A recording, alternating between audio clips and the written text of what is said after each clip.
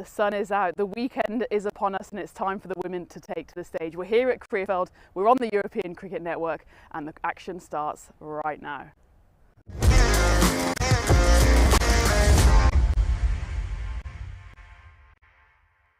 This European cricket event is proudly brought to you by HCL Software, Rado and OneXBet.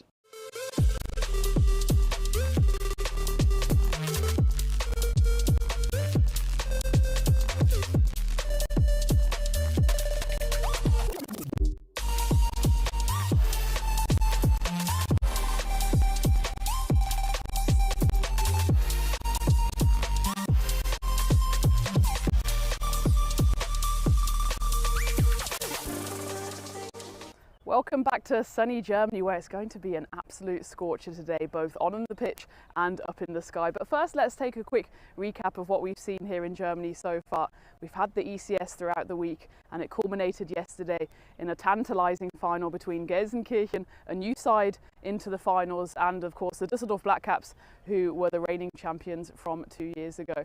And well, we often see on the network that there are some surprises sprung, but on this occasion it was Gelsenkirchen, the unbeaten side, going into the final, who claimed their first ECS trophy. So congratulations to them. The men, they showed us exactly what they can do, and I'm sure the women will do exactly the same this weekend. We've got three teams: Baden-Württemberg United, DJK Munich and the Western Warriors. Baden-Württemberg and DJK, they are a very familiar side to anyone who follows women's cricket in Germany. They actually competed in the Bundesliga final last year, and it was the BV United that came victorious from that one. So certainly there's a little rivalry there that's going to be reignited.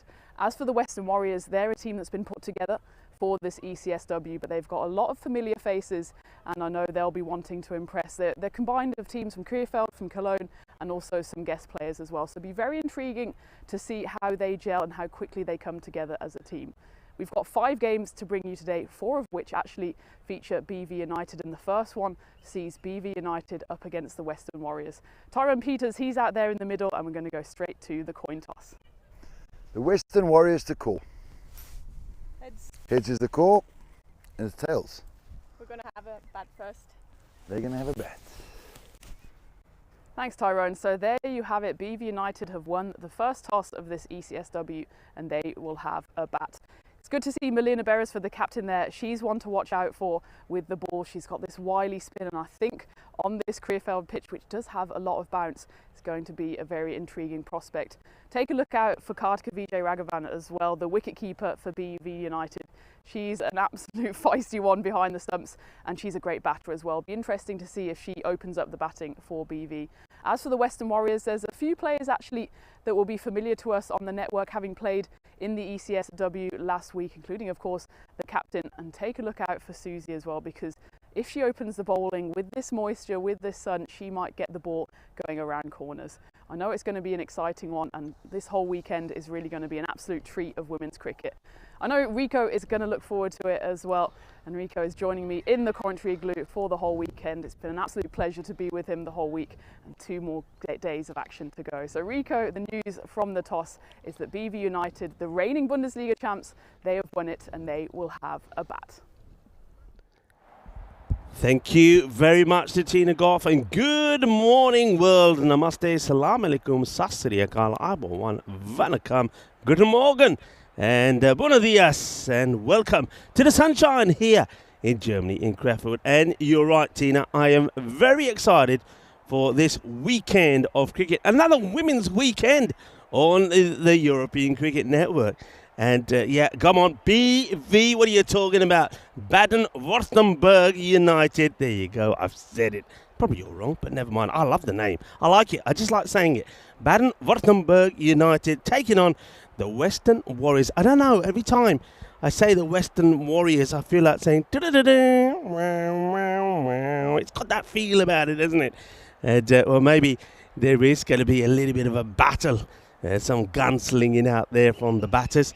But, yeah, good thing is, of course, Tina knows a lot of these players, so it was nice to have her knowledge on some of those. But, of course, yeah, Ramisha Shahid and Milena Beresford with the ball for BV United are going to be key. And then we got, Polonea, who has, of course, played her cricket there in Czechia. We saw her score 47 against Croatia recently. And yeah, Katrika as well there as a batter, and the wicketkeeper are the one to look out for. 52% to 48% in favour of BV United at the moment. And umpires who are out there, we've got umpire Nikhil and Jason. Guru, who was with us, of course, for the men's, is going to be the third umpire. Very good morning to a lot of people around the world that are tuning in. And happy weekend to you. Happy Saturday. John Heasham was with us early this morning. Hello to Kenneth Burridge, Viking Bay. And I'm sure a few others are going to be joining in. KG was in there as well. So it looks like we're ready to start the battle of bat versus ball. The first ball will be coming up pretty soon as Rado, our official timekeeper, says let's play. And looks like it's going to be Shafaq Khan who's going to bowl the first on a glorious sunny day. And with the bat, it's Sharada Palania. And as we imagined, Katrika is there as well. Vijayaghavan. Two good players looking to give the team a solid start. So with the field, as you'd expect, and I'm so used to seeing with women's cricket, they always seems to be pretty close in. Don't like to give away too many singles. So I'm seeing right from the beginning, though, the two that are out are on the leg side, square leg and mid wicket. So here's the first. And tossed up, and that's not a bad delivery. And there you go. That's what I'm talking about. The fielder's nice and close, and making sure that that ball doesn't get past the inner ring. Floated again. That's hit pretty well. Big call of yes. First runs on the board, and one off the deep fielders. That's Alex Brodin, the captain, in the action straight away. Just keeping that to a single. So first runs on the board.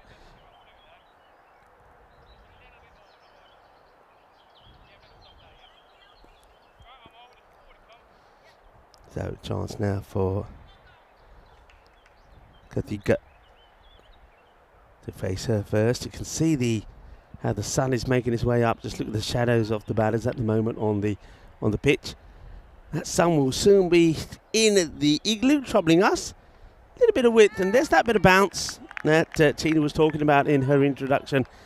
I think the slow bowlers definitely will get a bit of bounce. And don't forget how well the likes of Ace Bruce and also Raj Bhushan, the slow bowlers, bowled. Tossed up a little bit more, and of course the higher you toss it up, the more bounce you get. And I think that's probably going to be the key, where batters, when they get in, try to get to the pitch of the ball before it does bounce, because the bounce makes it a much harder stroke to play. Good start this, though, from Shafaq. And that's well bowled again. Just a little paddle away. They're taking it on here. Here comes the throw. It's a risky one to take, actually, there. And Sharada pretty confident she could get there. Then comes the throw. Look at it again here, and it's actually very good running. Liking the technique there from Sharada as well. She's running fast, sliding the bat in, gets home, and now hits as well. If he gets past the field, it'll be the first boundary of the morning, and it will be just that. It's a lovely shot on the back foot. Hits it sweet out of the middle, and the fielder didn't have that much to move to get to that, but it was hit so well that Signodia had no chance to try and stop it, and it goes for 4 runs. The first boundary of the morning, of the day, and it comes at the end of the over. So 6 on the board, 6 without loss. A good shot there from Sharada, and gets the boundary. The next bowler marks up their run. We had a very pleasant evening yesterday in the ECN crew. We actually, as we said yesterday, we went out for a dinner to a local Greek restaurant, and it was lovely. We were well fed, and I think we're all still got the dinner sitting in our stomach. I don't think too many people had breakfast this morning. It's tossed up, it gets played, gets past the bowler. Good running again. Good. Liking the intent from the running, every opportunity. I mean, every run is important, we know that. But again, that's an aspect of the women's game which I also do feel is, in many cases, much superior to the men's. The running between the wickets. It's a little bit short. Misses out on that one and doesn't miss the stance by that much. It's a bit of a wrong choice of shot there. So this is a good start from Suzanne. Suzanne Breton with the ball, gets that in the right areas, and a good time also to welcome back, after doing a splendid job out there in the middle for the intros, it's Tina Goff back in the igloo. Einen wunderschönen guten Morgen, Rico. And yeah, looking forward to some women's cricket action. Susie here. I don't know how many Americans we've had on the network before, but Susie is possibly in a party of one, but she's a brilliant bowler, gets a lot of swing. Mentioned her in the intro, and you can see there just a bit too much swing. It's something that she struggles with a bit because it's like a superpower that she doesn't quite know how to channel. When she gets it right, though, it can be vicious. Her magic ball is the one that kind of pitches on leg stump and takes the top of off stump. That's the one she's looking for.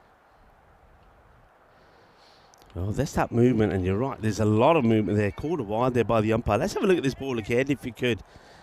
Let's see this. Look where it starts and look where it ends up. I mean, that's a proper boomerang. And I think I think that's a tough call from the umpire, if I'm honest. I think the ball probably is catching a bit of that line. And McNamara Breton. That's a good-looking shot. Gets it over the infield. The chase is on. And they come back for a couple. Well run. But a good shot as well. As I said, that field is very tight there on the offside. And that's been nicely played over the top. Few people probably saying, okay, you said running between the wickets you think is sometimes superior to the men. What else? I think I may have touched on it before. The field. I just like the field that the women deploy. They're from my school, which is don't give a run away unnecessarily. If you can get the field in tight and stop the single, have them tight. That's another one just out of the reach off the fielder, but this one will go for 4 runs. It's well hit. Out of the middle, had to be out the middle really, had to ping off the bat, and it does. And just for a moment, there was a hint perhaps that the fielder could get a hand to it, but it was hit too well, struck too well, and it's the second boundary for Shorada Panir. And she gets it now 2 fours to her name, and that one really was a lovely shot. The next bit fuller, good delivery. That's good delivery and very good running. But there you go, folks. That's what I'm talking about. The running between the wickets. And a slight sniff of a chance to take the single. And they say, yep, we're going. So end of the over. And a pretty productive one. 10 coming off it in all. Which takes the score to 16. 16 without loss after 2 overs. There's a lot of international pedigree out there. So Shraddha, who just hit that 4 on the penultimate delivery, she's played over in India for Karnataka, which is a hotspot of cricket, men's and women's, especially women's though, over there. Anu, the former women's captain of Germany, that's where she grew up and plied her trade. So Shraddha, of course, also plays for Czech women. We've seen her before on the network. She's joined by Kartika, who is a current national team player for Germany. So it's an exciting battle out there as we go into the 3rd over. That's well struck and well fielded there by the captain. And Alec Brodin makes the stop as Shraddha goes over the top this time on the leg side, but the field position is spot on. Last over of the power play. After this, they can spread out if they like to. That's good delivery. It's that extra bounce that gets generated again from Shafaq Khan. So once again, I think with her bowling and all the slow bowlers, you've got to try and get to that ball and eliminate that bounce. This one just a little bit wider and will be called a wide by the umpire. So I was just saying to everybody the lovely meal that we had last night, and I don't know about you, but mine still ain't going down. Yeah, agreed. The breakfast in the hotel is an absolute feast, and I just couldn't look at it this morning as that one's cracked away, and that's going to go all the way for 4 runs, and it's a lovely shot from Kartika. That's very much her hitting zone, but she looks like she's in a bit of pain here, and that's because, well, Kartika has knee problems. Yeah, that's not a good sign. I was talking to her actually before the start of the match, and she said she just recovered from a bit of an injury, and it was an injury which she developed after she did, I think you might know more about it, a celebration. She did the Ronaldo celebration, and I think she damaged some ligaments. Ligaments which were already, I mean, she didn't know it at the time, but ligaments that were already sort of on the go. But she was telling me about her recovery. She's feeling a lot better. She told me that she just was involved in some of the national team training, and it all felt fine. She's been running on it. But it's interesting that, she just played that shot, and maybe in the process of playing the shot and then spinning around and running, she might have just jolted it. So that's a slight concern for her and for her teammates, really. So it's an interesting one. Apparently she tore her ACL, but she didn't know about it, which if anyone who's done it or seen players do it, you usually know about it. But because she's struggling. She's got to stop. And Kartika, this is, I love Kartika with all my heart. I've known her many years. The thing is, she won't stop. And sometimes you need someone to tell her to stop because she's going to do more damage. So she tore her ACL, thought maybe she just felt like she tweaked it, whatever it was, went to Italy. So at this point, she doesn't know. Yeah. Go to Italy to the World Cup qualifiers. She initiates a run out, she's full of energy, great character, goes on a lap of honour, whatever it was, and tries to do the Ronaldo celebration, just as we saw, was it Khan when he got his hat-trick do the other day? And she's trying to run, but again, you can tell she's not okay. And then she went down in a heap. Yeah. And then as a result of that, she went to get the scans, and the scan said, you've torn your ACL, but because she's a wicket keeper and she's got such strong muscles around her knee, she didn't notice, or at least didn't think she'd torn her ACL. What a We hit. have the first 6 of the tournament. We absolutely do. It's right off the meat of the bat there from Shraddha Palanier. Maybe she sees Kartika at the other end and says, well, we're going to have to go in boundaries if you can't run, and that's an excellent hit. It's a great shot, really is. I mean, look at this one's just a little bit fuller from Shafak, and there you see Shraddha. She says, right, this is going to be right in the slot. And she's hit that well. It goes all the way. 6 runs. Balle, Kinna Sora.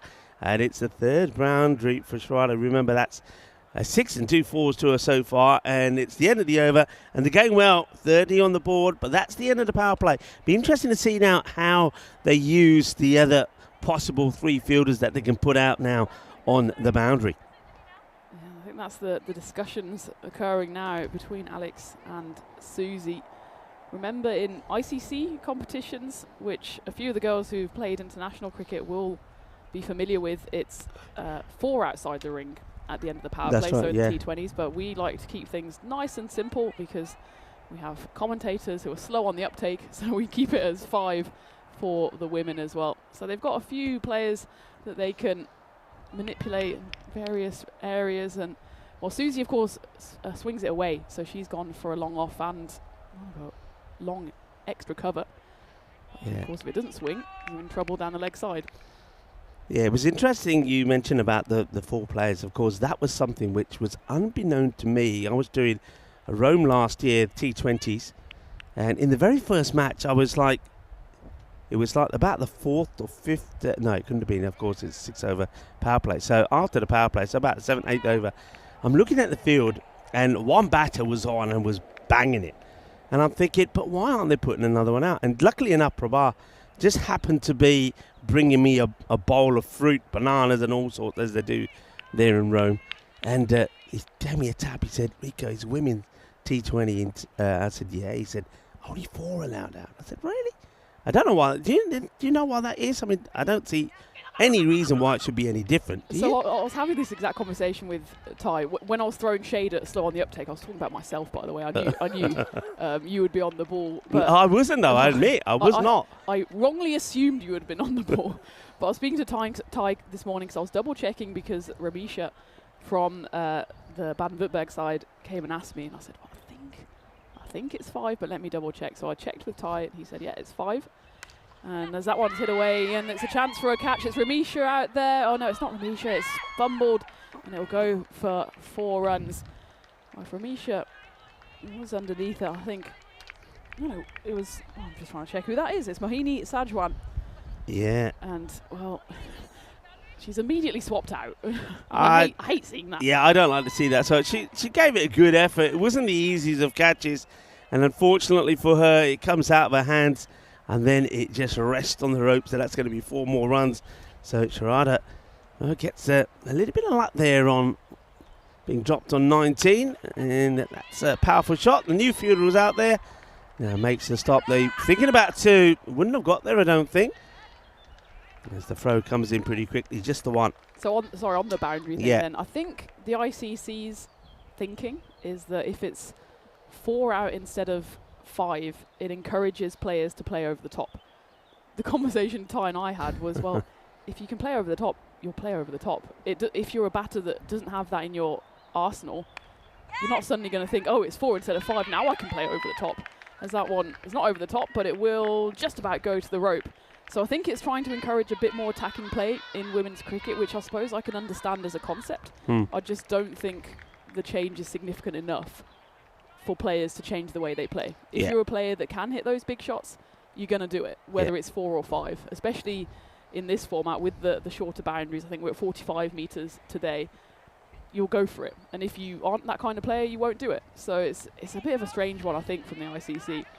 They are trying to do it with the right intentions, I'm sure. But for us, I think we've decided it's 5 across the board. We don't want to treat women's cricket differently to the men's. And we still want to encourage big hitting. That's why we've brought the boundary in just a little. We've already had a maximo today.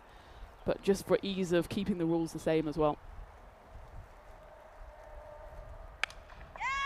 It's a nice looking shot, but well fielded, really good fielding. And maybe a slightly stronger arm. But that's nicely done. Now, I'm glad there for Sajwan, because Mohini Sajwan just got moved from the boundary after putting the catch down, but she does an excellent bit of fielding there in the 30-yard circle. Great pickup, good throw. And the batters, though, once again, good run. Great understanding between these two. And that just goes to show just what a good little bond that they've got going there in this partnership. That's worth 43 at the end of 4 overs. Expected score up beyond 100. BV, remember, they won the toss and they decided to bat, so they want to get runs on the board here. They do have a strong top order for the Western Warriors. It's just a case of can they break this partnership, which is threatening to go towards 50 here. 44 now on the board. And again, the running between the wickets has been excellent despite Kartika's dodgy knee. Looks okay now. Looks to be running a bit more fluidly, but it's one of those where it's always just going to be in the back of your mind, isn't it? I've had a knee injury similar to that before. It was the MCL that I partially tore, and it's a confidence thing more than anything. Hopefully she will gain that or regain that confidence. That's a good shot to a ball that's down the leg side. So we do see the captain, Alex Brodin, come on to bowl. And she just strays this one a little bit too short down leg side, but a very fine shot. And, well, Sharada, she is going well, isn't she? Did give that chance when she was put down on 19, but she's put that behind her now. And she's moving along nicely. It's a really good knock from her. Moves to 28 of just 13 deliveries.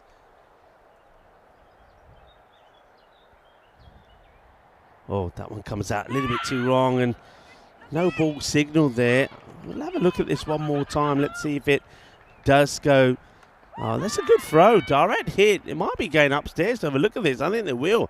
I think my initial thought is that the batter does get in. There's the confirmation of the no ball, so it doesn't go past the line of the stumps. But here's the throw. Oh, you know what? You know what? I reckon that's out. That is out. They're going to get the news of this in a moment. Be ready for some celebrations, because that is an excellent throw from the fielder. That's out. That is out. The line belongs to the fielding side. I don't even think the bat is past the line. It's not even on the line. So this is going to be given out. Just wait for the response. Wait for the... And well, there we go. There's the celebrations. Look at it. I knew it would come. What a great bit of fielding that is. That's sensational. It really is. So it was a no ball, but the fielder does brilliantly well there. I think it's Susie. I think Susie picks it up. Let's see it here. So here's the pickup, and it's all in one motion. Watch this. Comes running in, picks up, gets a throw in, It's right on the money. Excellent. Excellent work. And Sharada is going to get run out here. And the score on 50, well, I don't know if it's on 50, probably on, that should only be just the one run. It's probably on 51. But anyway, who am I to argue with the scorers? But Sharada goes a fine 28 from her, 28 of 14. But she's going to depart. 28, I don't know. I think the scores might be, I think it's 29 because they were going back for the second, weren't they? I think they were going back for the second there, unless I'm mistaken. So I think there should be one on the board. And we'll probably get that confirmed a bit later. But anyway, great, excellent piece of work. Martina, I reckon we've just seen already HCL play of the day, or the play of the morning anyway, as Susie gets the throw right on the stumps. What a great bit of work from her. Outstanding fielding from Susie. She's a player that always has these flashes of brilliance, and there's another one to add to the collection for her.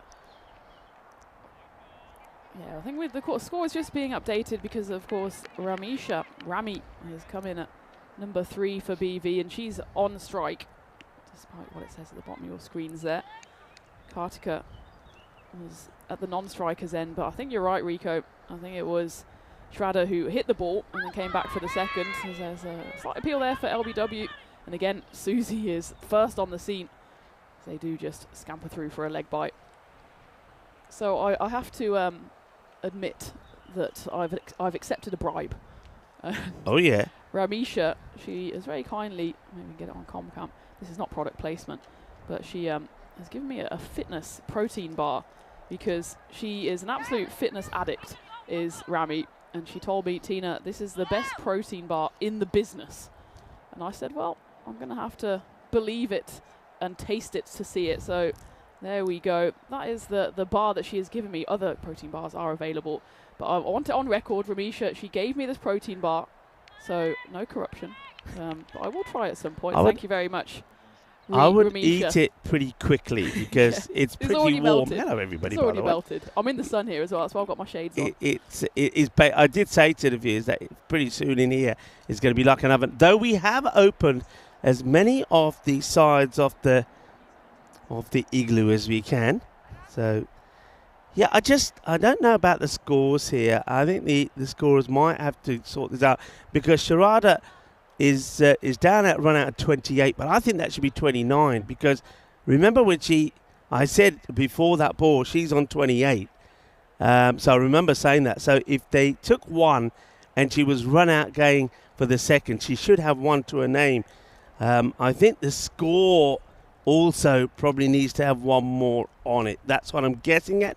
That could be why we have a bit of a delay here. While we have the delay, I think we can sing the praises of Susie. You said, Rico, it's certainly a contender already for play of the day. We're not even 5 overs into the first game. And she comes up with a bit of magic, and it's a brilliant wicket to get, isn't it? It's the player with international quality, Shraddha Palanir. And she was dropped earlier in the piece. We thought that one might be costly. Luckily for the Western Warriors, it didn't cost too much as she has to depart, but still an excellent start from her, 28 off 14. As it looks like we are ready to go again. But that one will be a misfire from Alex. And it will be a no ball. So a free hit coming up this time. Kartika will be the lucky recipient. Remember, Alex, we've seen even in the past couple of weeks on the network, she played for the Belgian Belforts in that ECS-W over in Belgium. High score there was 24. She's not what you'd call a frontline bowler, so that maybe explains why she's just having a few difficulties here. But it's good to see the captain stepping up here for the Western Warriors.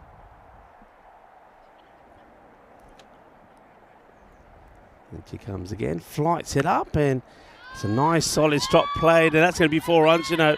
Really good timing, excellent timing, wonderful shot. And Kartika plays that beautifully.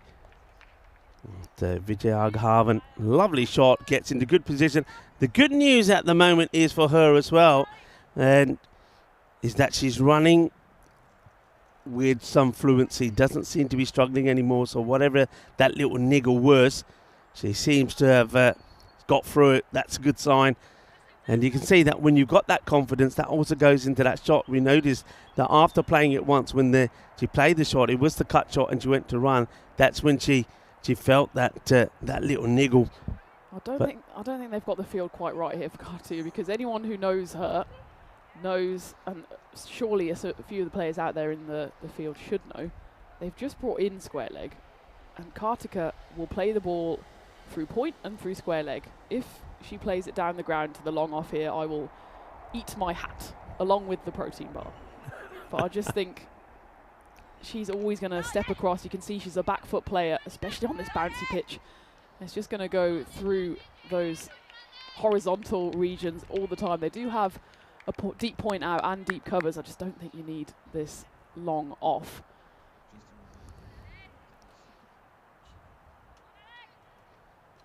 For final ball before halfway. This gets played away. A bit of work to be done from the field and a tremendous effort. Jangi Kocha that get the feeling it, but Joka Lagia, and that's going to be 18 off the over from Alex Broad. She had a few issues earlier with the line, but I think you're right here. I think they might have to have a look at that field. It's an opportunity, though, for us to once again say good morning to you wherever you are around the world, and welcome to a weekend of action here. And it's women's cricket that we're concentrating on during this weekend here in Krefeld, Germany. 3 teams taking part in this European Cricket Series. Absolutely looking forward to this one. It's quite nice when you have fewer teams. We saw that last week as well with Germany and Belgium, just the 2 men's teams. It gives it time for a few stories, a few matchups to develop. BV, they've got 4 games today. That's a long old shift. Yeah. Given it's going to go up to probably 30 degrees. So it'd be interesting how they manage the likes of Kartika, who presumably will be keeping as well. And if she's not 100% fit, that's something they need to measure throughout today. But I'm looking forward to it. It's 5 games today, 4 games tomorrow, and it promises to be all action as we go back out into the middle. Going to start with one that, does it go over the stumps here? The umpire, no signal from the umpire, unless it's, of course, gone through the batter. So it starts with a dot. This is now Snigdha, who's bowling. Very much went over leg stump there, so unfortunate that the bounce took it over the stumps. So nicely played. They've got a sweeper out there who is the captain, will come across and get the throw in, but not before the batters run a comfortable 2. So Ramisha is a batter who will try to play a bit straighter. I don't think necessarily the slower bowling and the bouncy pitch plays into her hands, but if she does get one in the slot, we might be in trouble here, Rico. She's got so much natural power. It's all those protein bars she eats, but she's in the gym most days. She very much looks after herself, and well, might have to be eating that hat. I did say it wouldn't go over the top, but that one does go down the ground from Kartika. But even then, you can see she's playing with a horizontal bat. She's not going to be lifting it straight with a straight blade. She just slapped that one baseball style down the pitch.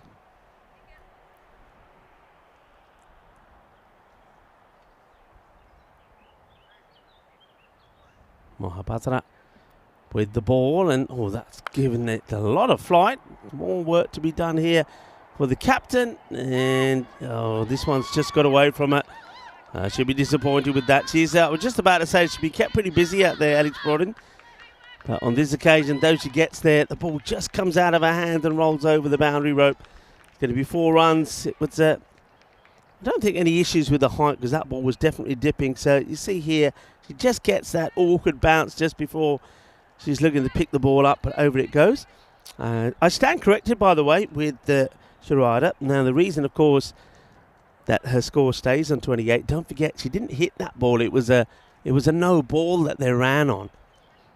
So even though she was out going for the second, of course, it would have just gone down as a no ball and 1 bye instead of 2 byes. So that's why the score, her score, doesn't change at all, because it was a no ball bye. That's bye-bye to that one, because that's going to be 4 runs. And well, who's that there doing a bit of fielding there? Looks like is that Ali out there? Yeah, it's the national team coach for the women, Ali, who, well, he's usually not that relaxed at a cricket pitch. He's usually the one doing the coaching and marshalling his team, but he was saying to me this morning he's enjoying having a very relaxed time. And, well, speaking of Ali, Priya Sabu is in the chat as well. I know he does some coaching with her. She, of course, plays for the Austrian national team, along with Shreya, who's Yeah. doing the scoring for us. So good to see you this morning, Priya. Oh, what a catch. What a catch. How about this? Well, Tina, well, we'll talk a bit more about some of the people that are joining in the chat, but we've got to talk about this first. This is a sensational grab. That is a humdinger of a catch from Shafak Khan. This was hit well. It was hit with a bit of power from Ramisha, and she can't believe that catch has been taken. Have a look here. Well, this one could be a 1x bet action of the day. It's been hit really well, but what a good catch that is. Low down, the ball is going down, going to her right, but she keeps her eye on it, and that's a sensational grab from Shafak Khan. It goes so quickly. Rami, she hits the ball with some power, and Shafak Khan, it just sticks out her hands. It's one of those, they either go in or they don't. On this occasion, she is the one wheeling away in celebration as BV lose their second. Ramisha, while her time at the crease was quick and sweet, 12 off 6, but has to depart as Anshu Dharma comes in at number 4 for BV and hits this one straight over the top. Will it go all the way? It absolutely will. Attempted fielding there in the deep, but the Grizzly just skipped away. Outfield is lightning quick here, especially with that sun beating down. And that was a good stroke there from Anshu, showing confidence right off the bat. Hit her first ball on the network for 4. Yeah, good shot from Anshu. Comes out there and, well, it's that time of the innings, isn't it? We're into the coming up to the 24 balls to go. That 6 overs gone. They've got a good score on the board. You can see expected score around that 120 mark. They'll settle for that. There's no doubt about it. Will BV. Hey, I'm saying Baden-Württemberg. Is that right? Not bad, not bad. Baden-Württemberg. Say again. Baden, so it's a long A. Baden. Yeah. Württemberg. Württemberg. Württemberg. Okay. Yes. So I just thought it Württemberg, was Wurt like the sausage Wurst. So I was going for the Wurst, yeah, but well, it's unfortunately, and maybe it's just because umlauts are confusing. It should be with an umlaut, and when you can't do an umlaut in German, you're supposed to write UE. I see. So on our interface here, it's just a U. So a U would be oo, and a UE is oo. Okay. Ooh. So it's more of a oo than an oo. So BV United. BV will do it. BV BV. United. Yeah, BV United. It's interesting, isn't it? I was thinking about this yesterday. I mean, when you're in, when you're brought up, as I was, that's maybe a no ball because it's bounced twice before the line. But a good bit of fielding still. But when you're in the UK, there's always people moaning about why things are not quite pronounced the way they should be. I.e., if the name is Michael, call it Michael, not Michael, and stuff like that. And but of course, the same applies to a lot of words, which, for example, a lot of words here in German are pronounced very different to the way the English would pronounce them as well. So it works that way everywhere. You could always, don't hear people complaining about, well, why isn't, that's not a good delivery there again. So Beatrice Pierre here, just having a few issues. Now, we did see Beatrice in Belgium, of course. She played for I think it was the Belforts. Just having a few issues here, getting the ball right. And, of course, she was playing for them along with Alex Brodin, who, of course, is the captain here of the Western Warriors. But, it's just interesting how, so for example, when we were talking about the cars, BMW. Now, BMW is a German make, right? Yep. It's a German car. So, by all rights, that one will be another wide. So, by all rights, it should be pronounced how? BMW. Yeah. Yep. So, why isn't it? Well, this is the thing, actually. It's interesting. When my parents were choosing names, first for my brother, who's 2 years older than me, and for me, because my mum's German, my dad's English, they were determined to have a name that was pronounced the same in both languages. So if you mentioned Michael, in German, that would be Michael. Yeah. And then you have names that are just not really pronounced well in English because they're not familiar. So even things like Wolfgang, you'd have Wolfgang, Reinhard. And that's not even mentioning names that might have an umlaut in. Okay. So there, one stipulation, this one is a chance for a catch. It's Susie underneath it, and it will be taken. Susie, she's an excellent fielder, doesn't drop those too often, and she doesn't drop it on this occasion as Kartika departs. So that's both openers now back out onto the benches for BV, and this time it was just a bit of a top edge Kartika looking to get her hot spot there behind square. And this time the field is perfectly placed. There was actually 2 fielders that probably could have caught that one. Susie does the honours and BV lose their third. Yeah, she's going to be a little bit disappointed, I think, Kartik here. It's a ball that she would expect to put about. But once again, I think it's the extra bounce. So this bowling here from Beatrice Pierre, she's giving the ball so much height that when it's hitting the deck and coming up, it's the height of the ball. And that's why that's kind of been topped edged into the hands of the fielder. Nice catch there taken. No mistakes from Susie. Holds on to it. And, well, a bit of a misunderstanding between the batters there. You can see Anshu Dharma wasn't quite expecting that run, and she was late to go. Fortunately for her, the throw goes to the other end. So there's that flight, but this time it's got enough of this. That's going to go down to the boundary. We know that that part of the ground is pretty quick down there on behind square, so that's going to be 4 runs. Similar dismissal, or similar delivery that got the dismissal there of Karthik. So that's why I think she's going to be disappointed. That's what she was expecting to do with it. But with her, it was just the extra bounce that saw her downfall. So my brother's called Stephen, Right. which is a known enough name in German that they would just say probably Steven, Stephen, and they can spell it as well. The main thing is you're able to spell it. And then they went for me for Christina, which in German would be Christina. So apart from like the slight German accent, it's pretty much exactly the same. Yeah. So they made sure to make our lives as easy as possible. Not so easy with my surname though. In Germany, they have the amount of times I've been called everything you can possibly imagine somehow near to Goff. I've had Gu, Gao, Gok. They're just the ones I can say on air. Yeah. And this one, it's just going to be knocked away. Good single. So every time I'm in a doctor's office, a waiting room, as soon as the receptionist comes in and they look down and they're like, then I'm like, yep, that's me.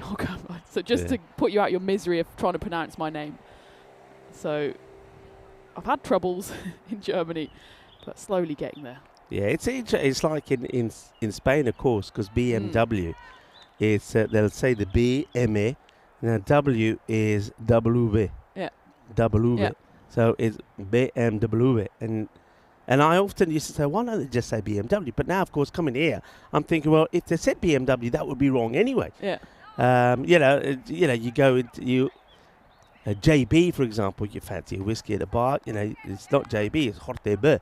So it's just, I find that just fascinating when you travel around and how simple things like JB, go to Spain and say, can I have a JB and whatever, and they'll just look at you and say, what are you talking about? Another chance! Oh, it's in and out this time. It was hit a lot harder. It had a bit of spite in this shot from Milena Beresford, but it was another opportunity, and it's hit well. She does well, almost holds on to it, but this time it just pops out. Got to go down as a chance, though, doesn't it? Well, I said she doesn't drop too many. There is one that she's dropped, and probably of the 2 opportunities, it's the straightforward one. Goes straight in, just gets her hands cramped up, straight back out. And well, while we're celebrating women's cricket out there in the middle, also looking forward to celebrating women's cricket over at the Khartoum Oval. Meltle Shield bigger and better than ever. Of course, last year we just had Team Europe and Team British and Irish. This year we've got all 4 sides, so the expanded edition to match the 4 sides that we have for the Western Shield, which will be following on from the Meltle Shield as well. So very much looking forward to being hopefully heavily involved in that one. Yeah, it's a good delivery, It's been well watched and well played. Yeah, looking forward to it. Of course, we had Team Europe and of course the British and Irish team last time. But this time around, of course, we'll have Team Asia and the World 11. So that's going to be very exciting, really is. And of course, that will be sort of coinciding with the Western Shield, which is basically the men's equivalent of it, with those icon players as well. That's a good hit straight down the ground. It dissects all the fielders, and despite a good effort there on the boundary, is going to go for 4 runs. Hit very well by Anshu Dharma. She can hit the ball well, can Anshu, can't she? She's got a bit of power behind her, and that's another example of that. Hits it straight down the ground, and that's going to be 4 more runs. Lovely hit. I don't think it's the last time we'll see that kind of forehand smash up and over the bowler. There's a lot of value in that shot because not many teams are going to put someone straight back behind in that position. They do have someone very straight now trying to cut it off and trying to cut this one off, but again, it will find its way to the rope. So Anshu Dharma, she's come out here with a point to prove. She's not the tallest, but she's got great acceleration through the swing and fast hands. And that's already her 4th 4 of her innings so far. She's got some power. Sangeeta here just got to go just a little bit fuller with her length. She's been a little bit short. Let's see if she can. Well, she does try, and it's a better delivery. Just gets guided out onto the offside. A little paddle. Interesting field set also here. I think what they haven't done for me here, Tina, we saw that Katrick was playing really well out there on the offside and Sharadu as well, but they haven't made a change in that field. They've kept 2 fielders out on the offside, and if you have a look at what we're seeing here at the moment, most of the shots that are being played in that long on and mid-wicket square leg area, so they could actually bring one more across maybe and just leave one sweeper out on the offside. Yeah, I'd agree with that, especially deep, what you call it, deep cover, deep extra cover. There's not going to be too many opportunities even for the batter, even if it's a shot that they can play to lift it up and over. Because of the way the bowlers are delivering the ball, it's got a lot of loop on it, and it means most of the shots are being played with a horizontal bat. And with that bat, it's very difficult to actually access that cover region. Either you're going to go quite fine and hit it to point, or you're going to go quite straight and hit it to long on and long off. So I suppose a lot of these players are only used to having 4 outside the ring. They have 5, and it's just where you put that 5th. And at the moment, I don't think they've quite got it right. Yeah, that's right. Not the worst of overs there from Sangeeta. That's Nandakuma. Bowled pretty well. Did adjust her line to go a little bit fuller. She's got a nice straight arm action as well. So she bowled pretty well. On another day, if she gets a little bit of movement in the air, she can be pretty useful, pretty dangerous as well. 13 come off her over. Score 112 then after the 8 overs. So next to bowl, this is going to be Mohina as Sajwan. And she's going to just kind of sling this one a little bit too wide to start off with. So Mohini probably will need just a couple of balls to get into a rhythm. But once again, she looks like a bowler that will get a fair bit of swing. And moving away from the right-hander, it comes again. This time she overcompensates. So she's gone to the left, to the left, to the right, to the right. And this one could be right down the middle and knocking the timber over. Let's see if Melini here can get it right. And well, it is straighter. She's asking the question. I think there was probably a bit of bat involved here. Let's see what umpire Jason is thinking. Yep, no signal. So runs from the bat. Here it is again. So it was straighter, but there's the bat on it. And probably a little bit high for the LBW, even if it was to miss the bat. All right, here's Dharma back on strike now. She has been good. She hit the ball well, but this time to that short straight fielder. So they still do have the 2 on the boundary. I still think that one of those could come up into a short point position and just have one sweeper. Well bowled again. Good delivery. Nice and full. Gets respected from Anshu Dharma. David Swan in the chat has my sympathy, or he sympathises with me with my surname, as this one goes up in the air, and it should be a comfortable catch for Verena Stoller, the keeper, and it will be the next wicket to fall. It's still a good innings from Anshu Dharma that comes to an end, but she's been hitting an excellent strike rate, 21 off 12. Just this one gets a bit big on her, and that's, I suppose, the danger of that horizontal forehand smash. If you get it wrong, it can just go up in the air on that occasion. Just a bit too early on it, and Verena takes a comfortable grab. So the BV now move to 115 for 4. But David in the chat says, and I'm going to have to try and get these right, it's difficult early in the morning. So rough, through, thorough, though, thought, cough, and bow, all with OGH at the end. All pronounced differently. Yeah. So you can add Goff to that collection. So you can have some sympathy for the German receptionists getting it wrong. But yeah, my life in Germany is 50% of the time eating German food and 50% of the time spelling my surname. And correcting people as well, I suppose. Well, there's that fielding position we were talking about. So again, the fielders had to run in all the way from the boundary to get to that ball that just dropped that point. So they could make that change here. It's going to be just too wide this time from Mohini Sejwan, who recovered very well after her first 2 wide deliveries. She did get it right, but I think on that occasion she probably just tries to bowl just a little bit quicker, and that's why that one gets dragged wider. Back on it again. This time it's played once again to what would have been an orthodox point fielder area, but the fielders do come in from the boundary and keep it just to a 1. So a good little fight back here towards the end. That 121 was the expected score a few overs ago. That's gone up dramatically to 136. I think if they get to that now, they'll do really well. That'll be a pretty good finish to get to the 136. I suspect, depending on how well this over goes, that maybe a 128 is more probable, as the bowler to bowl the last, they're going to go back to Sangeeta Nandakuma, who didn't bowl badly at all, only went for 12 in her first over. I think this is a good score for BV United. It'll be a challenging one for the Warriors to chase down. It's again clubbed down the ground by Captain Melina, who, well, when she plays for the national team, certainly more of a bowler than a batter. But that's the beauty of playing for these domestic sides as well. You get to hone your skills a bit more. It's good to see her coming in at 6 or 5 even to try to boost her side's total. But I do think Western Warriors probably a better bowling side than batting side, so this will be a challenge. As that one's hit away, should be cut off, will just be the 1. Yeah, good field set and good bit of team fielding there as well. Gets over the short square, where of course there's the lady who took a great catch, if I can't. But they have got the right field set, I think, on the leg side. Got square leg back, mid wicket is back, and that's worked well for them. They've got the mid on, and the mid off is on the boundary, so long off in place. That was a wide, and then they've still stuck with the 2 sweepers on the offside. I think that's the only one which, now looking at that, the point field is sort of kind of in between the 30-yard circle and the boundary, so they have got her in a little bit closer. Here comes Sangeeta again. That's a good delivery, well watched, well played. Goes to the hands of the fielder, who doesn't make any mistakes, the captain. He gets the throw in. Alex Broadin has been pretty busy in that part of the field.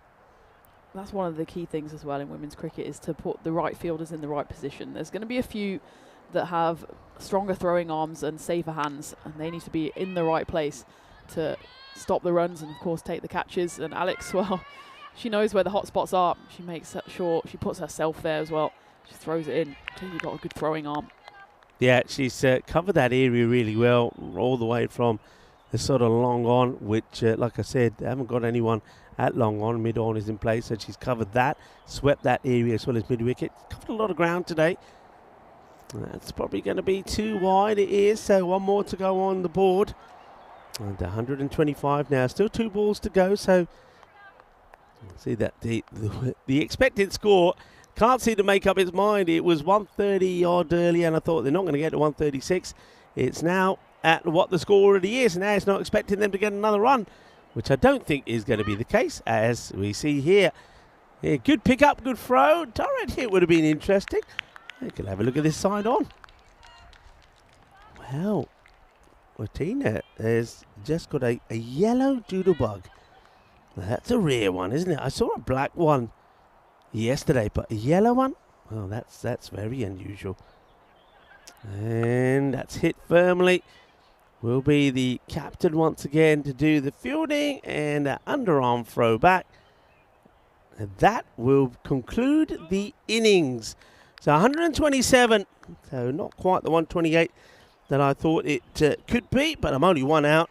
And the win predictor is just, not the win predictor, the score predictor. The win predictor, I can tell you, is got VB United well in front, 81% to 19.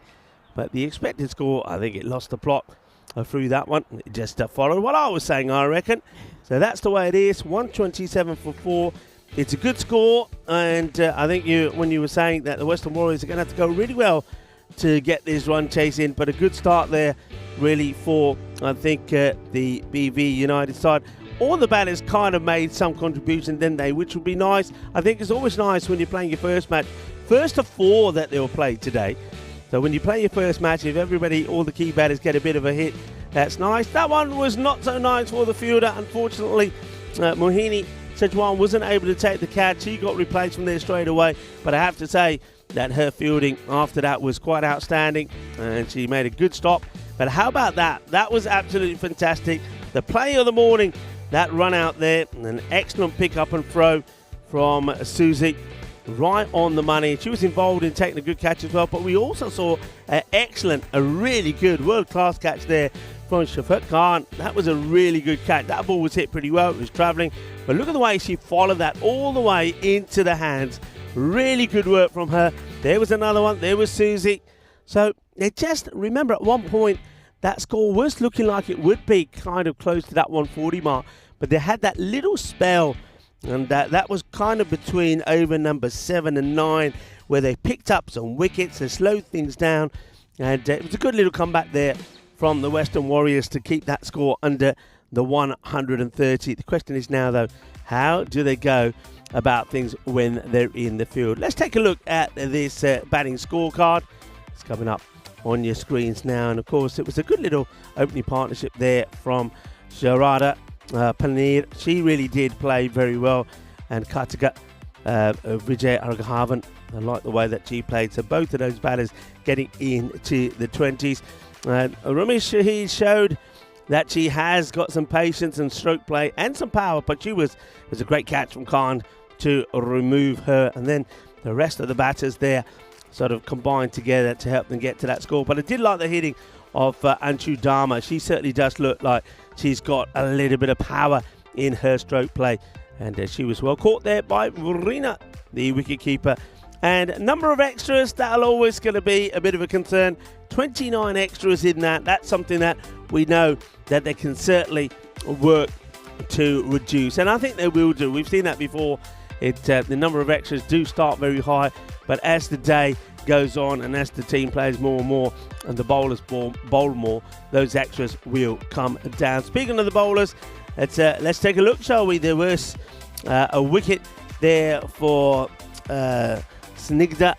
I think she bowled very well. Mohapatra, 1 for 16. And Beatrice Pierre, though she did bowl a few extras and 6 wides in that over, but she did come back and take a wicket as well. And then also Mohini Sajwan, I think she bowled very well, just gave 6 runs away and also picked up a wicket. And of course there was also that brilliant run out from Susie, which could be right up there as some of our special content at the end of the day. So we're going to leave you with the mid-match summary. 127, a healthy score put on the board there from Baden-Württemberg United.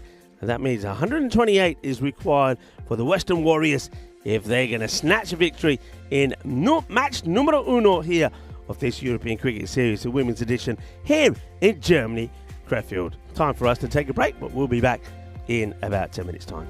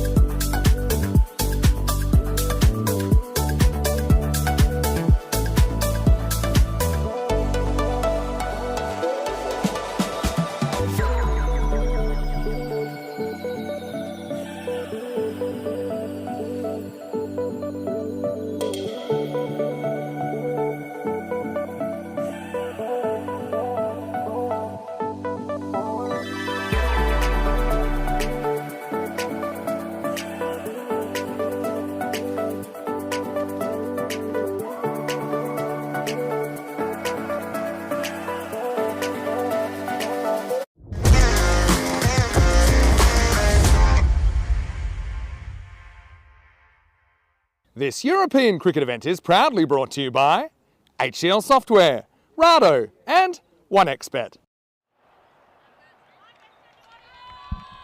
Hello viewers and welcome back to the conclusion of the very first match of this European Cricket Series Women's, where we have three teams taking part. The first match is between BV United taking on the Western Warriors. BV Baden-Württemberg United out there in the middle. And they made a good start and managed to get themselves to 127. So based on that score, this is the bonus point equation. So 88 or less if they can be restricted to. 4 points will go to the BV United side. And for the batting side, for them to pick up the bonus point, for the Western Warriors, they need to score and get the victory before the end of that 7th over. So they're really going to have to go some to get that. But you do feel, certainly from the information that Tina has been giving us, that BV United, they could, if they bowl really well and field very well, restrict the Warriors to a score under 88 and take all the points here. First of all matches, though, for them, they will play for today, and the other teams in action. Well, the next match will feature TJ Munich. They'll be playing the United side once again. So United, back-to-back the first two, then they'll get a break, and then they'll play the last two. So, as we've said already, a big day for them. It's probably doing a little bit too much, I feel. It's a bit of swing on this. It's a good full delivery from Sharada. Let's have a look at this. You can see it just drifting away, but it's a good ball. It's pretty full. Like the appeal as well. Umpire Jason says, not on this occasion. Sharada Balanir already put a good display with the bat. Was run out brilliantly on 28. Let's play nicely. And could be a run out. Oh, that's an opportunity. Let's have a look at this side on if we can. Plays his away, does go for the run. Probably not on. It's a good throw. And I think the wicketkeeper takes this cleanly. And the throw doesn't help, actually. If it's a throw in the gloves, that would have been out. And that would have been disaster for Verena.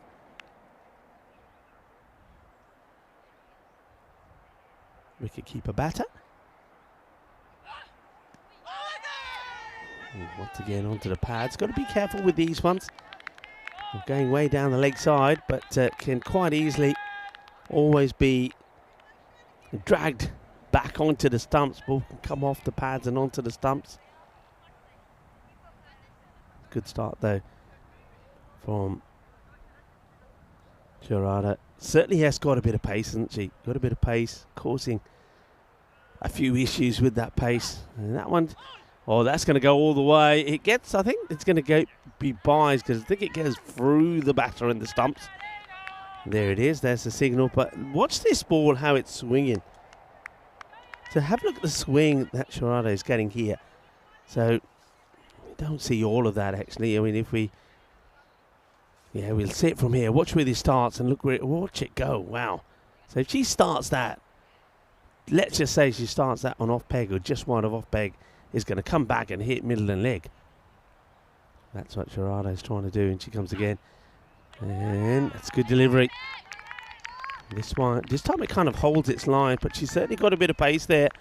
You can understand why this pace from Sharada is going to cause concerns for many a batter.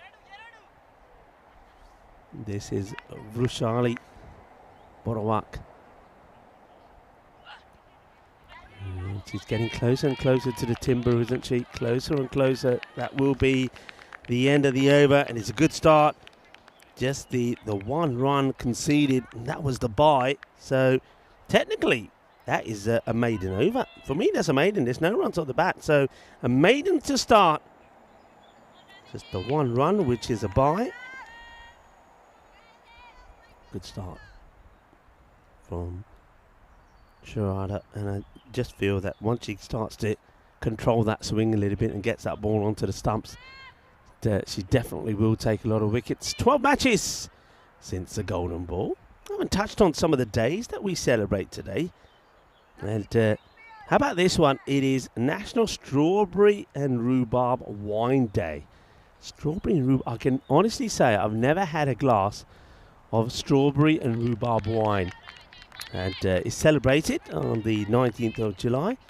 This day celebrates the smooth and fruity taste you'll find in a glass full of some delicious chilled strawberry rhubarb wine. Well, I'll have to check with Tina if she's ever had a glass of that. I can say I've never had a glass of strawberry rhubarb wine, but it sounds quite nice. Gets a bit of a top edge on this. She will get a single, so first one's on the board off the bat, and it will be Verena Stoll that gets off the mark. So that will give her a little bit of confidence. She hands the strike now to Vrushali Borowik. See if she can do the same. Well, plays that nicely out on the offside, but no run. Good tight field.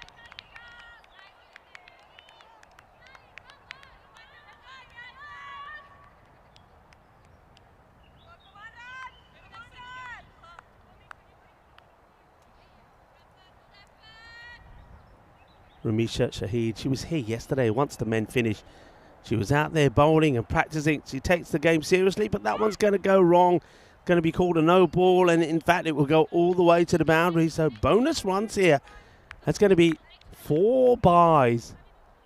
Let's have a look at this. And definitely too high. I think that's why the no ball is given. And then the keeper's got no chance to stop that. So remember, there was plenty of extras given away by the Western Warriors in their innings. They gave away 29, which is something I think they will definitely be working on. Slightly slower delivery this time, a bit more control there from Ramisha. And in this one, with those 4 byes and the no ball, and that takes a number of extras to this innings, already to 6.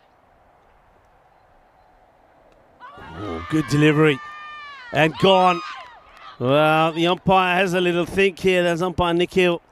And decides that he's got no option but to put the finger up. So there's the wicket that Ramisha was looking for.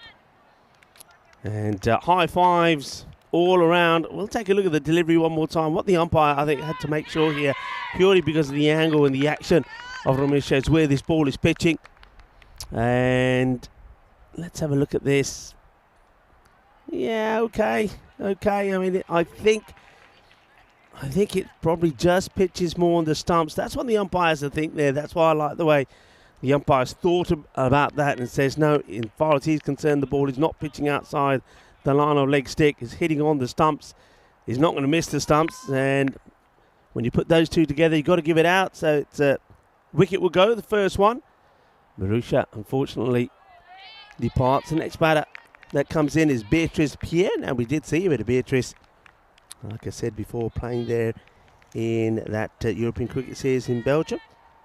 It did get some runs. Her best was in the 20s. And she needs to be at her best here because her side at the moment here, the Western Warriors, they are struggling. 7 for 1 after 2 overs as Tina joins us back in the igloo. I heard the word wine and I was back in a flash. Well, I don't know if it's today celebrated. I know that the Americans are very fond of this. It's strawberry rhubarb wine. It's a National Strawberry Rhubarb Wine Day. And I was just saying to the viewers, I've never had a glass, but I'm willing to give it a try. I'll try anything once, Rico. Strawberry rhubarb, I think I'd prefer it in crumble form. Yeah. But, I mean, I had a nice glass of wine with dinner yesterday. That went down nicely. Well, I think I'm just about recovering from the food as well. I went for the salad last night because health. But I still ended up almost having to roll out of there because we had I didn't see no salad on your plate. What are you talking about? Salad? People, she's lying. She did not have any salad. Tina, just because you think your coach is listening, there might have been, all right, there might have been a little bit. I seem to remember when the salads came out for everybody said, I don't want the salad. It all ended up in a big plate in the middle. Yeah, but while you had your face full of gyros, I had a whole big bowl of salad. It was admittedly topped with saganaki, so that lovely fried Greek cheese, and I think that's probably what filled me up more than the leaves. But we had the tzatziki dip as well, which, let's just say, there was no vampires in the vicinity. The amount of garlic that was in there that was dip. a fair bit of garlic in the food. I must admit, even in mine. I think the cheese sauce was cheese and garlic, but that's fine. If we all had it, that means that none of us can be complaining about each other. But it was good. I like what you were eating. I think it was it your kind of your starter and main together, the fried cheese. That looked really good. Yeah, it's previously. So I went there the other day, as that one's hit firmly, but it could be a catch, and it should have probably been taken, as the hands go flying up there from Carly Lannert. And it was almost a half stop, half catch. I think it came at her before she knew it. You can see her there in the background, got her hands ready. At the last moment, she kind of tried to get her face out of the way, and I think she took her eyes off the ball. And it's another lucky escape there for Stoller. So the other day I had a salad there, I promise you. And I went for the Greek salad, but I don't like cucumbers. So I said, oh, do you not? Okay. Could I have the Greek salad but fewer cucumbers and just replace it with tomatoes? What I forgot was that a Greek salad, you have the olives and the feta, but the salad part of it is only tomatoes and cucumbers. So I just had an almighty mountain of tomatoes with a bit of feta on top. And at first I was like, I think I've made a mistake here. But I've got to say, Rico, it was delightful. I've become a bit of a tomato fiend. So it was a mountain of tomatoes plus a bit of cheese. So I thought I'd go in a different salad direction yesterday. Ended up mostly on the breads, and I think I was taking a few bites of different pieces of meat across the table as well. So it was a lovely night. It it's was always a good nice night. to get out It was together. a very good night. That's the thing, though, isn't it? When you go to the Greek, because of let's face it, as soon as that warm, freshly made pita bread comes out, that's it. You could go out there with now I won't have any bread. I'll just stick to some salad and some good meats, etc. But the pita comes out, and it just goes with everything. It goes with the takisi sauce. It goes with the cheesy sauces that most of us had with our dishes, and you thought, right, okay, it's got to be done. And that was it. Well, I think our eyes were bigger than our stomachs yesterday as well. So we had quite a lot of bread remaining. And as any frugal person would do, those pieces of bread went straight into the napkins, and we've got them ready for lunch this lunchtime, because we're fed well here, but there's nothing that can't be improved with a bit of pita bread. Hopefully it still travels well after a day wrapped up in the napkins. I got news for you. Obviously, Saria hasn't told you. Oh, no. That's going to be too wide this time. As said, this is Karina who's doing the bowling. Yeah, she did come. Look, I will say she did come down with it this morning. Wrapped up as she wrapped it up, but it was rock hard. And in the end, she sort of said, I don't think this is any good. And we sort of examined it, and it had to go in the bin. Oh, no. So it's ruined my day, that has. So the bread, your coach will be saying, thank God. The bread did go in the bin. So we'll have to make do with lunch without the bread. Anyway, back to the action here. And I think you touched on this already. The Warriors are struggling against a very powerful BV United side. They're struggling to get runs on the board. In fact, at the moment, I think the extras is the top scorer. That's been flighted up a little. It's going to be a little bit too wide from Karina.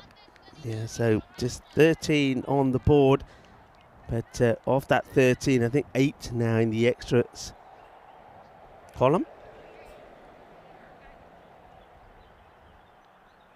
Good opportunity to say a few hellos to some of the people in the chat who are enjoying a weekend start with us. That one almost goes through onto the stumps. It's a much better delivery from Karina.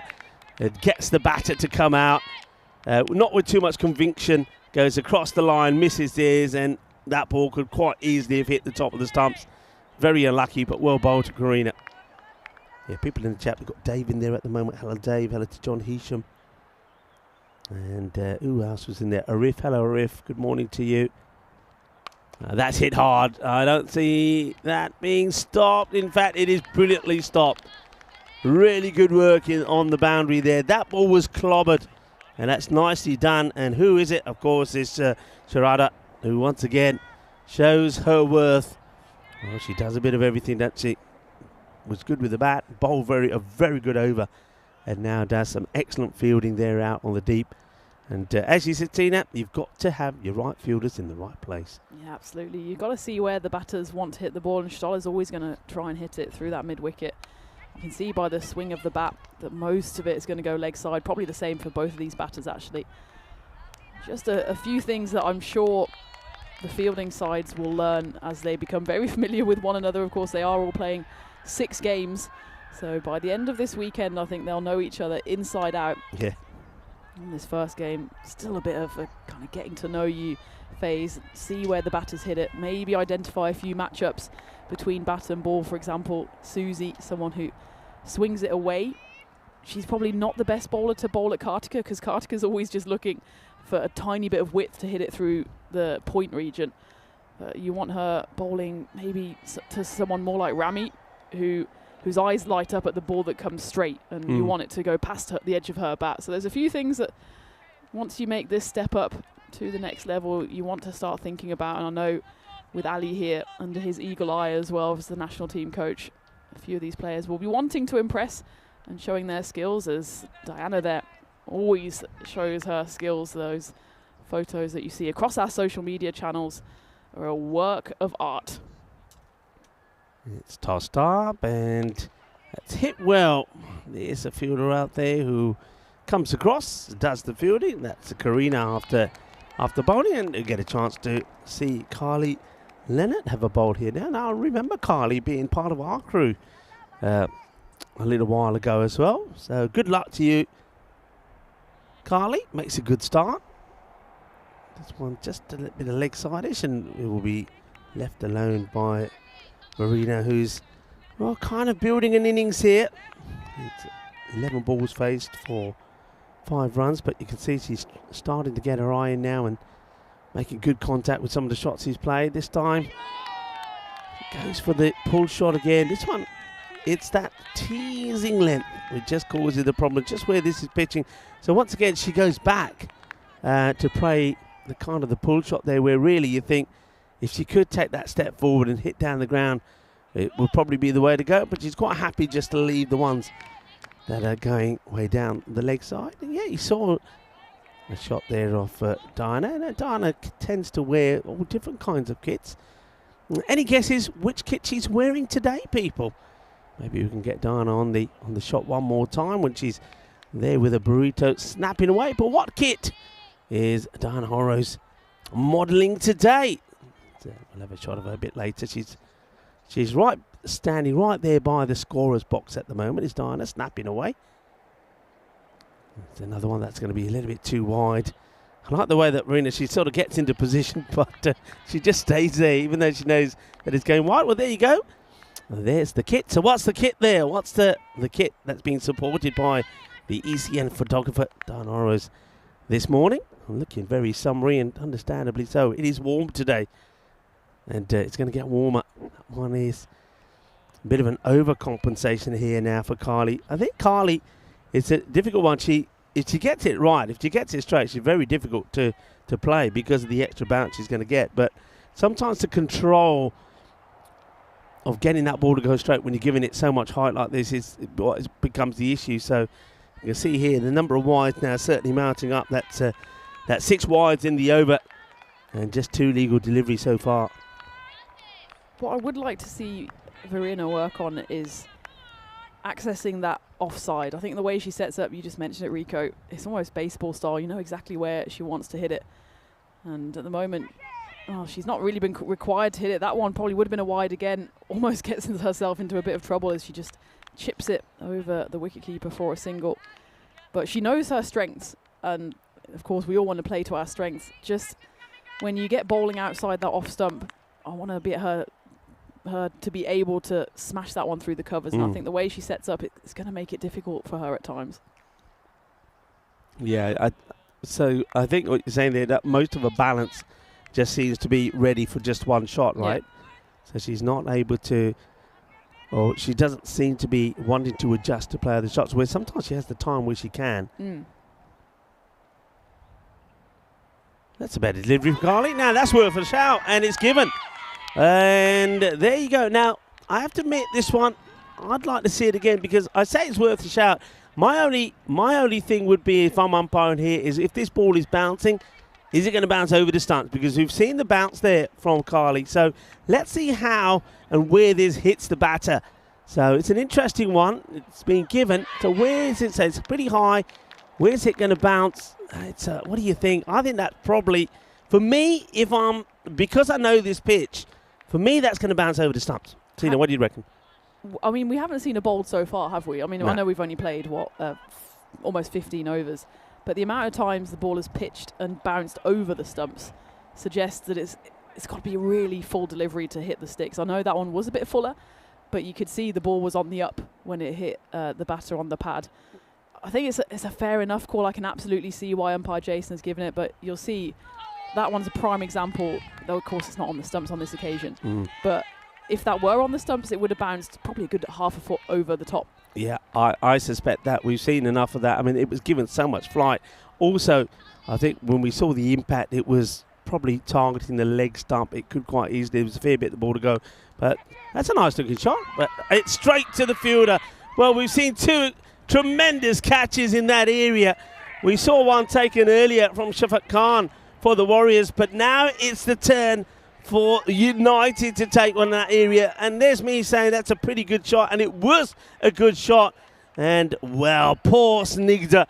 She hits this so well. And she thinks she's going to get some runs. But she can't believe it's gone to the fielder, who hasn't just stopped it, but has grabbed it and taken a fantastic catch. Look at the celebrations there. Oh, that's unfortunate for the batter. And Monopatra will have to walk back, having been caught quite wonderfully. Sensational grab, it really is. And we see it again. Look at the joy, look at the celebrations, look at the delight. And the catching has been pretty impressive from the women this morning. And that was Rabia Khalid giving Carly her second wicket in the over. It's going to be a hot spot, I think, all weekend, Rico. That kind of backward square 45 region as players look to swivel on the ball. It's exactly what Stoller again tries to do there.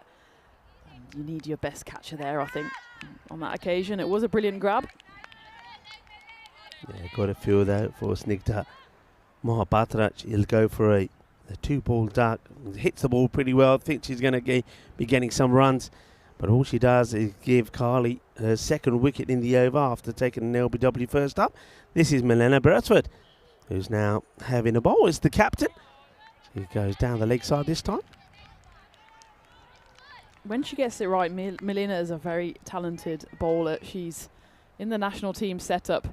I know she sometimes suffers with a bit of a crisis in confidence. That one just down the leg side, but especially on this bouncy pitch. If she digs it in a bit shorter like that, she's always going to be in with a shot. That time just skips off the edge of Shafaq Khan's bat and they'll run through for a single. I suppose here now what we've got to start focusing on, I mean, the win looks unlikely. Is there a chance of them getting that 89? What do you think? 89 gets them a point. They've got to go a fair bit on that. Let's see if we can change, if we can get the graphics to focus on what they need to get a point here. At the moment, we can see they need 100 in 28 balls to get a win. And for that, they need to be getting around about 22 and over. That seems very unlikely. Not going to say impossible, but very unlikely. But let's see what that equation is to get a point.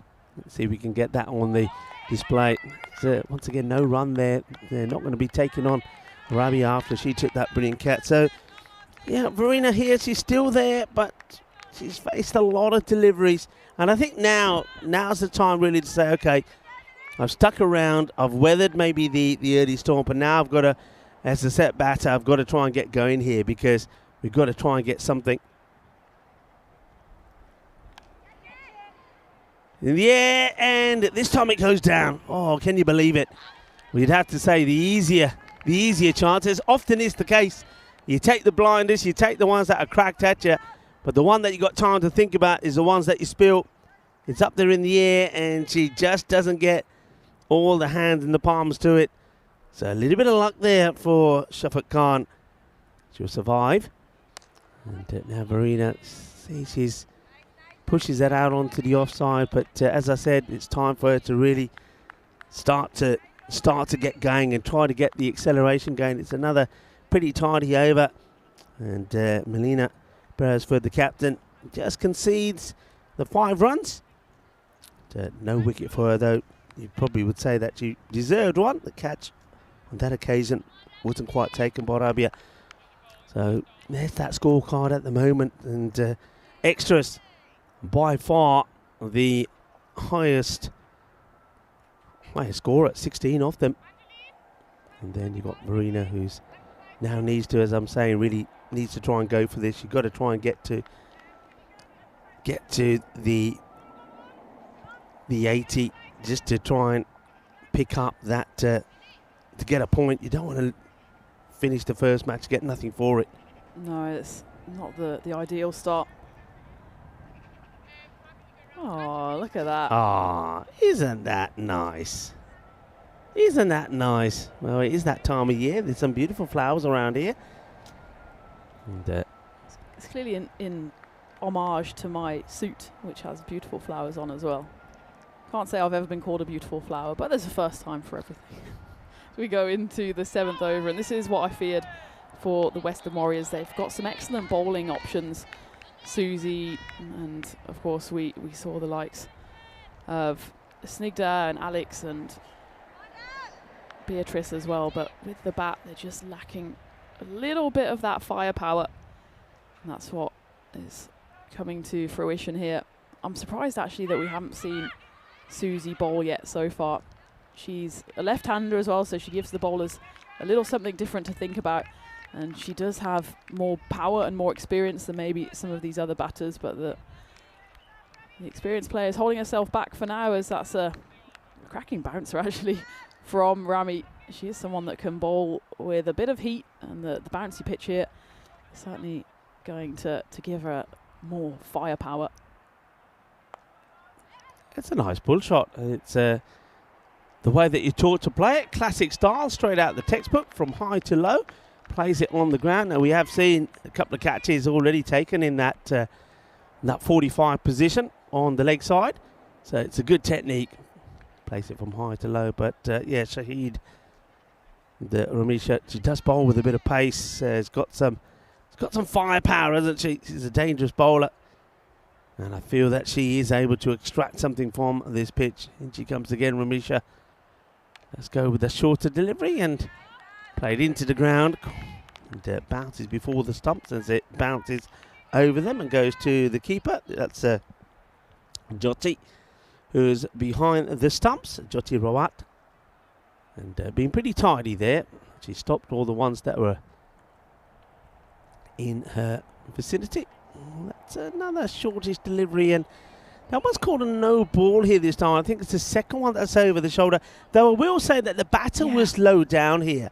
I think if the batter is standing upright, you can see where that ball has to be, so it's okay. Yeah, I mean, there's two that have been like that in the over, and I do think, well, when the batter's standing up, she's at about, what, the umpire's shoulder? Yeah. And that one goes through the umpire's shoulder, I'd say. So I think it's a tough call.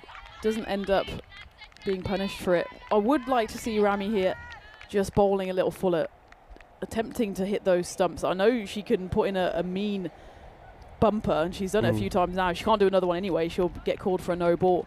But if she gets her Yorker right, she's almost unplayable, and she needs to get it right up there to try and target those stumps. As we've said, anything even on a regular length is just going to fly over the stumps. That's the better line. That's the ball. Yeah, this is the ball we're talking about. I think that is, when you play like this, when you come across batters that you can see are struggling, then I think, yeah, I'm with you. I would like to see the bowlers really attacking the stumps, attacking the offside. You don't want to see them bowling. The bowling short is not really going to achieve anything, and you're not in no threat really from these batters. So try and get the ball pitched up, try and pick up a few wickets. So Ramisha, she finishes her spell 2 overs, 1 for 4. So you can't argue with that. And you can see here now that PV United, they are in full control. Next match that's coming up, United will stay as they are. I don't see any changes to their side looking at that. and they are taking on DJK Munich. And be good to see them out there. Of course, the likes of DJ Munich, they'll be playing 3 matches today. Western Warriors will play the 3 matches, and one team on this occasion, BV United, have got the 4 matches in the air and taken. Well done. And that's Anshu Dharma takes the catch. Now, I wonder if she takes his one-handed. It looked like a one-handed. Let's have a look. It's a good catch. He's got our eyes on this all the way through. So it's just sliced up. It's 2 hands. I thought for a moment it was a one-hand casual take, but Anshu Dharma takes no chances. Gets 2 hands on it, wraps her fingers around it. You'll see it quite nicely here. Really good catches. Look at the head, look at the eyes. Focused. And they're pinpointed on the ball. And that's going to be the end of a long, hard battle there from Verena. She'll score 9 of 19 deliveries. And it is some good bowling and fielding from Anshu Dharma to get the breakthrough. And again, it's just her setup here that gets her in trouble. She clears that front leg so far across to the leg side because she wants to batter it over to the legs side. But because it's pretty much a full ball on off stump, it's just not the right shot to play. Unfortunately, because she gets herself in the wrong position, doesn't time it at all and just chips it up in the air. And well, this is a similar one here from Varsha Shakti, the new batter. Gets away with it on that occasion though. The wicket's falling. It's 4 now down. I'm liking this bowling from Dharma. The batters, as you can see, they're looking really to kind of flat bat on the leg side. This time I think it's a better shot being played, attempting to get it on the offside. Also, if you have to look at the field set, you can see that United, they seem to have played together a lot. They've got field really well set, so they've got all those 4 fielders on the offside, all in, all close on the single, and then they've got that sweeper, just the one sweeper out, and this one is pretty close to knocking the stumps over. But once again, it just shows you the bounce on this pitch. So I think the umpires will be watching this bounce and be realising that I think if LBWs are in play, then that ball's got to be full and right up there, Tina. Yeah, that wasn't a short ball by any stretch of the imagination. It was on the fuller side and still bounces over the stump. So I think certainly something for, well, the players to be aware of, but also the umpires. It's just the trajectory that the women bowl at. The men tend to, when they release it, the ball comes down. For the women, because I suppose they lack a bit of that power and also they're shorter, it means they often have to throw the ball up before it comes down. And that trajectory, I know we had Steve on the other day with a bit of physics, that trajectory is always going to make it bounce higher. It's going to pitch and bounce up rather than going diagonally like the men bowl. Yeah, that's actually a very good point. I mean, you will see quite often, I've experienced it myself, that when the women are learning to bowl, I mean, first of all, bowling, let's face it, whether you're male or female, it seems the first time you do it a very unnatural thing to do, to try and bowl without slinging, you know. But of course, for the men, like you say, it's a little bit easier, maybe because of the strength, the power. But for the women, for them to make sure, and this is why myself and Vinny talk a lot about this, about the double bounce, you know. Right, in the air, let's focus about this. Should be a catch that was taken, and it will be taken. Well done to Jochi Rawat, who holds on to the catch. And Anshu Dharma will pick up another, and I think we see a bit of a celebration there as well, Tina. Yeah, well, it picks up a wicket, also picks up the wicket keeper as well, and throws a heart to the camera. Maybe worth seeing that celebration again, because Anshu, well, it's Karina's come in, isn't it, to bowl this next over, and on her very first delivery, goes straight up in the air. It's always a difficult one for a keeper. You want to crane your neck with the helmet on, and she goes, takes the grab and gets twirled in the air for her troubles. Well, that's what it means to her, Karina, to pick up the wicket. Goes running to the keeper. There you go. Big hug, big jumpy. Come on, let me pick you up, she says. Picks her up, and Jochi Rawat, big smile on her face. She's more than happy to oblige. That's nicely taken. But yeah, just to finish on that. So, of course, you've got it so that you avoid getting the double bounce and being called a no ball for it before it gets to the batter's crease. You've got to try and toss the ball up a little bit, and that's why you'll see that a lot of the women bowl, especially when they're first learning and as they're getting stronger, they will tend to sort of loft the ball up rather than get the arm all the way over and try to push it through, because unfortunately they're going to get the double bounce until they get used to it and get the experience in. So that's well struck. But again, there is a sweeper out there, and again, no mistakes in the field. Got to say, it's been a very good performance. I would say polished performance. That's the way that I'll describe this from United. They've done most things right. There have been a couple that have gone down, but you're going to get that in every match. But the way they've gone about things, I think nobody can deny that they've deserved to take all 4 points away here. Western Warriors, I think with the ball, they were pretty competitive. They would need to eliminate the extras, and that's one thing I think also that here United will need to look at as well. That's 19 extras for them as well. Remember, they were given 29.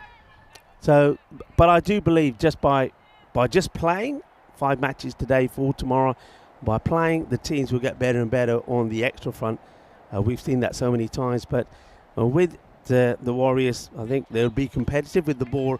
It's the batting. I think what we haven't seen from them is the power Tina. We haven't seen anybody who's come out who's able to hit the ball to the boundary, and in doing so, they'll be competitive. I mean, looking at the boundary front, we haven't seen a single boundary in the over. I think the only thing that we saw was 4 byes. That's the only boundary that we've seen in this inning. So that tells you that though the technique, as this is another chance, just doesn't carry this time to the fielder.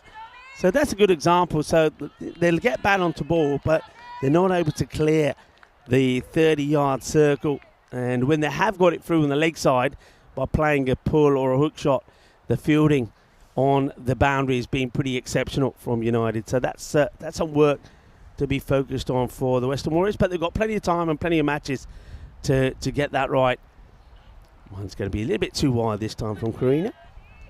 There's a reason that BV United are Bundesliga champions, and that's because they play as a real team. They have a great spirit. You can see that even with that wicket earlier in the over, the game is more or less done, but they celebrate as if every wicket might be their last. And it's no disrespect at all to the other side. They're just happy that they're getting wickets, that they're participating and that they're playing. And someone like Karina, who might not otherwise get too many opportunities because the BV are so strong, she gets the opportunity here and gets the wicket, and you can see how much it means to her. Good captaincy though as well, isn't it? Because, you know, as a captain, you can be really focused and pretty ruthless and just be thinking about the win and, you know, by the biggest margin possible. But you also, I think a good captain also has to identify the opportunities where other batters and bowlers who may not possibly play a big part in a match, a close match and an important match, but seize the opportunity to give those a chance. Now that one's a no ball. This is what we were talking about, weren't we? Where the bowling style from the women is slightly different. Why they are, if you like, tossing the ball up more, because when they do go for the, you know, pushing the ball through using the wrist, the chances are the double bounce comes into play. But it's one rule that I don't know about. I don't know what your thoughts are, Tina. I mean, this double bounce, if the ball, I think, you know, bounces more than twice, it ends up being a bit of a P-roller, and you can understand it being a problem. But a ball, I mean, if you're batting and the ball bounces twice, you got any issues with it? Not on AstroTurf. I think on AstroTurf, especially, this one is quite bouncy. You can still hit it. Where you get into trouble is on turf pitches, because then you don't have quite the trampoline bounce, and it does get difficult. I suppose you want to avoid a situation where it's used as a tactic by a bowler. Correct. I think here, I don't need to feel the need to have that rule. You can see there how bouncy it is off the first bounce. So in some ways, it would be easier to play it after the second bounce. Take a look at this one again. I don't think really the Western Warriors batters are helping themselves by dropping down almost onto their knees, because it's already a bouncy pitch. And if you go down too low, yes, on a few occasions you were given the benefit of the doubt with the wide or the no ball, but it just makes it even more difficult because you end up trying to play the shot around your shoulders or your head. They stay nice and tall. You've got that lovely pivot through your hips, which gives you a lot more power, a lot more stability. As soon as you collapse that back leg, you're not getting any power or any balance in your base, and that's when they're struggling to hit the ball. I've got a question for you, Rico. Okay. Well, it's more of a comment, but you can make it into a question. Have we ever had a Chilean player on the network before? Because Elia Gutierrez out there in the middle, she's from Chile. Is that right? Well, I'm gonna hazard a guess, and it would be a guess, but from all of my knowledge, I'm gonna say no. I don't think we have. South American. Oh, have we had Brazilian? I mean, I know there's a few. Brazil, especially women's cricket in Brazil, is getting bigger. It is, yeah. I don't think anyone's featured on the network. No, that's a good shot. That's going to be the first boundary of the innings. Well done, and it's going to be from Khan. Shafaq Khan has absolutely clubbed it. It's a really good pull shot. Gets it through the infield, and this time the fielder on the boundary has got no chance to stop it.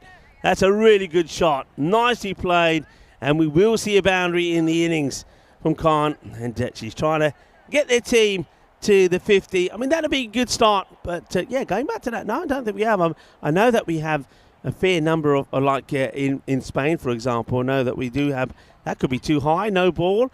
They will run, so that's going to be another couple. It's worth having a look at this. Does the bat go down in time? I think Khan doesn't slide the bat in. She slows down, I feel. Now, this one could be, I'm suspecting she may be out here. I don't think she follows through. So there's the no ball. So that's clearly correct. And then let's have a look at the running now. So as she's running and getting to the other end. So here she goes. Let's just see if she does get this bat down. We'll have to slow it down. And in comes the throw. The umpire's in the way. Is the bat down or not? I suppose. Oh, it looks like it's down, but where is it down? Looks like it's going to be umpire scored, and they've said that it's okay. So free hit it will be. The score has moved to 49. Floated up, and it's another no ball. So there's the 50.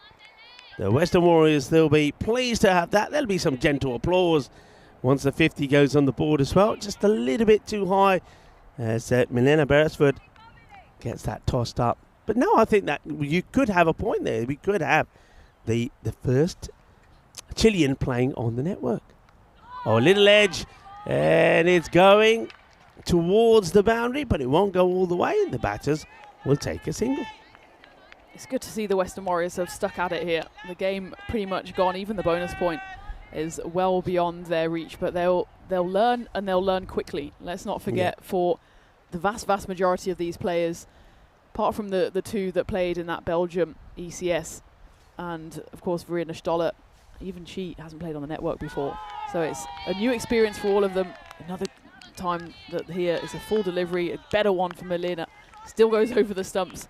But the Western Warriors, they're new to this format, and they'll learn from this. And they've still got another 2 games to date. And I think we'll see a massive improvement from them. And of course from all of these sides, as we have the 5 games today, the 4 games tomorrow.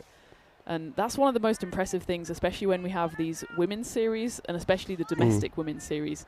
The learning curve is almost vertical. It's fast. Wouldn't be a curve, but it's fast. And that's great to see as well, the development, and also, of course, the role that European Cricket Network plays in this development, because it gives these players an opportunity to get out there, play these games, play a lot of games, and also then the footage that they have, they can go back and see what works, what they maybe need to develop. And that's something that's invaluable for all these players who are still, in some cases, very much learning the game. Yeah, I agree with that. And nice to see the likes of Julian Dawson, Enrico, and also Ash have joined in the chat and enjoying the action here. And I hope you're having a wonderful Saturday. And don't forget, the weekend of women's cricket here in the European Cricket Network. That's the end of this match. And 5 wickets down. So I like that little partnership just put together there between Khan and Elliot as well. Khan gets that boundary, plays a lovely shot. But they're going to fall behind by a fair number of runs. 75 runs is the victory margin, 127 to 52.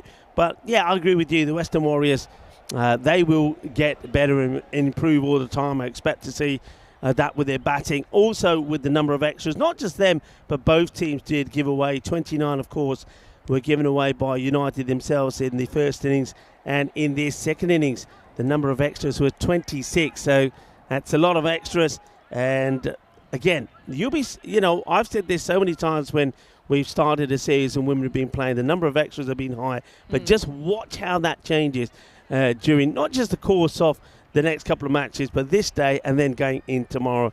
And I think we'll see some very good performances. But talking of good performances, it was a good performance there from VB United. They were too strong for the Western Warriors. And there was a little bit of love in the air for you as well, Tina, as we see the highlights. Yeah, well, there's love out there in the middle as well, as certainly that was a decision that went the way of BV United. Ramisha finishes with mighty impressive figures of 1 for 4 off her too, and that was an outstanding piece of fielding there. Shraddha on the boundary showing she can do it with the bat, she can do it in the field as well. The finger of doom was raised on it several occasions. It's something we've been speaking about, Rico, how many times the ball would actually go on to hit the stumps. I'm sure it's something the umpires, they can take the footage as well and review it. But really, BV United, when the opportunities came, they took every single one of them, showing just why they are the reigning champions of Germany. And just the joy on their faces as well with every single wicket. This was a nice grab by the wicket keeper to give a wicket there.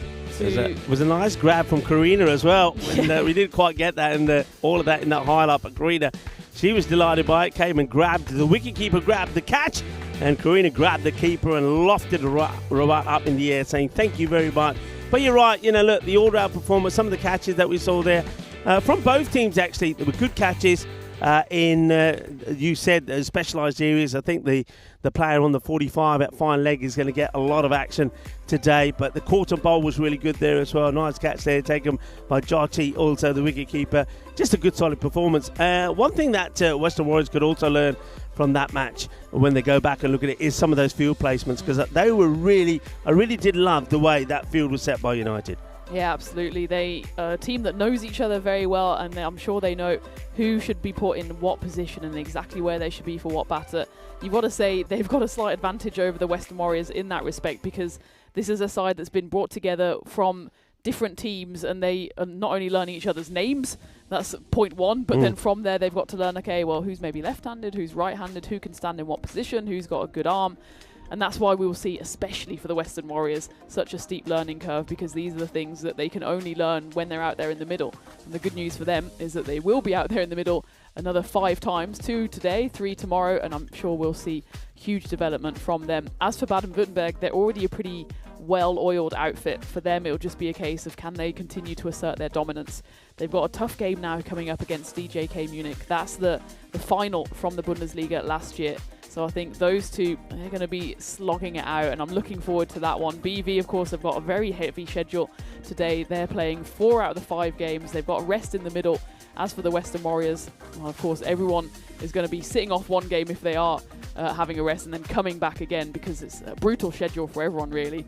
So for us as well, brutal schedule. So maybe we'll go and get a little bit of a snack and a drink, and you can join me, Tina Goff and Rico Full as we take you through the next game, which will be a rematch of the Bundesliga final. It's Baden-Württemberg United against DJK Munich, and that's coming your way in just under 15 minutes time, so not too long before we can look forward to that matchup, and it's going to be another excellent game, I'm sure of it. So join us back here in the commentary igloo in just over 10 minutes for that one here at this ECS-W in Germany.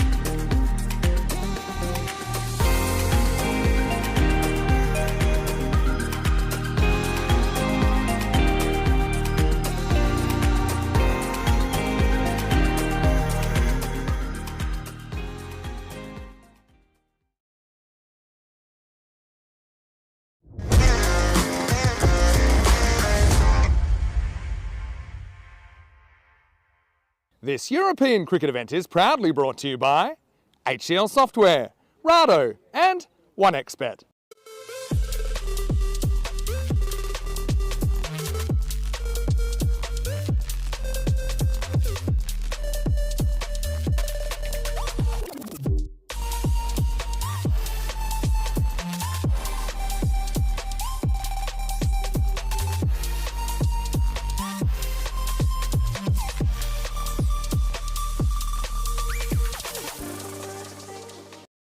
Welcome back to sunny Krefeld, where we're in match 2 of the day in this ECS-W, and it's BV United against DJK Munich. This is actually a repeat of the Bundesliga final from last year. On that occasion it was BV United that emerged victorious, but DJK Munich, they are a team with championship potential as well, so I think this is going to be an absolute thriller. Going to go straight out to the coin toss with Tyrone Peters in the middle.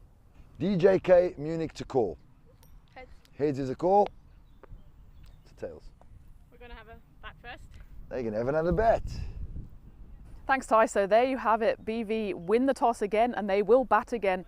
I think they were buoyed from that performance this morning with the bat. All 4 of the top 4 did get some runs on the board. I think Ramisha Shahid, she's got more to prove. She got 12 in that first innings before she was spectacularly caught out, but I know she is a big hitter.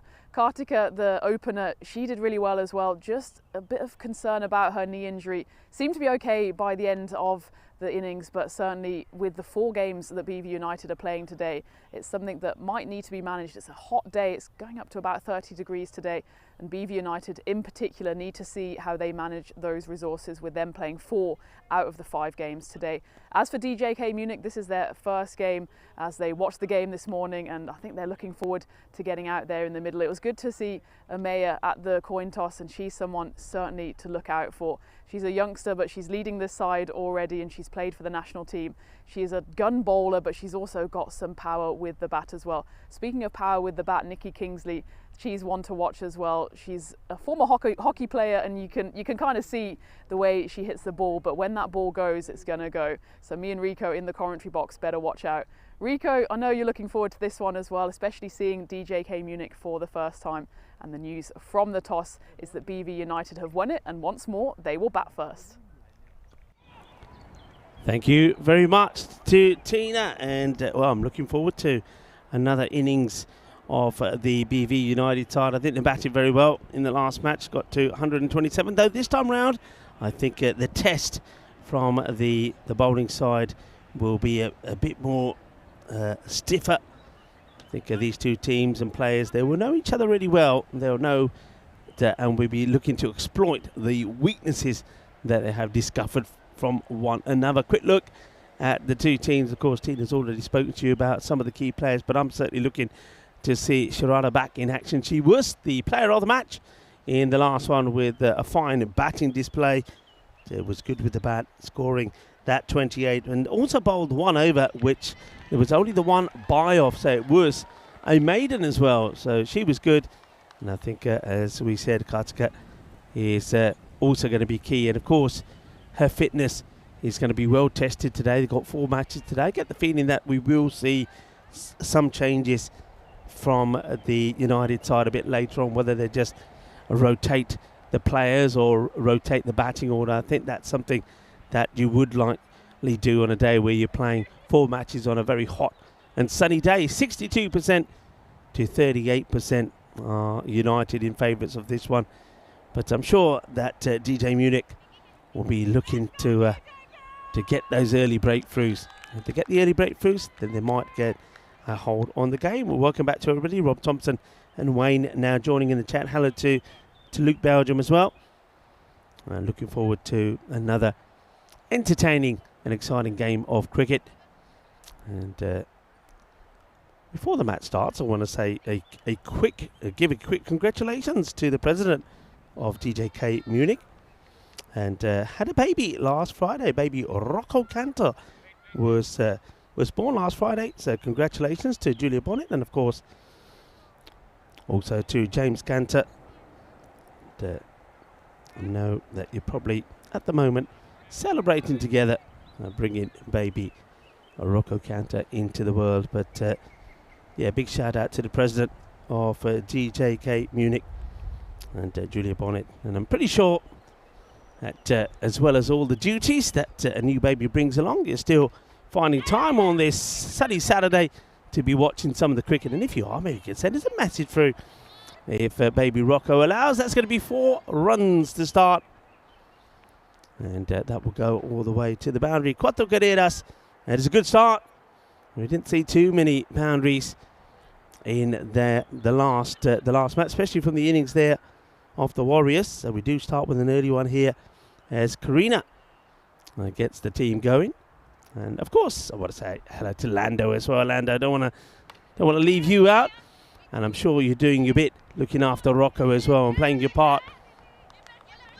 Coming back for a couple, and that's good running. It's once again, it's about knowing the players that you're playing against, the opposition, and it's going to take a good throw from the boundary to get that into either one of the stumps. So the opportunity to take 2 has been well taken. Amaya Kunakuntla is doing the bowling, and it certainly will be one of the key players. Only 17 years old, if my memory serves me right. Took 2 for 7 against Greece this year, so she is a very good bowler and a shining star. And somebody else who's played some good cricket recently is also Nikki Kingsley. Made 34 not out against Greece as well. So they've got some good players here. Good mixture of some good batters and bowlers. So it'll be much more of a challenge for United. That one's a good away swing delivery. 7th movement on this one. So watch this one go. And catches the line. Good call from the umpire.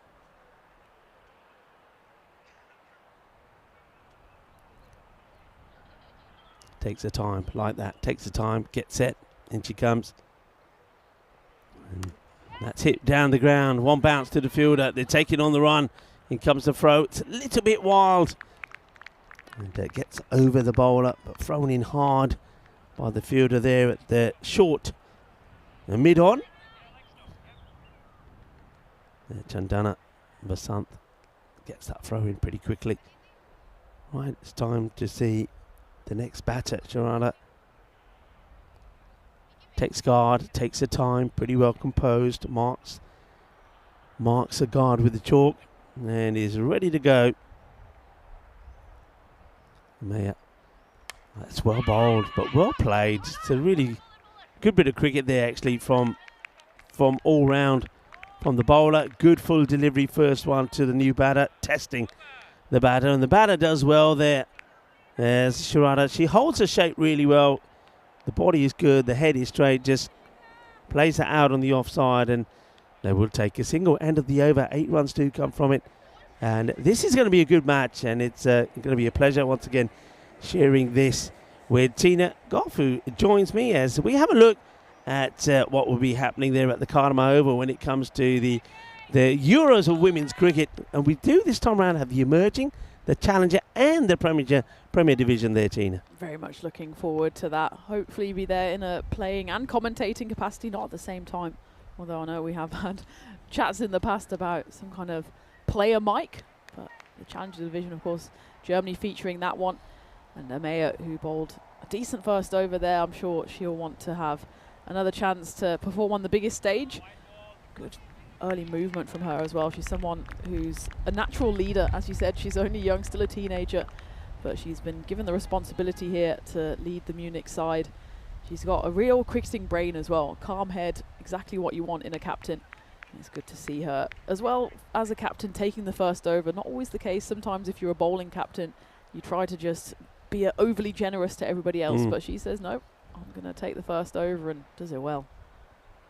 As we have Lashika Rocco, that's the name of the child that's just been born. Congratulations. But it's Lashika Rodda coming in to bowl this second over, and well, she's just getting a bit of advice there from Nikki.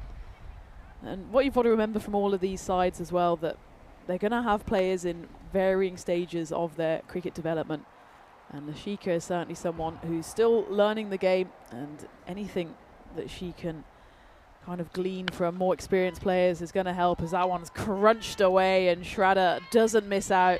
Hits another four. It's her first four of this innings so far. As after Karina, of course, hit the very first ball of the innings for a boundary. Yeah, nicely hit. You know what I like is watch the fist bumps there coming up. So it's a good shot in the gap. And here we go. Boom, boom, boom. Nice. Like it. Like it. How much cricket, Tina, do the women actually play in the season here? So outside of what we're doing here with European cricket, how many matches would they on average play? You're probably looking at no more than 8. Okay. So you often have double headers. That one's going to be knocked away as well. Shraddha, elegant player, back-to-back boundaries for her. Lashika, it's going to be a steep learning curve here for her. She's just a youngster though. I think she's only 14 years old. So they've started the bowling with Amaya 17, Lashika just 14, and it's a bit of a baptism of fire here. She comes up against someone who plied her trade first in India and then internationally for Czechia. So there's not as many opportunities to play games as you'd really hope, as we take a look there at the Western Warriors side, getting some pearls of wisdom, I'm sure, from Ali and Monica over there as well. So they've got to make the most of every single opportunity, and as you saw flashes of in that first game, it's often the case that a few batters can score the majority of the runs. And that does mean that some of the other players might not get a chance to bat or to bat for a long time. They mostly play 20-20, so they've got some more time than this T10 format, but still, the amount of times you get 100 scored by batters is obviously impressive for those batters, but it does mean that players further down don't often get the chance to have that chance, and that's why this tournament is so important. Yeah, exactly. And like you say, 8 matches. Of course, the weather probably could play a part in 1 or 2 of those, so not a lot of cricket. So when something like this comes along, when you're having... that's a good shot. Well struck. That's really as pinged on the middle of the bat, but well fielded there on the boundary as well. It will just be a single. Good hit there from Karina. But of course, so to have something like this come along, this is a real boost, isn't it, for all the players to be playing? What, they'll play 6 matches, will they? Yeah, they'll 6 play matches 6 each. matches. I mean, that's almost, they're going to play, I know it's not the same format, it's not T20. It's a nice shot of a plane. It'll give us a reminder of Bizway Travel, of course, our travel partner, and also the provider of the umpire shirts. So thank you to Bizway. Nice to have you on board. And, well, they'll have us on board pretty soon as well as we travel to our next destinations. But, yeah, what an opportunity. Play 6 matches, a chance for everybody to perform. And it's an opportunity like this. I've got to say, I love the way that Rodda starts her bowling action. It's going to be up in the air, gets it over the infield now. Going to be a chase for the fielder. Will get down and make the stop, and well done. And once again, just keeps it just to a single. So good work there on the boundary from that's Megana Lukiel. But yeah, I like the way she starts into a bowling. There's the fist bumps again. They're keeping those going. 1, 2, 3. But yeah, like she got not bad over there at all. Obviously struggled with a couple of wides to start off with. Then after 2 wides on the spin, 2 fours, but came back well with just 3 coming off the last 4 balls. So 2 overs complete, 21 without loss. Brilliant comeback there from the youngster. As Julia has popped up in the chat. Hi, Julia. She says, hello from the Cantor family. Thank you for the greetings and well wishes. Rocco is doing well. So excited to watch the team play. Well, this is the thing as well. It gives these players not only an opportunity to play a large amount of games, but they get to do it on the big stage in front of the cameras. I know it's nerve-wracking. I've been there before, but I'm sure those nerves will settle and they'll just enjoy what is, you've got to say, a spectacular day for cricket as well. Going into the third over, it will be Morgana, who did some excellent fielding in the previous over, to bowl this one. She's also got a lovely action going left arm around.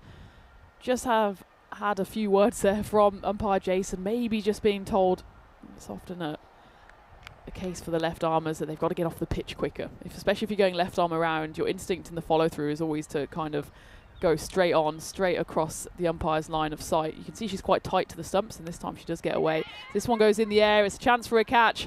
And it's dropped. It's an unfortunate one there on the ring, and it will go down. It's Midori Hirono underneath it. A rueful smile on her face as she gets a high five from Captain Amaya. It was a good effort. Was in the air for a long time. She just didn't quite get her hands in the right position to take that one. She actually got in the perfect position with her hands high up. At the last moment, her hands just dropped, and as did the ball. But an opportunity, and certainly DJK here are creating opportunities, but that's a lovely shot. As that's been lifted away, and Rico, well, he might have to get his long barrier out here. As he picks it up. Oh, doesn't even need the long barrier. He goes for the one-handed effort. The headset went flying, and he does an exemplary piece of fielding. But let's talk about that shot. Shraddha Palanir, she's all class. Lifts that one away. Down the ground. Excellent effort, and not just from Shraddha, but also from you, Rico. Thank you. It was a good shot. It did die down just a little bit, but it did come into the cube. That's 3 that we've had. We had 2 in here yesterday on finals day from the men's, and first from the women's. A beautiful shot from Shraddha. She's a good player, though, isn't she? She's a good player, Shraddha. She's so focused, and you can see that once she gets in, she's going to go and score a powerful, big score on the board. Yeah, hello, Juliet. Nice of you to get back in touch with us. I just hope that the boys, Lando and James, are doing their bit, helping you out. And if they're not, well, tell us, and we'll put them right in front of the whole world. And come on, boys, do your bit, do your bit. And hello to Rocco, who's probably just, what's he done? Probably having a nap now, I suppose, after being fed and having a little play. But it's great to have you involved, and I know it must be a very proud moment for you as well, as the president of this DJK Munich side. I'm watching them play. I'm sure you're hoping they put a good performance in the day. That's another really good shot. 1 bounce, 4 runs, beautifully played by Shraddha. And I think this is the case of the DJ Munich side just wanting to get through this over so they can start to maybe put the extra cover and the long off on the boundary to compensate this really good hitting, solid strike. I just like the way that it's all controlled shots, Tina, here. You know, it's not slogging. She's playing those shots. She's getting the footwork right, putting all the balance and putting all the weight into the shot, getting the elevation to get it over the inner ring. Really good hitting. Yeah, she's an excellent player. I just don't think Morgana is being helped by her field again here. She's bowling really well. Is left arm around. She's bowling full, targeting those stumps, but currently she's got 1 boundary rider out at deep square leg, which is pretty much a bad ball that you're trying to protect. That is a bad ball, unfortunately, but it will just be a wide. And she's also got someone out at cow corner, but not even back on the rope, really, kind of half, 3/4 of the way. And the 2 boundaries that we've seen from Shraddha have all been through long off. So I think bring in the deep backward square, put someone out here on the offside and protect what is actually a good delivery. At the moment, just protecting the wrong side of the pitch as far as I'm concerned. See, that one again, it's not quite where she wants to bowl it, and it will be swept up, but in fact it's the fielder inside the ring that goes and does that fielding. So just again, a few tinkers I think can be done by the side here. And I know Amir, she's a young captain, she's got so many things to think about, but maybe that's something for her to learn as well, because at the moment, what is that fielder doing at backward square leg, deep backward square leg? Also interesting, in that last match we saw 3 catches taken and probably 2 went down on that short 45 on the leg side. As that one's going to be a teaser for the fielder. Can't get down to it, but it will be swept up by the mid-wicket that comes across and does the fielding. That's Lakshika Arora. But yeah, they haven't got that catcher in that 45. That could be one more in the ring, and then you can, even if you wanted to keep that field on the leg side as it was, you could then also push somebody back on. There's either long off, or I would say probably that extra cover to protect the bowler. Because, you know, the bowler wants to pitch up, wants to get the ball outside the off, but if you haven't got the field set, if you haven't got nobody protecting the boundary on the offside, then you're going to be reluctant to bowl it there. So, yeah, some field changes can be made here. Power play, pretty good one again, 37 without loss. So these two, they always do make a good start. You saw that in the last match. That opening partnership was pretty good. They got to 30 in the power play without loss. In the last, this time, it's 7 runs better.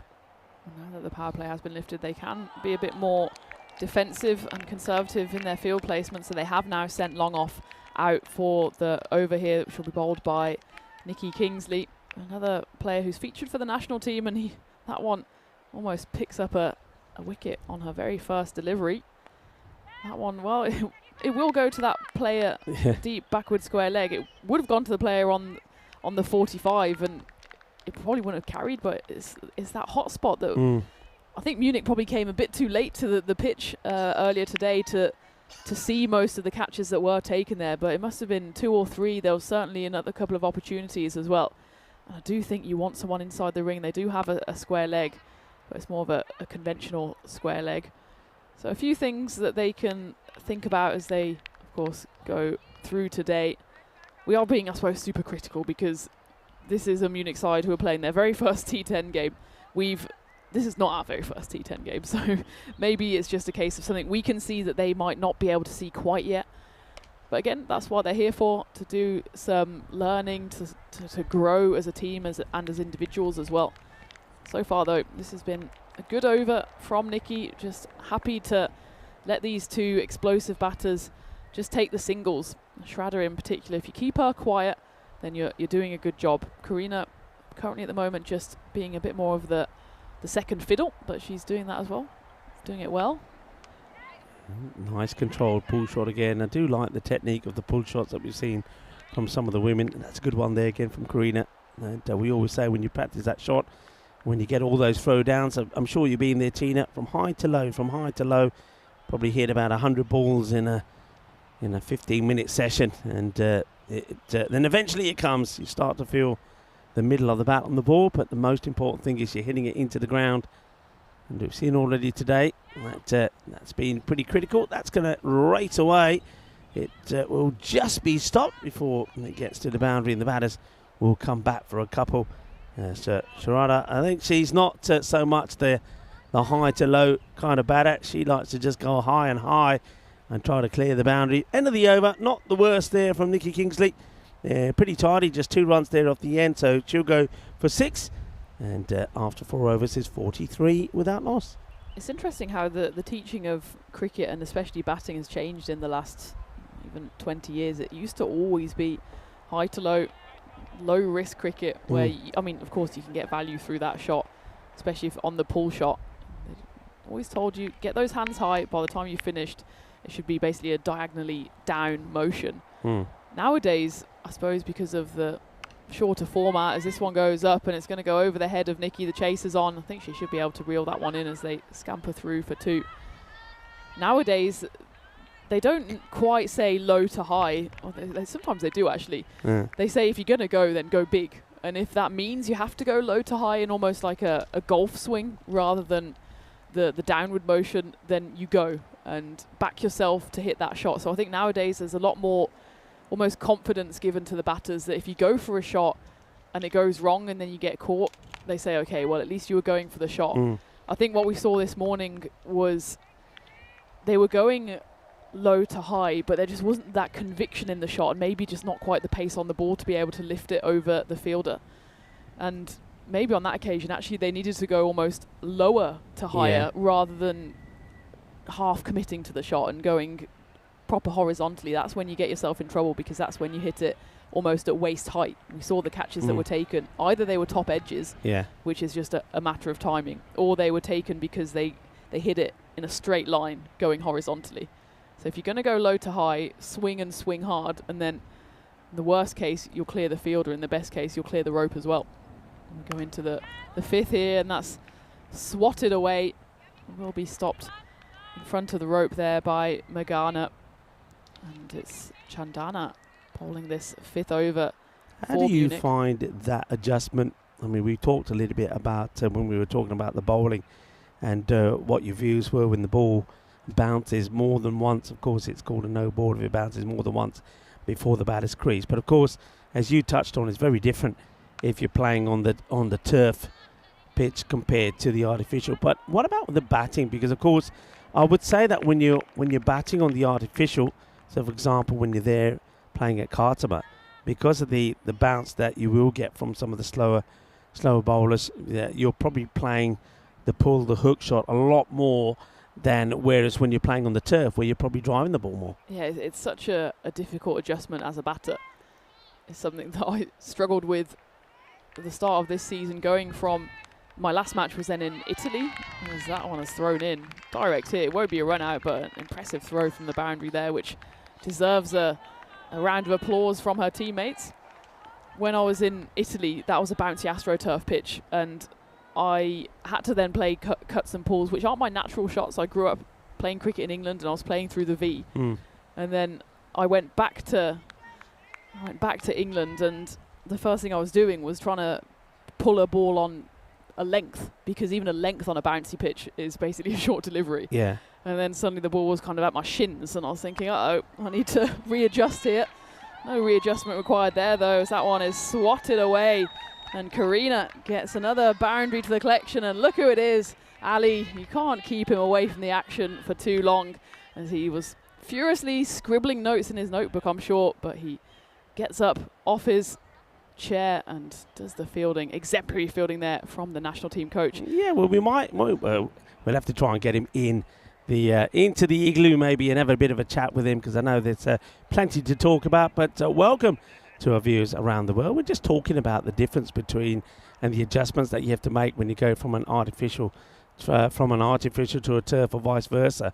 And speaking about that, that's where probably quite a few players will, when it comes to the Melchior Shield and the Western Shield, will find it difficult, because they're obviously players that are playing or have played majority of their cricket on turf, and then you come along to the Khartoum pitch and you have to start playing slightly different. Yeah, it's a completely different ball game, and especially if you're used to that turf and you're used to kind of going forward, suddenly if you go forward to a ball here, you're going to have it potentially going up around your eyebrows.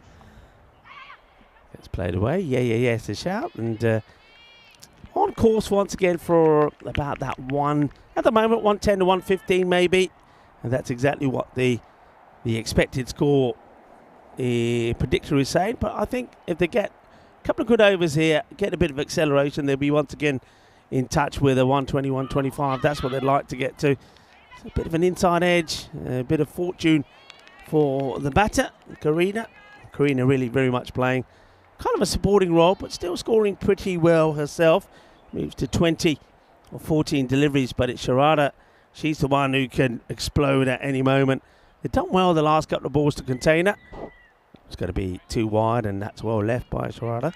I know the transition from AstroTurf to turf is something that's very much at the forefront of Germany's mind for the women. We saw Ali doing the fielding just now, and he led a training camp with the national side last weekend. Unfortunately, I was otherwise engaged right here in the commentary box, and they were playing on turf wickets there because the Division 1 qualifiers, which if we get Ali in the box, I'm sure he'll talk to you about in detail, are going to be played on turf. So for, I'd say, the vast majority of this girls, this is a chance for a catch, and it's put down, and it's Amaya, the captain, who wouldn't usually put chances like that down. It could end up being a costly drop, because look who it is, who she dropped. It's Shraddha. Lucky escape. Not someone you want to give too many opportunities to. And Amir knows that she should have taken that one. It'll get clubbed away on this occasion. Chases on. It should be just about reeled in front of the rope. So a lot of the girls playing out there, especially if they've learnt their cricket in Germany, like a lot of the national team have, they've never played on turf wickets before, because AstroTurf is all they've known. There's hardly any turf wickets across Europe, only really in the Netherlands. So it's a completely different game, and I know the German girls will absolutely throw themselves at the challenge. But it is a challenge. Yeah, and just remind us, where will they be played, these qualifiers? They'll be played at Rotterdam at the end of August. So it will be 4 teams, Germany and Italy, the 2 qualifiers from Division 2, with the Netherlands and Ireland. So the Netherlands and Ireland, obviously, a step up in quality, but they've played a lot on grass, so they know what they're facing. I think Italy, they'll have played a bit on that turf because they've been to Division 1 qualifiers before.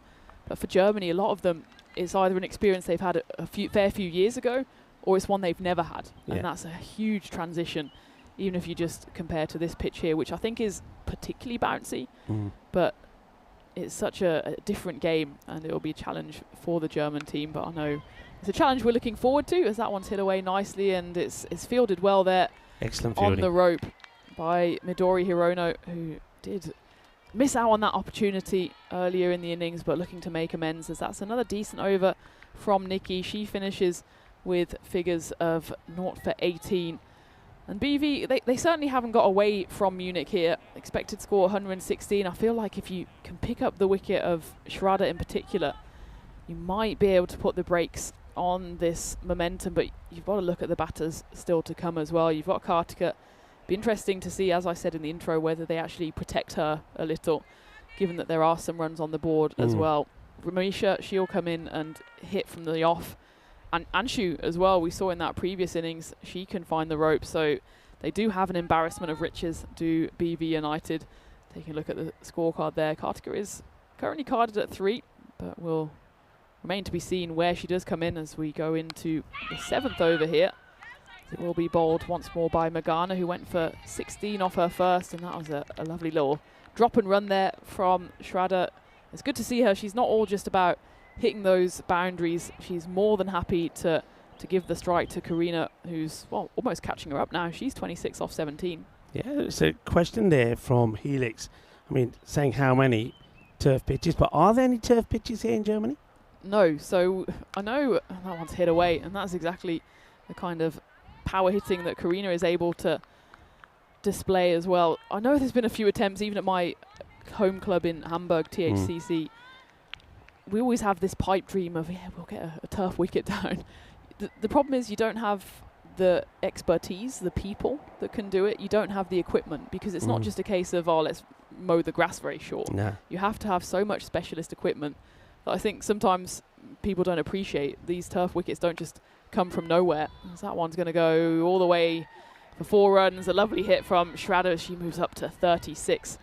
So even if you have the willing people, you don't have the equipment to even get there in the first place. And if you did put a pitch down, the trouble is, how do you maintain it when pitches are already at a premium in Germany? You've got probably 2, 3, 4 sides playing on every pitch. They're all going to want to play on the turf pitch. If you get one strip down, that's going to be absolutely destroyed after a weekend of action. That's the beauty, of course, of AstroTurf. That's what we make advantage of here at European Cricket, because we can play, well, by the end of this weekend, it will have been 33 games in this series, in this tour. And you can do that on AstroTurf. You can't do that on turf, unfortunately. Oh, interesting leave that from Schrader. I think she feels she's either going to get a wide or something from it. I mean, it looked wide, didn't it? Now, what about the height on that? I mean, do we see side on it by any chance? Can we have a quick look at side? The umpires are just quite happy that that's a dot delivery, but it did look like it was going to be something, either wide or no ball, but it ends up nothing. So Schrader can't quite believe it. I don't think she's going to leave another. No, she hits that beautifully. Oh, the timing on this. Well, that is your 1xBet shot of the day. What a wonderful stroke this is. This is an absolute beaut. Have a look at this. Well, after leaving one, she says, all right then, umps, if you're not going to give me a wide or a no ball, or give me 4 for this one, what a wonderful shot. Yeah, that was pure timing. Oh, this is class. This is class. I mean, it wasn't that bad a ball, but just the pickup and the timing of that was delightful. Wonderful stroke. Takes her into the 40s, you know. The other thing about, I mean, you make a very valid point about grass wickets. I mean, I know, because I've had the experience of it, not just in the UK, but also in Spain, at La Manga. You know, when you got those grass wickets, the maintenance, you need a groundsman. You need a full-time groundsman that is looking after it. Could be 2-2. Fielder's got to get something on this, and will. Excellently done. Really good fielding. And for the men that are watching, take note here of this fielding from Nikki Kingsley. She uses her hands, not her foot, bends down, gets her hand to it, and flicks it back. Now, how much foot fielding did we see over the weekend? The answer is a lot. A lot. But look at this. Nikki could have just walked alongside. Yeah, I'm just going to put my foot on it. No, this is the way to do it. Gets down, flicks it forward. Look at the foot behind in case it misses a hand. Beautifully done. Perfect bit of fielding. Top notch, that is. Top draw. But yeah, just going back to what we talked about, is that's the end of the 7th over, 77. So once again, not a bad over at all. Pretty tidy. 11 runs from it. But yeah, need a groundsman. Nikki in the game. Oh, this one. Well, what did we do? Well, time for me to do. No, I can't do a bit of foot fielding. I'm going to pull out the electrics. Nikki, come and get it yourself. Nikki, what happened there? I gave you all of that wonderful talk, and then this one gets through. I think it's the Tortuga. I'm going to blame the bounce, Nikki. Going to blame the bounce. You had it covered, and it bounces in front and goes to your left. Unfortunate there, but it's another good hit from Sharada. Now she's moved to 45. Eyeing up a half century here. She's such a class batter, is Sharada. 28 off 14 in her first game. I think she was disappointed to not go big in that debut. But this time she's got the opportunity. 45. Just on Nikki. She's joined the national team recently, and she's been such a brilliant addition, both on and off the pitch. She's got a smile on her face whenever she plays. She's an absolute character. I know her wife is here watching as well, and it's just been brilliant to get to know her as a player and as a human being as she does the fielding once more. Got to say as well, her wife works pretty high up in Adidas. So the German national team has been angling to try and get some kind of Adidas. Yeah. Adidas, where are you? Come on, let's get you involved. And anybody who wants to become a bit of a partner of European cricket, we entertain you. And Adidas, yeah, come along. It's a good time to mention Adidas. I'll tell you why. We're talking about grass pitches, etc. Now, one thing that we haven't focused on, which is very key, is that the players. Now, when you go from playing artificial and you're going to start playing in the Rotterdam on that grass, you need spikes. You need spikes. Now, you tell me which European cricketer possesses a pair of spikes? Nobody, because you can't wear them when you play in Spain, when you play in Germany, when you play in Italy, because there's no turf pitches. So Adidas, big opportunity for you to be a partner here. Come along and come up with some spikes for the national team. The national team of Germany, they would really value your support on that. That one is probably only just going to miss the stumps. The umpire hasn't called anything on this. They might be looking at the height. Let's have a look at side on. I think this dips. Let's have a look. This is dipping. I don't think you can call... where is it there? I've just lost it. Where's the ball? It's coming down. What's the angle? I don't think you call that a no-y. It's not a no ball, but where does it pass? It probably goes through the batter. And again, it's that collapsing of the leg there. It is Schrader, so she knows what she's doing, but I just think she gives herself more opportunity to get power in the shot if she just stands tall, and makes life easier for the third umpire as well, making those calls on the no balls. Well, that one's given us buys. It will, in that case, be, I think this the end of the over will come. So it is the end of the over, and the score 86 with the buy that gets taken there. 86 on the board. In fact, well, going backwards and forwards at the moment. We'll get that sorted in a moment. But yeah, I mean, I remember from my experience, Tina, where I played in the UK for, I don't know how long it had been, about 25, 30 years. And when I moved to Spain, I didn't play straight away in Spain. But of course, in the UK, it was always turf pitches. Yep. When I did start playing in Spain after being there for about 3 years, what couldn't I do? I couldn't get, every time I'm bowling, the ball is always bouncing over the stumps. And I'm thinking about normally that's going onto the stumps. So I had to adjust my line. I had to go a little bit fuller to get the Yorker delivery because of the extra bounce of the artificials. Well done again there by Nikki. No mistake at all. But the biggest issue that I had is when I started playing for the Spanish over 40s. We travelled to... You're not over 40, are you? Well, I was at one point.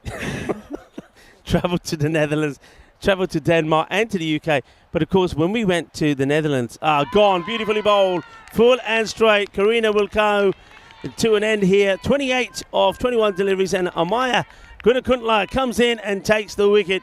Very well bowled. And the young 17-year-old gets the ball on the money, knocks the stumps over. The first wicket goes down with the score on 85. And that's well bowled. But again, probably one that she picks the wrong shot, really. Needed to get across and look to whip that one away. But it's the end of what's been a very good innings and a very good partnership.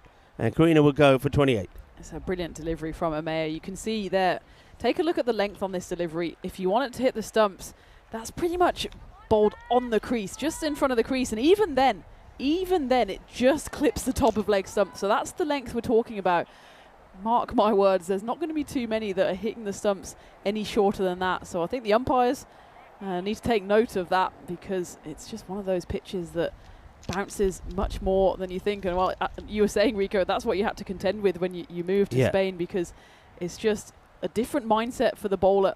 You want to bowl full, because usually when you're playing in the UK or on tough pitches, when you bowl full, you think you're going to end up in the trees. Well, this one might end up in someone's hands. It's Rami who's come in, and she gets a bit lucky on that first occasion as it goes up in the air, but just out of the reach there of Chandana Van Sant, as Rami looks to put the foot on the gas straight away. She does have license to hit and hit big.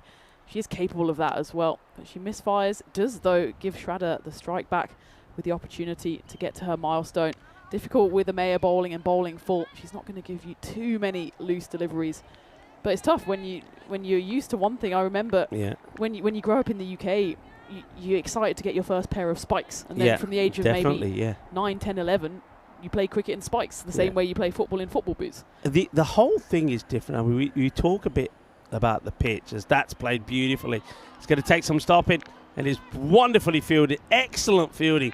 This was Krug. I have to be honest, I was looking at this getting past the infield, and I was looking at the boundary rider, but very well fielded once again there from Kirst Simone.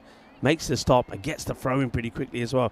Very impressive bit of fielding. Yeah, excellent fielding. Rami, though, gives her second chance in just as many deliveries. She tries to hit the ball hard. Sometimes she just loses her shape a little, but that's an outstanding over from Amaya. Goes for just the 4 runs and picks up the wicket. Yeah, she's bowled really well. And remember at one point this score was looking like it was going to be around about that 116 mark. I said if they get some acceleration in, they could maybe take it up to close to that 120, 125. But in fact, it's gone the opposite. DJ Munich have come back into this really well. Excellent bit of bowling and particularly fielding from them. But going back to talk about the pitch itself is one thing. The whole thing, though, even the grass, when you're playing it, especially in Spain, I didn't notice it so much here, but especially in Spain, even the grass that's on the outfield is a different grass. It's very spongy. It's almost, it's not like the hard turf that you're used to in the UK. So everything feels different. I definitely feel there's a lot more wear and tear on your knees. As you're moving around, you're fielding. Obviously, you don't dive as much because, even though you've got grass underneath, it's rock hard. Very gritty, very stony. But I do remember playing for the Spanish over 40s, we were touring and we went to the Netherlands. We were going to play on turf. Everybody had to try and find spikes because, of course, when you're going to play away from Spain, you're also going to come up with some bad weather as well. It's not always nice and sunny as it is in Spain, and we did have that in the Netherlands. And the interesting thing was those of us that could go all the way. It will bowl. What a shot, and what a way to bring up your half century. That is a tremendous way to do it. A big hit, 6 runs, and that is a marvellous moment for Shraddha. Absolutely crunches it, goes all the way for 6, and the 50 comes up. What a knock, what a hit, and what a way to do it. Outstanding shot, one of the shots of the day. Nikki was patrolling the boundary here, had no chances. That one just kept on going and going. She's looking to carry on here. 4 more balls. How much more damage can she inflict if she knocks that one away? Surely they've got to run back for 2 here. Rami, she's someone that's going to run all day, and she does get through comfortably for 2. Yeah, 2 runs taken, good hit. So looking to finish well in this over, looking to take on the bowling here of Lakshika Roda. Again, Rhoda, I like the way she starts. Just watch. She'll arch over. She gets ready. She's like an athlete about to run out of the blocks. There she goes. Get some momentum going. And release. Here she comes. And that's hit pretty well. Well stopped. Will they try to? Probably not. The throw comes in quickly. Good bit of fielding again. Ground fielding has been exceptional. But yeah, when we went to the Netherlands, I had some spikes from the UK. One or two other players have played in the UK before bought the spikes. Hadn't worn them for about, I don't know, with me, 3 years. I think the other 3 years. Within 5 minutes or 10 minutes of being on the field, the spikes just gave away. So the soles kept coming off. The reverse Malachi this time. And this is played by Ramisha. She'll take the single. And goes for the reverse and gets that away. So yeah, my spikes fell apart. So did the others. It was comical. So we were walking away. It was like watching a Charlie Chaplin movie when the soles of the shoes were coming off. So let's just say that, again, so going back to what we're talking about, Adidas, whoever you are, Adidas, Nike, come along. We need some partners. If you do spike shoes for cricket, then the national German side could certainly do. Oh dear, that's gone through, and it's going to just come in front of us. Nikki, who's been superb in the field. This one, probably another one where the Tortuga nutmegs it, gets through the legs and will go for 4. And that is going to end the innings. They will bring the 100 up. 103 it will be, but I have to say it's been a tremendous fight with the ball and in the field from DJ Munich. Remember, the halfway point, 54 was on the board. At that point, the expected score was around that 116 mark, but they've kept it to 103. And this means that we're going to have a pretty exciting run chase coming up here, Tina. Yeah, absolutely. Certainly haven't batted DJK out of the game. There was some outstanding fielding there. I think there was a few they'll be disappointed that they let through Nikki on that last one. Didn't get helped by the sideways bounce. But let's just take a moment to admire this batting innings from Shraddha Palanir. She finishes 61 not out of 36 deliveries, including 8 fours and that big Maximo that took her to her first half century on the network. And it was a brilliant opening partnership actually with Karina. Between them, they put on 85 before Karina was the one and only wicket to fall. And you've got to say, it wasn't that it was a bad bowling performance by DJK by no stretch of the imagination. I think Amaya, the captain, she bowled excellently. She'll be ruining that one drop catch that she knows she should have taken. She's an excellent fielder usually, and that would have had Shraddha back in the hut relatively early, but she didn't hold her head down. She came back, bowled well, gave away just the 12 runs in her 2 overs, picked up the one and only wicket as well. But you've got to say, when you come up against a batter of the class of Shraddha, you've just got to say, yep, fair play. And she got all the plaudits from Rami out there in the middle and from her teammates as they walk off the pitch smiling. And you've got to say as well, Rico, when I watch the women play out there, I have a smile on my face because they're just doing it with so much enthusiasm, so much enjoyment. And, well, why not? Because it's Saturday, the sun is shining, and we're playing cricket. What else do you want? Yeah, what else you want? And we've already touched on the fact that the women probably don't get as many opportunities to play as much cricket as the men. So they are going to take this opportunity and make the most of it. They're going to have a festival, a carnival of cricket out there over the weekend, and what we've seen already is going to be fun, it's going to be entertaining, it's going to be enjoyable. Shraddha Palanir though, आज दाना देख इस very से मज़ा आ गया कितनी अच्छी batting की थी Shraddha ने 61 of 36. Excellent performance from her, and I love the way that she's got the confidence and the ability to bring up the 50 with a massive 6 down the ground. A really good knock, but hey, take nothing away from the performance from DJK Munich. I think the way they stuck into this innings and into this match was fantastic. Now, when you've got a batter at the other end that is batting the way that Shraddha does, sometimes you can lose focus, sometimes you can give up, sometimes your body language becomes negative, but it never did. In fact, they got stronger as the innings went along. Their fielding, I think, was exceptional. All right, there was 1 or 2 that got through. I mean, Nikki was a bit lucky there towards the end. She got a couple of Tortugas during that innings. But their ground fielding, some of the boundaries that they saved, the way that they worked well as a team, the way they passed the ball from the outfielder to the infielder to get it to the keeper or the bowler, I think they did outstandingly well. And as Tina said, the bowling there from Amaya, really good. Her 2 overs only go for 12. Also from Chandana Vasant, 2 overs for 17. They've kept themselves very much in this match. They restrict a very good batting side to a score just over the 100. Even with Shrada scoring 61 and not out. But well bowled there from Amaya to Chandana. And even Nikki Kingsley does go for 18 off her 2 overs. And I think the economy from her and Chandana, though they don't pick up any wickets, was quite exceptional. So now it's time to see how they perform with the bat. Had they got a couple of batters that can get a few boundaries, get them off to a good start in the power play, and make this a really close and exciting contest. Join me, Rico Full and Tina Goff, to find out. We'll be back in about 10 minutes' time.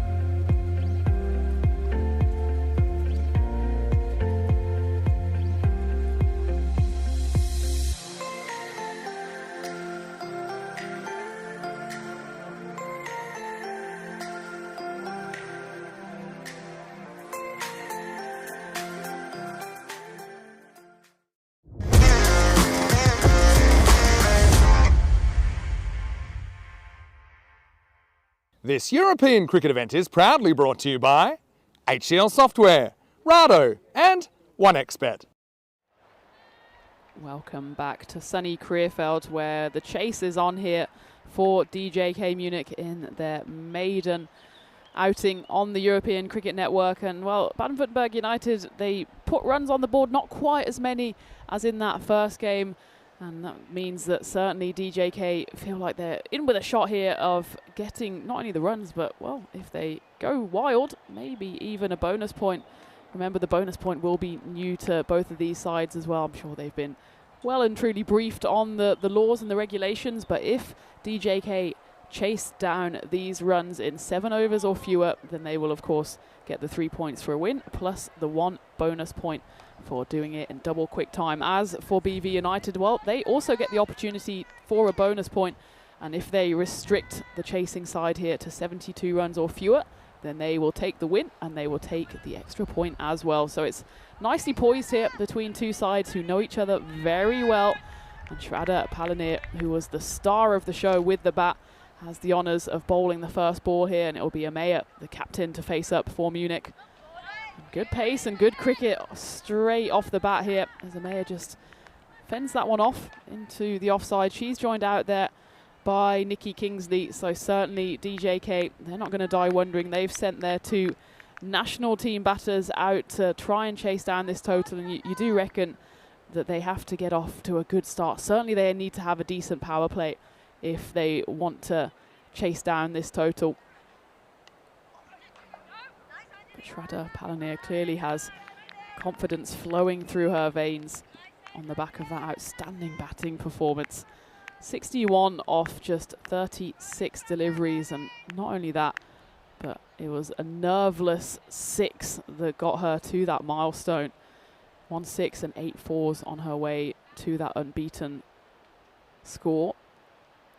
She started off with 2 dot balls here, and this one just gets a bit big on Amaya, the teenager. Hopefully she's okay. I don't think it quite hits her on the grill. It's nice to see Shraddha there just going up to her and asking her if she's okay, as does Kartika, the keeper, who knows her very well as well. Well, it does actually pop up there and hit the grill. I think it's a bit of the grill. Maybe it's just a bit of the glove. Maybe glove, possibly a little bit of a helmet, but I know Amaya is very much a driven player, so she's not going to let that affect her at all. Next one chipped up, and there'll be the first runs on the board for DJK. It was a decent effort there from Rami, who kind of didn't know whether to go forward to try and take the grab, to go backwards to stop the ball. Ends up just taking a bit of a tumble. It was a good effort to try and almost pat down on the ball, but doesn't stop the single. So we just have a shoelace there from Amaya. It has to be redone. I mean, I know she's young. I think she is old enough to know how to tie her shoelaces, but umpire Jason helping her out there. So it's the first ball to be faced here by Nikki, who I spoke about in the intros before this game, that she's previously been a hockey player, and sometimes being a hockey player can be a disadvantage when it comes to cricket. Other times it can be an advantage, and Nikki is certainly someone who uses it to her advantage. She's got so much pure power and timing, and especially anything that's short and down leg side, she'll be on that quick as a flash. So certainly you have to keep the ball slightly fuller to Nikki, and that's exactly what Shraddha was able to do there, which means even just straying onto the pads is not quite as lethal. It's just anything short Nikki will punish, and she's shown that both for Munich and of course for the national side. 20 not out she scored in T20Is. That's a high score in the longer format, and in T10s on the network, 34 not out she scored versus Greece. That was in her first ever series for the national side, and I know how much pride and enthusiasm she took to playing for the national team. As we get to the end of the first over, just the 2 runs coming off it, and Shraddha Palanir showing again why she is such a star player for BV United. Can do it with the bat and has proved it here with the ball. Unlucky number for us at the moment, 13 matches since a golden ball. Remember, it was only a short few days ago when that one was reset. The counter was agonizingly high, but now it's gone back to 0 and already ticked back up again. Like the march of time is relentless. That was that epic shortened game between Krefeld Boosters and Strath's Rising Stars. Just 3 overs, but within that, must have been about half an hour game, we had pretty much everything, including a quadruple wicket maiden, a final ball finish, of course, that took us to the golden ball. And it was the Strath's Rising Stars that emerged victorious. But fortunately for them, it wasn't enough to take them through to finals day, as of course Gelsenkirchen were the big winners of the ECS, which concluded yesterday evening. As Misha Rami coming in to bowl this second over for BV United. Just bowling probably a touch short in that first game. Did get called for a no ball in the end, too many bumpers. Nevertheless, she only went for the 4 runs, picked up a wicket as well in that win against the Western Warriors by 75 runs. She's given the opportunity here, the left-hander. This is an interesting matchup here. 2 national team players, Rami against Nikki. And Rami, well, I was saying you can't dig it short to Nikki. We'll see if she does push it up a bit fuller. Oh, she doesn't, and that's a nasty one that gets straight through and hits Nikki flush on the helmet. And you can see by the smile on her face that she's okay. I will say, knowing Kartika as well, if you've just been hit flat on the grill, Kartika's not maybe the one you want to come and be yapping in your face, but Kartika, she makes sure that Nikki's okay. And oh, that was a nasty blow. As Rico comes back into the comms igloo as Nikki just gets a bit of a seeing to here and making sure that her helmet is okay, and first and foremost she is okay. And Tyrone Peters, tournament official, comes on, gives her a bit of water, but I think she's okay to carry on, Rico. Yeah, I think Tyrone will probably do the concussion test here. Tyza saying, come on, let's do this. Right, Tyza, over to you. They say, have some water and then we'll do this. Yeah, what's going on? Both the batters have had the helmets hit with this. Tyza say, follow my finger. Up, down and across. Says, you okay? You good? How's the neck? It's fine. Yeah, good on you, Tyza. I like to see that. And of course, the umpires are well aware of the fact that every time there is a ball that hits the helmet pretty firmly, that we should do some sort of test, and Tyrone does that. And I'm sure he'll also be telling the umpires to keep a look at it and keep talking to the batter as well. So nicely done there by Mr. Horns, who goes out there. Hello to Sandy Willow, who's saying hi to everyone. Been a while since I've been in the chat. It's been lurking though, so it's nice to have you. Saying hello to myself and Tina, and hello also to Deborah, who's in there. Who else did I see in there? Yeah, Bethany Evans. Good to have you all with us on this weekend of international action. Well, at the moment, it's the batters are getting a bit of the short stuff. It's getting a little bit spicy maybe out there in the middle. Well, we've got to say congratulations to Bethany Evans as well, saying that she got 66 runs and 4 wickets in the game she just played. So that's some going. Well done to you. Going back to live here, and just a bit of width on offer, but excellent fielding there at point, equal to it. And Nikki, it's good that she's soldiering on here. It's never nice to take one in the grill, and Rami, from personal experience, she can throw down a few rockets, so it's not someone you really want to have bowling short at you. Rami showing again that she's a dangerous bowler. I'd still just like to see her bowling just a touch fuller, at least as a bit of a variation ball. As there is the one that Nikki is comfortable pushing away on, although they do have protection out there. They know, I'm sure, all of Nikki's strengths, having seen her in the national side. Of course, Rami has played with her, and it's good to see BV United have got the boundary rider out there, and that's again just shows at the moment that BV United are maybe a step up in terms of being a team. They know each other very well, and it looks like they've done their homework on the opposition players as well. Again, a bounce that just goes a bit wrong, throws the hand up in apology, does Rami. And you can see she's such a competitor. She wants every ball to be her best, and well, that certainly wasn't one of them, but she's got the opportunity now, final ball of the over. Yeah, I'd go with you. She hasn't bowled that one that's gone fuller and across the right-handers that much here today. This one's a little bit straighter, but that one gets played away quite comfortably. That's going to be out. That's gone. That's outstanding fielding. They know it's gone. I don't know if it's been given out on the field of play, but it's just outstanding fielding. And it's that same fielder again, I believe. We'll take a look at this. I think Rabia is going to be in the action once again. She took a great catch in that area. It's just a wonderful pickup, a good throw. And I think Nikki was always struggling to get there. Let's have a look. Here's the pickup. Here's the throw. Great arm into the gloves of the keeper. And the rest is delightfully done there by the wicketkeeper. Does the work. Well done to the fielding team there. Really good work. Excellent work. Gets the wicket. But once again, the pick up and throw was great. And Kartika behind the stumps makes no mistakes. It's a difficult one, that as well, because she had to make sure she didn't break the stumps as she went to the stumps. We'll see it one more time. So she gets to the stumps quickly, but she's kind of on the wrong side of the stumps, so has to make sure that as she's getting the ball onto the stump that she doesn't break them beforehand. And you can see that the umpire there, it's an easy one to give out. Excellent work. And that's a wicket. The first goes down. Brilliant fielding from the thrower and the keeper. End of the second over as well. It's unfortunate for Nikki. I assume it was her call, as that one's worked away beautifully by Amaya, the captain, for her first boundary of this series. Yeah, it went to the 45, so you'd hope or imagine that Nikki was the one calling for that run.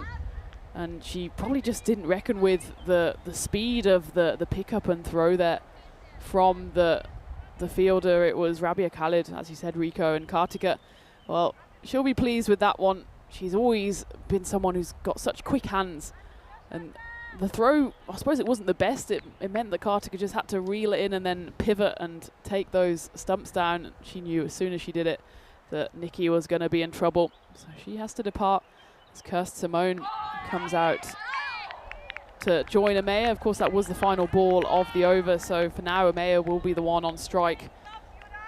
And it's really a case here of BV United wanting to go in for the kill, because they've thrown the ball back to Shraddha here to bowl her second over in the power play. As Amaya misses that one and just about shuffles her foot back behind the crease before the throw comes in from Kartika, the wicketkeeper. So a slow start here from Munich, but you've got to say it's thanks to the excellent performance from BV United. Another one that flashes past the stumps, and Kartika, well, she can never be accused of being boring. She's enthusiastic to the point of over-enthusiasm at times, and this time again she throws the stumps down, but at least realises this time, well, maybe I should help reconstruct them, because otherwise the umpire is going to be sick of the sight of me. But you're right here, it's just really good bowling. So they go back here to Toronto, who's making things difficult. And that one's not the best of deliveries. It sort of comes out off the side of the hand, and that's going to be a wide ball. So one more run to go on the ball, but they just make it very difficult for the opposition to get the start and the runs on the board that they want in this power play. Back to the mark though here to Shraddha. Balanir comes in again. That's better areas, but well played as well.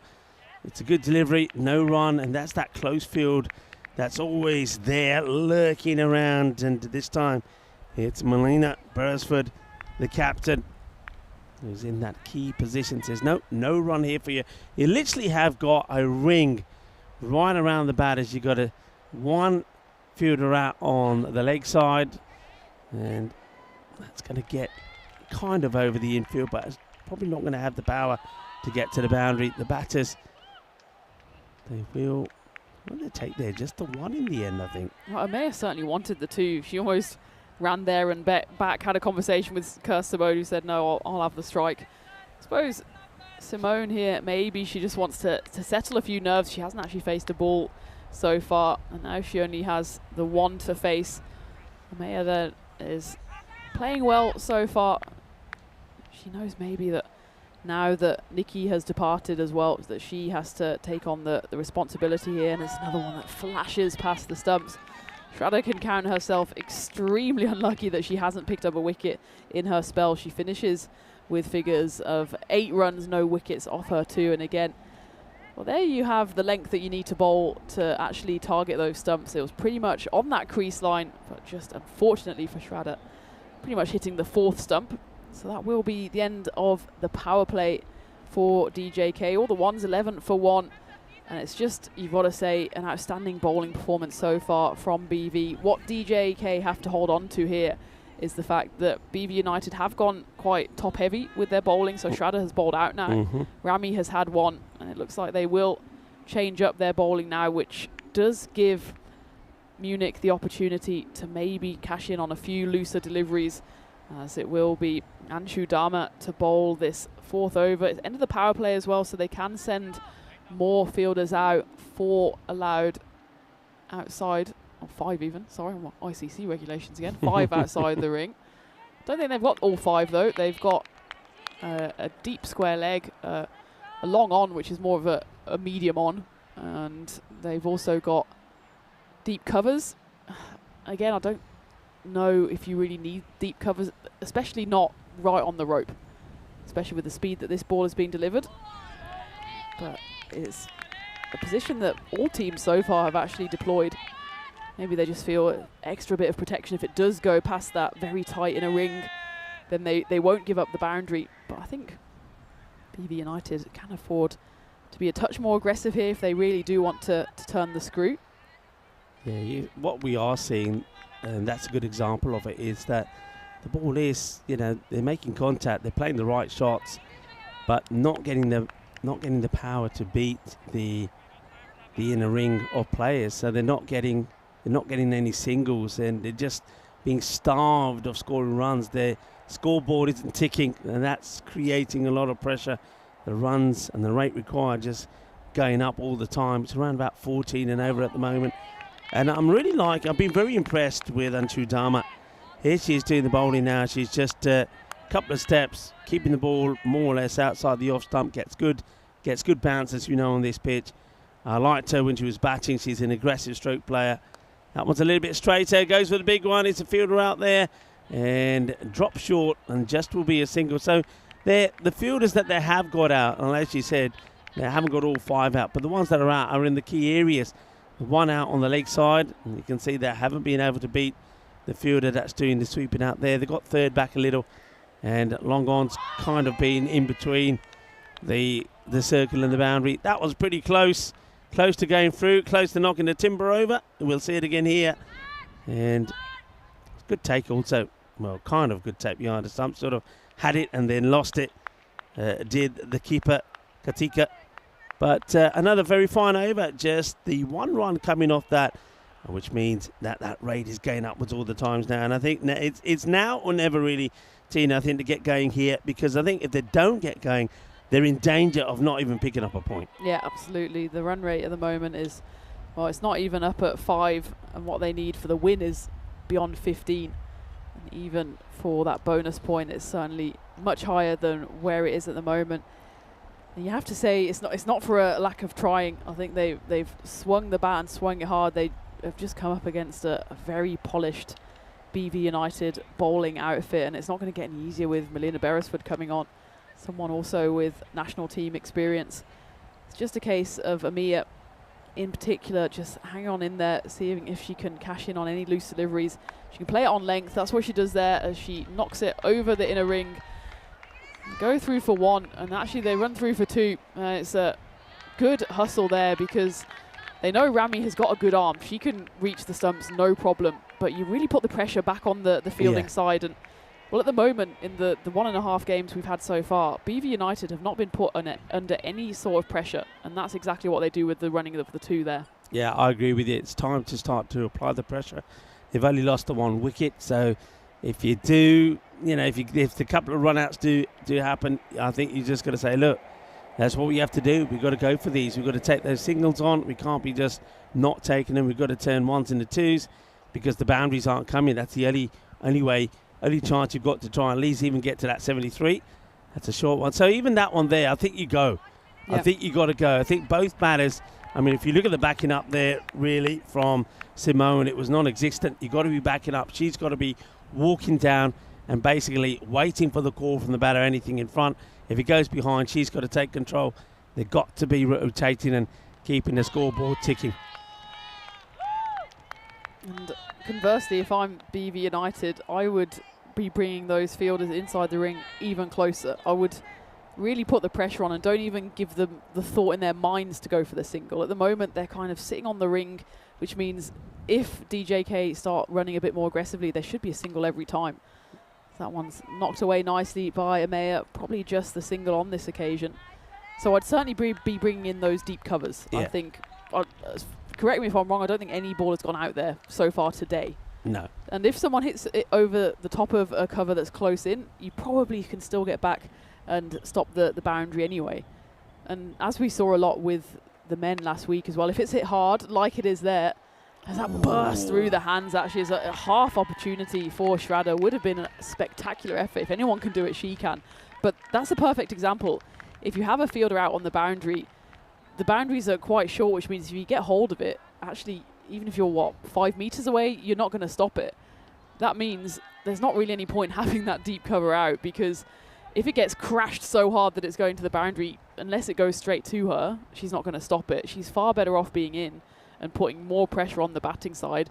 That forces her to go over the top if she wants runs, and that's when you get possibilities of catching or run-outs.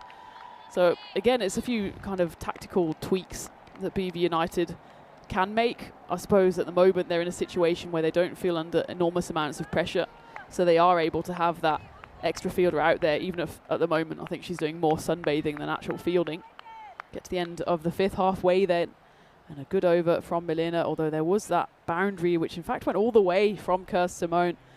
So a little milestone for her first Maximo on the network. But otherwise, DJK really still need to ramp up that run rate. 22 for 1 at the halfway stage. And don't forget, we do have a relatively new European Cricket Network Hindi channel over on Telegram. Is it Telegram? Telegraph. I think it's Telegram, isn't it? Yeah, Telegram. Telegram. And you get all the news, latest information, videos, highlights over there. As of course you can on our social media channels, Instagram, Facebook, Twitter, and our website, where you can see the fixtures, not only for today and tomorrow, but also everything that's coming your way on the network over the next, till the end of 2025. I think the calendar's pretty much It's pretty fixed. much there, yeah, so enjoy. Yeah, well done, by the way, to Simone, hitting a Maximo. That was her first scoring shot as well. Now let's see if that gets her started. And just go back to Anush Darman. Anush will just keep that outside the off. She doesn't give you a lot of width, so I think here again you got to be looking at that point area. Just try to guide towards point. That's a little bit short. Misses out on the pull shot. Watching the cricket, there's one thing that I think I've picked up on watching a lot of women's cricket. Probably the one shot that you learn to play first is the pull shot. That seems to be the one where most of the runs are being scored, Tina. Yeah, absolutely, because as we've spoken about today, that's a lovely example of it, although that's more of a slog sweep. However, equal to it on the boundary this time is Shraddha Palanier. Probably deserved to get a boundary on that one, more so than on the previous one. That's so well hit, and yeah, it's an excellent bit of fielding there from Shraddha. You got to be feeling pretty gutted as a batter if you don't get the boundary there. Well, speaking of boundary, this one is just going to stop short. The batters will come back for two, so I'm liking the hustle now from the two batters out there, Amaya and Kirst Simone. They're starting to get things happening. And just, I think the boundary from Simone will give her the confidence. Amaya, she's also going pretty well. Both batters, of course, have had some issues with the shorter delivery, so maybe their confidence did get knocked a little bit early on. Amaya was one of them that got one on the lid, but she's starting now to start the flow. But yeah, I think learning the pull shot is the first. What would you say the next one is, which is pretty important?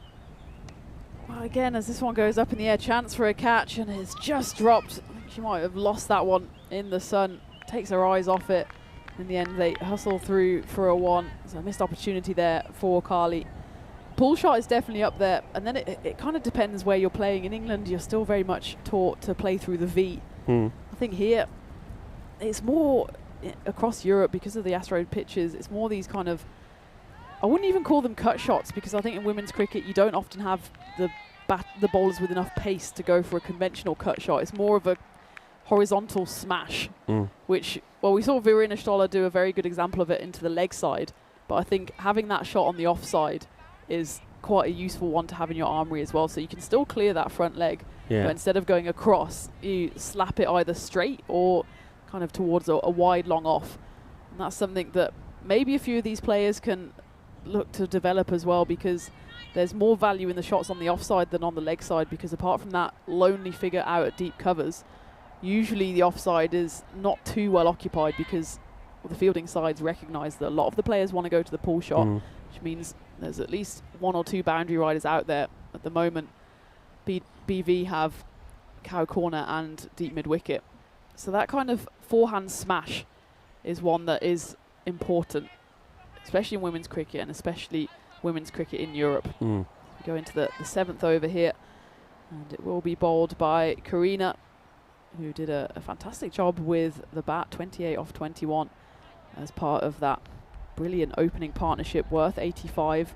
Remember, of course, she hit a couple of boundaries there, and while Shraddha Palanir will take the headlines, Karina was just as important in that partnership. Yeah, she played a part in it very well. We had a sort of quick look at that field again. We saw that sweeper still out there on the boundary, and we both feel that maybe she doesn't need to quite be out there. That should be put away, but of course we know who's out there. A fielder who hasn't put a foot wrong to no boundary getting past me. She's made some great stops. Even the one that actually went for 6, it came off her arm. She came across, tried to take the catch, and the ball hit the top of her arm and flew over for 6. And she just didn't even blinch an eyelid. It didn't make no difference to her. She's a very strong player. That's a teasing little delivery, asking for the LBW, but was always going down the leg side. But once again, good running, much better running from these two. I think there was bat on that as well. There's no signal from umpire Jason.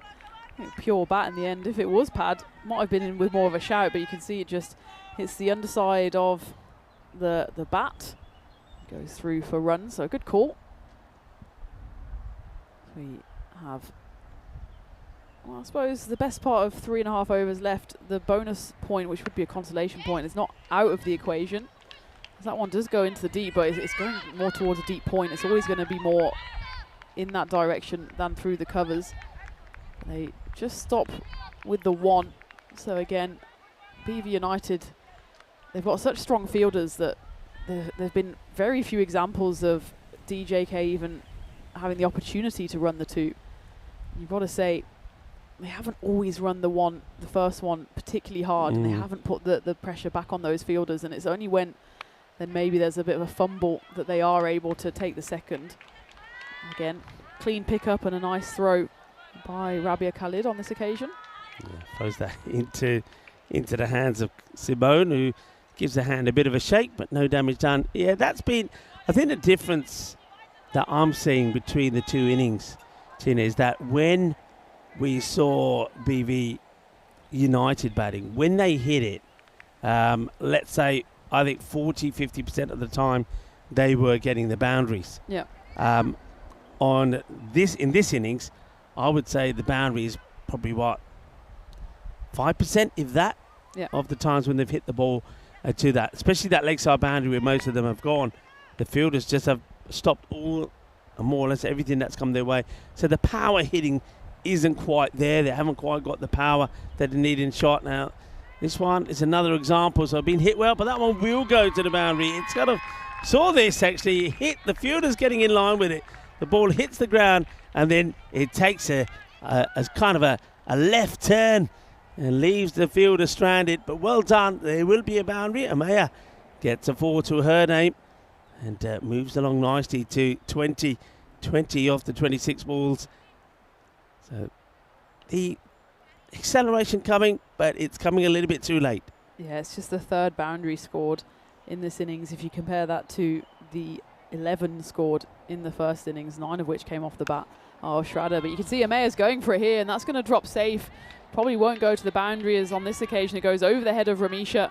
But it's Rabia Khalid there doing the cleaning up. But again, they just go for 1. I think that's exactly what Amaya is saying to Kirst there. They've got to take every single run. I suppose the advantage on this occasion is that the single does keep Amaya back on strike, and she's certainly looking to accelerate. We're going into the final 3 overs, 36 for 1 on the board as we take a look at the game coming up, and a few big changes for Western Warriors, none more so than Antonia Meinborg. She's someone who's played for the national team of Germany before, and she is someone you got to watch out for when she bowls, Rico, because she used to bowl completely off the wrong foot. Now I think she's had some work on it. She was in New Zealand for a year last year, and it'd be interesting to see what foot she bowls. And there's only 2 options. She's either bowling off her left or her right, but she's a lovely bowler, gets incredible away swing. Be good to see her and Tatiana Quintas and Sitara come in as well for the Western Warriors. I'll be curious to see how those changes impact them.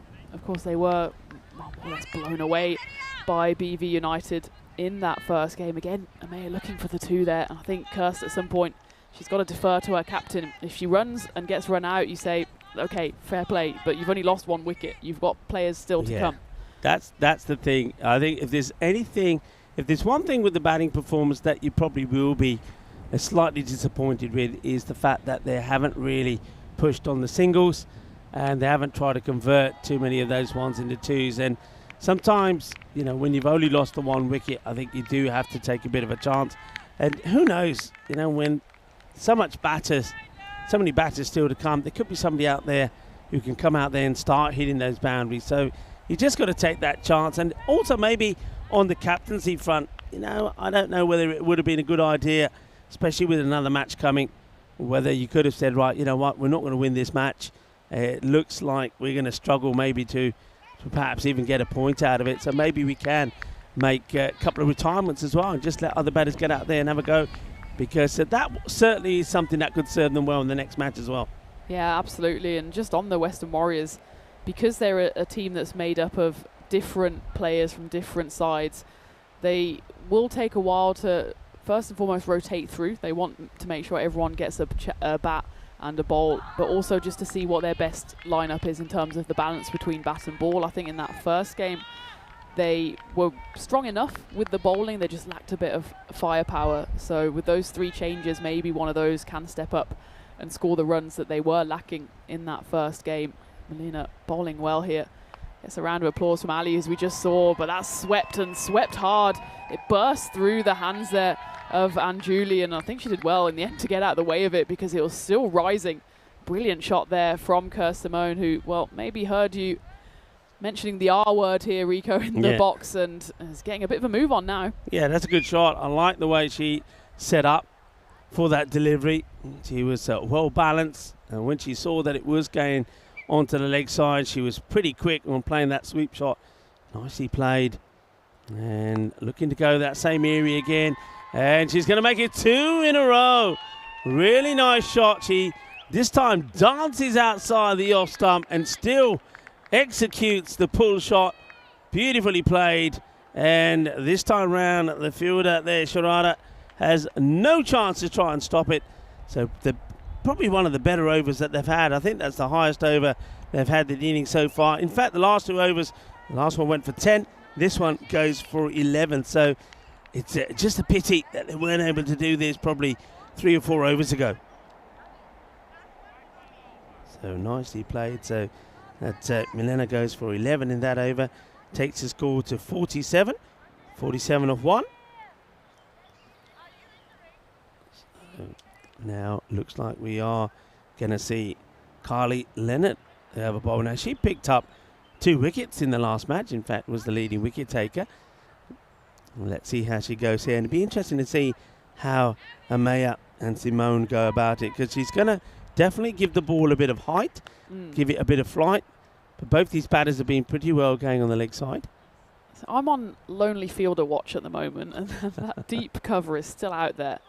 Even when Melina was bowling the previous over, she's bowling offies, so she's turning it into Kirst Simone and Amaya. But Kirst has shown that she's going to smash everything through the leg side, which, no criticism on my part, she did it brilliantly on those last 2 deliveries. Why do you still have the deep covers out? I just feel sorry for her more than anything, that she's not getting involved in the action. And we go into the 9th over here. This one, just drops over the head of Milena. Well, at least the fielder there can get close to it. Oh, she doesn't get the ball. Come on. She almost got a touch on the ball. Almost. And, well, she will now go back to a mark. Well, Karina. But one thing that I saw, and I think this was when I was watching some of the women's cricket earlier in the year in Czechia. And I made an observation, T, that it was a couple of innings, a couple of matches were completed. That one's going to be nicely played away. Could be another boundary. It will be.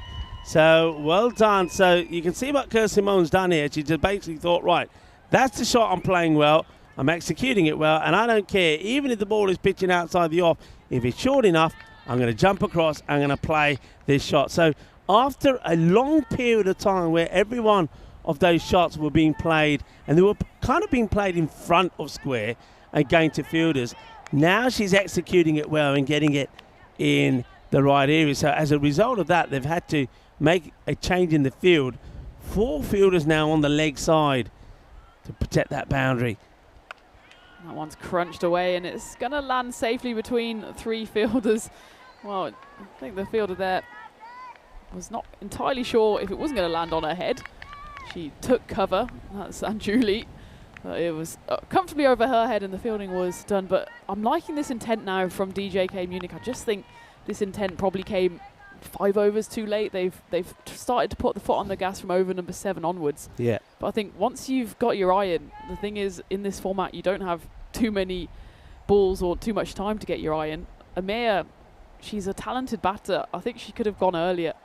And if you get out, sure, fine. These things happen.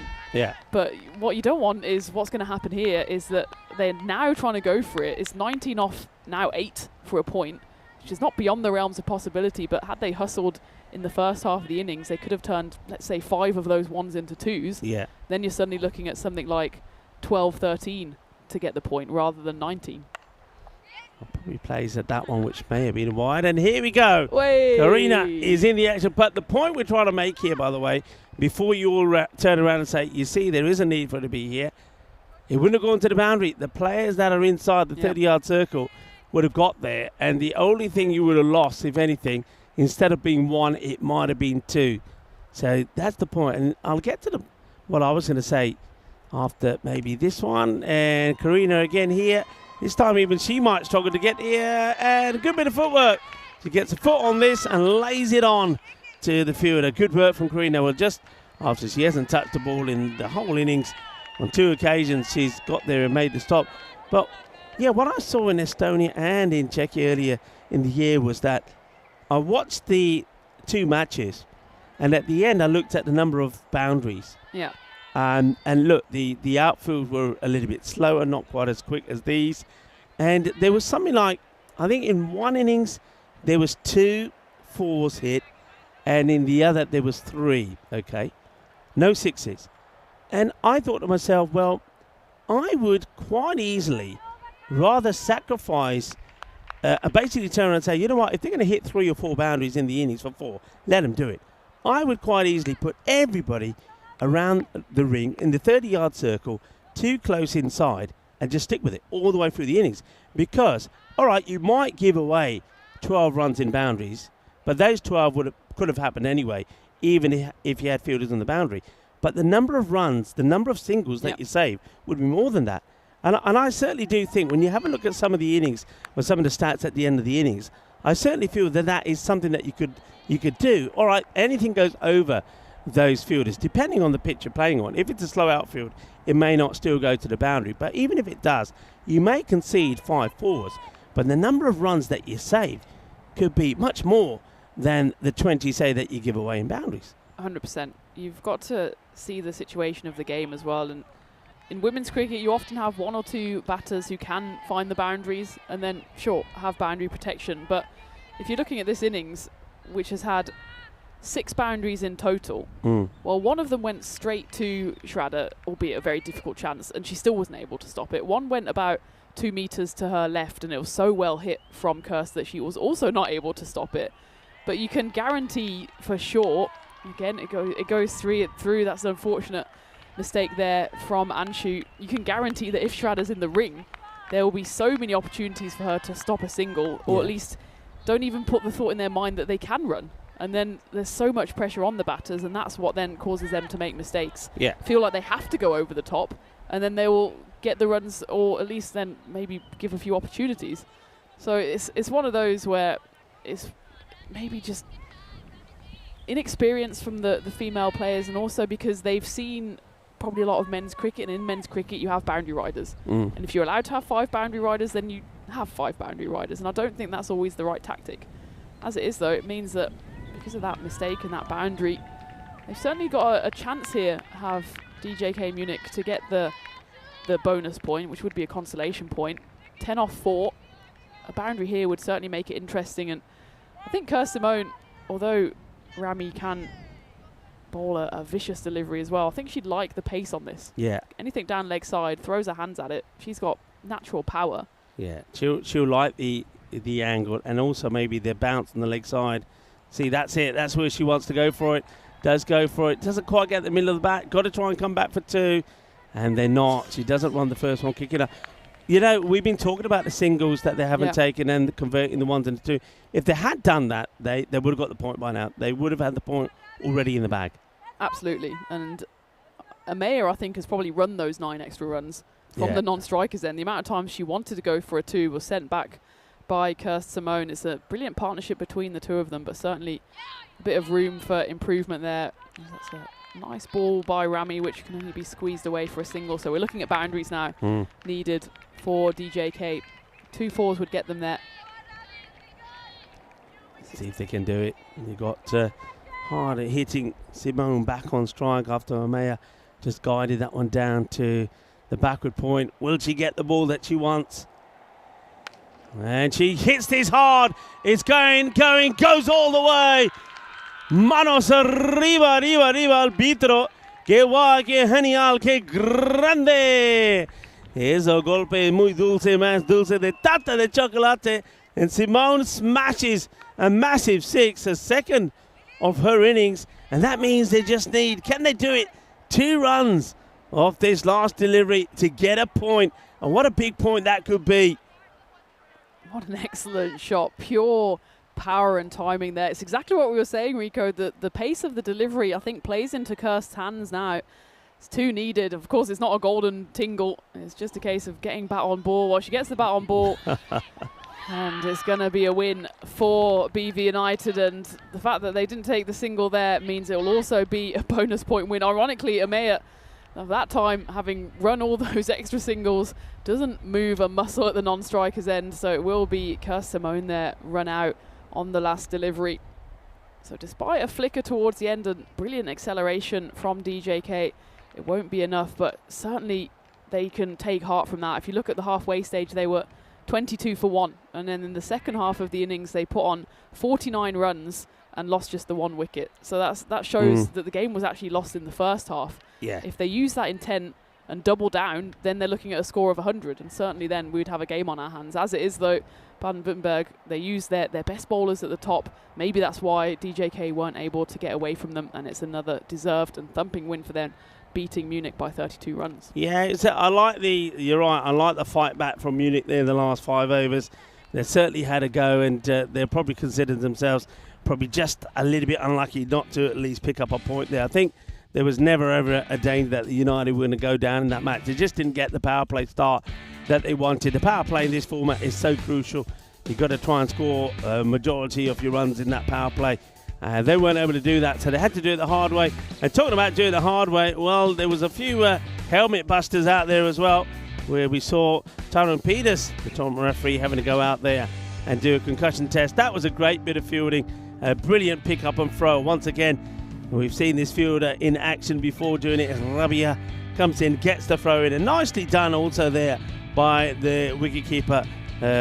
And it wasn't the easiest ones to deal with, but Katia does really well, takes the throw and then gets the ball back on to the stump. So that was nicely dealt with. And then we saw finally, after seeing a huge amount of time where every time the ball's hit there on the leg side, always going to the fielder, and it was mainly also going to Shorada, where they found a way to beat her. They started to hit the ball finer, and it was some good hitting from Simone. That was one that got away, and that certainly left the the possibility of getting a point out of this. And then when that massive 6 was hit, but then the last delivery, good change of line from, beg your pardon, from the bowler there, got the ball outside the off, and there was going to be that run out. There was never going to be a run there, and they were never going to get the 2 that they needed. So well done once again to BV United. They make it 2 wins out of 2, but not just 2 wins out of 2, Tina. They take all the points, 8 points out of the 2 matches they played. They'll have a bit of a break here now, and I think the next match coming up is going to be an interesting one. Before we talk about that, let's take a look at the scorecard. A very good partnership between those two, worth 66 runs in the end. But unfortunately, they'll be disappointed, I feel, being together for so long and putting a good partnership together, that they don't get they don't take a point away from the opposition. Yeah, absolutely. And I think that early wicket of Nikki Kingsley, you could see how heavily that was celebrated by BV United, that they knew that was a key one. Yes, she didn't really get going, but she's got the ability, as does Kirst Simone, to hit some big shots. And unfortunately for DJK Munich, when they did put their foot on the gas, it was just too little, too late. You have to say, though, outstanding bowling from BV, especially Shraddha Palanier. She bowled 2 overs for just the 8 runs, and 2 of those were in the power play. And we've spoken so much about how important that power play is. If you don't get off to a good start, then you're always facing an uphill task, and that's a task that was just a step too far for DJK, as they do fall to their first loss in their first game on the network. Baden-Württemberg taking the win by 32 runs, so it's 2-2 for them. They get a little break as we see now the next matchup, which will be the Western Warriors versus DJK Munich. Both of them have suffered defeats at the hands of BV United. One of them, of course, will register then their first win on the network, and I feel like this is going to be an interesting one.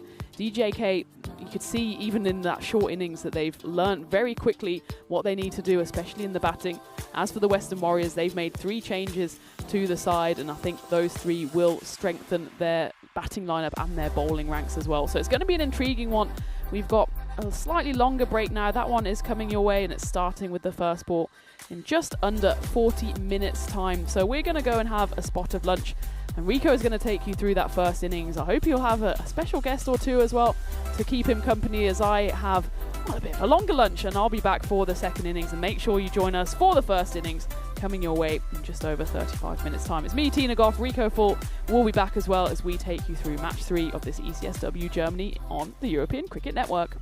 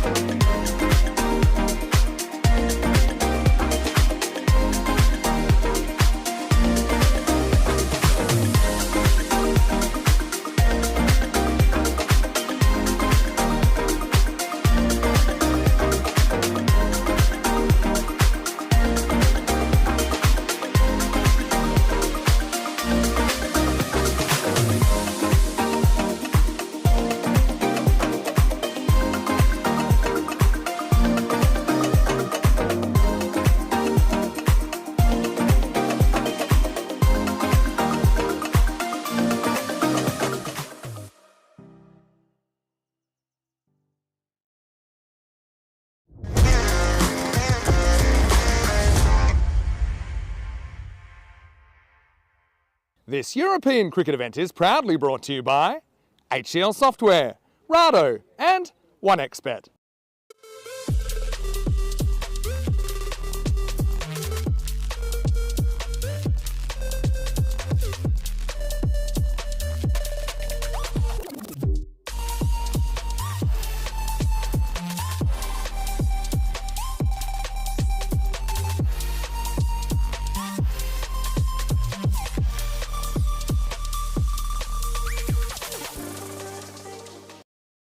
Welcome back to Krefeld, and it's game 3 of this ECS-W. It's the final matchup between the two sides that we haven't yet seen. It's DJK Munich against the Western Warriors, and without further ado, let's go to Tyrone Peters with the coin toss. DJK Munich to call. Des, Tails is the call. Oh, wait there, ladies. And that is a tails. we're batting. They're going to have another bet. Thanks, Tyrone. So there you have it. DJK have won the toss and they will have a bat first. Good to see the captain Amaya out there, and I think she'll be featuring heavily with the bat. She already put in a brilliant bowling performance in that previous game against a hotly favoured BW side, but I think this one will be quite an even contest. DJK will certainly fancy their chances against a Western Warriors side who I think are still kind of getting to know each other as a side. They just didn't really have the batting firepower in that first game against BV United, and we know how strong they are, the Bundesliga reigning champs. For the Western Warriors then, it'll be a case of can they develop their side and can they learn as they go. I certainly feel that they've got a win in them at some point, especially with the bowling lineup they have. They've got Susie, she gets an incredible amount of swing first up, and if they can take their opportunities, then they will have a chance to get that win. And the good thing is that all of these sides are playing 6 games throughout the weekend, so plenty of time to get some runs under your belt, plenty of time to get some wickets as well. It's been great fun so far, and I know Rico is looking forward to this one as well. We're into game 3, it's lunchtime, it's going to be a feast, and the news from the toss, Rico, is that DJK have won and they will have a bat. Thank you very much to Tina. Looking splendid out there. Loving that jacket. And I get the feeling that jacket could be doing the rounds today, but we'll just leave that for the moment as we turn our attention to this contest. I'm really looking forward to this. I mean, look, both these teams got beaten quite comfortably, didn't they? By, of course, their opponents, BV United. I mean, we saw that Western Warriors got just to 52, chasing 127, and then the DJK Munich, 71. They got to chasing 104. So I actually think that these two together are going to give us quite a tight match. I think the batting's going to be the key. Both teams with the ball, I believe, were pretty good. They were pretty tidy, though they could do with cutting down some of the extras that they were given. So that is going to be pretty key, I feel, for them. But in terms of the way that they were out there in the field, I think they were very similar. So looking forward to seeing how they perform. But yeah, I think the batting, whichever team can get a batter that gets it, that can get some runs scored on the board, vital runs, maybe somebody scores 20 or 25, that could make a big difference in this competition. We saw some changes, some new players coming into the sides there. So a couple of new players in. Let's see how they feature in this one. And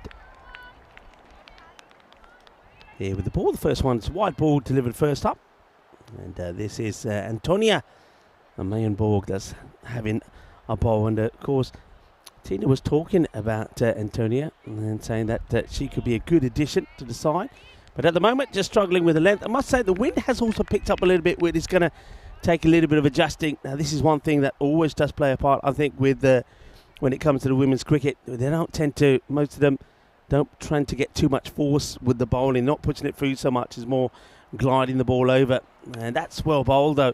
Good line, this time no runs as it gets played down the ground. This is Nikki Kingsley that is batting, and Amaya Karakuntla is out there with her. So 2 good batters here for DJK Munich. I'm hoping to get a good start here. Power plays, I feel, are everything. I think that's where both these teams missed out on.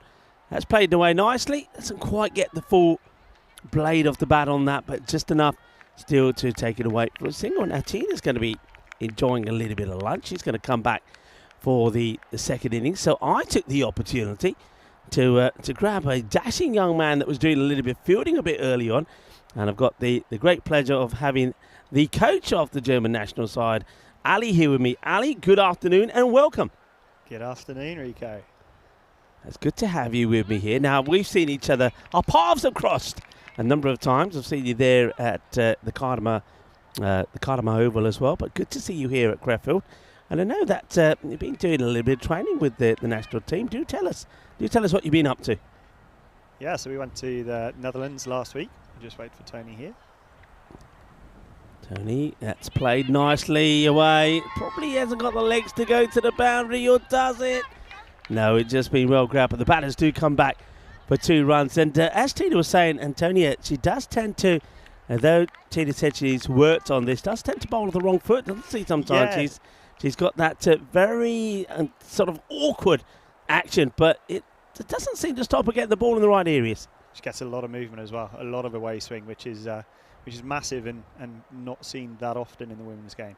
There she goes again. So you can see, I think, what you see from that, because Tina did say she's been working on this, so you can see that when she goes to bowl, rather than the other foot come forward, you see sort of hangs that leg out there, saying, no, I'm going to keep this one there.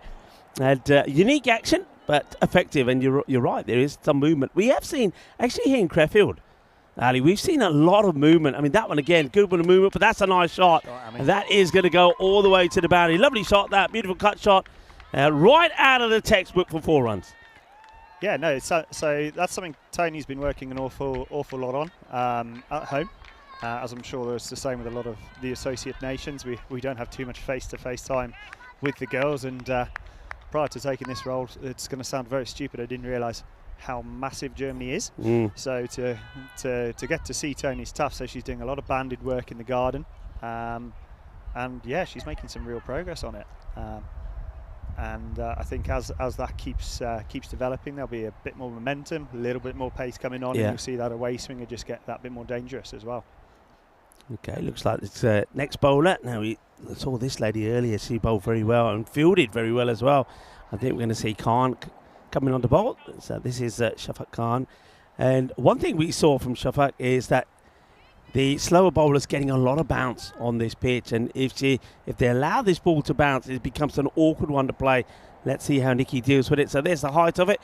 She plays that on the full, gets it through the inner ring, but the sweeper and does the job out there, just keeps it to a single. Actually, before we start about talking about your role and your involvement with the German national side, let's talk a little bit about yourself. So where are you from originally?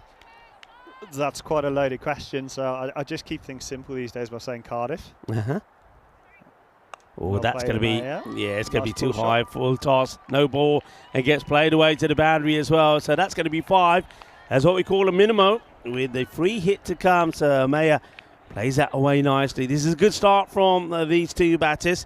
I did say that the power play is quite key to get a good start. Try to get about 30, 35 on the board quickly, and it looks like it's going that way. So free hit to come.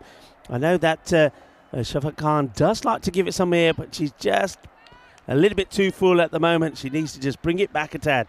Free hit then. And then we'll go back to Ali, where he starts from. So it's shorter, hit down the ground, and well, that's going to be a fortuitous stop. Fortuitous stop there from the fielder, and gets the leg in the way, and does that's Snigdara. Have a look at this. He's been hit well, firmly hit, and whack! Ooh, right on the shin. That's when you do need the pads. Yeah, that's a lovely bat flight from Amaya there. Really got her hands through it. But yeah, I spent 10 years living in Belgium and growing up over there. Right. Well, we've just been to Belgium. Well, I have. We just had a lovely tour there, Belgium. Well, left arm spinner and Captain Alex has played for Royal Brussels Cricket Club, which was my club back in the day, and found out from her that Ted, the president, is still going strong at 94 there. So it's a small world cricket. Bit of width on offer, played firmly, but a bit of miscommunication could be, well, a better throw. Yeah, the fielder knows she's holding her head there. That's Mohini Sajwan, who gets the throw in, but if she just got it to the keeper, so it does make a good stop, but just rushed the throw, and you can see that if it did go to the keeper, there was definitely a chance of a run out there, as the batters didn't quite communicate that. So Amaya gets a little bit lucky. Floated up, and that's well bowled. It's worth a shout. The umpire has a look and probably feels that it's probably drifting over. I've mentioned this wind. This wind's pretty strong, though. It's going to be pleasant relief for the bowlers. Will make it tricky for bowlers like Khan, who does like to float the ball up, and the wind will take that a little bit, won't it? Definitely. It's as you say, though, it's quite nice. It's a very warm day. In the air, gets it over the infield, but they do. Oh dear. The spin. The spin. We know about this Krefeld cricket ground. There's a few Tortugas in there, and also the spin here. Watch this. The fielder feels she's in line with it, and just here, as it hits the deck, it starts to go the wrong way. Wrong taken a right angle, hasn't it? Yeah, wrong foot's the fielder, and Vushali Borawat couldn't do anything about that. So 4 runs at the end of that over. It's pretty expensive, really. It's the 5 no ball, remember, and then there was the 4 to finish at 12 coming off that. 21 without loss after the 2 overs. So sometime in Belgium, 10 years she said in Belgium. Yeah, and then went across to Cardiff University and never left. Been there a long time since. I won't say how many years, as you were very kind to call me a young man earlier. More bold. Almost takes a vicious catch. It was the same fielder involved again is Mohini Sajwan. This was crunched. That would have been a great catch. She had it for most of the time, didn't she? It just pops out. Yeah, I mean, she's shown no pain, but that must have hurt. This was struck well, Ali. There's some power coming from Nikki there. She's played a very high level of hockey previously before her cricket career, and yeah, that power really does come through. Flighted up and uppish, gets it over the infield. Sweeper this time cautiously watches the ball. And this time Vrushali says it's not going to do the same to me this time.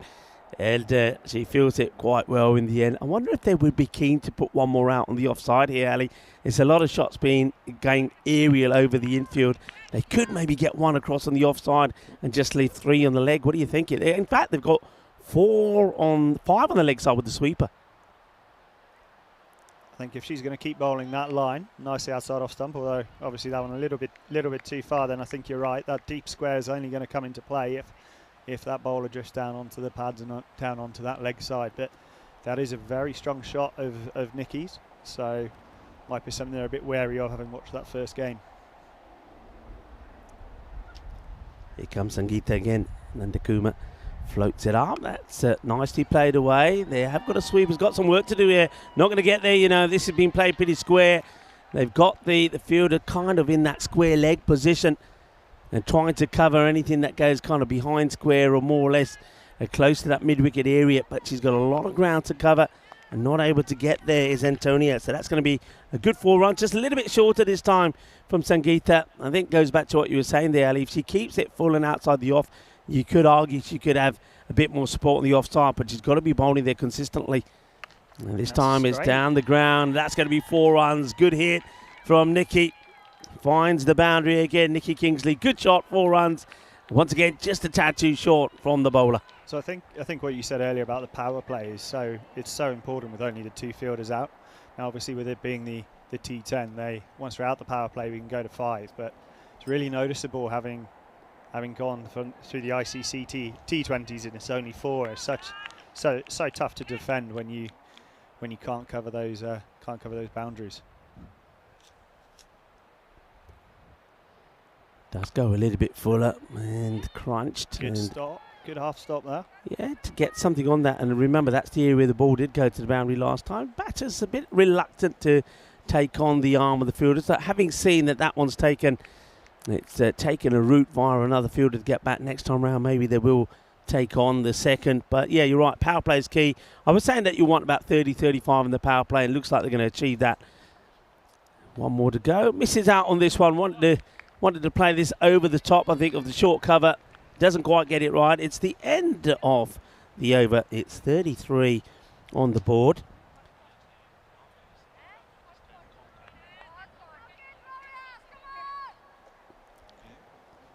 So let's have a look at the way the power play looks. And right after that, we'll say hello to you from the comms cam. I've got Ali here with me, who's the national team coach for the German side. So we'll say hello or welcome everybody. And here he is.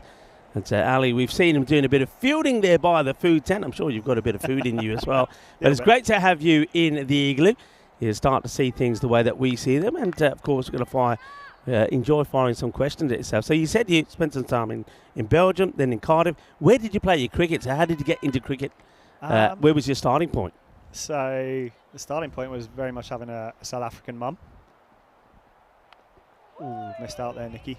So there was the classic story of the backyard cricket, and in those days listening to Test Match Special and watching a bit of the scores on CFAX. Okay. Over in Belgium, and then started playing at my school and the clubs there. So shout out for Royal Brussels Cricket Club and the British School of Brussels is where I started playing a lot of my cricket. Nicky's gone after the wide one there, but didn't quite connect. And then, going to university, I think I realised quite quickly that if I wanted a career in cricket, I was going to have to go down the coaching route. That was a long time ago now, and lots of regional coaching with the Wales teams at junior level.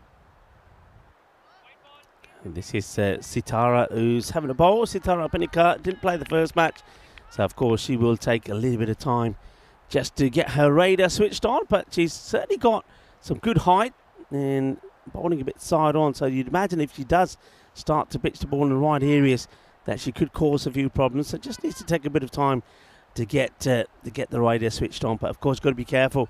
Nicky's hitting and striking the ball pretty well.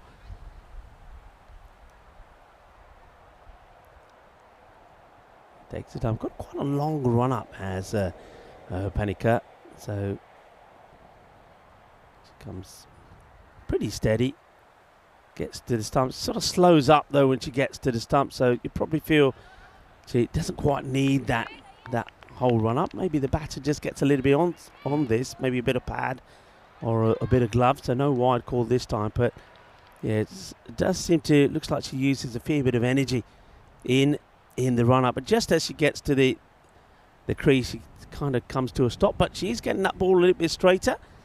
Here comes Sitar again, and that's well bowled, good areas, and well run as well from the two batters. They asked the question, but I think comfortably in, good running, and good backing up really, you've got to say there from Amir, who she likes to play some nice straight shots. You can see there, good technique, sliding the bat in. That's what you want to see as a coach, isn't it? Oh, 100%. And I really like what Nicky's done there. Like, we know she's got the power in her game if there's a short ball, but that was really well bowled by Panika, and to be able to just drop that down for one. If we can get singles off, the good balls, then that's when the run rate really starts ticking along nicely.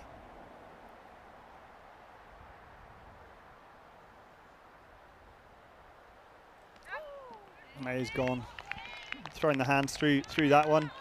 It's not often you get that drive ball on this pitch, as you alluded to earlier with the bounce. So I think the batters do look to try and take advantage of it. And obviously it's tough when we spent last weekend with these two batters amongst others trying to get used to playing on grass pitches and the lower bounce, and then coming straight back to Krefeld, and it's taking off. Up in the air, catching chance, and very well taken. She's got good hands here, Shafat Khan. She's shown that to us already. She took a sharp catch on the 45 in the first, and now takes a good one to get the dangerous Amaya Kanukutla out on 17. Well caught, good, safe hands there from Khan. Yeah, she's clearly tried to go over the top there, just not quite got enough on it. Very well taken. Now this is something you won't see on the network too often, Rico. We have wife and wife batting together. Well, here we go. Now, could this be the first? So, here's the catch. And, well, we know that Nikki Kingsley is out there. And now we have, a couple. They're out there. And, Simone joins her. Yeah, Simone now comes out. So, what a lovely opportunity is for these two to go well. And of course we saw Simone towards the end of that last match. She was crunching the ball well. She really did. 32 not out of 20. You don't want to be bowling short to her, and that's exactly where she liked it. But that one, oh, she almost puts it back onto her own stumps. So Sital will finish the over with a wicket. And in the end, though, there were a couple of wides in there early on when she was getting her radar right. She only concedes 1 run off the bat. So just the 3 come off the over. And he picks up a wicket as well. So 36 for 1. Okay, a little bit about yourself now, Ali. So, as a cricketer, come on, give me one of your highlights. What would have been your highlight as a player, and when? How old were you? Oh, I think I had some good highlights playing for my former club, Liz Vane, down in Cardiff, and I think that the highlights got to be getting a good group of players the same kind of age together. Yeah. And playing with friends. Is there a little nick on that? It's going away like there is. I think, let's see what the umpire signals here, or doesn't signal. And yeah, there's definitely a bit of ad on there. So chasing the wide one, probably would have been a wide. And yeah, there it is. Yes, there we go. So yeah, the highlight's definitely playing and having some success on the field, but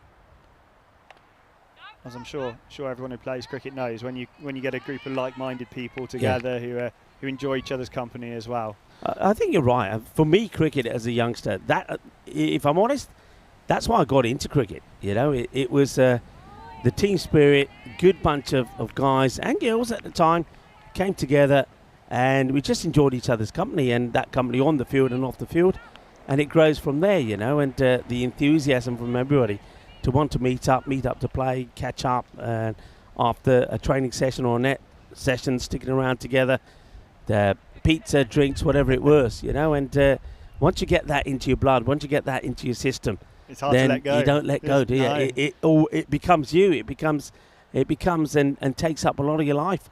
I'm missing out on a movie night this evening. So fancy dress down at the club at Cardiff Cricket Club, and I know that their Cool Runnings might be putting in an appearance as well as a character from Jurassic Park is all I'll say on that. Okay, you got to send some pictures through of that tonight when you get them. That's going to be interesting. Great bit of fielding there on the boundary. Once again from Antonia, that's been hit pretty well, but good bit of fielding. Once again, Simone, she does play in this area really well. She does get single this time. It took her a while to try and find the gaps last time, and what she did start doing is started to play a much later and getting the ball a lot finer. I know that you were out there at one point at fine leg, and you were applauding some of those shots. You played them really well when she kind of hopped across the off stump and was playing those sweep shots. Definitely, and you see, so these two know each other through their hockey, and you can see that come through in Kerr's game as well. But I particularly like how once she settled, she waited this ball well across from Stoller, the wicketkeeper there. Once she settled, she didn't let the bowlers bowl at her. She was starting to manipulate the line of the ball, moving around the crease. So, we know she's got her favoured area, but she was stepping across the off to really try and access it.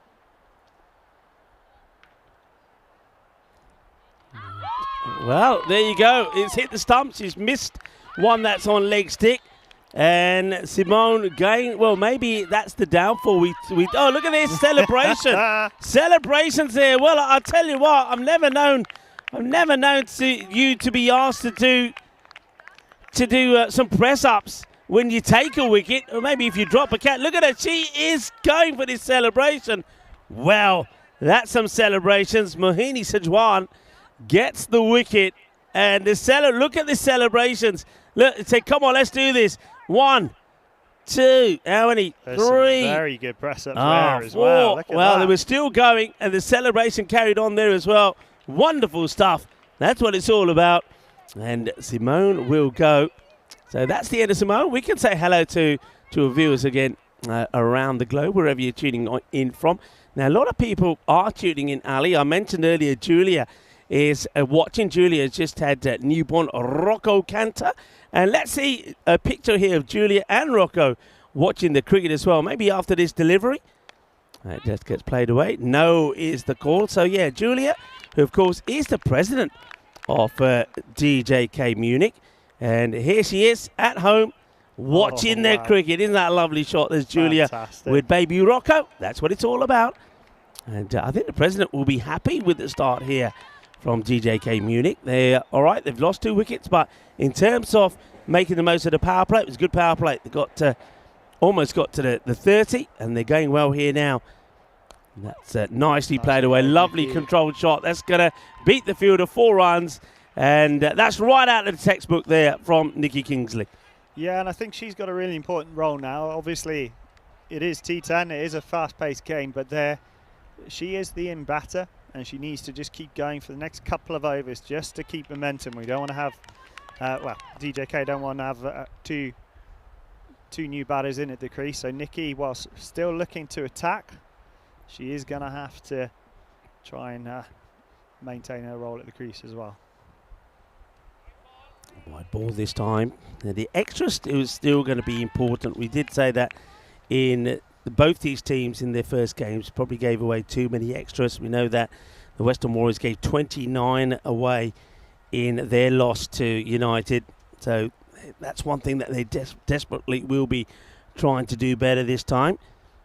And Mohapatra with the ball once again a little bit short down the leg side. That's crunch. That is. Going to get through the gap there between square, mid-wicket. It's going to be 4 runs, so good, solid strike. So Nikki going strong. She would have been disappointed to lose her partner in life and in cricket, I suppose you could say. Simone early. Simone going just for the 1.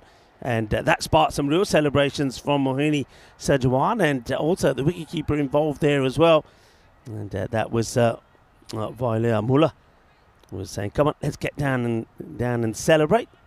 So celebrations were done.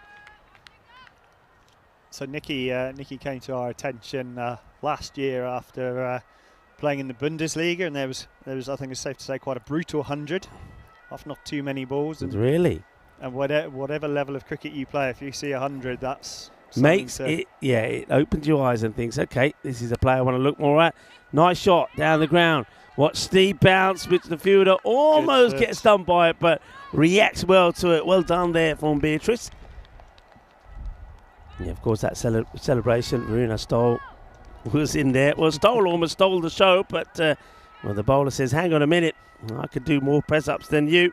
It was a lovely moment there for Mohini Sajawan. And let's see if that's going to be put away to the boundary, isn't it? That's not a good delivery. It's too short. And that's the thing here. I was talking to Tina about this earlier. That's probably the one shot that when batters are starting out that you teach them, right? The shorter ball, because there's going to be a lot of them. There's going to be a lot of short balls, and you've got to be able to put them away. And it's all about getting your body in the right place and getting the bat to come through and make good, clean contact. And you can see that both these batters play that really well. 100%. And as a coach, that is one of the first shots we work on. Let's come through. Gone up in the air. I don't think anybody's going to get there. Gapping. And when you're working with like under 10s, under 11s, and you're looking at that kind of cricket, there's a lot of balls that go down the leg side. And whilst we obviously want to get them driving early on, they have to have that scoring option on that ball dropping down leg. And I think in the women's game especially, even watched quite a bit of England versus India lately, the amount of boundaries from cross-bat shots, from balls, sweeps and reverse sweeps, it's huge. So yeah, it's definitely something we put a lot of focus on there, and you saw once again the batter stepping across to open up that area, and length, especially on this pitch, is so key. Yeah, and also one thing that we talked about was that of course a lot of the cricket will be played on artificials, so that's a good shot to learn and play when you're playing an artificial. But of course that kind of leads us on to your next venture with the national team. So obviously some qualifiers coming up here. We're going to be playing in the Netherlands, there in Rotterdam, on turf. So that's a challenge, isn't it? That's a real challenge. Undoubtedly. So looks like there's going to be one out into the leg side with a short ball again. So we went up to Saarland Cricket Club last week. Apart from Tina, you guys had her. We couldn't have her. So for some girls that was their first experience of a grass wicket, and it plays very differently to a lot of the Astros. It's gone big. Crunch I could that. go all the way. And that is 6 runs out of the middle of the bat, and Nikki crunches it. Well, we know she's strong on the leg side, and I said that's a shot that you learn quite early on, but you can't be playing everything to the leg side. That was a lot shorter, it was a lot wider, and that is just crunched beautifully over the top. That's a big 6, and I think you might have to find that one. Oh, no, he has found it. Searching. Well done, but what a good shot that was. Absolutely delightful. And that length is key again. We saw Captain Amaya's wicket in the first game when she got the clean bowled. She really pitched it up, really got it up towards the batter's toes. And as soon as it's on this pitch, it just sits up. So length is absolutely crucial. We've got to get it up to the stumps. Yeah, what I liked about that shot, we saw it again there from Nikki, is that her movement, her positioning, got herself in perfect position to play it away. This time she doesn't quite get it as she would have liked, so it will be stopped in the boundary. They do take just a single. I think once again here, one thing I'm expecting to change, I think at the moment the batters are just getting used to maybe the fielders, the length of the boundaries and how these throws are coming in. But I think maybe even a bit later on today, you will start to see batters taking 2 to those. Definitely, when they see it, we all see the boundary coming in from the men's game, and we have the perception that it's quite short. Playing a miss off the wide, but yeah, with the dimensions of the ground, there's still certain pockets where you can push and get 2s, and I know that ahead of our T10 trip to Corfu recently, and even to Malaga in December, to the Oval, we were kind of setting ourselves a challenge. How many 2s could we get? And I think we may have even got a 3 at one point. Yeah, I think there was a 3, and I remember the celebration when you got that 3 as well. That's well put around the corner. Antonia going round and tidying it up, getting it in from the boundary, covering a fair amount of ground there on that leg side. A good little partnership developing here once again for GJ Munich, and every run being applauded and celebrated by their dugout. And let's see if we can get another breakthrough here. So the wind definitely has picked up a little. You can see it's playing pretty strongly. Chance! Oh, well, that was hit really hard. Look, I know that the catch goes down here, but that's definitely a boundary save from the captain. That's Alex Brodin. That was hit really hard, and then I think she does very well to get hands to this and say, you know what, he's not getting past me, he's not giving up the boundary, and I don't even think they take a run. No, I think she's managed to get the dot ball from there. It's a fantastic effort to get across, because that was hit flat, and that's something that we were working hard on actually at the training weekend last week. You know, we're fortunate to have progressed through in Rome to the next round of the qualifiers, and knowing some of the sides we're going to be up against. We're familiar faces, Italy, who we've played a bit over the past 12 months and have a really good time with, but facing the Netherlands and Ireland, who are ranked 9th in the world. So we did spend quite a bit of time last week on boundary catches, on the ball being hit flat out to us, because you know we're going to be encountering pro, semi-pro cricketers, and they're going to be testing us in ways we haven't yet, which is really exciting. Yeah, very exciting. Of course, you're talking about some of the quality players you're going to see. We'll see some quality players there at the Cardiff Oval for the Melton Shield as well, starting there on the 15th of September. Yeah. So when's the first match in your qualifiers? So it's the 20th. So we travel on the 18th of August, and our first game's against Ireland. Ooh, tough one to start. So straight in the deep end, which And which day is that on? Sorry, again. Which so day? Travel on the 18th. When do you play the 20th. first? On the 20th. On the 20th. So we got six games: two against Italy, two against the Netherlands, and two against Ireland. And yeah, we were really pleased with the Melton Shield coming up. That I think on the back of a good Division 2 qualifier, one of our players got called up, Ashwini Balaji, the slinger. Yeah, the slinger. So she's going to be representing Germany there alongside Tina, which is really exciting and a great opportunity for her to mix it with some fantastic cricketers. Yeah. Now we're gonna see. Obviously, we've got 3 teams playing here. I know that the Western Warriors is made up of a selection of players from different clubs. So from these qualifiers coming up, is the team more or less selected, or is there still scope? I mean, if you see somebody really perform well over these next couple of days, I mean, is there a chance for somebody to sort of say, you know what, hey, you know what, yeah, you're going to join us because we like what we see, or what's the process here? How's it go? Well, we had a selection on Tuesday because we have to give the squad submission to the ICC on Monday. That's going to be over the top. It's going to make his way to the boundary. So 4 more. And Nikki really batting so well here. That takes her to 36. And, well, we've already seen 1 half century in the day. And that was from Shada. I could see another one. Shada, of course, in the first 2 matches, he's been the player of the match from the United side with their 28 of 14, and also picked up, bowled 1 over, and it was a maiden in the first match. Second match, 61 not out, and with the ball, only gave away just 8 runs. So she's been in fine form, but we could see another half century in here as Nikki Kingsley is hitting the ball very well. So Mohini, well, if she gets a wicket, we're in for another celebration, that's for sure. Good shot, and oh, that's unlucky. It's unlucky. It's going to be 6 runs. It will go all the way, but it does take a ricochet off the hands of Antoni, who's there on the boundary. She's been in the thick of things, hasn't she? That's been hit pretty well. She gets into a good position, but unfortunately, Ali, this one just flies in and out of the hands, and that just goes on to one of the things you were saying that you were practicing when you were away there on your training camp. Good swivel on this, a little bit of the MJ style, and that'll go for 4. So Nikki, well, she was in the 30s a moment ago, and just like that, another 10 on the board, and she moves to 46 at the end of that over. And the score also moves into the 80s, 84 for 2, with still 12 balls to go.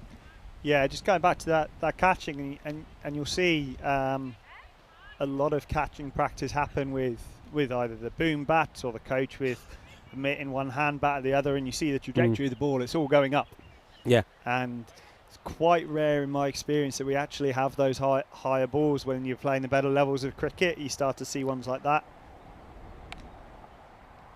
Well stopped. Yeah, good cricket. From Antonia, it's flat on the boundary. It comes a lot quicker, a lot flatter at you, and it's harder to judge. And we all know those ones that then die a bit short, and you're worrying about your teeth diving forward. Oh, well bowled. Defensively played this time from Meghana. She's on 9 of 8. I suppose what she's trying to do is, or what she should be looking to do is find a way to try and get a single and get Nikki back on strike, who's motoring along at the moment. They're probably, expected about 96. They'd love to get to the 100 mark, though. And I think you've got to try and get Nikki Kingsley on strike if you want to do that. So that's going to be just out of the reach of the fielder. And that will be the single, I think, that they would quite happily take to get Nikki on strike for the second half of this over. If you look at Meghana, she's 10 off 10, 100% strike rate, getting those singles, getting Nikki back on. So as you say, she's playing her role superbly. A little shuffle always there from Khan. That's good delivery, but it's very well played. Oh, out of the fingers. And it's another one that's pretty close. Mohini, she's had 2 actually that have come to her pretty quickly, and on both occasions, fair play to her. She has got hands on the ball, but it's just not able to hold on to it, just not able to wrap the fingers around it. That's played away. Nice looking shot, but it's not going to get past the solid figure of Antonia, who's out there. She's made some really good stops, and Antonia Mehenborg, she's been like a brick wall out there. It's only one's hit the top and gone over, but other than that, she's stopped everything. So ball to go in this one. So Nikki on 47. She'd love to get a boundary away and bring her 50 up. Here's Khan. Goes a little bit too wide. That will have to be bowled again. That's good restraint from Nikki. 47, the way she's been hitting boundaries, she's got to have been tempted to go after it.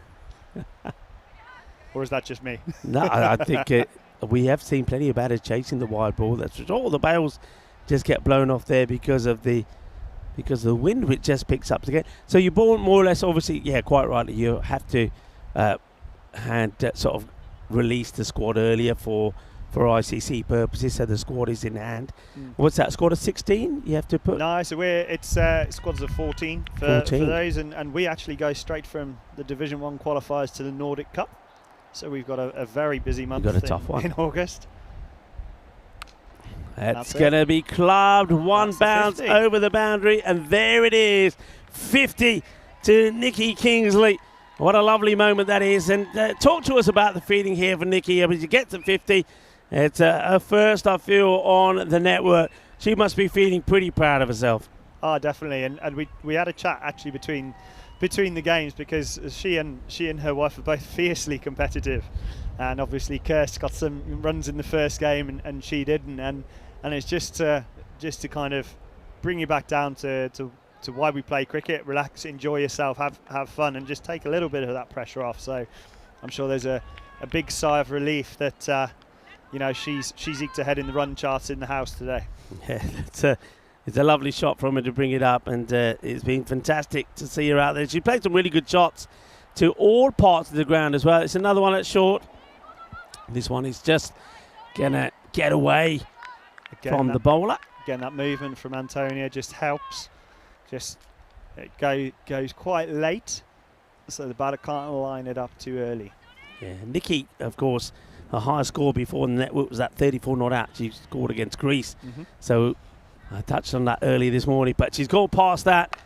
Yes, that's hit pretty well. She'll be looking, I think, maybe. Yeah, I think Nikki. Yeah, the way she's running, she's saying, "Nah, let's just keep it to." Yeah, let's just keep it to a single. Let me stay on strike. And to be honest, you're 51 off 25. Why wouldn't you? Yeah, why not indeed? Now, look, one thing I went up before, because innings is coming to an end, and I don't want to go away without talking to you about some of your coaching drills, because I know that when you guys were in Cartama, you did some really funky stuff out there, and that was nice to see. Now, you've been a coach for a while. You said you put a lot of emphasis in the coaching, but it looks like you're finding different ways to engage the team and get those team dynamics going. Team dynamics are so important, sometimes so underrated. You can talk about players' abilities, players' skills, how talented they are, but getting them together, and don't forget, you just touched on the fact of how big Germany is. You know, you've got to try and got players from all different parts of Germany, get them together, some who have never played together before, and get them to gel. And sometimes you don't have a lot of time to do that. And, you know we know how cricket works in Europe. It's not like you can get them together every other weekend for a training camp. The finances, if we could. Yeah, the financing and the budget is just not there. So to get them together and get those team dynamics going is this one. Well, talk about team dynamics. That'll help, as that's going to be 4. Could they get to the 100 here? That will take them to 97. Stayed leg side of it there. Well, there. Yeah, it's a good shot. I like the way to get the wrist involved there. Gets it in the gap. So team dynamics. I mean, how'd you get that to work? A lot of time, a lot of effort in it, but so important. Yeah, and I think we in December at Cartama, we put a big emphasis on that. We didn't really talk about the on-field performance much at all. So in our team meetings, it was about just spending time with each other, building trust, enjoying each other's company. And I'm very fortunate with my assistant coach Jason.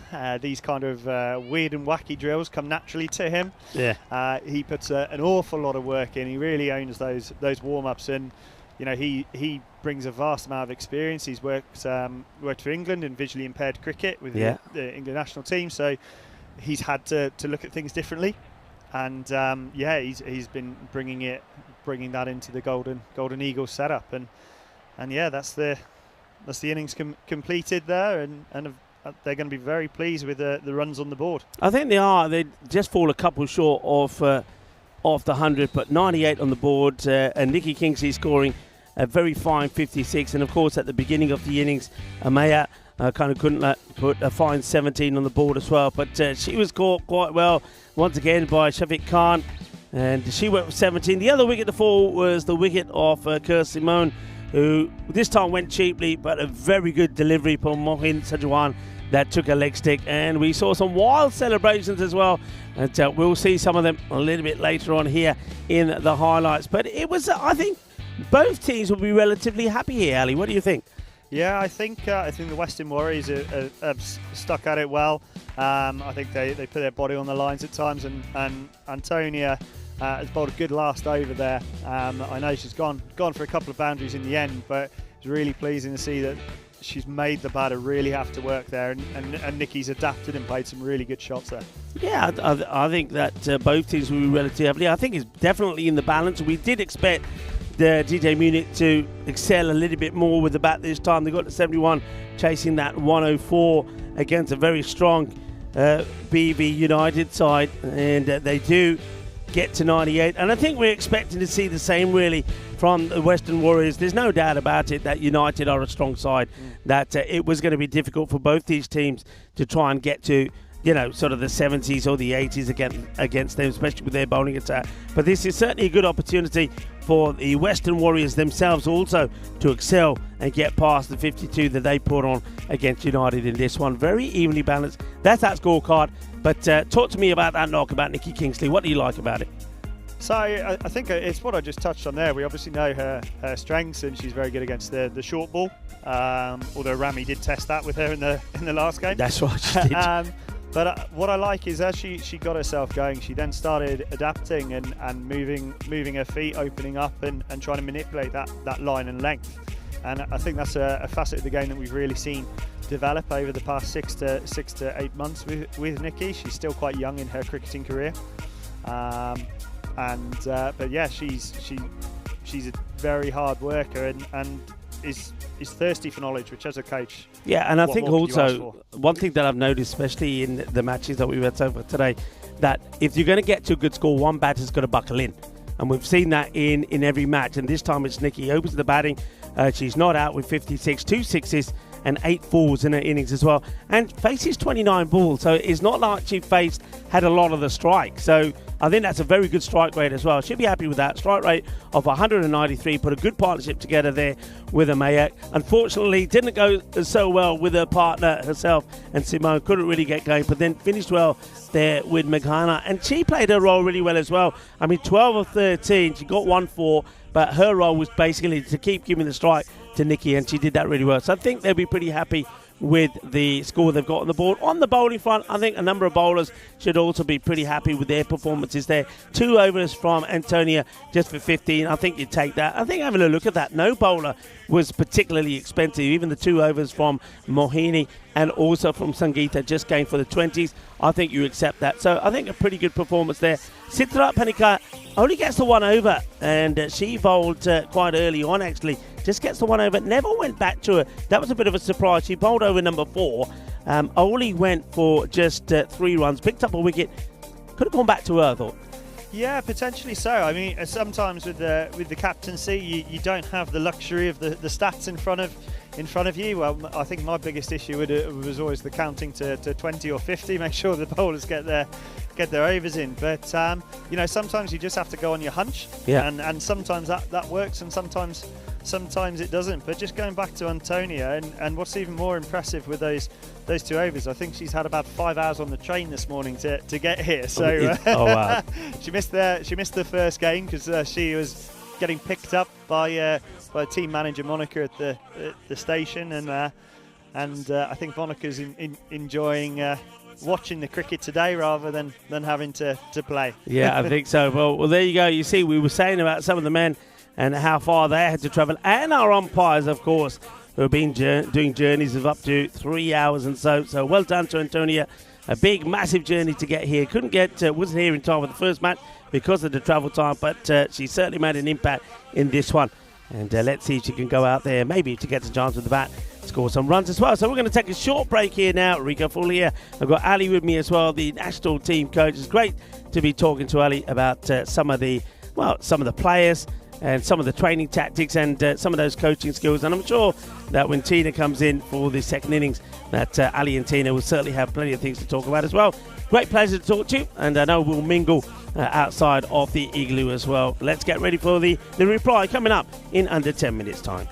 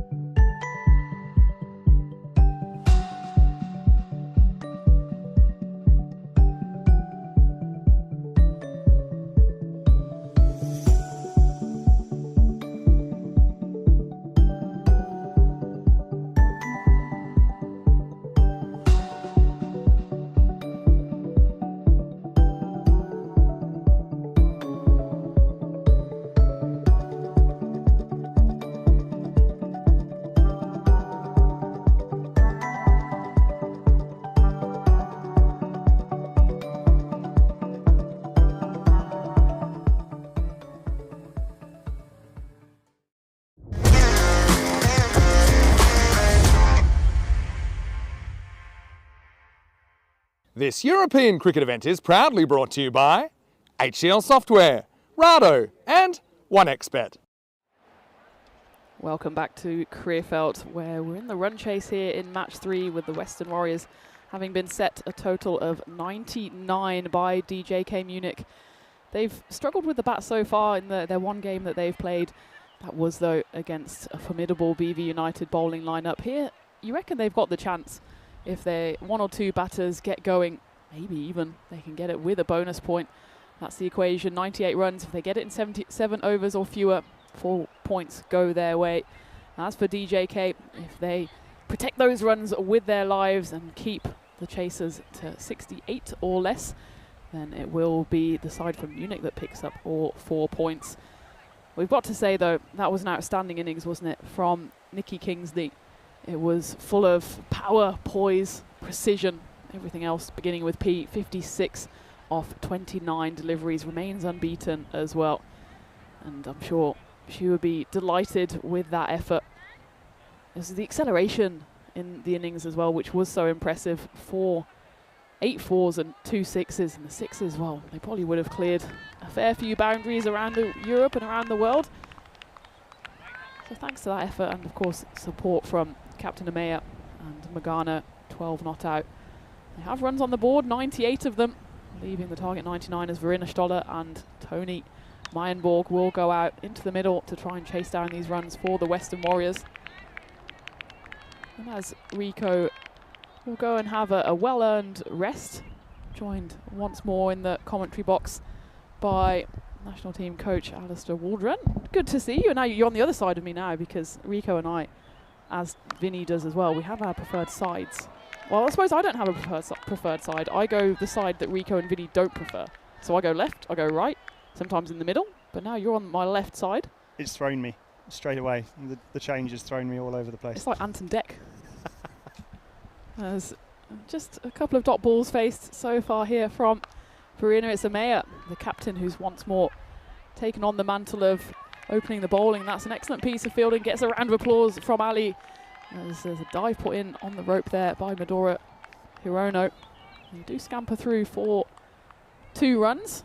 How's life in the commentary box? I thought I'd not get the seat back from you, actually. I really enjoyed it. Really enjoyed it. I think Rico kind of indicated that I've got a lot of energy and I'm can't shocked. sit still. so yeah, it's a bit of a novelty just watching cricket, to be honest. Well, we were talking about that this morning, actually, when it must have taken only 3 balls for you actually to get involved in the action as one came and you fielded it in front of those tents. So even when it's your job to sit and watch, sometimes you're up and about, you're standing. I saw you pacing up and down. I suppose you've got your eye on a few of the national team players and maybe a few pathway players as well? Definitely. So, I mean, Rico asked me earlier about like the selection for next month, and whilst we've already done that selection, it's great to be able to keep an eye on some of the players who are in the wider squad, some of the younger players. We're putting a big focus on the under-19s over the next kind of 18 months, and also some who, you know, it's the first time looking at, and the beauty of the T10 is you get to see lots of different goes.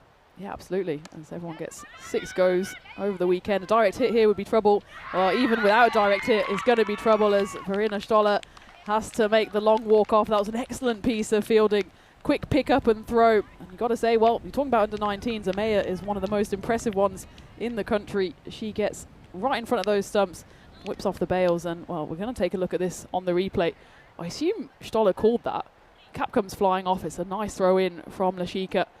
And she's gone comfortably there. But that was all about the fielding, wasn't it? That was superb, and I think, you know, if we break it down from Lashika there, who's one of those under-19s as well. She's attacked the ball straight away, got her feet set up there. You can see that front foot going towards the target, and a very composed throw to Amaya. If that had been ever so slightly off target, I think Stoller would have been okay. Yeah, she knew she probably had a bit more time just to set herself, didn't have to panic, and did very well there. Now is the first wicket to fall, still in the first over, 4 for 1. And well, interestingly, and I'm not sure, maybe I've got the regulations wrong, but I thought even on run-outs it's the new batter that has to face the next ball. But this is Antonia on strike, so Tony opened the batting. She was obviously involved in that run out, but she is now facing. I don't know, I lose track of all the regulations. That one's going to be probably called for a no ball. No, it's going to be hit away. Well, we were talking last week and we were doing boundary catches, and there was a query from one or two of the players around the new rules. Right. But they're not taking place till October, I think, for the men, and for the women next year. But again, that's why we have Monica as the team manager and resident umpire. Yeah, I think the rules, as I understood them for the boundary catching, is that you can. There's something about no longer being able to jump from the boundary back into play and catch the ball. I'll say I remembered it. Clearly, I haven't remembered it that well. I think you're on the right lines. I personally don't remember too many times where a fielder is kind of bunny hopping around the boundary, knocking it up. But you know, with the standards of fielding that we see now is absolutely incredible. As Amaya finishes her first over there with some nice movement off the ball. But yeah, so I mean the standards and the athleticism that you're starting to see across all formats of cricket now. And that's definitely the impact of T20 and T10 on that wider, on the longer form. Yeah, absolutely. It's no longer just about kind of batting and then bowling and waiting for your turn to bowl in the field. You've got to employ all of those skills. We see it's 15 matches since the Golden Ball. I don't know if you were glued to ECN last week. If you weren't, how dare you?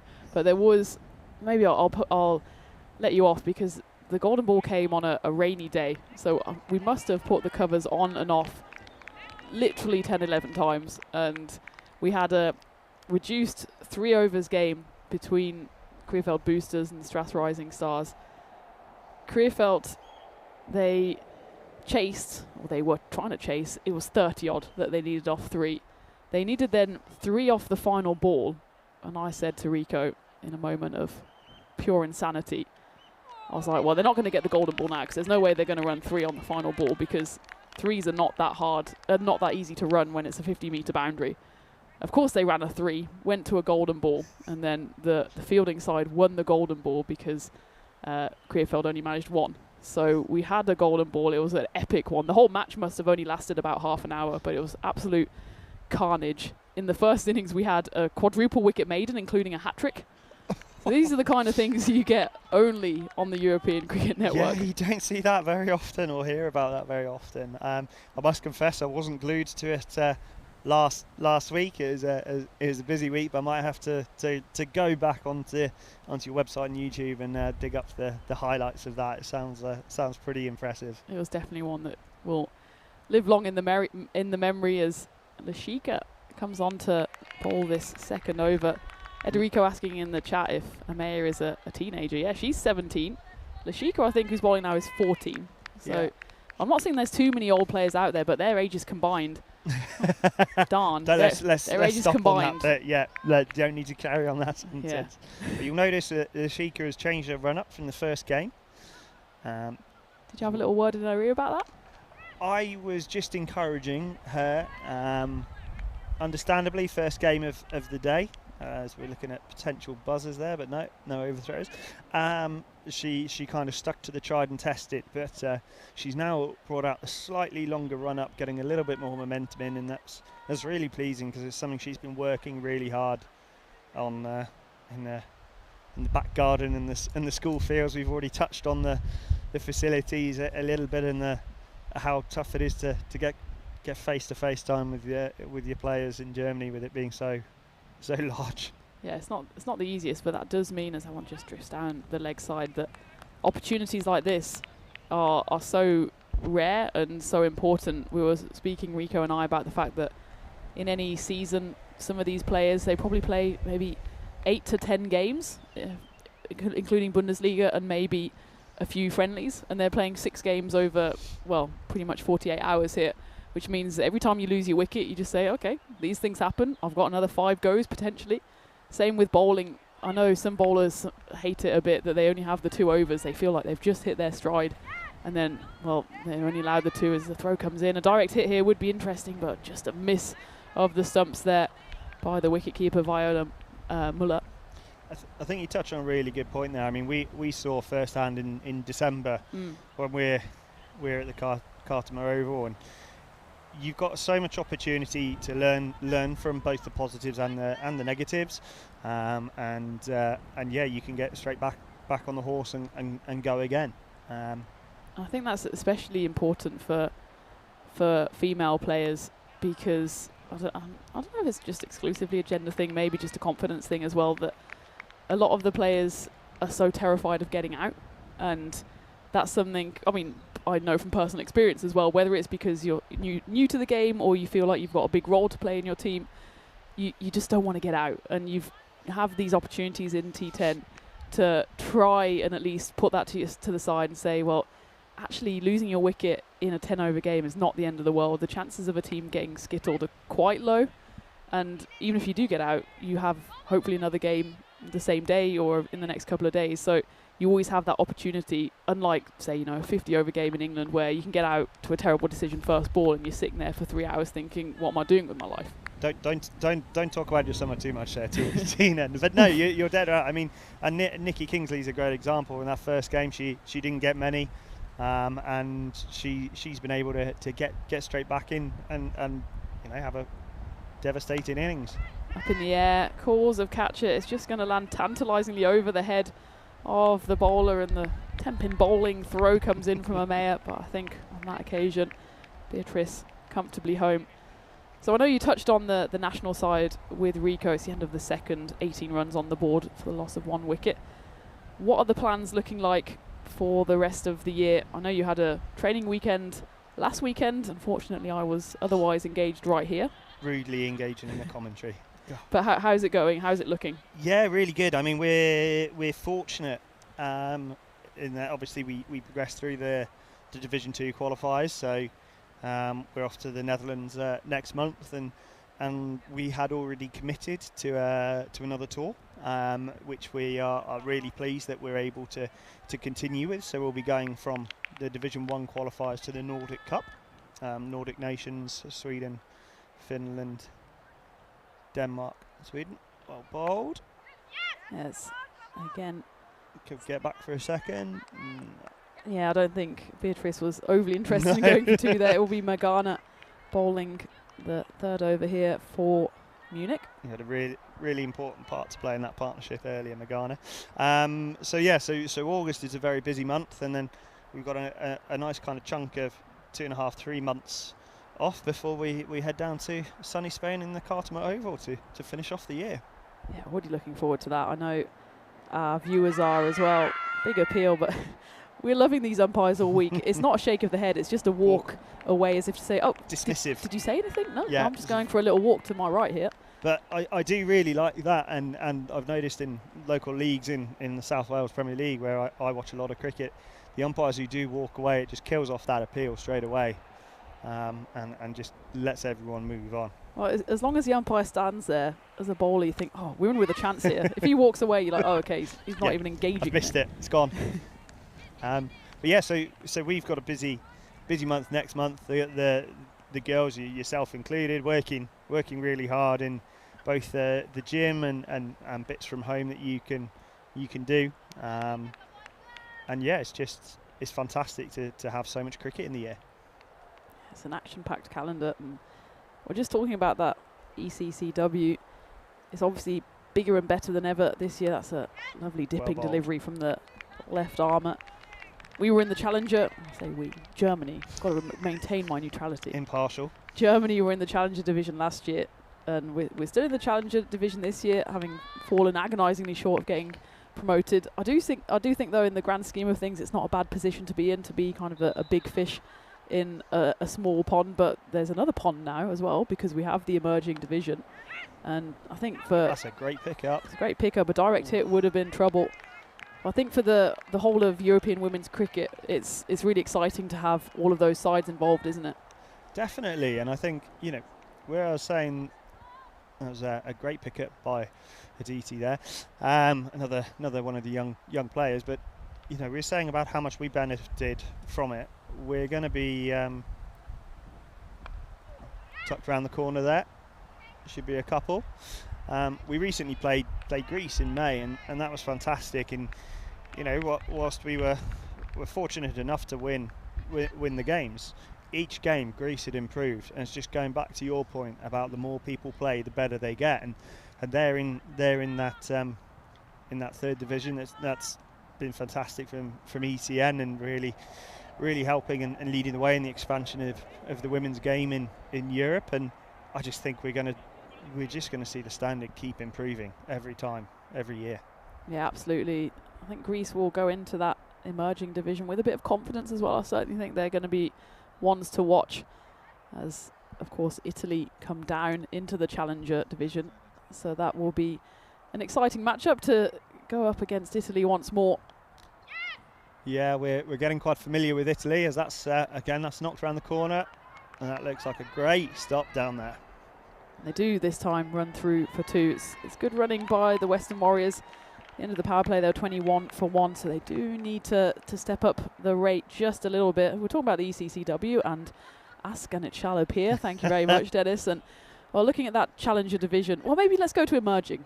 Who do you pick out from that emerging division? So I think Czechia, who we played last year, I think that they're a side who are very much on the up, but it's going to be hard to look beyond Greece and Sweden there. Obviously, we saw Sweden recently, and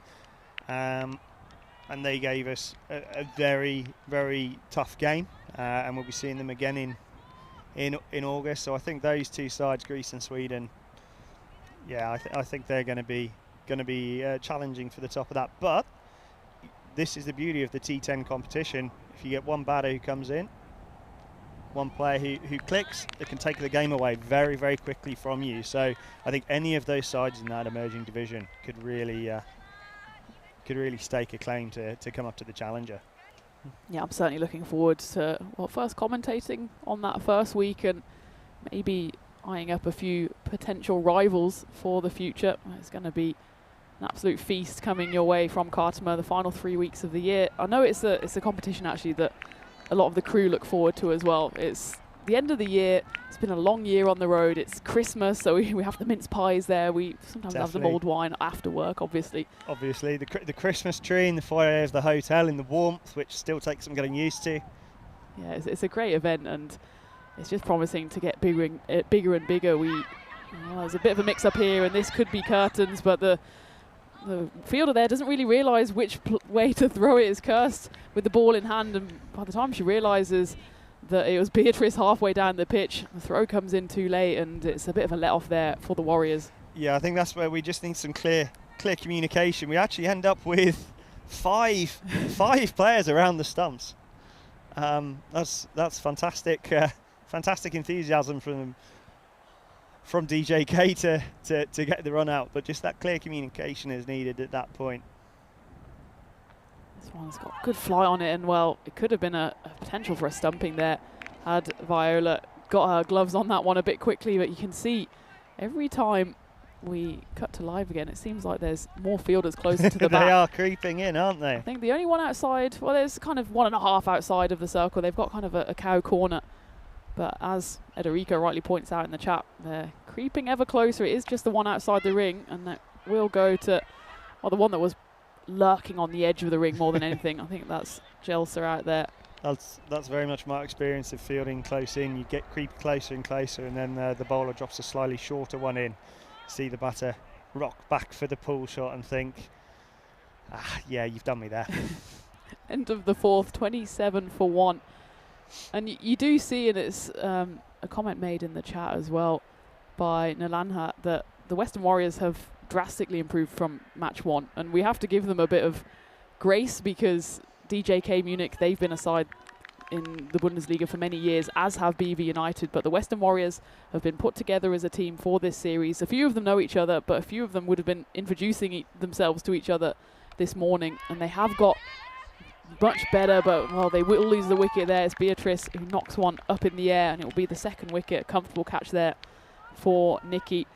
The Western Warriors, though, it's all about just small improvements and building as a team. Definitely, and I think, you know, it's the kind of thing that as you spend more time together, your batting, your understanding gets better. So it'd be fascinating to know. Obviously, they lost Verena Stoller in the first over. How many times she's actually batted in a game with Antonia. and just those things that get taken for granted. Okay, so just having a look here, it is the new batter who will be on strike as per your previous knowledge bomb about the rules. Yeah, I'm pretty sure. I don't know if I missed a trick or the scorers and the umpires missed a trick, but I'm pretty sure that first one, because it was Verena that was run out. She was run out at the non-striker's end, but I think the rule now is if it's not a completed run, the new batter should be on strike regardless of the situation. But I think maybe that's one of the October ones, is it? Because I know they're definitely bringing in the fact that you can't have these short runs, because if it's towards the end of a game, sometimes the batter purposely runs short to get the other set batter on strike, and they're trying to get rid of that. Because otherwise you can use it as a tactic. I mean, you can pretty much just run halfway through the pitch and just say, oh, this will do. Yeah. I'll take the short run in order to get the other batter on strike. Maybe we'll just have a look back in the laws at some point, so I know so. for tomorrow. And it's that game, that kind of gamesmanship aspect of it. I know rugby fans out there, the Springboks were pulled up on something this week with the giving a scrum away straight away from a kickoff. Yeah, I mean, we could in the same kind of breath start talking about Ashwin retiring himself in the IPL to solidify the batting lineup and getting a new batter in, a power hitter. So players are always thinking outside the box of how to progress, and as long as that's within the rules, it's superb. And occasionally the rules get revisited. Well, the rules have to adapt as the players and the coaches think of loopholes, don't they? As Jelsa, she picked up a wicket with her very first delivery there. So good to see that from the youngster. She's only a teenager herself as well.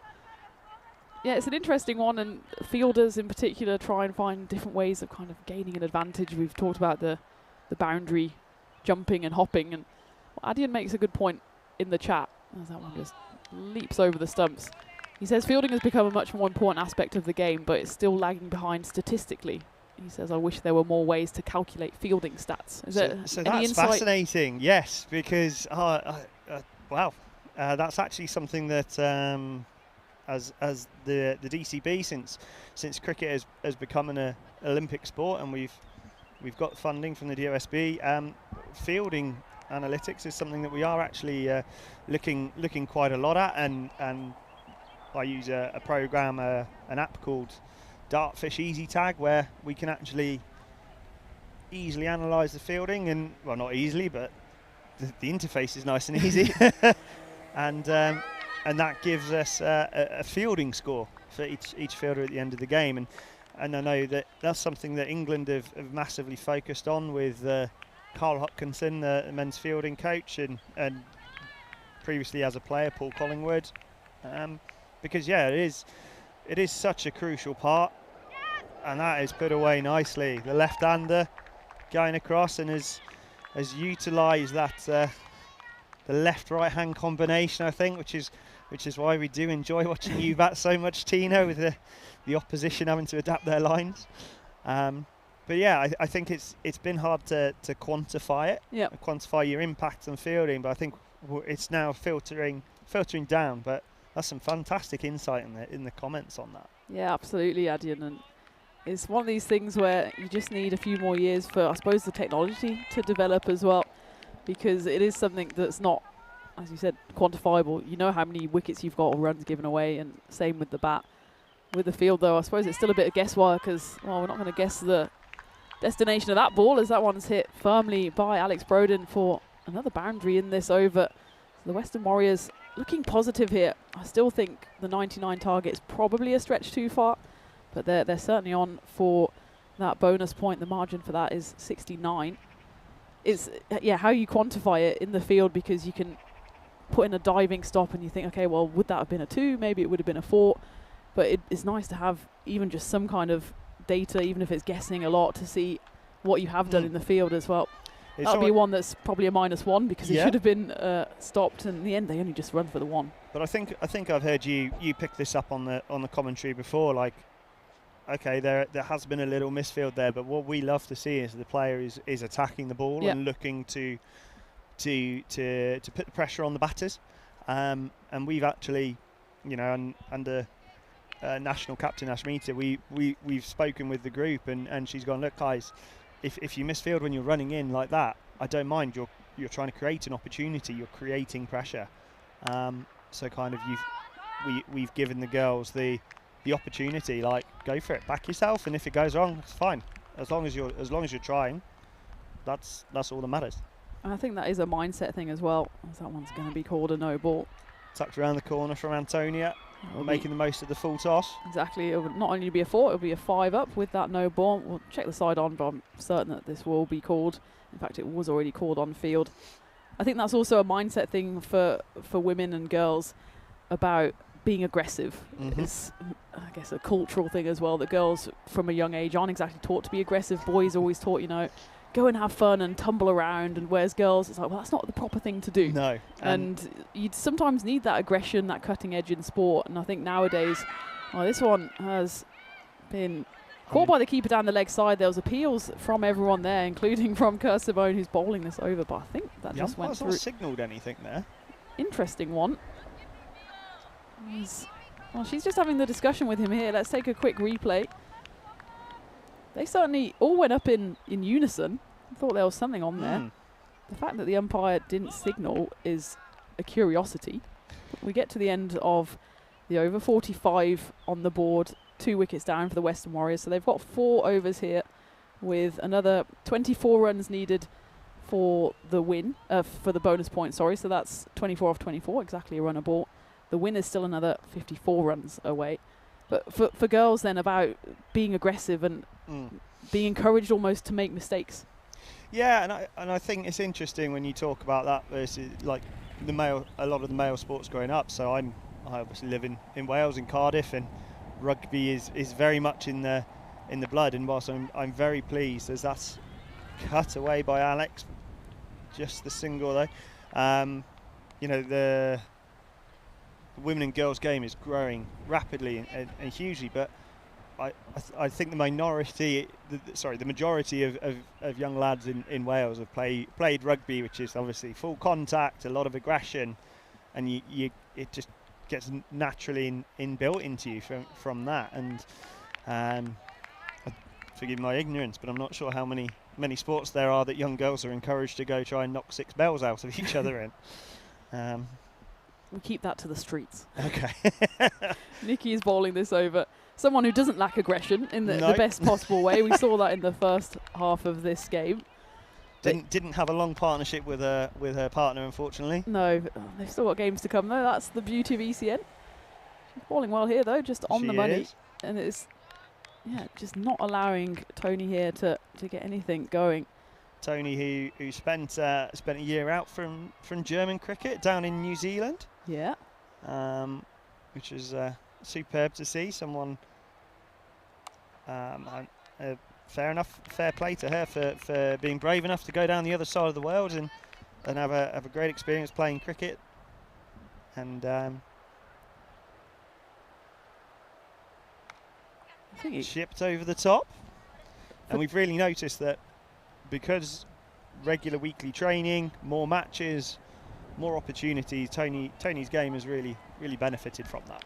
I think she benefited enormously as a human as well, because she's just from a little village in North Germany, and suddenly she finds herself in the big wide world at the other side of... Bit of a culture change. Yeah, I think so, but yeah, she's come back, and I know she absolutely loved that. As we take a look at the fantasy dashboard for the penultimate game of the day, it's coming up in about 40 minutes local time, with Susie back into the side for the Western Warriors, along with Aaliyah, who we believe is the first Chilean player ever on the network, alongside Varsha. And Baden-Württemberg United remain unchanged as they look to make it 3 wins in 3.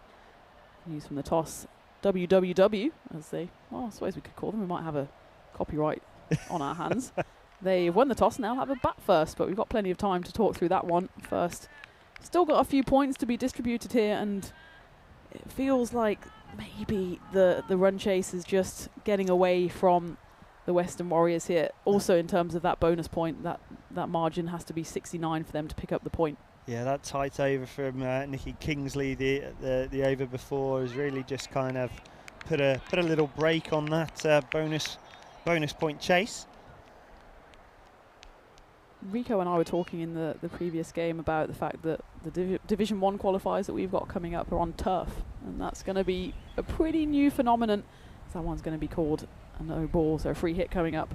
It'll be quite a new phenomenon for a lot of these players, especially if, for example, we see out there how bouncy this pitch can be, and suddenly they go to a seaming turf pitch. Definitely, and I think it's not the ideal prep for some of the girls for this weekend of T10 action, having spent last weekend trying to get used to the grass. But yeah, it behaves so differently as we got the free hit coming up. Tony goes for it, but great stop. It was a great stop. It would have been a great catch, which wouldn't have counted. Save them for when they matter. Exactly. But yeah, we know that grass pitches behave so differently, and we were fortunate that we had 2 or 3 different strips to practice on last week of different levels of use. Because even that's a good take there. Even that's so crucial that it's every grass pitch is different, and it will be different on the day, different on the innings, depending on the weather conditions, etc. Whereas this is our home ground for the German national team, and we know that it's going to be bouncy. Well, there's an appeal here. Yeah, it's very polite inquiry, but it's given. I don't think the bowler even appealed there. There was almost a silent finger raised by Nikki in a questioning manner, and the finger of doom is raised. So that one was very full, and we were talking about the bounciness of the pitch. And take it out of the equation. Yeah, well, this is the thing, and I was actually speaking to tournament referee Tyrone about it, saying the umpires need to be aware that this is such a bouncy pitch that unless it's pretty much on the full, which that's not going anywhere other than the middle, I think. Right, because we've seen other balls that have passed the stumps as Tony departs for 12 off 30. A good effort there from her, staying in for over half of the innings. That was going to splatter the stumps probably on just about on the way up, but we've seen balls that have landed just in front of the crease that still go over the stumps. And I think that's something, it's difficult as an umpire because you see the ball go on the full, but even that one, it was a full delivery, because these girls often throw it up before it comes down. It's always going to bounce. And I distinctly remember that my first ever bowl out I participated in at Royal Brussels Cricket Club, and the umpires vowed not to give any LBWs for quite a few weeks afterwards because of how many balls kept on missing and going over the top. Yes, it's a whole different world for the umpires, and you see it and you think, oh, I absolutely understand why they've given that, and then you see a ball the next over which pitches pretty much on the crease and goes flying over the stumps, and you think, well, okay, we never should give LBWs, but the umpires the whole week have done a tremendous job. I suppose for them it's also an adjustment going from men's cricket to women's cricket as definitely. Well. They are very different games, and it's something you need to consider both when the coaching, as you say, with the umpiring. Some of the skill sets are obviously very different, and I think we've got some of the girls who in these playing this weekend who are still play boys under 15s, under 16s cricket, and at that stage the game starts to differentiate so much, especially with the short ball coming into it. Aditi is bowling this ninth over. That's a great pick up from Ami. Oh, unlucky Aditi. That would have been one of the plays of the day, I think, if that run out came off, because Amaya, she had to deal with... She's thrown that in hard. She had to deal with a ball first that got smashed out of her by Alex. It was a bounce that was actually ending up being a favourable one because it went straight into her hands. Throw comes in, and it was just Aditi a bit too eager to hit down those bails and doesn't quite get hold of the ball, but a brilliant piece of fielding by Munich, who are now just creeping ever closer with Snigdha on strike now for the Warriors. And you can see the equation at the bottom of the screen as it's now 18 needed off 10 for just the point, and unless Alex in particular here can hit a couple of boundaries, it feels like it will be 4 points here to DJK Munich, which will be their first points in this series. Of course, their first game they lost out to BV United, and those two, BV United and DJK, will be playing against each other again in the final game of today. It'll be a big old shift for BV United, playing 4 games today. So it comes down to things like fitness as well at the end of the day. Definitely, and I think that's something that we really put a focus on. And as you're fully aware, with getting your gym sessions in at 6 a.m. before commentary, the demand, that's very well struck. That will be one of the boundaries that the Western Warriors are crying out for. So it's still on here, the consolation point. That speed from Alex there was very impressive. Yeah, she's one of the few in the Western side that do have experience on the network. She played in Belgium in the ECS-W last week. So now 14 off 8, so they still need a couple more of those.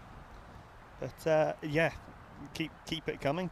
But Aditi, one of the products of the DJK junior setup, but unfortunately for her, it's just slightly back of a length and allows Alex to get on that back foot again and hit it through wide long on. Well, this is again another impressive acceleration from the Western Warriors, and I suppose we've been talking about the fact that they're learning every game. My feeling here is that they could have tried this a bit earlier. They do surpass their score from the previous game. That was 52 for 5. Here they're 59 for 3. They've still got the chance for a point now, especially if Alex finds the rope for the 3rd time running. This time she'll be given the 3 runs. It's just pacing the innings is so difficult, and it's a different thing in the T10 because blink and you've missed half the innings. Exactly, and when we played here at this ground last year, we were hosting a tri-series against Italy and Jersey, and our first game was rain affected, and it went down to being a T10.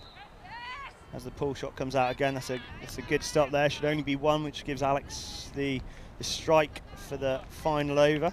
And we'd never experienced a T10 game before, and you could tell straight away Italy they knew how to do it, they knew how to approach it, and you know, for a lot of these girls and a lot of these women here today, this is going to be their first experience of it, and we keep coming back to it, but we're just going to see improvements throughout the weekend with it. But just going back to that over with the run out attempt from Amaya, she's brought herself on to bring that final, to bowl that final over, something that will impress national coach Jason. Watching back home would be her alignment with her feet towards the target. Got that powerful throw. Amaya's gone full. It's knocked around the corner. That might go to the rope. The chase is on. Oh, I think she just about. Oh no, I think she signalled 4. Good honesty there from the fielder, signalling 4 and we'd expect nothing less from Chandana. Yeah. Girls development officer for the region. It would have been trouble if she. Yeah. Well, yes. But it's fair play because I don't think that. It's hard to see. I can't. Yeah, I mean her foot's in the way. Usually you've just got to. You train your eye on these things to look for the little movement of the rope. It's good to see that she signalled that one, and well, if that one goes to the rope, it will be a point, and it absolutely does. So the Western Warriors, they've just put in a little acceleration here in the back end. It's 2 4s in a row at the start of this 10th. That's on the back of 2 4s in the 9th over as well. So they do get the point. Congratulations to them. Fantastic and that just work. Underscores what the chatters were saying and what we were saying as well, is that they're improving game by game. Definitely, and it's interesting now that as we see Amaya come on with a little bit more pace. She is one of our quicker bowlers, despite her young years, and suddenly the ball starts getting hit to different areas of the ground. So I think that might be a bit of learning, but also just having a look at this field. I'm not sure what they're trying to say about Alex's batting here. Well, no! It's a no ball called, and you can see the signal there by the umpire. Going to have to take a look at this one. It must have been a foot fault because I think. Well, do they have 5 outside? Let's have a look. There's nothing wrong with her foot, but I think it was called by the square leg. My feeling is then that they maybe had 6 outside the ring. I can't count 6 out. I can see 5 out, 4 in. Well, 1 just came in from deep square leg. It's one of those where she sneaked in and said, "What are you talking about?" Oh dear, no. So I think that's the trouble, isn't it, when you're captain and you're bowling, is that you kind of need someone else to be like, hang on, you concentrate on your bowling, I'll deal with the rest of it. Definitely. And I think on that occasion, it was, given the fact it was signalled by the square leg, my feeling is, now that they're also having intense discussions around the field, that it was for 6 out. I think it's a lot of responsibility on some young shoulders, but I'm big fan of it, and Amea's captaincy. The only way you're going to get better. Oh, nearly a run out at the non-striker's end. Yeah, well, of course it would have been a catch because of the free hit, but we'll give her the credit. She thought of that and just guided it down on towards the stumps. Absolutely. But this is something you see at elite cricket, both men's and women's, and something England are having to go through now with Nat Shiva-Brunt. She's been in the side for so long and played so little domestic cricket. She's had very little captaincy experience.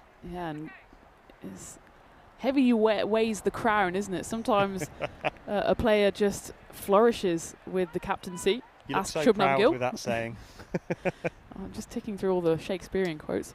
But Shubman Gill, he's someone who seems to have flourished with it, but Joe Root, after a while, suddenly he was like, okay, well, do I need this extra pressure? Yeah. So it's one of these things that, especially if you're a bowling captain, there's a reason we don't see quite as many bowling captains as batting captains, and that's because you have so many things to think about, especially in a 17-year-old brain that Amea possesses. In a T10 in a T10. As well. But what I do like is she's really working hard at going full here.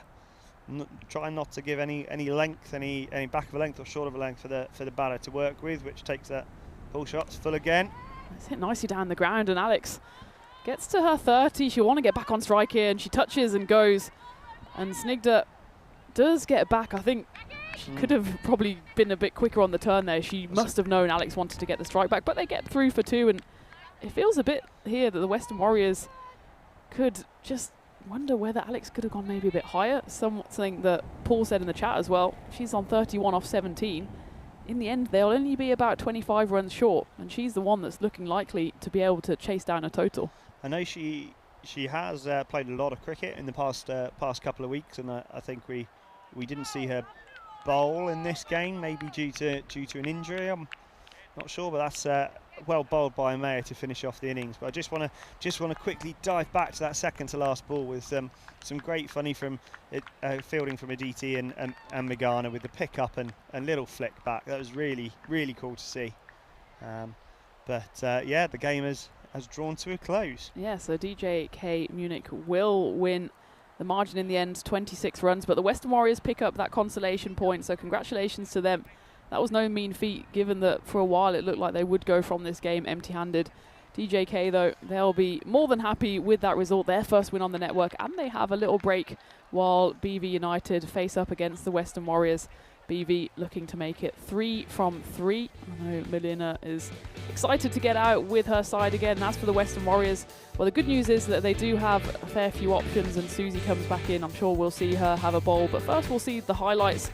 And it started off relatively disastrously, really, for the Western Warriors with that brilliant piece of fielding from Nashika and Amea, the two teenagers combining to dismiss Verena Stoller. But Antonia Meyenborg, she stayed there for a while, first building up a little partnership with Beatrice, and then when Tony departed, Alex came in and certainly got the point. The Western Warriors, though, I suppose they're still learning their best lineup, aren't they? Maybe if they get all those puzzle pieces in the right places, then it will click and they should be able to get, hopefully, a win on the board. Definitely. I think there's a lot of cricket still to play this weekend, and we keep coming back to it, but we're going to see them. We're going to see the improvement across the games, and especially as you say, with when it's a composite side of two clubs coming together to find the right balance, who's going to undertake what role. It takes professional sides a long time to figure that one out, let alone a club side put together for a weekend. So fantastic to see the improvement already, and the fight really shown and brought by Captain Alex there at the end. Yeah, absolutely. She showed exactly what she can do, showed her credentials on the network as well. It's a big task for her as well, coming into a different country. She's from France, and then not only being in this side, but then leading it. And she will hopefully learn with every game who should be in what place. And well, I certainly feel like she should be a bit higher. She did get clean bowled, but that was in the final over, which was the no ball. So she had another life, made the most of it, finishing on 31 off 18. An impressive knock from her. Not enough to get the Warriors over the line. And we have to say congratulations to DJK Munich, who get the win. It's a comfortable one in the end, but certainly signs of life for the Western Warriors as we take a look at the scorecard. And while Munich, if we're going to be hypercritical, could maybe say a few too many wides there. They do have some experienced bowlers, but it's good to see them using a whole host of bowlers in the end. I think they used 8 of them. So maybe that's a good sign as well that Munich have options. Chandana, super impressive again, losing just the 7 runs, picking up a wicket. And it's good to see Amaya. She went for some runs, but it's always tough when you as a captain put yourself in the first over and the last over. You've got the fielding restrictions in the first, and in the last you're facing batters who are trying to go after you. And just take a young player taking that responsibility has got to be applauded. And that's a theme. That's something we see through Amaya's cricket, opening the batting as well, and faced a bit of hostile bowling at times in the earlier games. So yeah, fantastic game, and a real nice boost for the Western Warriors.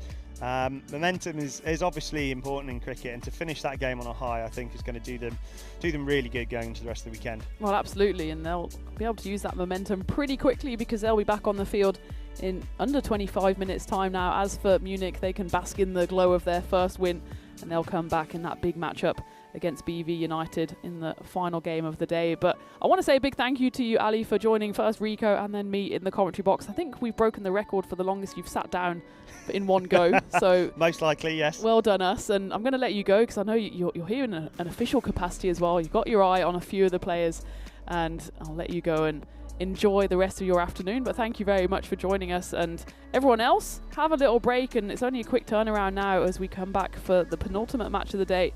BV United against Western Warriors. Can Western Warriors spring an upset against the favourites? Can they use that momentum from the little flurry towards the end to get some more points on the board? So join me, Tina, and Rico will be back in his normal position for that game. It's coming your way here on the European Cricket Network.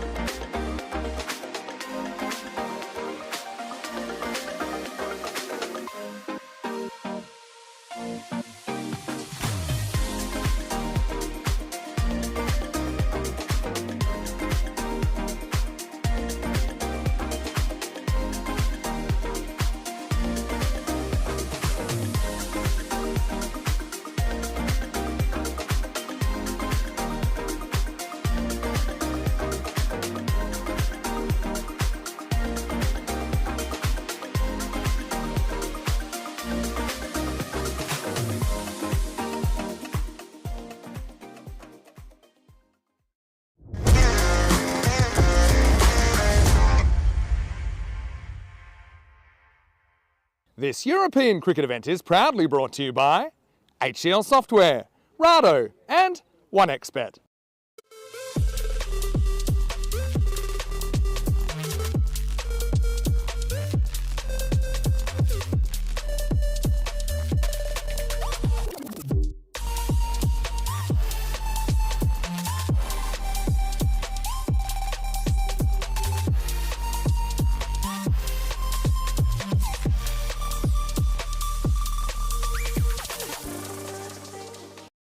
Welcome to game 4 here at Krefeld. The wind has picked up a little, but the sun is still trying to peek out. It looks like we're still going to fit in the final 2 games. And the first of those 2 is the Western Warriors against unbeaten so far BV United. Let's go to Tyrone Peters in the middle, who has the coin toss. BW United to call. Heads. Heads is the call. It's tails. I think we want to bat. They're going to have a bat.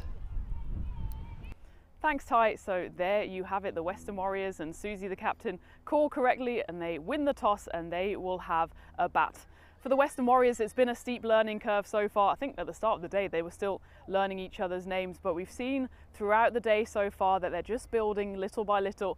And I think surely at some point they've got a win in their locker.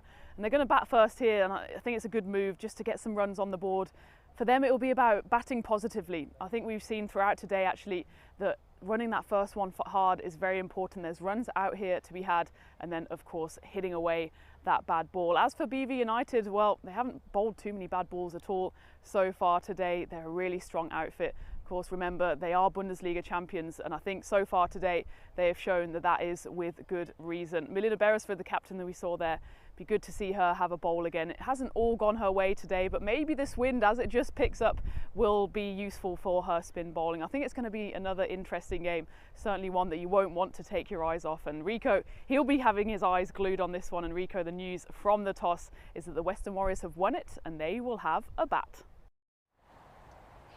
Thank you very much, Tina, and welcome back. Thank you very much also to Ali for stepping in and doing an innings with myself and also with Tina. Very informative, and always good to have Ali and some of our guests in the igloo. And maybe we'll have some more throughout, not just today, but maybe tomorrow as well. As we get ready, we'll welcome everybody back. Some of the changes coming into this match. You can see that's 3 changes there from the Western Warriors. Savashak Shakti comes into the side. Earlier, Gutierrez also in there, and Susanna McNamara coming into the side as well there for the Western Warriors. And you can see that Western Warriors, though, not given too much of a chance here. 93% to 7%.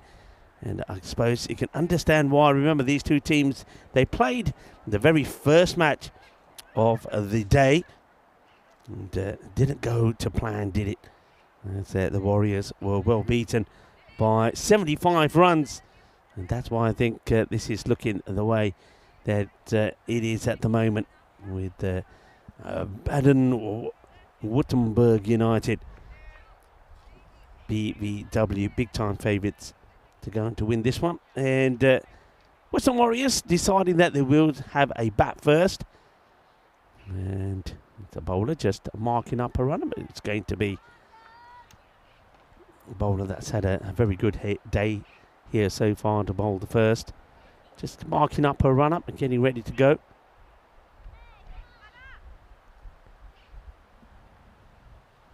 So here's the first. Sharada. That's going to be a leave.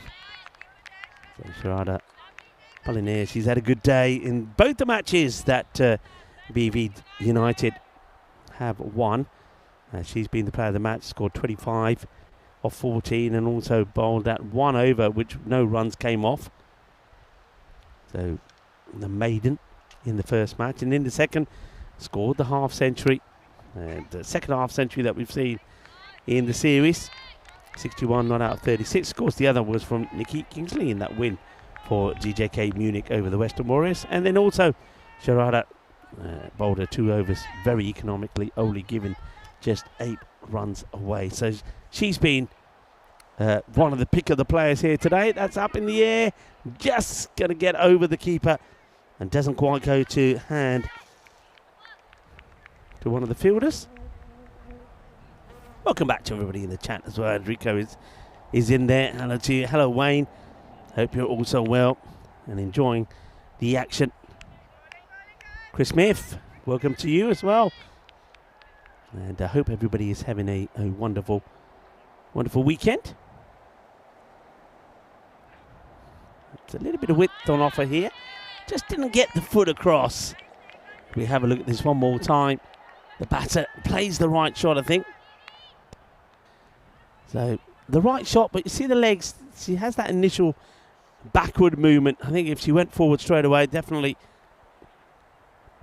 would have been the correct shot to play and would have made contact as well, I feel. Kroom also was in the chat earlier. Hello, Kroom. And Luke Belgium was also in there. Plenty of chat, plenty of action. Udian, hello to you as well, my friend. And Paul also did feature a bit early on. So great to have so many people involved in the chat. Hope you're all having a wonderful weekend.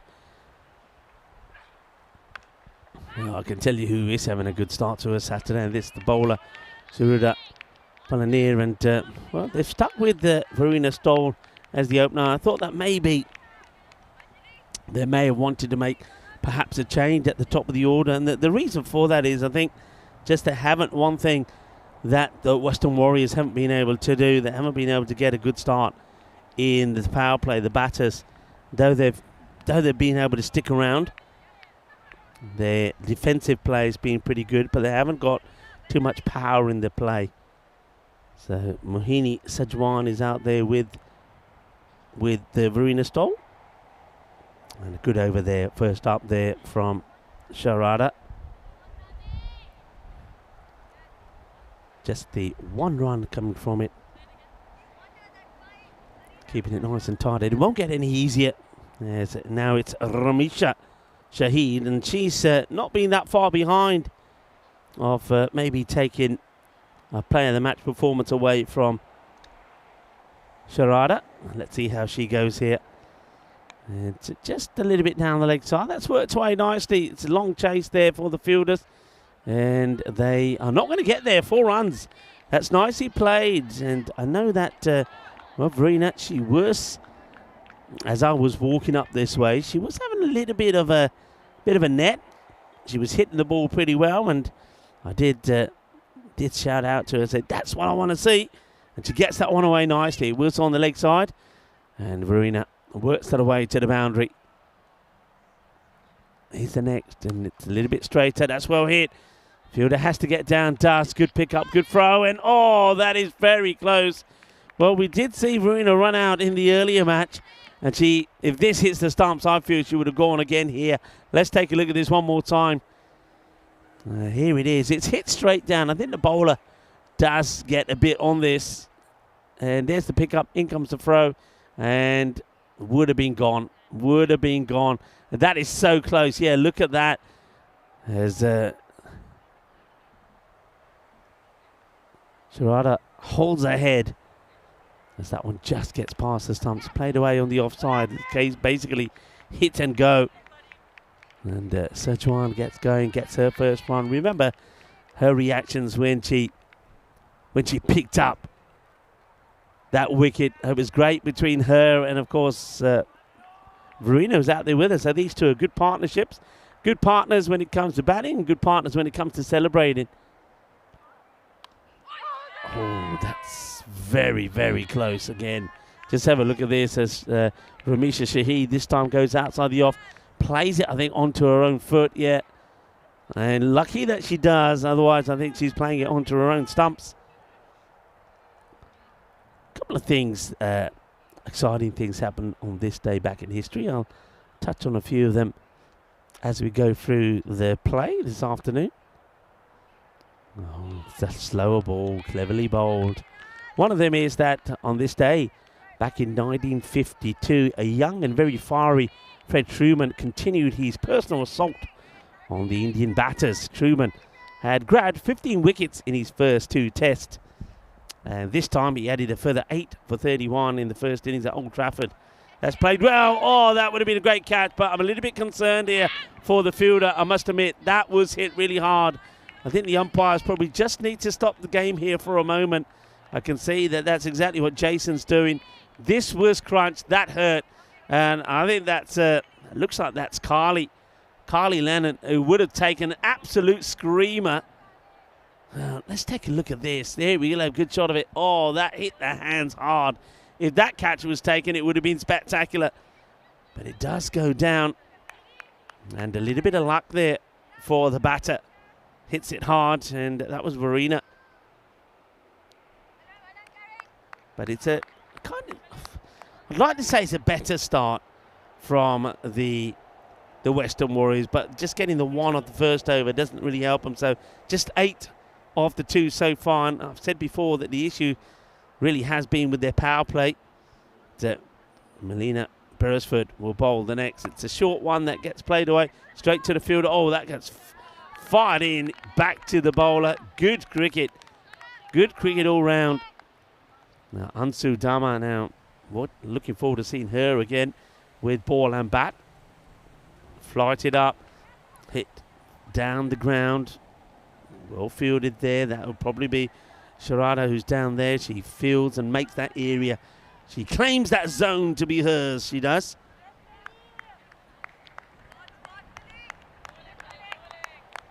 So Melina. Well, no ball gets called, actually. They're calling this no ball for the height. So it's a call there by the umpire. So called a no-eat. And you can see the umpire Nikhil just confirming that with the bowler. Beresford this time gets this to be swinging outside the off. So yeah, going back to Fred Truman. So yeah, was tormenting the Indian batters. 8 for 31 first innings at Old Trafford as India crumbled to 58 all out. Tony Locke making his debut started the rot with a stunning catch at short leg to remove Vinu Mankad. It was the first time the Locke actually touched the ball in Test cricket. That's going to be a little bit too wide. He was then instrumental in bowling India out for 82 in the second innings, taking 4 for 36 in 9.3 overs as 22 wickets fell in the day. Back on this day, 1952, the great and very fiery Fred Truman was at his best against India. It's worked away. They will take a single. That's all it will be.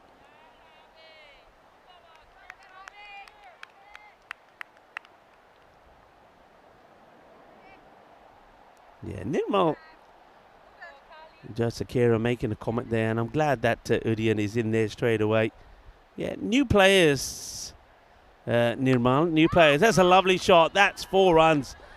Beautifully played, and that's great from Verena Stoll. Well, maybe she just needed a bit of time to get herself in. That's a delightful shot. They don't get much better than that. Seems to be playing the ball more on merit, I think, in the first 2 innings she had.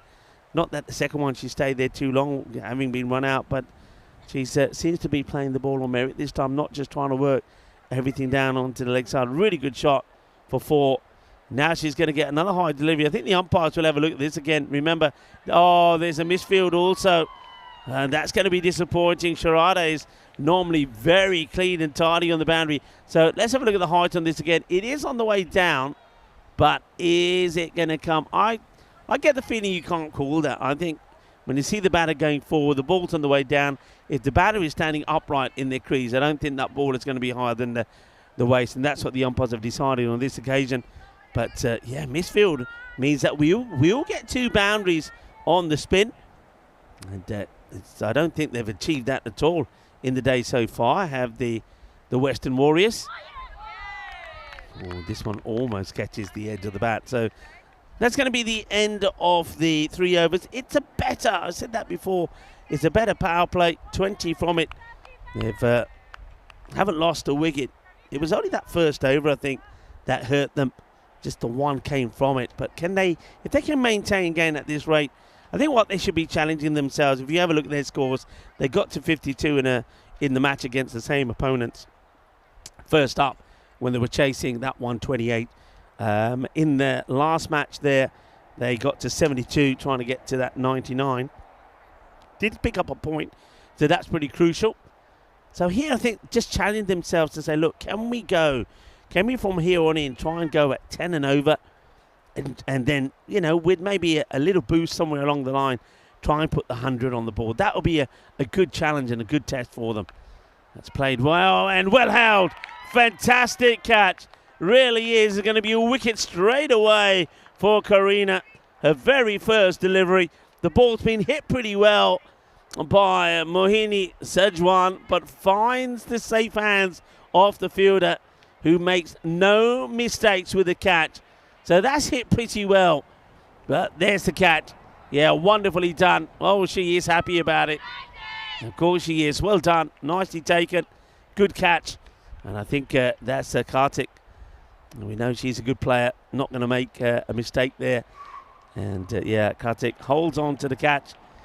Vijayaghavan. And Karina picks up her first wicket. It's a good time to welcome back to Tina Goth. That joins us. Tina, welcome back. And as you come in, the first wicket falls for the Western Warriors. Yeah, I don't think the Western Warriors will thank me for that one, but it was a nice catch.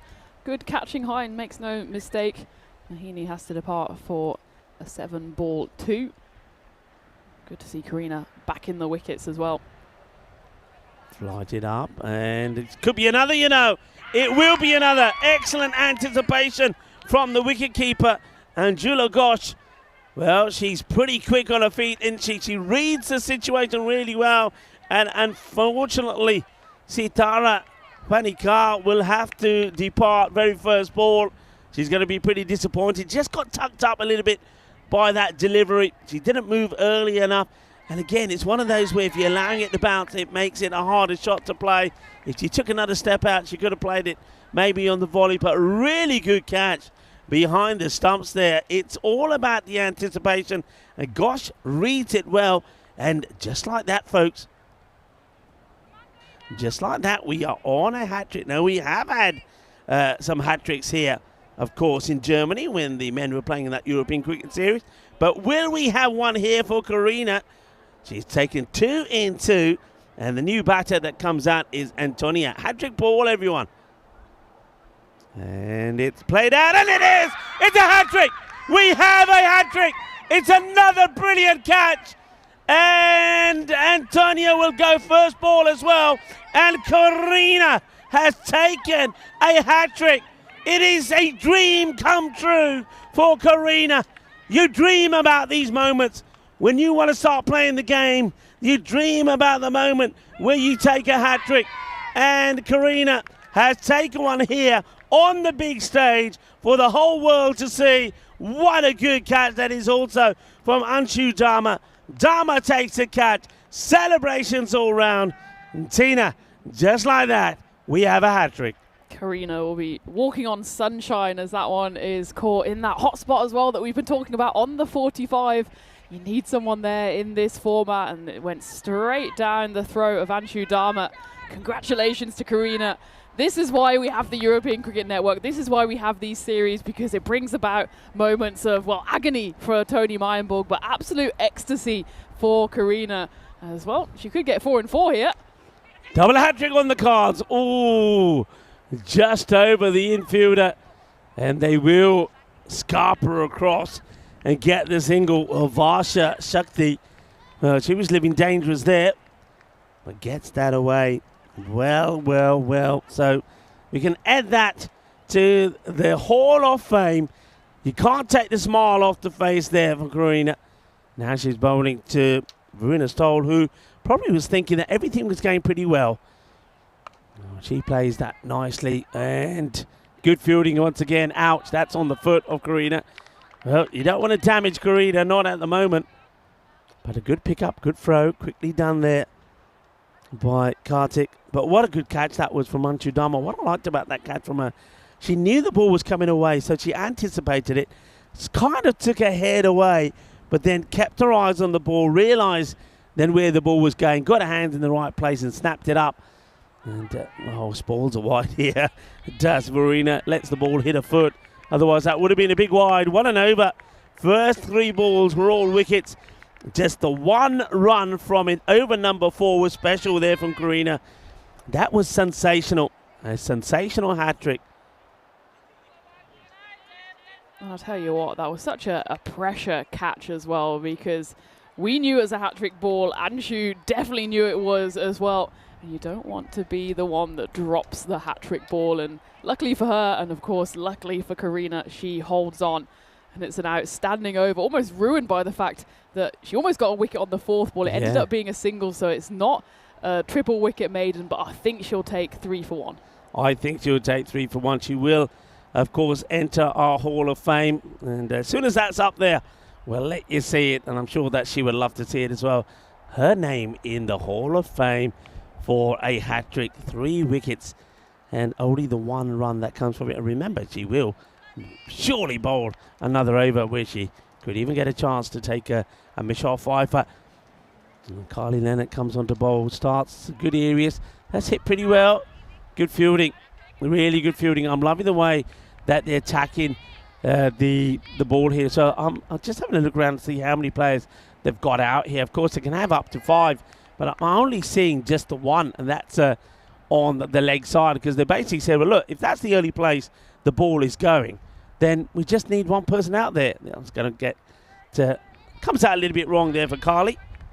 And she'll go back to a mark. She won't be worried about that, Carly.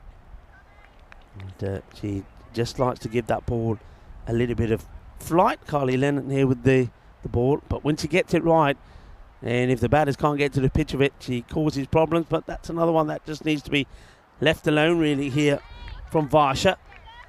Yeah, you've got a feel for the batters there. Sitara Pedikar, she was the 2nd wicket, of course, to fall after Mohini Sajawan went. So she doesn't score. Or Carly, this one's just all about, but that's going to be a no ball. She just gets her body in the wrong place here.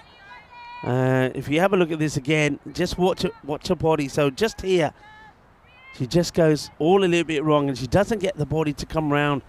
She ends up being very front on, so just needs to get the left leg a little bit wider so she opens herself up a bit. Takes it. I like that. Takes the time, composes herself, and gets ready to come back. This is a free hit though, and it's going to be another wide. So free hit stays in place though. That's a much better delivery. There's a question from Dave in the chat. I don't think we have the answer off the top of our heads, but he asks how many hat-tricks have we had for women. And obviously we have the combined hat-trick Hall of Fame for men and women. We'll love the equality here. But I think, did we have one earlier in the year, maybe in Estonia? Was that in one of the internationals? It's certainly not the first, but it's always great when anyone gets themselves into the Hall of Fame.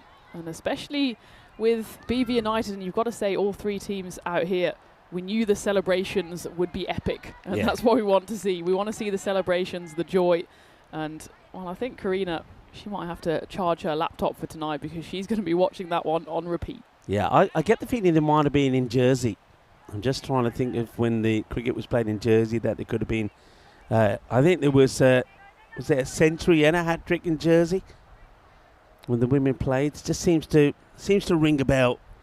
But yeah, Dave, thanks for the question. But not that many. Not that many. I think there was a 5 as well recently somewhere as well. So and I think Karina would definitely have the opportunity herself to get a 5. It's going to be another wide ball here for Carly. So this over, especially in terms of the number of extras that are coming from it, it's turning out to be pretty useful.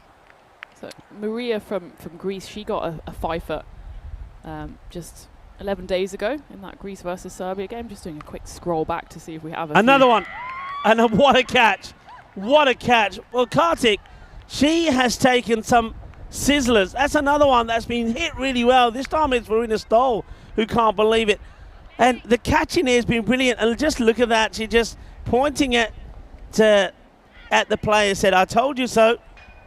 And this time it's at Ranasinghe. But Carly, look, persistent is not the finals over that she's bowled. It's only the 2 legal deliveries, and it's in between that there's been 4 wides and no ball. But this time she gets it right.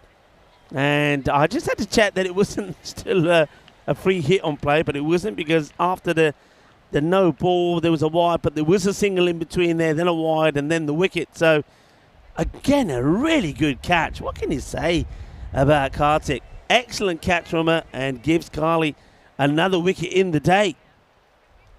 And again, it's a ice cold celebration from Kartika, but that is her second catch of the innings. Obviously, we normally see her with the gloves on. I think just managing her load, trying to protect that knee, but she's very much been in the action here. Maybe we need to see her more in the field. Yeah, well, I did speak to her because obviously a little bit concerned when we saw that, when she went for that run. And what she said to me, she said the knee, I don't know if you spoke to her as well, but she said she just felt the knee pop out and it frightened her a bit. She said it went back straight away. She went to play that cut shot, and when she leaned on it, she felt it pop, and when she went back, it went back in. But she said, in my mind, I was worried. But she said, since then, it's been fine. She said, everything's okay. When I kept wicket, no issues at all. So that's good. I suppose it can happen sometimes. But I did say, you know, do you keep it strapped up? She said, yeah, I do. I keep it strapped up and everything. So she's fine. And she's just liking the fact that she's out there playing cricket. Lofted up, and that's well bowled. She just needed a bit of time to get her radar right. And now Carly Leonard, I suppose, picking that wicket up, certainly got her back focused. Good stuff from her, good comeback. And, you know, I like that. It's never easy. When you know you're on the big stage, people are watching. It's when it starts to go wrong, you start to feel the pressure. You start to feel, oh, no, you know, am I ever going to finish this over? But she went back to a mark every time, took a deep breath, just said, right, back to basics. Back to basics. Go back to basics. Go back to basics and get it right. And she did get it right. Well done. 28 for 4 then at the halfway point. So the struggles are once again on here for the Western Warriors. They're just not finding their touch with the bat, are they? Yeah, and it's not helped by a hat-trick when the likes of Tony Mindborg come in. She can stick around. She was the unlucky victim of that hat-trick. I bet she couldn't believe her luck as she hit it quite well. It's into that 45 position that we've seen come into play a lot today, and I think throughout today and tomorrow it will continue to be a hot spot as we go back to live. And yeah, for the Western Warriors, it's always going to be the case for a new team, as that's an excellent pickup in the field. That, well, there's a chance for a run out here, but she's sent all the way back. So it's a long old run for 2 for Gutierrez that counts for 0. It'll always be the case for new teams that sometimes it feels like you take 1 step forward, 2 steps back, but certainly there was big progression from games 1 to 2 for the Western Warriors, and they shouldn't be disheartened by this. Sometimes you come across a bowler who's buoyed by the occasion and just gets the balls in the right spot, as this one's just going to land tantalisingly between bowler and keeper. That was another chance, wasn't it? I remember it was that was how the second wicket went. When she took that hat-trick, Gosh was there to take the catch, and it was almost a repeat of that. But what I was going to say with that hat-trick, all right, the wicket of Gosh was probably no good anticipation from Anjula Gosh. It was a good catch taken, but not difficult. But the other catches were great. The catching here has been fantastic. Of course, Kartik has taken 2 really good ones. And then the one on the hat-trick ball, Anshu Dharma, what a good catch that was as well to remove Antonia. Just sometimes you have days like that. And maybe that's what Western Warriors are feeling. It's just not their day. And that one gets played away. At least that one doesn't go anywhere near a fielder. Not in the infield anyway. And that's well fielded there in the deep. Just going to be a single. As for BV United, well, we thought maybe they'd wilt in the heat. It's 30 degrees here. It's a weird, muggy kind of 30 degrees as well. They've got the 4 games today. But at the moment, showing no signs of fatigue, as they look to put the Warriors to the sword here. That's a nice hit though from Elia. Should just be able to run through for a single. And here for these two at the crease now, it's just a case of trying to consolidate, seeing if they can chip away. Western Warriors, it doesn't feel like these two necessarily going to go for the big hits, but if they can just accumulate and maybe force the BV United fielders back a touch with a few big swings, then that does give them the opportunity to run for a few more singles as well. This is a half appeal by the wicket-keeper. It's Anjuli Ghosh in the absence of Kartika, and the foot certainly swings round. Does she get her bat down back in time? Yes, she does. Good work from the keeper, but good awareness there from the batter as well to get her bat safely home again. Yeah, not just get it home, but to keep it down. That's the trick sometimes when you swing the bat around like that. If it does hit the ground and pop back up, and then the bells come off, you of course are out. So she does well. But again, it's an over, a good over from Karina. She's what a spell from her. Not able to add to her 3 wickets, but only concedes just the 3 runs in her 2 overs and picks up the 3 wickets. And at the end of that over, the 6th, they are 30 for 4. Where can they get to? I mean, I was saying that after 20, and it was the last 2 overs after the first only went for 1. I was saying that they could, if they kept going at around about 10, they could push on and try and get 100 on the board if they got 1 good over. But unfortunately, it's gone the other way around. It's been, for them, certainly bad over after bad. The overs since that 3rd over has gone 1, 7 and 2. And not going to get any easier as Anshu Dharma comes on. I like Anshu Dharma's bowling. She's going to start. Of course she is, because I said I like her bowling with a wide. But she'll bring it back. I think she's been pretty good. She just kept that ball. She's one of those bowlers where they'll say, right, there's the coin. Just hit it for me every ball. And I think she can do it. I think that's what her skill is. She just lands that ball on the perfect area outside the off every time. Here she goes. And there it is. No run. Straight to the field. And the fielding has been exceptional, especially as you would imagine from the United side. They've been good. They've shown their qualities. Tina, they've shown why they're champions. Yeah, absolutely. They haven't dropped on that consistency level throughout the whole day. Fielding has been sharp. Well, Million asked me as I was chatting to her in between the games. Obviously, a lot of these girls, well, some of them have played on the network before in the international games, but a lot of them haven't. And Melina was asking, how do we look out there? And I said, well, you guys, BV United, look like a well-oiled machine, as there might be a chance for another catch here, and it goes down. Commentator's curse on that occasion as Karina, anguished cry there, puts a slight dampener on what's been a faultless performance from her so far. Has 3 wickets of her own, doesn't manage to put herself in the catches column as that one just bursts through. But BV United, apart from a few blips here and there, which I think we can forgive them for with their workload today and the weather as it is, they've been outstanding, and they've looked like a team that's been together for years, because they have been. Yeah, you're right there. The way they played, normally you can tell from the way the team, they are kind of outside of the key plays. And in other words, when a bowler's bowling, you're focusing on the bowler. Batter's out there with the way they're batting. But outside of those things, the way they communicate with each other, the way they celebrate when a wicket goes down, the way they move the field around when the bowler's coming on the ball. Everybody seems to know their role, seems to know their place. You touched on the side at one point that the right fielders in the right place. Everything's been good, and the bowlers that have come on, they just know what they've got to do. Like here, for example, Anshu Dharma, she's not coming on here to bowl and say, you know what, I'm going to take a wicket, I'm going to take a wicket. She's coming on the bowl to say, I know what I've got to do. Full straight, outside the off, keep it tidy. Economy is everything. And that's one thing that works really well in this format. It's all about the economy, keeping the economy down. It's another super over for the BW United. Just the 2 runs come from it. And the Western Warriors, well, the Warriors, they just haven't been able to fire with the bat. 32 for 4 after 7. BV United seem like a team where everyone knows their role. Yeah. They know when it's their time to try and go for the kill. They know when they just have to consolidate. And it's the same with the bat. They've got players who can go there with a bit more freedom. The likes of Rami, she goes out and she knows she's going to swing hard. If it comes off, amazing. If it doesn't, it's okay. There's other people to come in. And that's the makings of a good team. You're bigger than the sum of your parts, and that's certainly the case for BV United. That one just knocked into the side, and has the bail come off here? Oh, can we get the side on replay of that maybe? Because I think there was a gust of wind. When does the bail... Yep, there you go. Yep.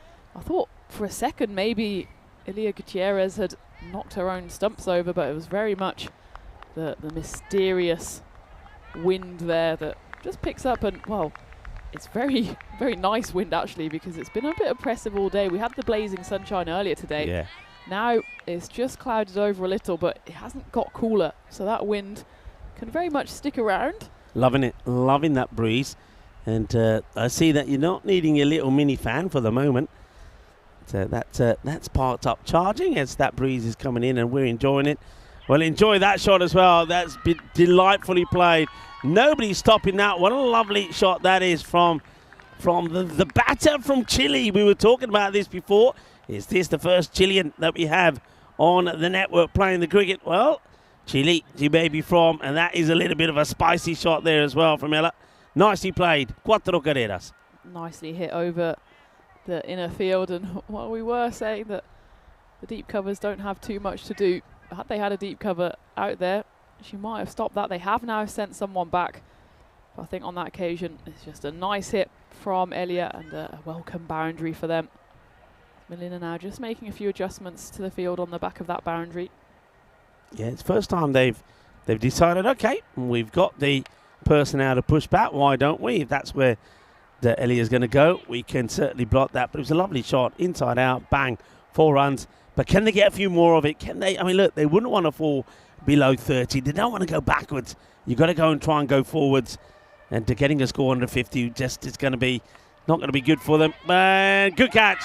Really good catch. Look for a moment that it was going to go over her head. Well, there you go. Good comeback. And that's Carly. And I can tell it's Carly because she's got those sleeves rolled up. He's kind of got the, I'm not here to mess around, no nonsense about me. Picked up a wicket when she was persistent and was having a few problems with the wides. And now she takes a really good catch. I thought it was going to overrun it. She came in, walking in, thought she'd overdone it, has to go backwards, leans over her head, holds on to the catch. And, well, Elia's going to be disappointed. Plays a really fine shot. And just when I was thinking, could they get a few more boundaries in the innings and get to that 50 mark, she's going to fall to a very good catch from Carly Leonard, and Milena Beresford picks up a wicket. It was a lovely catch.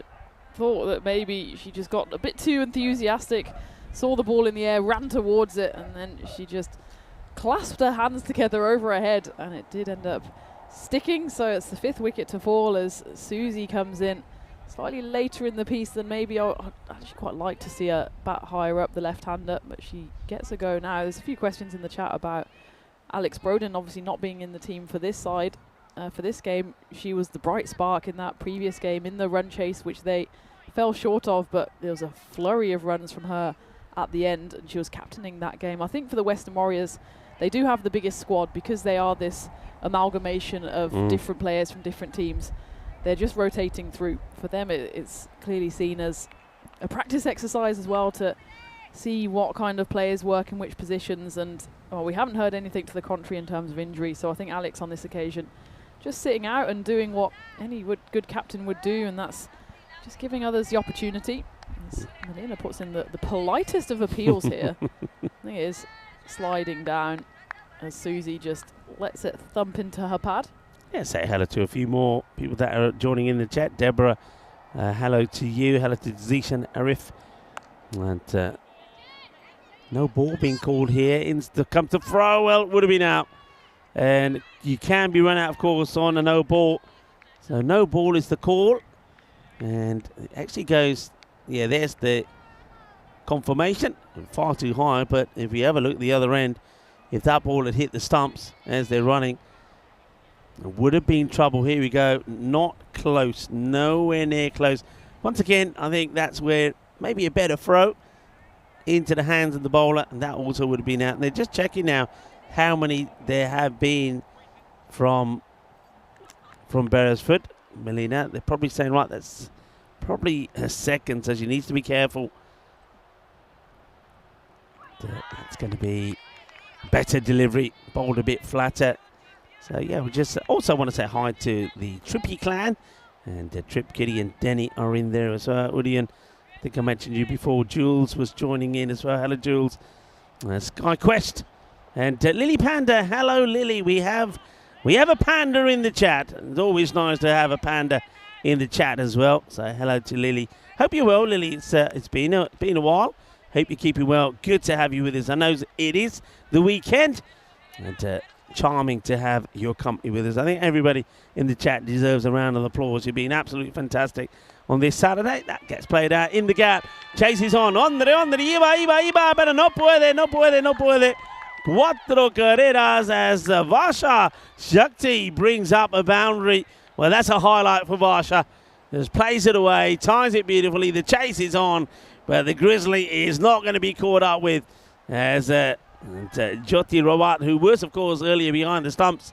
They're just changing the wicket keepers around a little bit, and Julie Gosh is doing a fine job, but Rawat couldn't catch up with that, and it goes to the boundary. That's the end now of the 8th over, 44 for 5. So good over that one. They will get 12 runs from it, and once again, they're getting past that 50 becomes achievable. They'd love, I think for them, they'd like to get past that to get beyond the 50. They got 52 on the board in one match, 72 in the other. I think if they can get past that 52 in between the 52 and the 70, they'll be happy with that. Yeah, absolutely. And it's nice to see that even when a wicket falls in that over, they don't get rocked by it. They just keep on going, helped with a couple of extras there.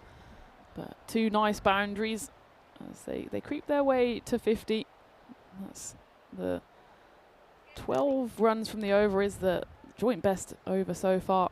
Over number 3 from Millen. Actually, both of Millen's overs going for 12 apiece, so a bit of room for improvement for her. No, of course, because some of the national team players were playing on the turf wicket last week. It's, again, a readjustment to not only an AstroTurf pitch, but a very bouncy AstroTurf. I know Ali was obviously delighted that some of the players are getting practice, but equally it's like, we just got used to turf and now we're back on AstroTurf. But any practice they can get can only be good, looking ahead to challenges to come, both for the national team, but of course for these sides in the Bundesliga as well. I know they'll both be desperate to get back to the Bundesliga finals, and Munich will be. Western Warriors, I know some of their players are involved in, for example, Cologne and Krefeld as the race is on here. And it's going to be one of those where her foot is the wrong side of the boundary as she picks it up. We'll take another look, but I'm pretty certain here that the dive goes in. I don't think the dive does anything. I think the ball has already stopped. But take a look here at where the feet are when the ball is collected. It's actually Schrader, without being too harsh, she should know better. We carry on rolling that one because that's not the problem. Let's keep going. So one player dives over, so no issue there. But the issue becomes here. Watch the feet. Has to jump inside the field of play. It doesn't. Blip, that's the error. That's going to be 4 runs. Oh dear. And the umpires will give the signal now. Well, wide and 4, so it's going to be a minimal. 5 runs. Well, that'll help. That brings the 50 up, I believe. There it is. Attention, 50 on the board. Still got 11 balls to go. Big swing there from Varsha. I like the technique of Varsha here. She's got a good swing. We know that she scored 1 boundary already when she played the ball through point, but I like her technique. I think if she hits it, I think it stays hit. Yeah, absolutely, and it's good to see the left-hand matchup as well. Rami, left arm over, bowling rockets as the bails come flying off once more. I mean, she bowls quick, not so quick that we don't even see it. Yeah, we have had an issue with one set of stumps which the bails don't sit on them properly, and we saw the umpire at one point really stretching them and trying to get them sorted.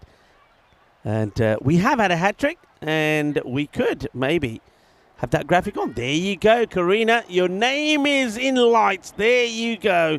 3 in 3. And I think that's something that Karina is going to treasure for the rest of her life. And the one thing, of course, one beauty of playing on European Cricket Network is those memories are always with you. And they're never going to leave her. And she can show whoever she wants, whenever she wants. All she's got to do is click a button on her mobile, and there it will be. So what a moment for Karina. And it was a great hat-trick as well. It really was. Great catches, great emotions, great celebrations. Okay, in the air, just dropped short of the fielder. Not the quickest to run. Will be run out here. That's a pity. Varsha, she's just, she's making a little protest here now to her partner, Susie. You got to run there. You have to run. And I don't know whether she would she call ball watching, or whether she just took a long time to go, but she just never really. Here it is here. So there's the hit. And she just never really goes. And then by the time she gets there, it's gonna be out. Yeah, disappointing. Yeah, she does have to make her way slowly off the pitch, but a few good hits for her. And yeah, you're just saying about the replayability, and I think that's one of the thing the girls definitely treasure, and the boys, of course, with the European Cricket Network, that you can always go back and watch it. I know with some broadcasts, naming no names, sometimes you get the live feed and that's it, and you're like, oh, where are the highlights? I want to see the highlights. But the good news for the players out there, and of course for everyone watching back home, I know Jules, for example, saying he's just arrived late because of the night shift. I'll go back and watch the hat-trick earlier in this innings, because I know Karina will be, and it's worth seeing it. And I like it when a hat-trick includes catches, because then it feels like it's a real team effort as well. It is satisfying, of course, if you get a hat-trick, especially the third one when the stumps get rearranged. But there's something about having a team effort hat-trick as well. All three of them were catches. So it's definitely worthwhile going back and watching that, Jules, and anyone else who might have missed it, because you don't get too many hat-tricks. We get more than most on the European Cricket Network, but they're always a highlight, and great to see the celebrations as well. Yeah, what's the background then of Susanna McNamara Brenton? Is that a bit of Scottishness in there? I don't know. Yeah, so the Brereton comes from her husband's surname, so the McNamara is her maiden name. Okay. She's kept that. She was born in Staten Island in New York, but has been in Germany for a good while now and been involved with the national team. Oh, that's another minimo, you know. I'm pretty sure I saw the umpire also signal a wide. So that's 5 more. Yeah, it's down the leg side, is it? There. No touch, says the umpire. Probably is right. Otherwise, that would have probably deflected to the keeper. So another 5, I believe. So that, well, I did say they'd be happy if they got past the 52 mark. They have now. And who knows? I mean, this over is another one, which Ramisha Shahid, she has struggled a little here. And he has been a little bit leg-side-ish today. That's another one down leg side. Now, what will the umpire call here? Does it go over that leg stink? It may have just come back in. And in fact, the umpire, I think, signals that there was a little bit of touch on this. So, well, they're celebrating something here. I've missed something. What's happened at the keeper's end? Let's have a look. So here's the one that gets away. Now let's see. In comes the throw. I know the bails were down. In comes the throw. Yeah, no issues. I think they're just celebrating life. You don't often see a high five for a dot ball. Double high five. But it wasn't quite a dot ball. It was a single. That's hit well, and it's going to be a boundary. Another good shot. Now, that's nicely played. Well, that's one way to get off the mark. Beautiful hit. And this is Snigdha who gets this away. And Mohapatra, nice shot. And certainly, once again, a lot of noise there from the teammates. You know what? They could get past the 72 here. Now, that would be a real achievement, getting past the higher score that they posted so far in the day. I did say when it looked like at one point, especially when they were 32 for 4 at the end of the 7th over, I said, it doesn't look like they get to 50, which they'll be disappointed about. They want to go and improve and go upwards. Well, they could do. 61, middle of the road. Can they get past 72?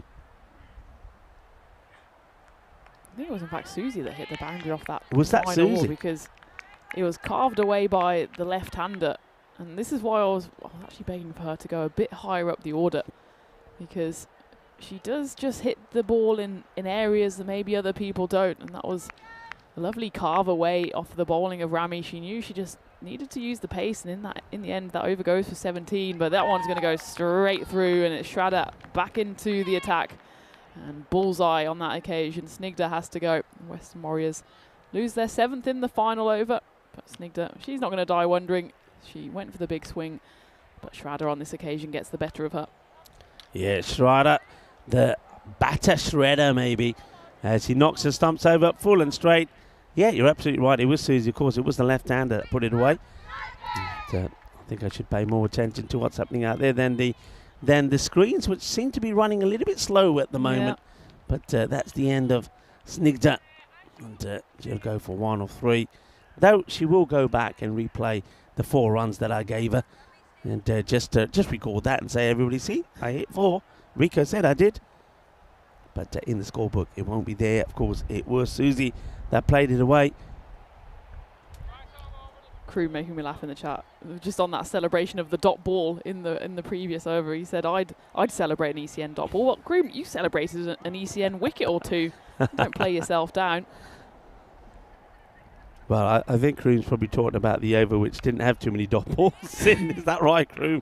Is this not getting too many here? This is the thing, when the Western Warriors think, yeah, we could get to that 70, 73, then of course something like Shraddha comes back on, and then everything changes because Ramisha Shahid, that last over game for 17, I think she's just been a little bit leg-sided today and a bit short. Gone. And yep, there it is. That's the second in the over. This could be a sensational over, That's ball number 4. No runs from it so far. Gets the edge this time of Quintus. And Tatiana is going to have to go. Another good catch from Anjuli behind the stumps. Anjuli, gosh, she's been good. And takes the catch. Another batter goes. So, Shraddha, good bowling from her at the moment. Delighted for Anjuli as well, taking that catch. Of course, the first one was a different proposition, having to run forward, crane her neck in the helmet and grab that one. This was just a proper snick, and it's not always the easiest ones for the keeper, especially a stand-in keeper. Maybe she didn't even think she would be keeping today, with Kartika, of course, usually behind the stumps. But there's a healthy edge on that one from the batter of Tatiana. She has to go for a second ball duck, and well done to Anjuli behind the stumps. As Beatrice Pierre is the new batter. Well, it's not. Is it going to be given wide? No, it's not. It's just Jason going for a little wander. So we are on here for a double wicket maiden to finish the innings for the Western Warriors. Shraddha, 2 wickets so far. Gone for just the 1 run in her first over as well. So she could finish with remarkable figures here.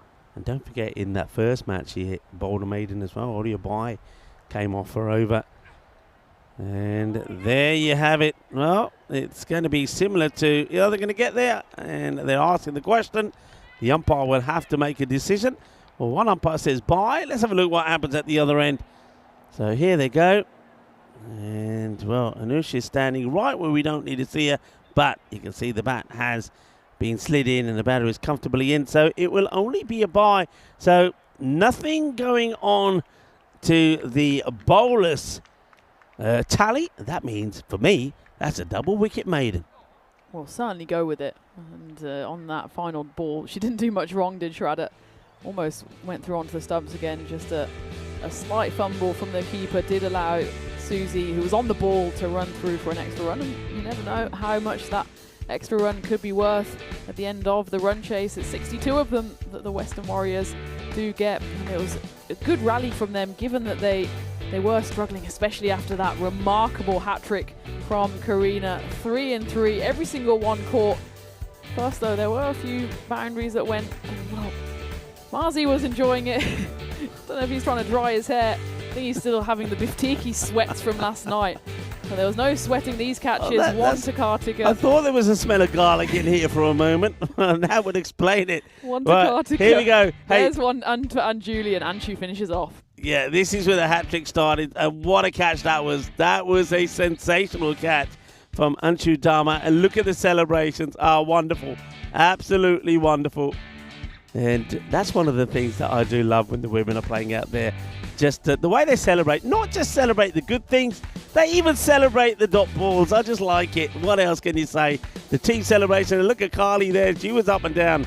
Well, sleeves rolled up, ready for action. Takes the catch over her head. That's why she says, I roll up my sleeves. It helps me reach higher.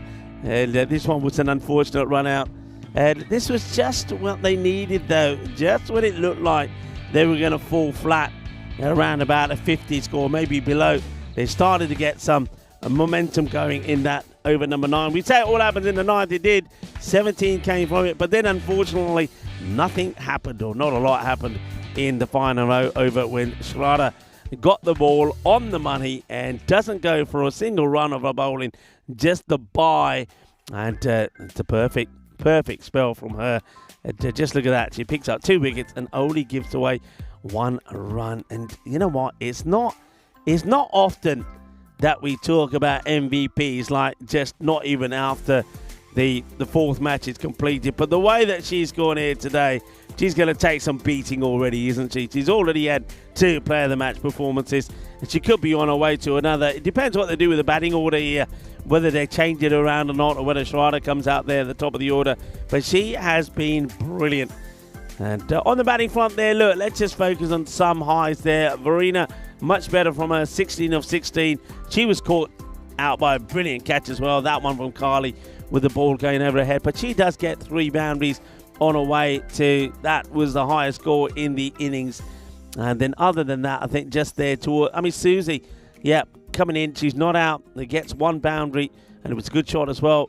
Gets 7 of 5 deliveries. Maybe she can come out to bat a little bit higher. And Beatrice Pierre, remember we've seen Beatrice score runs there in Belgium. Perhaps she's a little bit lower than what she needs to be as well. On the bowling front, though, again, you can't say too much. I think Ramisha Shahid will be disappointed herself with her second over. She's got to try and get the ball going in the right area, which is right across the right-hander. She keeps on bowling down the leg side or at the pads of the batters, and good batters that can play the pull shot will get her away.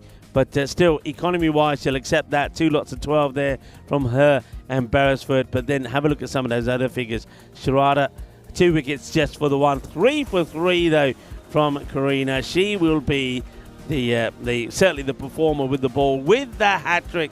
She's in the Hall of Fame as well. What a hat-trick it was. Some sensational catches to reward her with that. So we're going to take a break. Probably going to be just about 10 minutes' time. Then join us back as we talk through the conclusion of this match. But you do feel that BV United probably will once again be looking to see if they can pick up 4 points in this one. To do so, they're going to be looking to score the 63 required in 7 overs. Or will the Western Warriors find a way to get through some of those opening batters and really make them sweat it out to try and get the victory? Join us back in about 10 minutes' time. Volvemos en 10 minutos.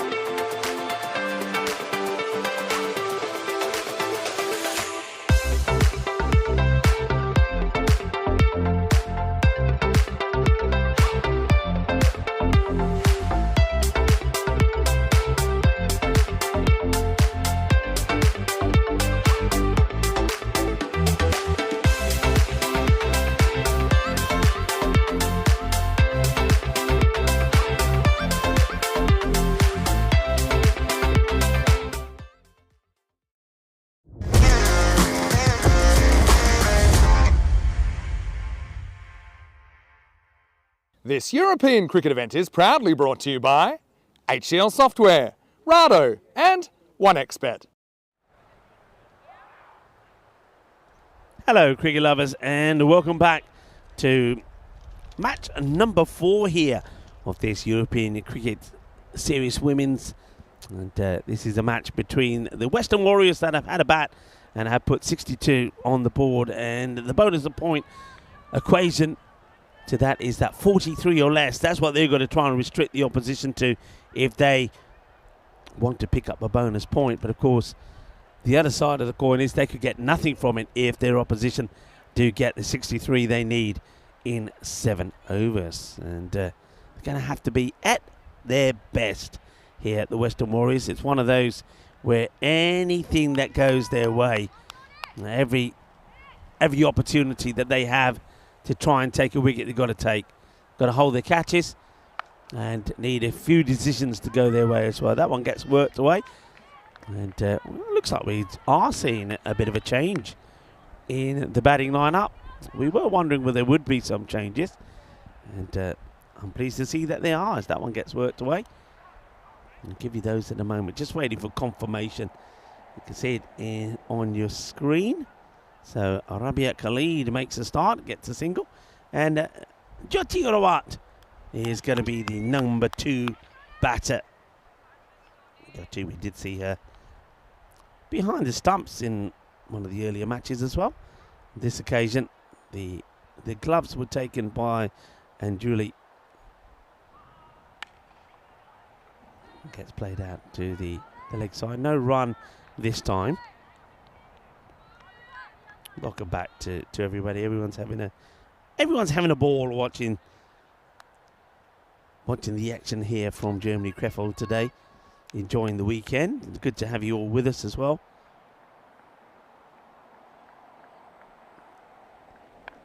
It's played away. It should be a run as it just gets away from the fielder, but they're not going to. I don't think they're going to take any more than just a single there.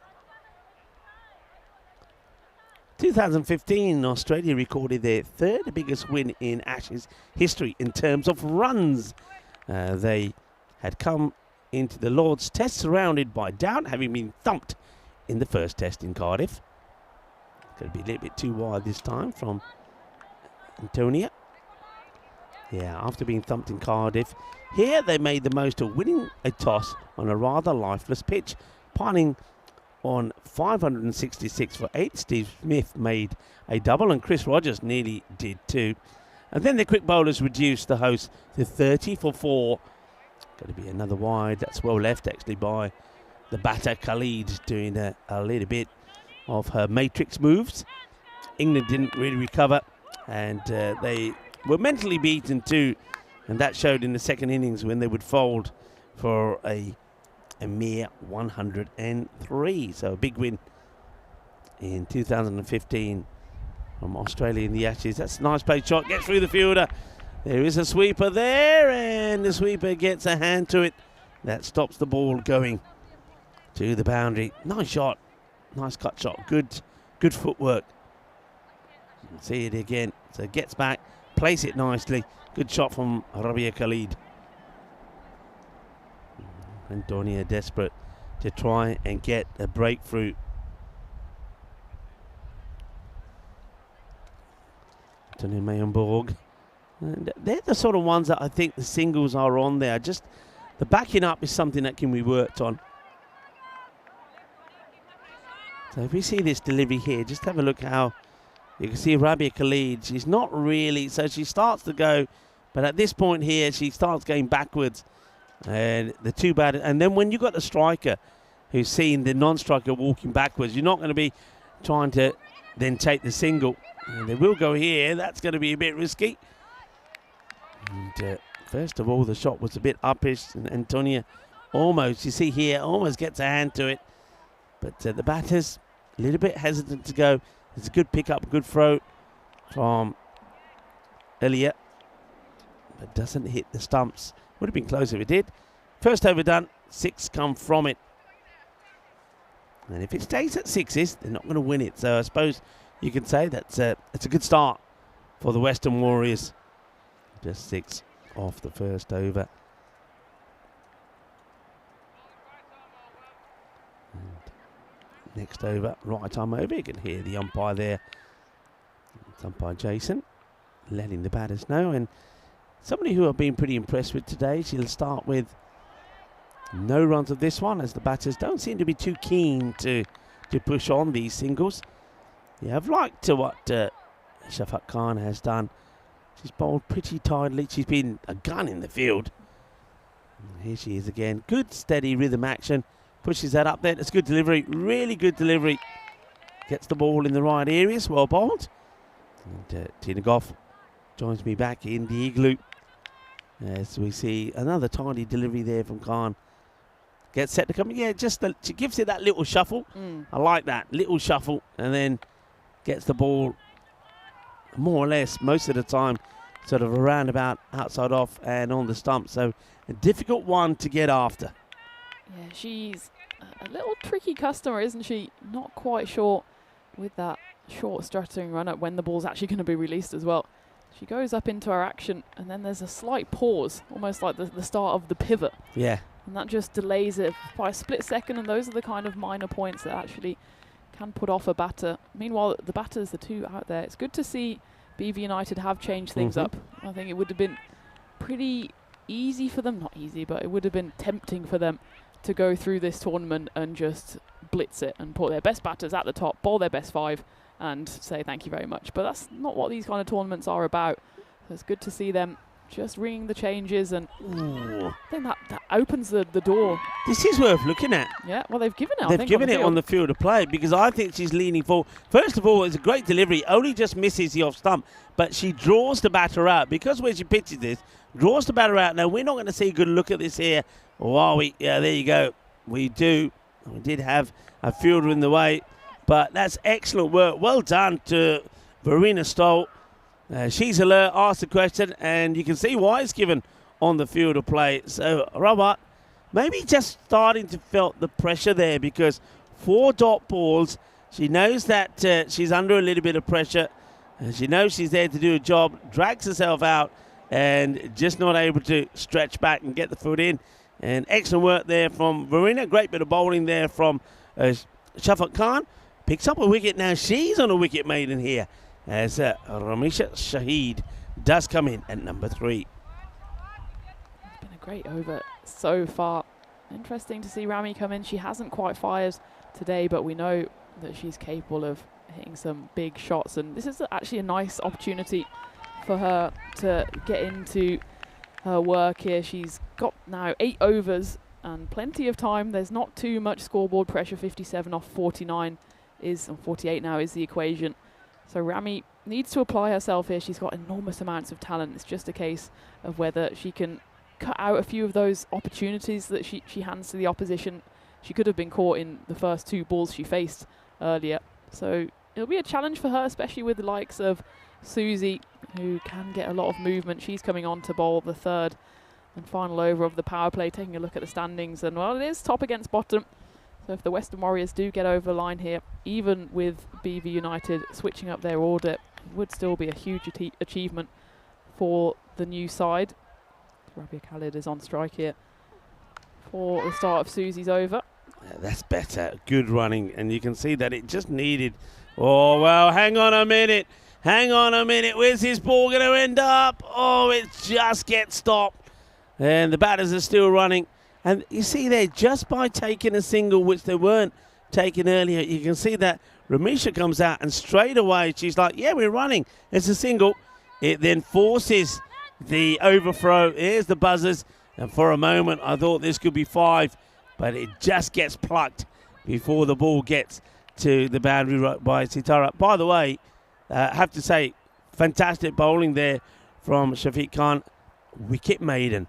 It's another wicket maiden in the day, or another maiden, but this one's a wicket maiden. Superb bit of bowling. Yeah, she's thoroughly deserved that, has Shafaq Khan, and good to see the Western Warriors clawing their way into this tournament. We expected them to have a slow start by virtue of the fact that they were pretty much newly formed, but they're picking up these little glimmers of optimism. Susie's Just got to get her line right here. She's such a dangerous bowler when she gets it going, and that's exactly where she needs to bowl, just tailing away from the right-hander. Good rhythm, huh? Good rhythm. She runs in there nicely. And then when she releases, you see that the whole body, the whole arm, the bowling arm swings round and goes with the body and gets that ball to whip away from the right-hander. Well, that's one way to do it, the weekend. And she's saying, Papa, one day I'll be there. My turn will come. There you go, the stars of the future as well. Safety first as well with the helmet on. You never know, especially with Rami at the crease. And that's Shot. exactly why she crunches that one. One bounce 4, and the quicker it goes in, the quicker it comes out. And that's exactly the kind of bowling Rami actually can feast on. If it's not swinging, then she can swing hard. And on that occasion, Susie just gets dispatched to the boundary. It's a good point you make, Rico, about Susie's rhythm, because when Susie's bowling goes wrong is because she loses her rhythm in her run-up. When it goes right, you can see her powering through the crease, and her follow-through is much better. On that occasion, she tries to just place it. And you can see that by the fact that when she bowls it, this one, they're going to run through for 2, and it's a comfortable 2 in the end. When she bowls it, she almost stops and is like willing the ball to get to the other end. Her best deliveries are the ones where she follows through, and she's not worrying about where the ball's going because she knows it's going to be a good ball. Yeah, you're right. You're right. And that's the one tip, I think, that you can give to so many bowlers. You often hear me talking about that. I watch bowlers, and when bowlers just come to a standstill after the bowl, that's the first thing I say to them. You know, bowl, you see there, she just stops, and that's going to get worked away. It's a good shot, actually, from Rami. She's got a good eye, and this is just in that slot for that shot. Makes good contact, gets the second boundary in the over. So 2 4s in this over. Also had the 2 that they ran quickly. So yeah, just when she stops there, don't stop, follow through. Then just think about it. So it just gives you a little bit more momentum in your bowling, a little bit more pace, and I think it helps you with your accuracy as well. So here goes again. Let's see if she follows through this time. Not so much. That one, she gets a little bit of extra swing, but I don't mind that delivery. You know where you've got to be. If you've got a batter that wants to be swinging and hitting you over, fetching and hitting you over cow corner, you've got to go just a little bit wider. So you can see that she's trying to do that.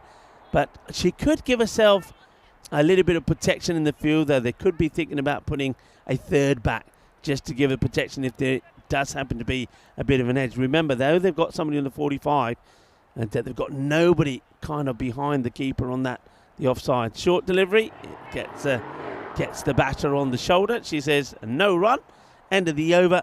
So Susie does get through the over, but 15 do come from it.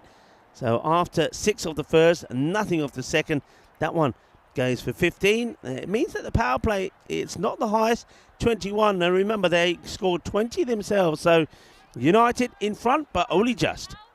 Yeah, it's a decent power play, but you've got to say it was just that one over that just besmirched it a bit for the Western Warriors. The first 2, they can be more than happy with that 6 for 1.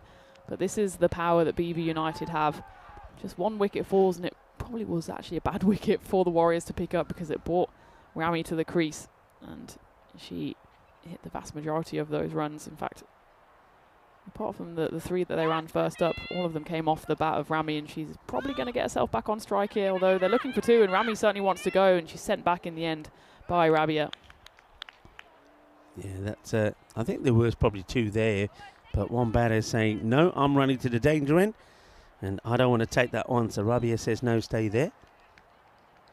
Rami is always someone that's a willing runner. That's been ingrained in her in the national side.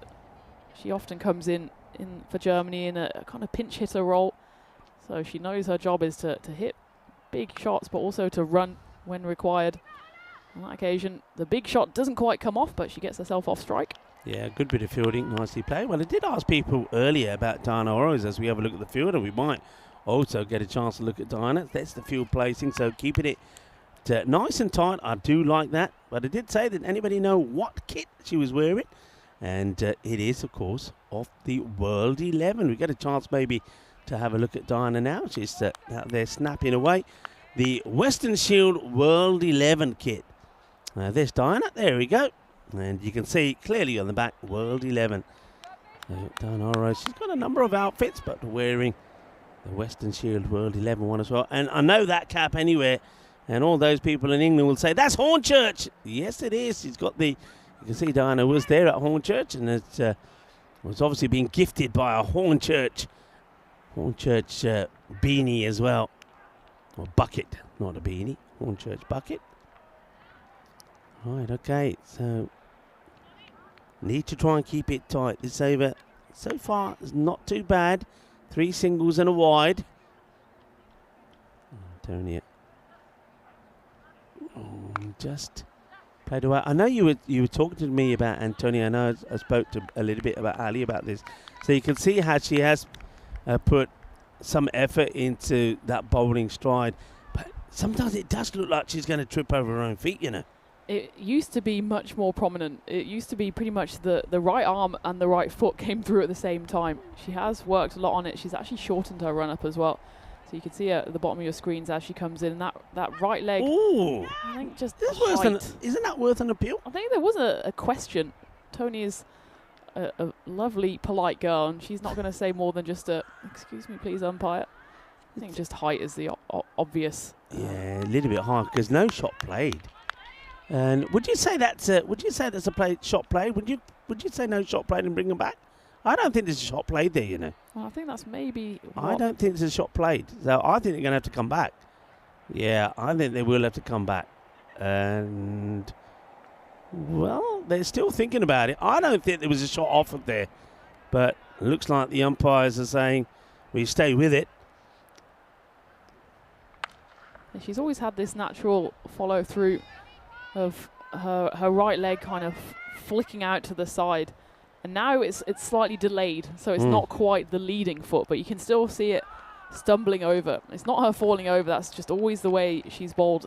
She's someone who I touched upon earlier. She has grown up in a place called Damshagen, which is just a lovely little seaside village in the north of Germany, so Hamburg and then even further north. Right. And there was a chap called Gareth, a Kiwi, who went over there, and he built up a women's side, and only a women's side, in Damshagen from absolute scratch. And the whole of the female Damshagen community got involved to the point that the mayor of Damshagen was playing, Mandy. She's an absolute force of nature. Plus Tony, plus her sister. Tony must have started when she was 10 or 11, but it was one of these situations where it's very much a provincial village in North Germany. Most of them, I don't even know if football has arrived in the town, let alone cricket. And they, from nowhere, built up this team, just a community team, and they've gone all the way to Bundesliga finals. And it's just this amazing story of cricket uniting people and being this combined love. Just one guy, Gareth from New Zealand, coming over, and this beautiful club was formed. And we were talking about an appeal there, and the finger does go up. So we'll talk a bit about Damshagen later. In the meantime, it's the second wicket to fall for Shafaq Khan. She goes for a run, which she didn't have to do in the first over. This time, 1 run, but she follows it up with a wicket. Just wondering where this one is going. Yeah, leg stump maybe. I think maybe we can slow it down a little to see. Rami, well, she was certainly trying to play it leg side, wasn't she? So that suggests that it was maybe just trailing a touchdown leg. I can see why it was given. When you go down in front of the stumps, it's always a question for the umpire. Yeah, the finger of doom does go up. Yeah, I suppose it's still flighted. A couple of things. I mean, yeah, is it just straying down the leg? I mean, it does seem to pitch and look like it's moving. I think the height probably, height-wise, it probably wouldn't be an issue. It's just whether it would go on and hit or not. The umpire decides it would. No doubt in the umpire's mind. So umpire Nikhil gives the decision, and well, Khan gets another wicket. She's bowled beautifully well. That's nicely played. They could probably look to get at least a couple here. They'll come back for 2, and Anshu Dharma comes out now. She excited me as a player. I liked what she did with the bat when I saw her earlier. She certainly is a player I think can give it some oomph. And she also, a little bit like Shafaq Khan, is a very steady bowler. So it's going to be a good little battle between these two. That sounds well off the bat, but a big no is the call from the non-striker, as that's been hit pretty well, but also very well fielded. Yeah, you could hear the crunch of the ball on the bat there, but it stopped well at mid-wicket. So Damshagen has a population of just over 1,200 people. Is that it? Yeah, and 15 of them are cricket-playing women. So it's just such a lovely story. They were certainly kind of everyone's second favourite team in German women's cricket. So they're still going? They're trying. The trouble is, it was just these 15 women, and at some point they grow up, they move, they have other things to do. Mandy's busy being mayor of the whole region, and Tony, for example, is then here, and well, she's might be on the losing side here as Verena Stoller takes the wicket, so maybe actually she'll get the win, as that is the third wicket to fall, 33 for 3, so it's still poised here for the Western Warriors. Tony, she gave away 8 runs in her previous over. Shafat Khan comes on to bowl the next, and 2 wickets fall this time. Anshu Dharma hits her first ball for 2. Very next ball, though, hits it up in the air, and Stoller, the wicketkeeper, takes the regulation catch. BV United 32 for 3. Yeah, well, another one goes. Anshu hits one ball pretty well, gets 2, and then the next one, it's well stopped by the fielder. And you've got to remember that fielder that made that stop out there does keep her on strike, and the next ball she gets out. So that's good work. It's also excellent bowling for Shafat Khan. Her figures are fantastic. She's taken 3 wickets, only conceded 4 runs, got 1 more ball to bowl here. And now Sharada does come out. So you can see that United are sensing that, this one could get away from them with a ball to go in this, the 5th over. And I think now they've sent out Sharada, and Banir will be looking to get going straight away. Let's see how she deals with this. Normally when she opens, they get a good partnership going, but this time she's coming in with a little bit of pressure. And she ups it pretty well. Fielder can't stop it in the in circle, and well, it's booted away. It's going to be in the back of the net. It's a fantastic half volley from the fielder. Gives it a clobber. It does Sitara. And well, Panika, well, maybe she did panic a little. It gets past the infielder, and then she had to do the work. So you see, it gets past Susie. Then Panika gives it a kick. Don't panic, Captain Manning. Don't panic. Well, she does panic, and she boots it over the line. It will go for 4.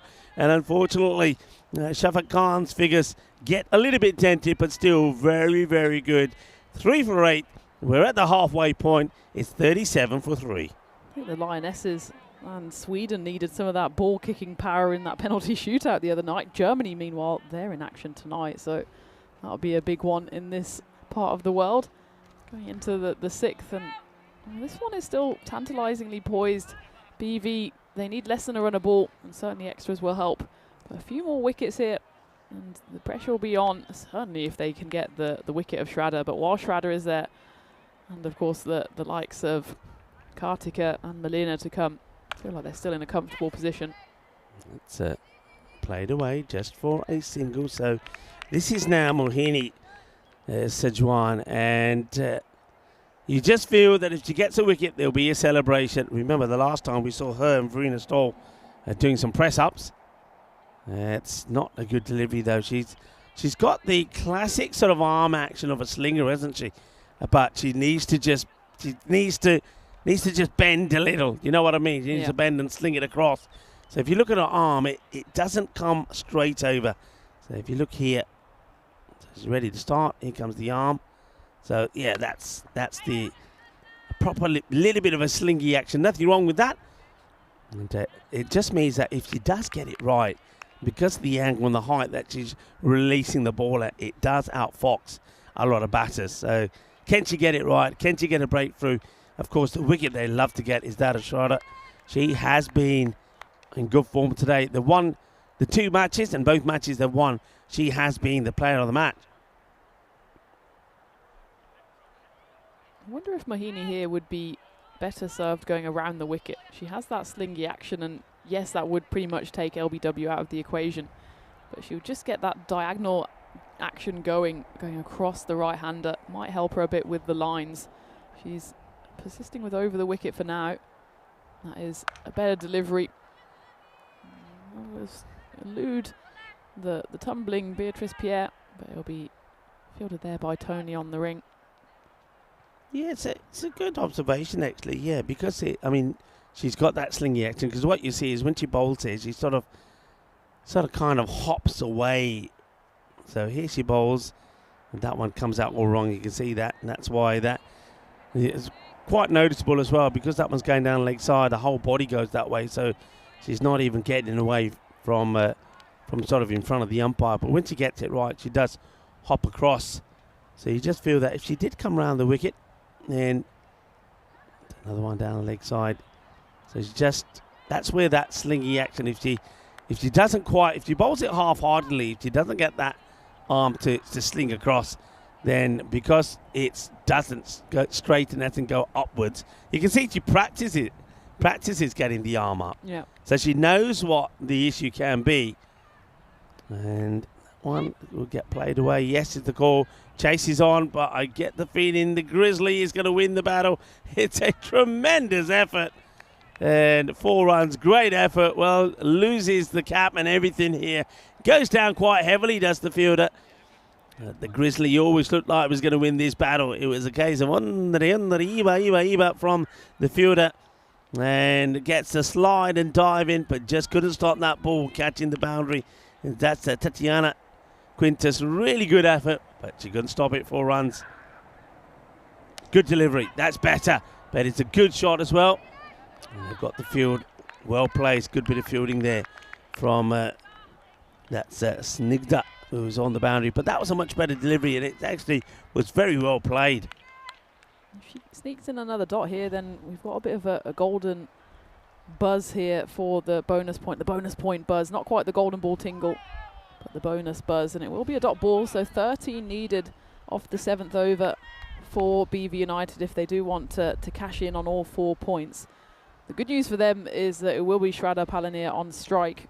I wonder if she's aware of the equation. Remember, this is the first time on the network for a lot of these players. So the bonus point is something that will be new to them. I mean, we bang on about it enough. It's just whether the captains are aware, and of course the batters out there in the middle. Shraddha, she has played for the Czech side before as well, so maybe she knows a few more of the rules and regulations than most. The equation here is 13 needed, 24 balls for just the win, and 6 balls for the bonus point. It's a clever leave, isn't it? Maybe she does know. Shraddha. Susie comes on to bowl again, and as we've said before, that when she gets it right and she follows through, she can be, well, not just useful, very good, and she bowls and does bowl with a bit of pace and a bit of zip. And you can see there, gets a fair bit of bounce as well. But got to get it in the right areas here. And that's the right areas, as well bowled. Gets that, when she gets it right, she gets that swing as well. That ball swings away from the swinging bat of Shraddha. So another dot ball.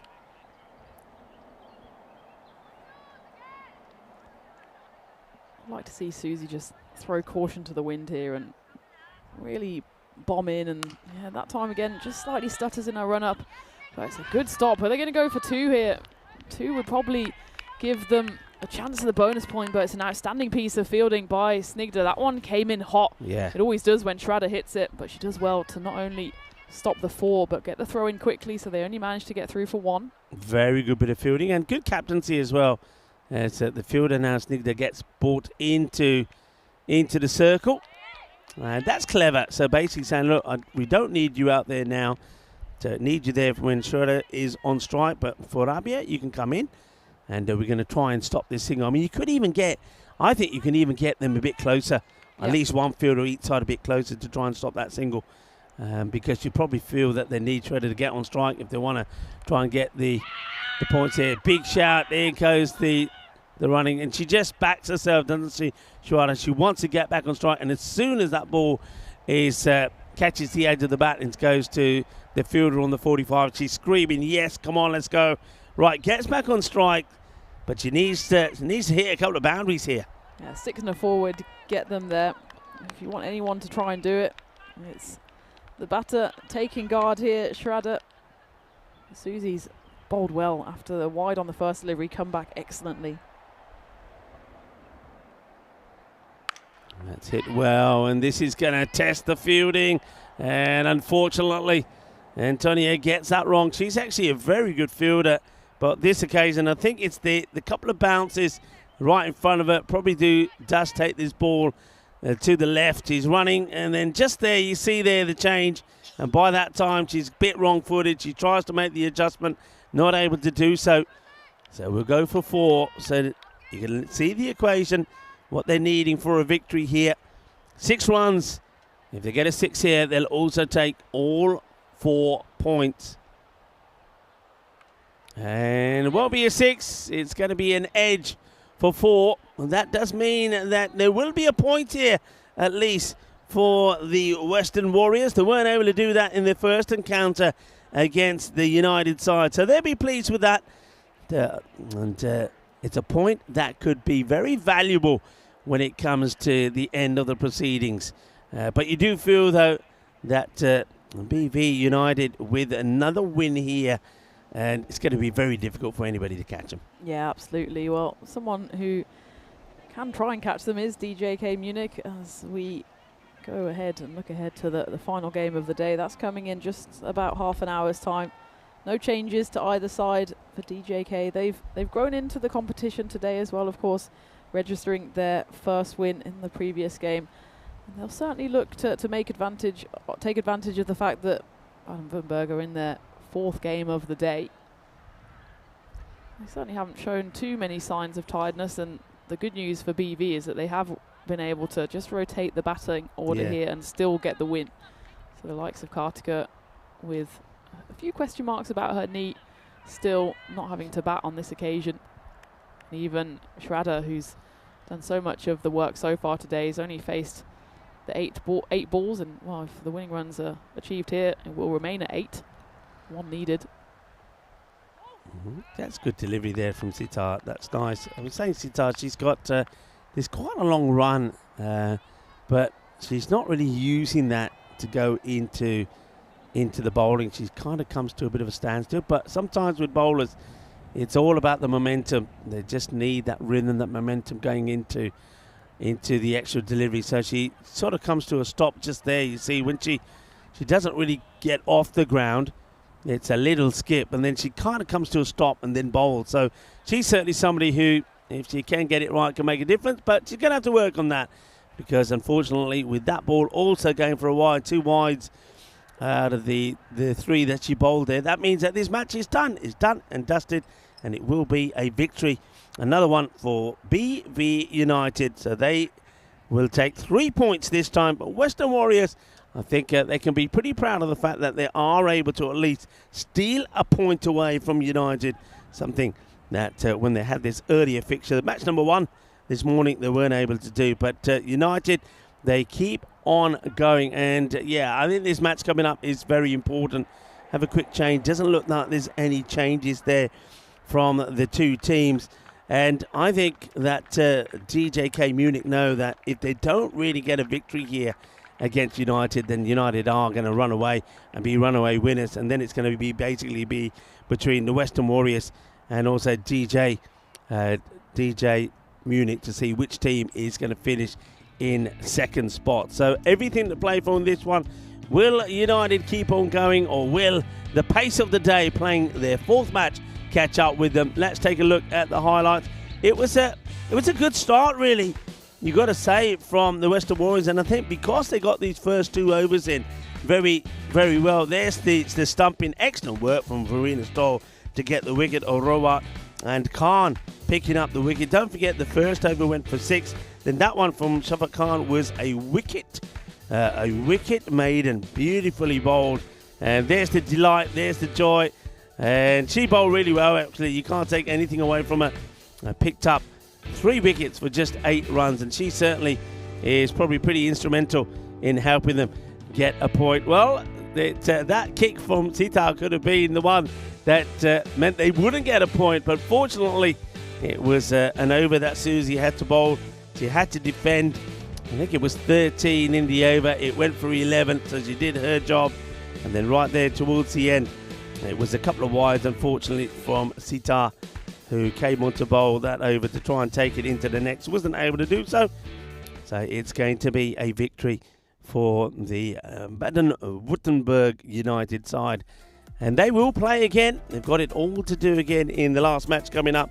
We got with that slightly earlier finish. We've got a bit of a break before this match and the next. So time for us to once again mingle with some of the players and share a few stories and catch up. Get yourself maybe a nice cool drink. And also time for you to do the same. And maybe come up with some questions or some random questions that you can fire away in the chat a bit later. Because the next match number 5, the last one of this Saturday. But remember, we do return tomorrow with 4 more matches. So take a well-earned break and then join us a little bit later on. But before we go, let's just quickly talk through the main contributors with the bat there. So once again, Sharada, 19 she scores. Don't forget, she also picked up a couple of wickets there as well. So I wonder if she's going to get another player of the match. And if she does, that'll be 3 on the spin. But on this occasion, and I think quite rightly so as well, it's going to go to the hat-trick taker, Karina. So well done to Karina. 3 in 3. She will be the player of the match. And yeah, of course, we do see another hat-trick. And with the bat there, yeah, once again, Sharada, a fine 19 from her of 8 deliveries. But I did like Rabia Khalid. She does show that she's very correct, very solid with the bat. 11 of 13 for her. And on the bowling front, yeah, Shafat Khan, well done. 3 for 8 for her as well. The early wicket taker.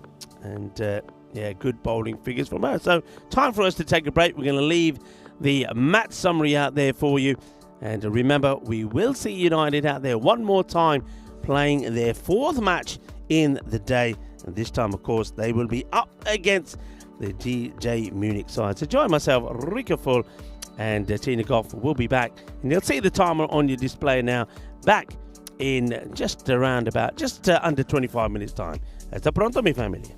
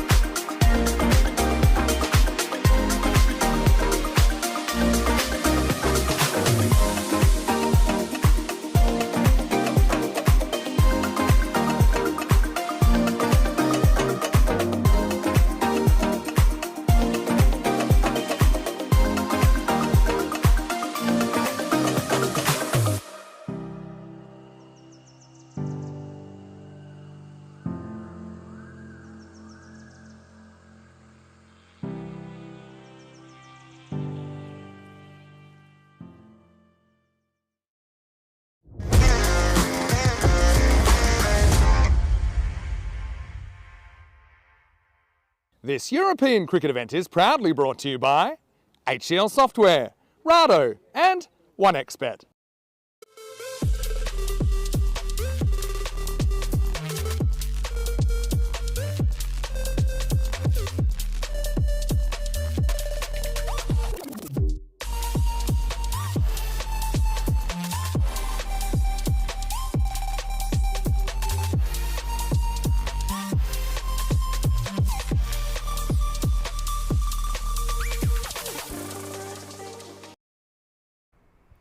It's the final game of what has been an epic day here in Krefeld, and it's certainly been a monumental performance so far from BV United. They've played 4 of the 5 games and they want to finish off in style here, but it won't be easy as they come up against DJK Munich, who of course celebrated their first win on the network earlier today. I think it's going to be an exciting finish to what is the first of 2 days here of ECS-W action from Germany. Let's go to Tyrone Peters. He's waiting for us out in the middle for the coin toss.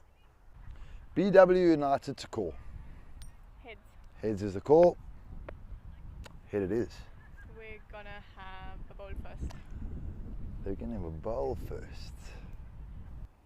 Thanks, Tyrone. There you have it. It's BV United who win the toss, and this time they want to chase, so they will have a ball first. Melina, she was lamenting the fact earlier that she never calls correctly. On this occasion, it looked like almost she was taken aback by the fact that she called correctly, but she does want to get her side out in the field for the 4th and final time today, and for them it'll be a case of can they get Nikki Kingsley's wicket early. The Munich batter, she's a force to be reckoned with. She got a half century earlier in the day, not quite a century, although I'm sure she's wishing for that in this game. But they have got some other big hitting options as well, and I'd like to see the captain Amaya have another crack with batting as well, because she's got all of the shots. It's just about whether she can get a bit more power into her efforts. For DJK Munich then, it'll be a case of trying to stop this rolling machine of BV United. It's no wonder that BV did win that Bundesliga final against the same opposition last year. So maybe for Munich, it's a time to exact some belated revenge and maybe even cash in on the fact that BV are playing a long day today and it is their 4th game. Interesting to see if Kartika takes the gloves back for BV. Maybe actually she'll stay in the field, because remember, she took a catch which was in that hat-trick for Karina. That was one of the highlights, not only of the day, but I think of the week and of the tour so far in Krefeld. Karina then gets herself in the Hall of Fame, and maybe 1 or 2 more can join her in this final game. A Hall of Famer indeed is of course Rico Full, and Rico will be taking you through the action in this final game. And Rico, the news from the toss is that BV United have won it and they will have a bowl. Thank you very much. So, yeah, interesting one there. I thought that perhaps that United would have fancied having another bat. Might have rotated the batting a bit and tried to get some big runs on the board. But it looks like that they're quite content to have a chase. Maybe this time the chase goes to plan and they do pick up a 4-pointer. But to do that first, they're going to have to contain. And DJK Munich, remember, they themselves did get a good win over their opponents in their last match. Well, that's going to be a wide, but a fair bit of movement in this ball from Schrader.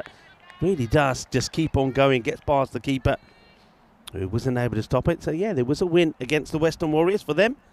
They got to 98 in that match, when at one point it looked like they were going to just get that 100. So that's what they'll be testing themselves again here. They know they're going to be up against a good bowling attack. They're going to start with Schrader, who's been fantastic in the day. And there's that movement again, really getting that ball to move around. Schrader just getting a bit excited there, thought she was going to get that through the batting of the captain. And Maya kind of couldn't, like, blocks that one out. She knows that this is the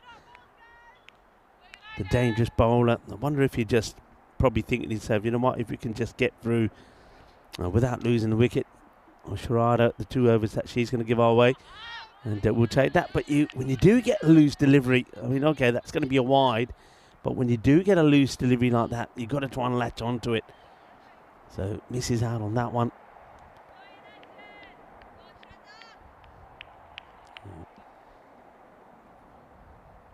Getting plenty of encouragement. Come on, Schrader.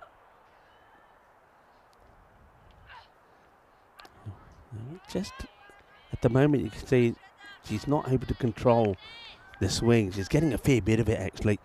So this new Grizzly swinging around quite viciously. And she's starting on the stumps, and then it's moving, coming in a fair bit and missing the pads of the batter. So she just needs to try and start just a little bit wider. And it changes the angle a bit, and yeah, it does well. It's a good comeback. This time she does push that ball through wide off the batter. And Amaya this time just a block set out. Well, welcome back to everybody that's tuning in. And a few people are going, like David Swan. It was goodbye to David, but hello to everybody else who's in there. Of course, the Trippy clan have been enjoying the action here today, so has John Heasham. And, I know that Sky Quest are in there. And Lily Panda as well. It's great to see Lily joining in the chat. Luke Belgium. And let's see if we're going to have a cracking final match here. And remember, we're keeping a count on the golden ball as well. We did get one. We don't want to get greedy here, but wouldn't mind another one. It's up in the air. Not going to carry to the field on one bounce. And they're casually taken on the bounce there by Ranasinghe. So runs on the board.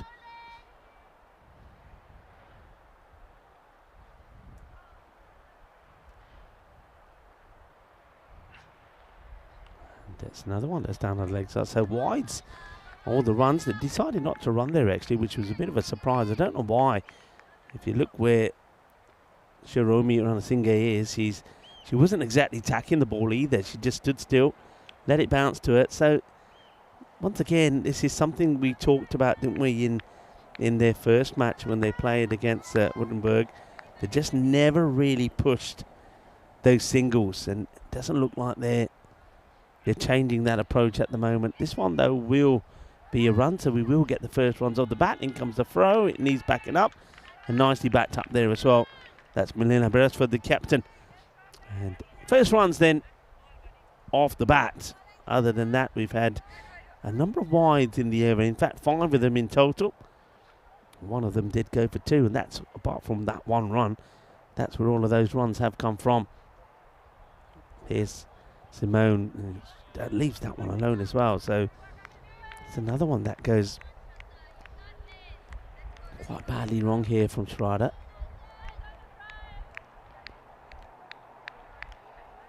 Just can't get it right here at the moment. So you can see that Ramisha Shahid is trying to give her some gentle encouragement, saying, "Come on, I know it's been a long day, but you can get this right." And there it is. That's the one that really does come in nicely. So she starts this one outside off. So we get, well, what's happening here in the background? Wow, where have all these birds come from? Well, somebody's left their sandwiches down there or something. That's quite amazing.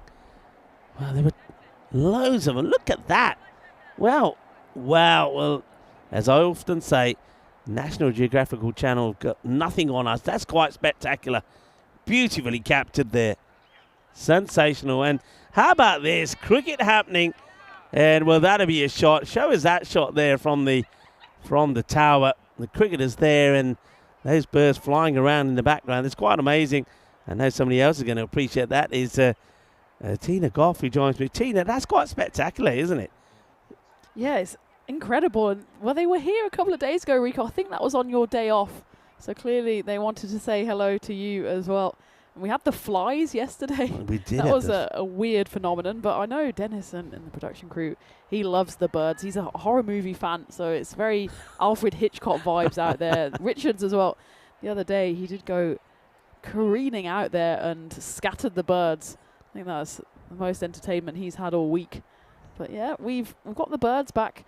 We don't quite have the cult back, and I don't think you were aware of the cult, Rico. I know I did mention it yesterday, but we had this exercise class going on underneath the trees, because this is a multifunctional sports facility, and that exercise class was doing all sorts as Rami comes in here. And it's called no ball. We're going to have to check the height on this one. I think it's also called no ball because it lands off the pitch, but I think here it's a case of pick your poison. Yeah, I think it's probably the height, because if the width of it, yeah, it's the height, because the width of it wouldn't matter because it goes past the line of the stump. So, yeah, it's too high.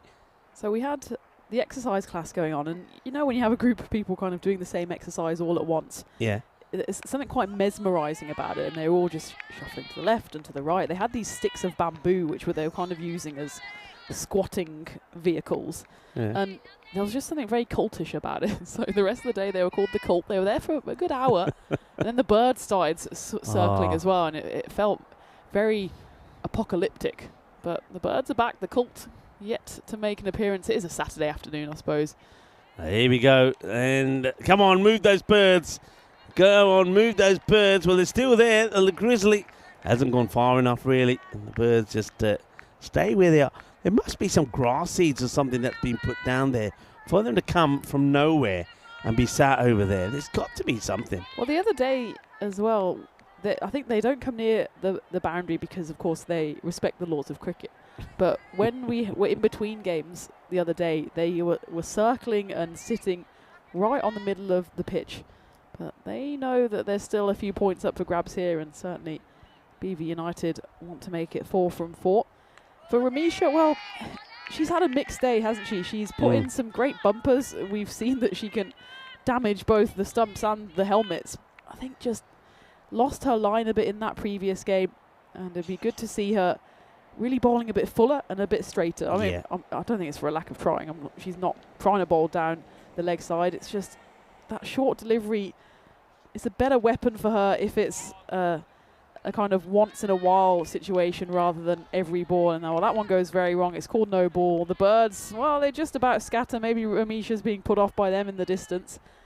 Again, it's just a height one, and this one gets doubly punished because it's going to go all the way. Not much the keeper there. Do you think she's trying to change something? Because she's bowled, I think the first 3 overs probably of the day that she bowled were really good, maybe even the first 4. But that in that last match, the last over she bowled went for 17. And she does seem to be struggling. Just the umpire just has a bit of word with her about probably her follow-through. So there's something, she's trying something or something doesn't feel right. So you can see there that's a free hit being signalled. So that, I think, it's probably the second one that's too high. So she has to be careful here. I think that's what the umpire was saying to her as well. It's the final warning. And the thing with Rami, again, is that when she's missed her length, she then tries to slow it down. And it's a thing we see so often with bowlers is they stop bowling and they start trying to place. And that just makes it far worse. And I know the hardest thing in the world is just to keep on going at full tilt. But that's what Rami needs to do here, because if she tries to place it, it's more likely, I think, that she's going to throw another one too high. That's better. It's hit away nicely. There is a fielder out there. Will she stop it? Well, she's a great one-handed effort on the boundary by that woman, Shraddha Palanir, who's been an absolute demon in the field and with the bat today. This time, Rami again, just a touch too short, but you can see she's not bowling with the speed and the aggression that she was earlier in the day. And I don't think that's tiredness. She's got unbelievable stamina. It's just almost fear or trepidation that one more misfire and she might be off. And that one's worked away onto the 45. But good field placements from BV United. They haven't always been the best by all 3 of the teams today, but certainly for Rami, who's gonna naturally swing it into the right-hander and bowl generally short, if not too short, then you want someone at fine and you want someone on the at square leg, deep square leg. Those are the 2 fielders out. And nice that Simone, she gets off the mark. Remember, she's due to get back in there. It's too short, and that one's going to be going towards the birds in that direction anyway. Lovely shot played, actually, this from Amaya. And kind of Kuntler, the captain. And there they go. Look at them take off. That's quite spectacular. And, well, they're saying, right, if these Grizzlies are going to be coming our way, we're getting out of here. So they're taking off to another field somewhere, maybe. And all I say is that they fly this way, take cover, because you could be in trouble. But, and they're just doing a little circle as we have a look at the points table here. So you can see what I mean about this match. It's if United win this, then I think basically it's it's the battle for second spot that's up for grabs, really. And they need to put a big score on the board. I'm liking the start here from Amaya Kuntler. I think it's the best start that she's had so far. She struck the ball pretty well. She's out there with Kirsten Mon, who we know can also strike the ball beautifully well. She scored a 32 not out in the earlier match against the same opposition. So she's on strike here, and hoping that she can carry on the good form. But she's got a good bowler to be up against here. This is Anshu Dama. Going to start also with one that's too wide. So it's going to be a bit of a concern here, I think, in the start of this one. Maybe it is taking its toll. It's the 4th match they're playing. But that's all. That's already the 15th extra, and we're only the start of the 3rd over. Good to see the fans coming on this late Saturday afternoon. Don't think they were part of the cult, as that one goes in and straight out. And eats a bit of dirt for her troubles, does Carly Nannett. Good that she can see the funny side of it, because in her enthusiasm to try and retrieve that grizzly, she just loses all control of all of her limbs. It's unfortunate because it just pops and then her footing goes and her head goes. But it's all fun and games out here in the middle. And well, PV United, nothing will stop them smiling today. I think pretty much everything has gone their way. Even when they have dropped those opportunities, they are quite confident that another one will be around the corner. What I would say here is just maybe a little sloppy from the bowlers so far. The likes of Shraddha, I wouldn't expect her to start off with, what was it? There was, I think, 6 wides in her first over. And obviously Ramisha, again, she's a bowler of national team quality. And yes, it's tiredness kicking in here, I'm sure.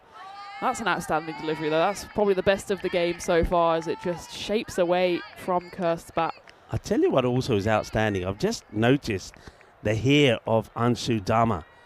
I mean, look at it. That is long. That's a lot of hair, isn't it? Wow.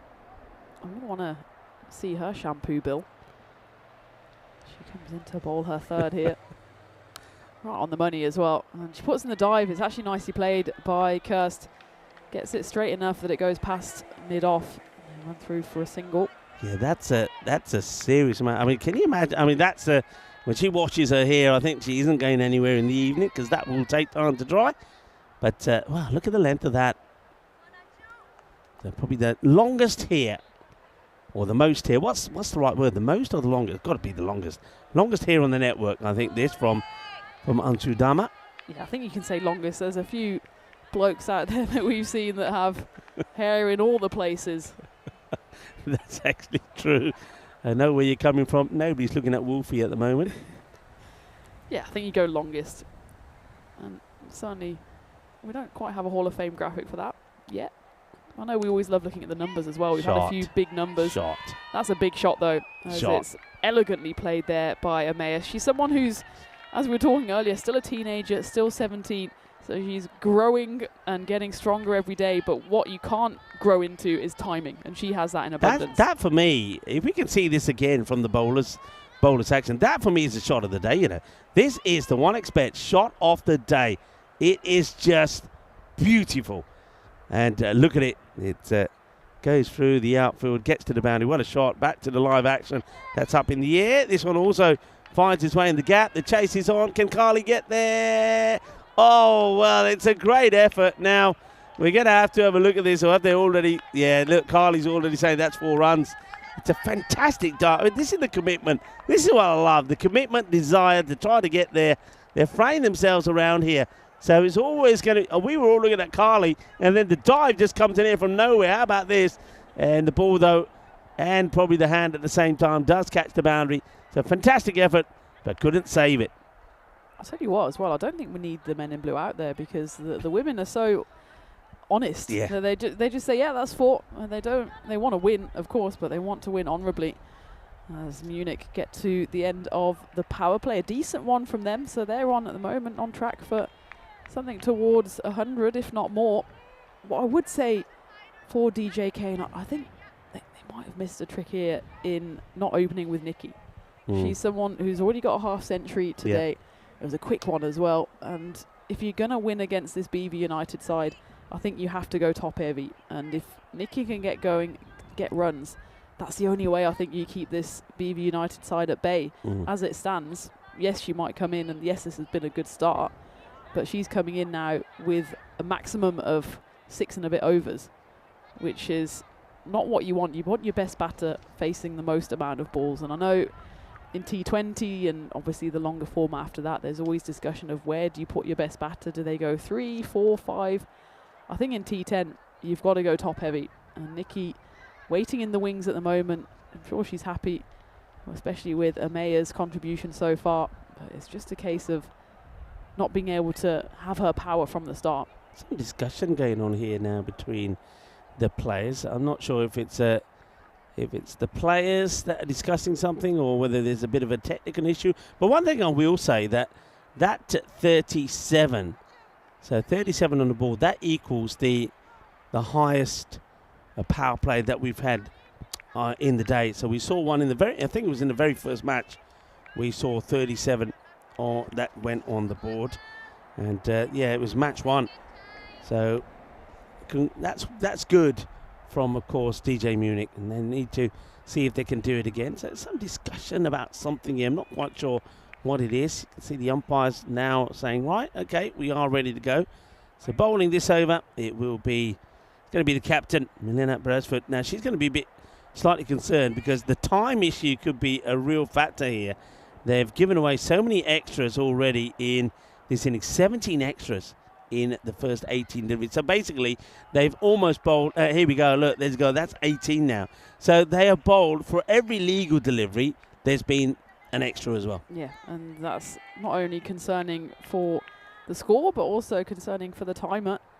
Milena trying to tighten things up. First one doesn't go right. That one's a better ball, but it's crunched away. Simone, well, she's not quite found the middle of the bat, but she absolutely does on that occasion. And there's Mahi in the background as well. He's been doing outstanding work both on the field, of course, for Krefeld, and now back to the business of looking after everybody. Mahi's a legend. He is a legend. Mahi Mahindran, and of course, we saw he scored first time he was out there with the bat. He scored a 50. His first 50 on the European Cricket Network as well. But it's not only his outstanding work on the field of play, but the work he's done outside. He's everywhere, does everything. He's an excellent trooper. Right, here we go, flighted up and solid defence from Simone this time. I know that it's always nice to see balls being battered around to the bat. Hey, what's going on here? Hey, well, I think that was the 4 runs. That was it. Well, keep an eye on that. I think we'll have a few more of those celebrations. I think you should get bonus runs for that. That one's hit away. Should be stopped on the rope despite the little left turn. Yeah, I'm liking this. It's, like I say, the women know how to do it. The women know how to do it. They know how to party. They know how to celebrate. And the team dynamics from them is absolutely sensational.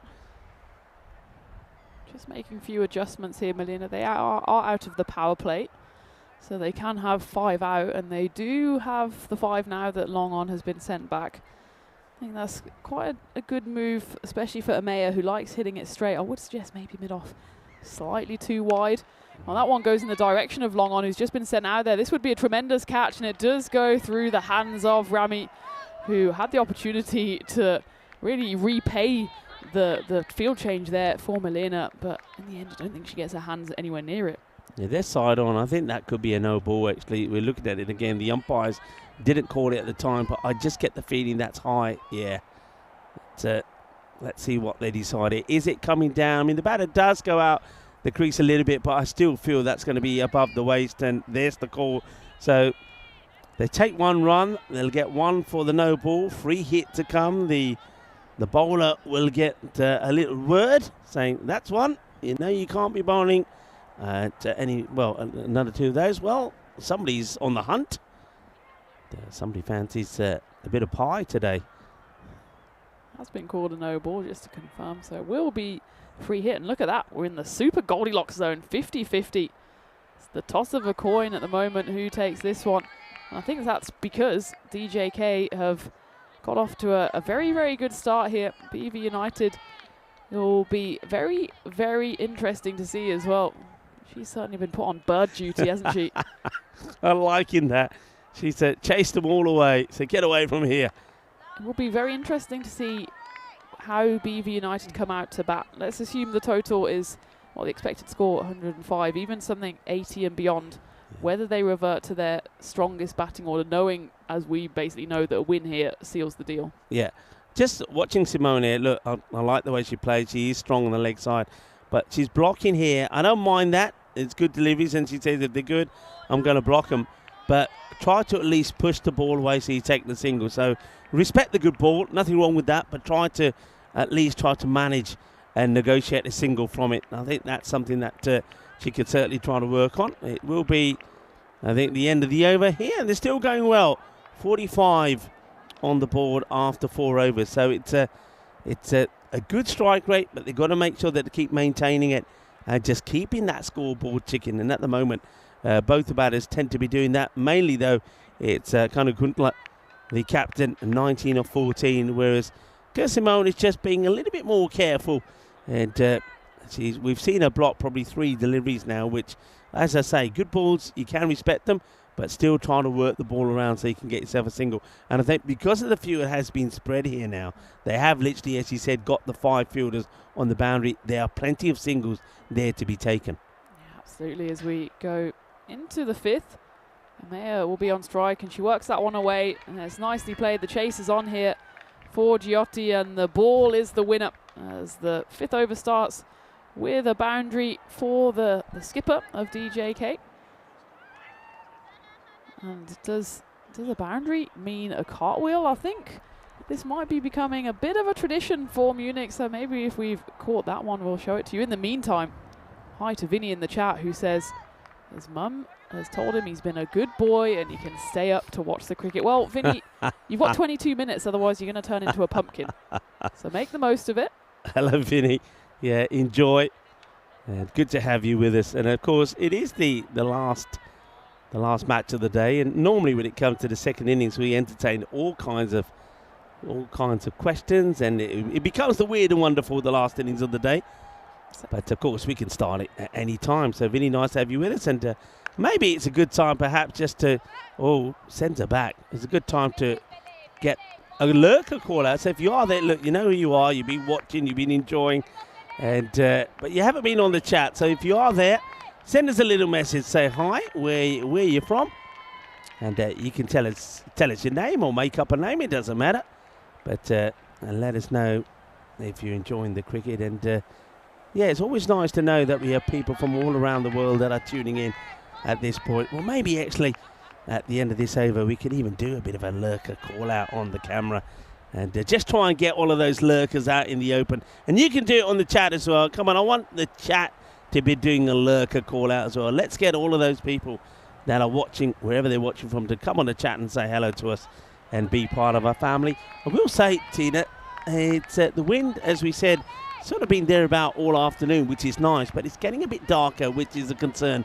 Some dark clouds are coming across. Yeah, we've had a look at the forecast, and it wasn't spotless throughout today and tomorrow. I think today we should be fine. Tomorrow we'll just send up a few thoughts and prayers to the cricket gods. Having looked throughout the day, I know Andy, part of the Blue Crew, is very much on weather watch. It looks better, so it could be that we get through unscathed. Well, you said that we should be fine, and Vinny Sanders in the chat, he'll remind everybody that I said that once in Bulgaria. It said, oh yeah, a few clouds, we should be fine. And 5 minutes later, as Vinny scarpered off with all his equipment in his bag, you know, Vinny can pack. He's got the most equipment of all of the commentators, but he's the quickest to pack up. He packed up and he was out of here. That could be 4 runs. I want to see cartwheels. I want to see cartwheels. Where are you, ladies? Where's the cartwheels? Aww. Where's the cartwheels? Come on, let's see the cartwheels. Here they go. Ay, genial. That's what I'm talking about. Excellent stuff. Brilliant. Absolutely brilliant. And yeah, well, first of all, there's 4 runs. Beautifully played. Well struck from Simone. And then, of course, coming out you come. That's not, forget clapping. We got to see the cartwheels. They heard me calling. And so come on, you go first. No, you go first. That's amazing. Absolutely amazing. We always bring you the first, don't we? Always bring you the first. Every boundary celebrated by a cartwheel. And what I want to know is, what if they hit a 6? You don't want to know. What if they hit a 6? If they hit a 6, it could be cartwheels and everything. Oh, well, something just fell, by the way, to the right of us. Well, we'll say hello to you wherever you're tuning in from around the world. As you can see, it is a little bit darker. Well, with the sun in here, it gets dark in here. The birds are flying around all over the place, which looks quite magnificent. Maybe the birds know that something's coming as they're flying around. And we said we'd give a lurker call out. So anybody who's out there, you know who you are. If you are tuning in, come on. We want to hear from you. Come on. Send us a little message. Say hello and let us know who you are. But we've had a good day. Let's hope that the weather doesn't ruin this. You said you think and you hope it's going to be okay. I'm not going to say that. Last time I said that, I was drowned. Drowned as a rat I was in Bulgaria. But it's been a great day of action. And it's nice to see this partnership developing worth 56. It's a good partnership, and it's the partnership that you need against a strong side like BV United. And the more runs they get, I feel like, well, without stating the obvious, the more chance they've got against BV. Is that one? Well, would have been a wide. Gets hit away. Not quite in cartwheel territory as Schrader is out there. You must think here for DJK, they've got to get a three-figure score, don't they? 103 is the predicted outcome. If they can even get up to 110 with, as I said, Nikki's still out there, well, still in there. We want her out there because I think she can do some damage to the scoreboard. The two out there in the middle are doing well, but when you've not lost a wicket, I think you've got the opportunity here to go hard quicker. And I think Amaya, she showed in that first game and the second game that she can accelerate. She's almost got a gear that she can just flick like that, but she needs to do it now earlier because she's got Nikki to come. She's got other options. There's a look there of the dark clouds. There's two circles just went up to the skies. Well, this has gone up to the sky. It will be a ball there. Come on then. Well, it's a 6. So 6, we've got to do more cartwheels for a 6. They've all gone shy. They've all gone inside. Don't tell me you're going to get no cartwheels for a 6. There's got to be cartwheels for a 6. Oh, I don't believe it. Hang on, here we go. Come on. Let's do it. Oh, they've given up. They're tiring. Oh, my God. Now, no cartwheels for a 6.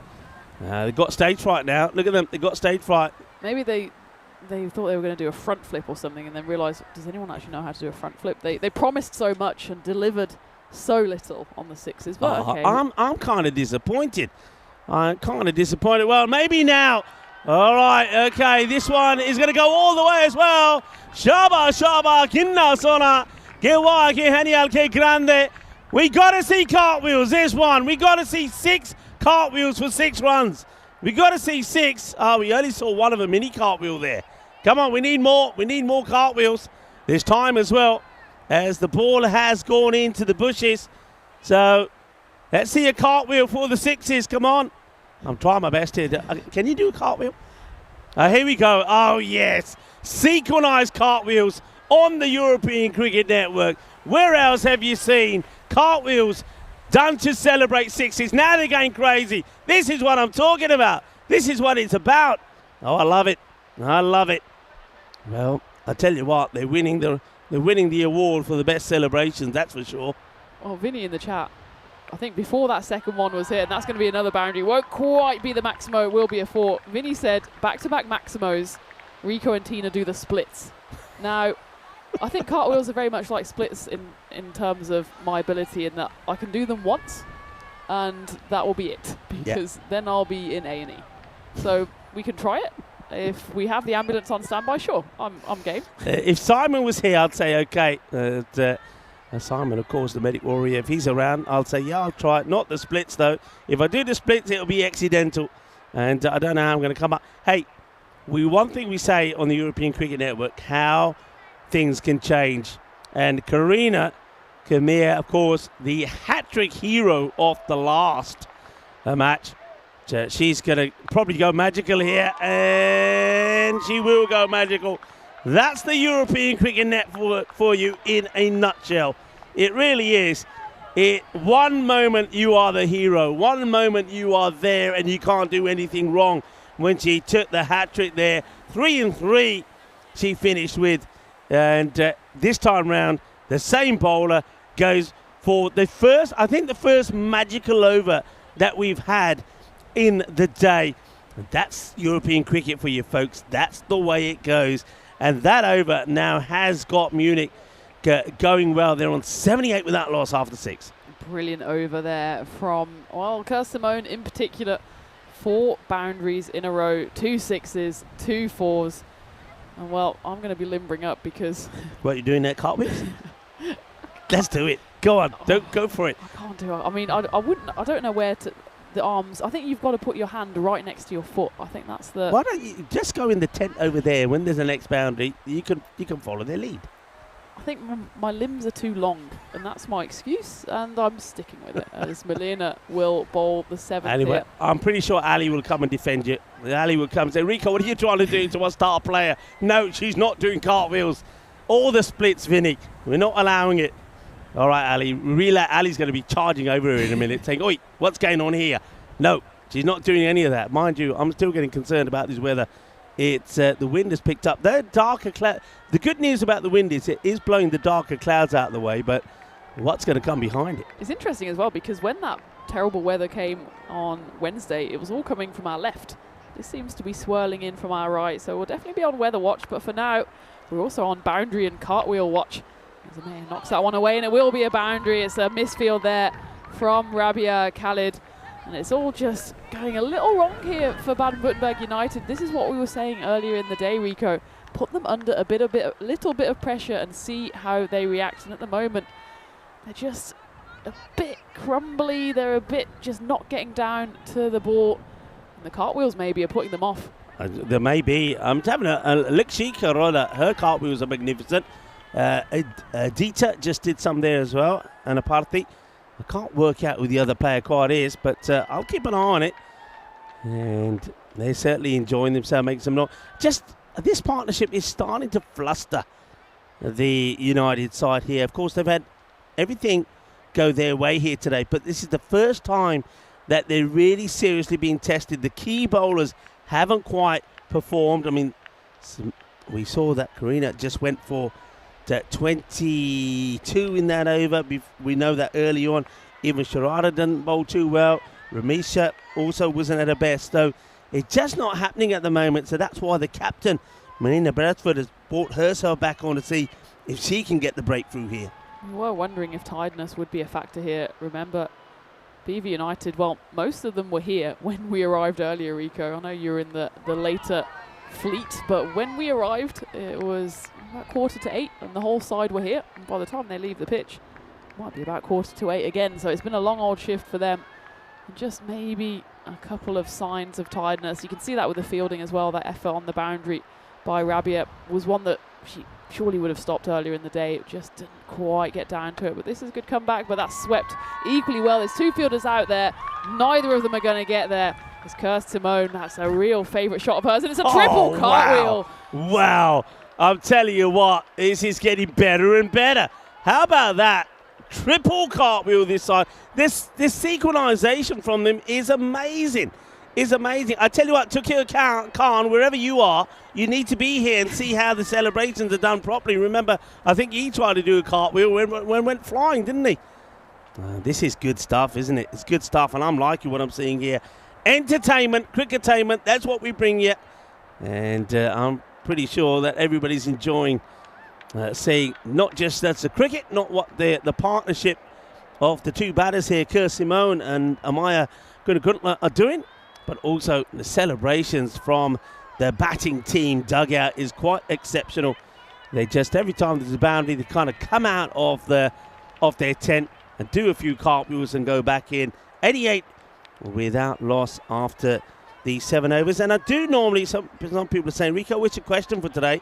I do have one, and I'll put it to you now. So in 1993, Ian Botham played his last first-class match. He didn't take any wickets.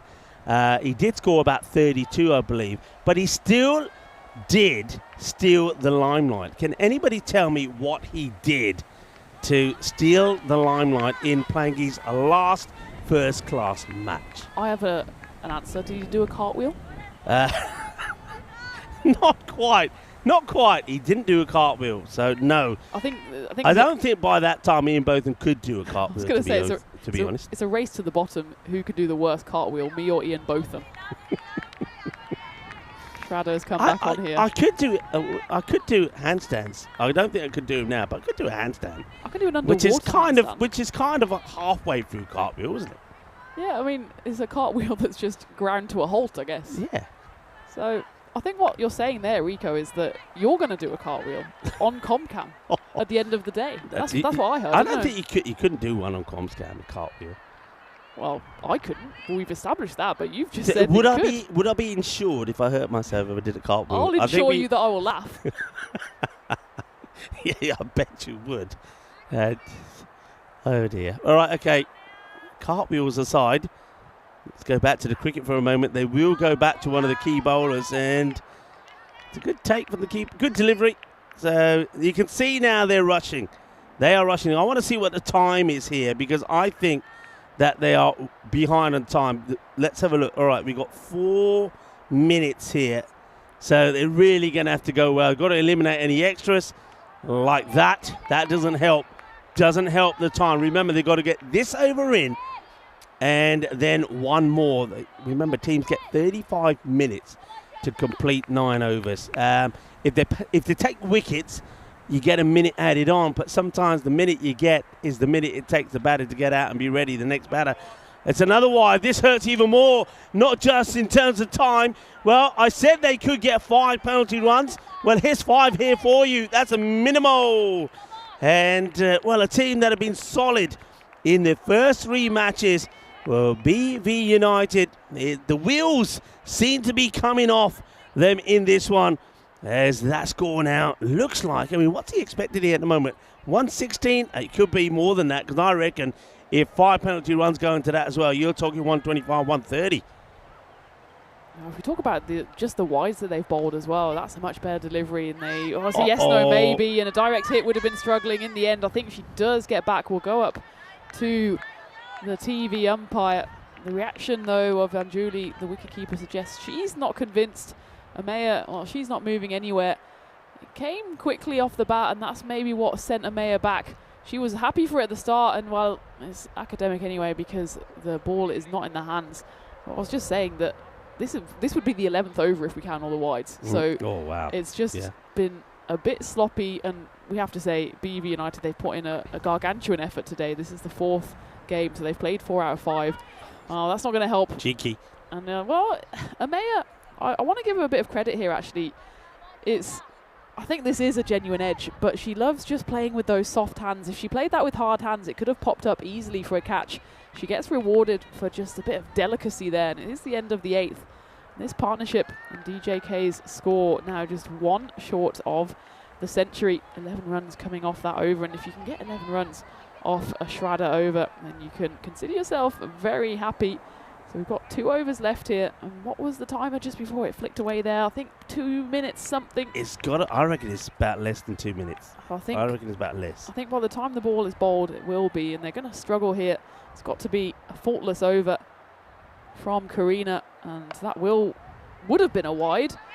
And well, actually, she does the opposition a bit of a favour here, Kerr Simone, by playing that one. Doesn't get a run, and it's a dot ball. If that was a wide, then it'd be even more danger zone on that timer. So that could be a hit for nil that actually saves 5 runs. But still, Karina has got to get through 5 more deliveries here. That one would be okay, and it's clubbed down the ground. It's a chance for a catch, and it's a brilliant effort from Rami. Isn't able to hold on. Luckily for her, though, the ball just rolls to a halt just before that boundary line.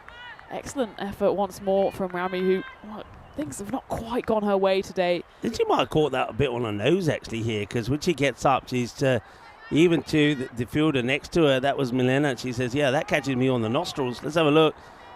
Well, here it is up in the air. She dives forward, and I think, she's eating grass. That's what she does. Look at that. Oh, look at that. Oh, my word.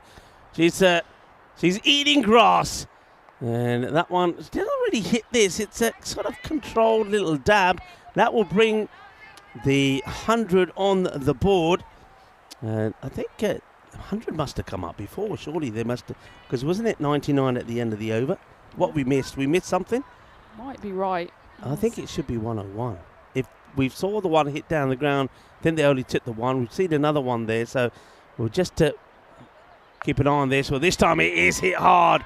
And it's going to go all the way. Chalo, Kuriya, Nacho. Apna shaba karo. Arey wah. Aata dekhe na swad aa gaya. That is sensational. All done to perfection. The shot was hit to perfection. And, of course, the celebration to perfection as well. Keep an eye on the clock. 8, 7, 6, 5, 4, 3, 2, 1.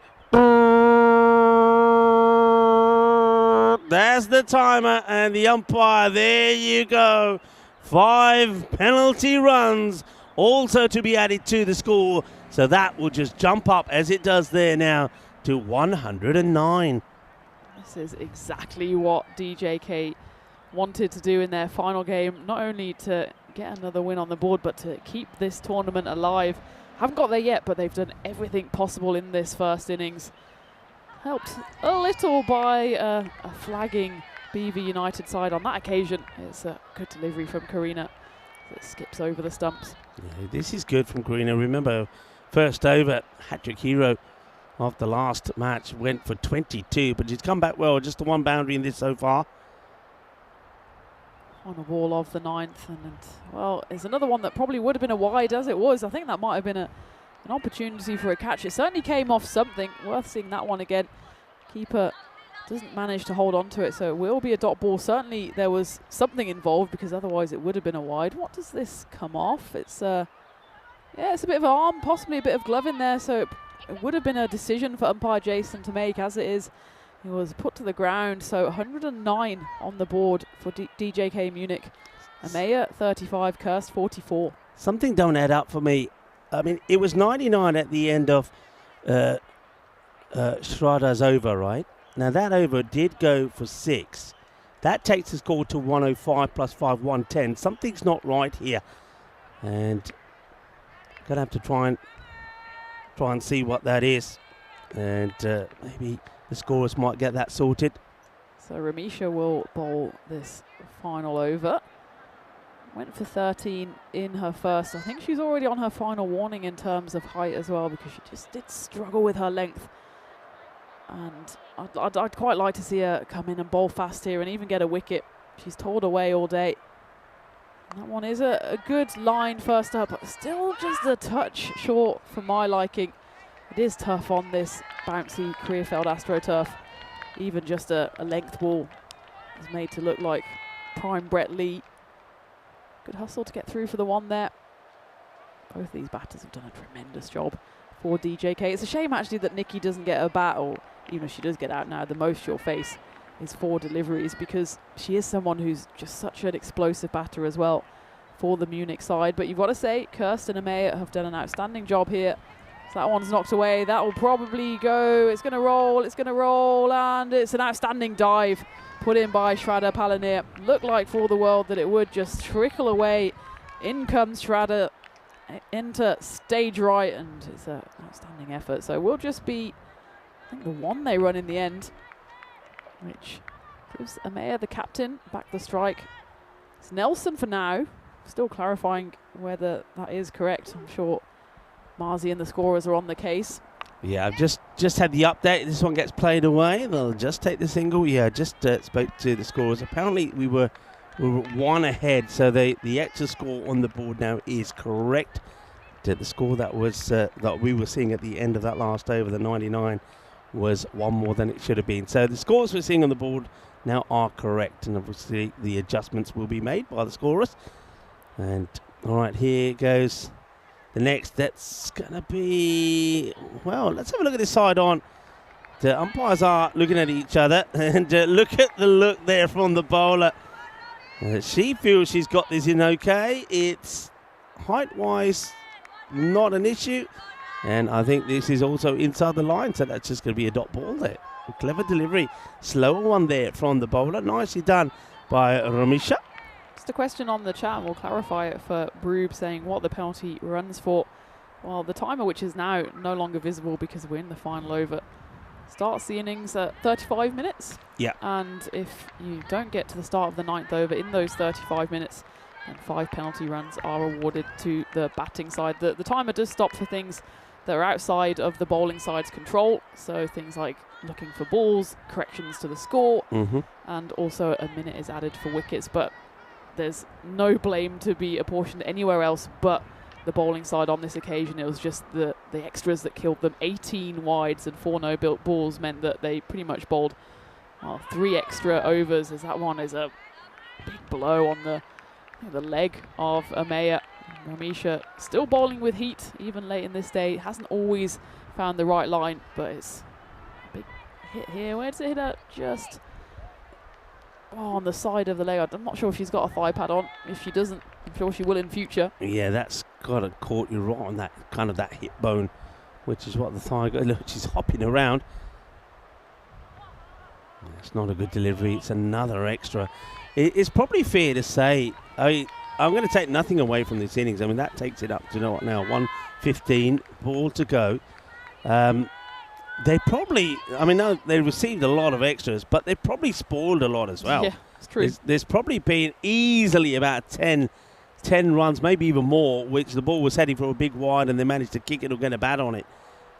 Final ball here. It's chipped away nicely. Does this find the gap? It absolutely does. And Amaya goes into the 40s. She gets a triple cartwheel for her troubles, and she gets a pat on the head from the bowler, Ramisha, as well. It's good to see 2 national team colleagues having a great time out there. Even for Rami, who's not had the best day at the office with the ball in hand, it takes a lot more to wipe the smile off her face. She's such a fierce competitor, but she recognises a good innings when she sees one, and both of these batters deserve all the plaudits, despite a few helping hands there from the BV United flagging bowling lineup. It was Kirsimone finishing 46 not out, and Amaya, the captain, finishing 41 not out, finishing with a flourish as well, with a beautiful cover drive for 4 runs. So the total is 119, the target is 120. Rico, we've got a chase on our hands. We have got a chase on our hands, but first of all, want to congratulate both the batters there, Kirsimone and Amaya. Really good partnership. It means that they're going to make a very strong side. BV United chase 120. That means that we really are going to have a very exciting final innings on our hands here, because of course United know if they can get a win here, they basically could seal things going into the matches coming up tomorrow. But look, there were chances. That was one that was pretty early when Carly had the chance to take Simone when Simone was only on 1. That one got away, and then this one also gets away. They tried everything. They threw themselves at the ball. But it's probably fair to say that after that initial early chance, I don't think there was another chance. Not another clear one. There might have been. There was, I think, a run-out opportunity which wasn't taken. But in terms of any catches that went down, I don't think I saw any. Certainly, some of these hits didn't really give the fielders an opportunity to take the catches. The boundaries kept coming. The cartwheels kept coming. Well, I did say that, you know, when the women play, the atmosphere is a bit like a bit of a carnival. That was probably a chance, missed opportunity for the wicketkeeper there. That was, gosh, just couldn't get the ball in gloves. There's the cartwheels. I mean, I'm telling you, what more do you want at the weekend? We don't just bring you cricket, we bring you cricketainment. Not only is the action on the field of play, but also off the field of play as well, Tina. Yeah, absolutely. It's been all action and all fun here in the Krefeld area as well. And, well, the Krefeld area has some clouds circling, but for now, the weather is good. Just Jason there, the umpire, giving those 5 penalty runs. It's 36 minutes, thanks to Vinny for the correction. So 4 minutes per over is what you're allocated to get to that 10th. And, well, Baden-Württemberg United fell short, and it was comfortably short in the end by about 3 deliveries, and that is because they just bowled a few too many extras. So it's really a tale of 2 innings. Firstly, outstanding batting from DJK, Kirsimone and Amaya, scoring an unbeaten 119. The other part, though, is that Baden-Württemberg probably putting in their worst performance with the ball, which there's a lot of extenuating circumstances for that, not least that they have played already 3 games to completion today and played them excellently, winning all 3. The 4th, well, it's certainly not a step too far for them, because if anyone can chase down the 120 runs needed for the win, then BV can. Just a question whether they've got that fitness to get them over the line. And speaking of fitness, it'll also be interesting to see if the likes of Kartika come out higher up in the innings, because they did switch it around in that previous game, and that was probably because They were confident that they had enough to get past the Western Warriors, but here, if they want to secure their 4th win in a row, remain unbeaten, and also maybe even put one hand on the trophy, they've got to go all guns blazing here to Baden-Württemberg United. Taking a quick look at the scorecard then, and it's good viewing for DJK as the 2 openers remain unbeaten. Nikki Kingsley, of course, who scored a half century in the previous game, wasn't needed. That's good signs for Munich going into tomorrow's contest. Of course, they've got 3 games coming up tomorrow, but they've still got 1 to compete with here, and yeah, the extras, 32 of them. Wides 19, no balls forward, buys happen. Of course, they're the penalty runs of 5. So that's a tough scorecard to read for BV United. I'm sure, though, they'll still go out there with full confidence that they can chase down these runs, and it's good to see them challenged. We were saying earlier in the day that they just haven't been put under pressure. And it's easy to win and win easily when there's just a walk in the park, but this time it's not a walk in the park, it's more of a run, and it depends here whether BV United have enough energy left in the tank for this final sprint. As we sprint towards the finish line here, it's match 5. The chase is on for BV United. 120 runs needed to maintain their impeccable record. Maybe, just maybe, even secure at least one hand and even maybe a couple of fingers on the other hand on that trophy. But it's all still to play for Munich. They need this to go their way to keep themselves in contention for that top spot. Of course, it's the final innings of the day as well, so bring in your random questions. Come out of lurker mode and say hi in the chat, as I will join Rico Full once more as we go into the final innings here in Germany.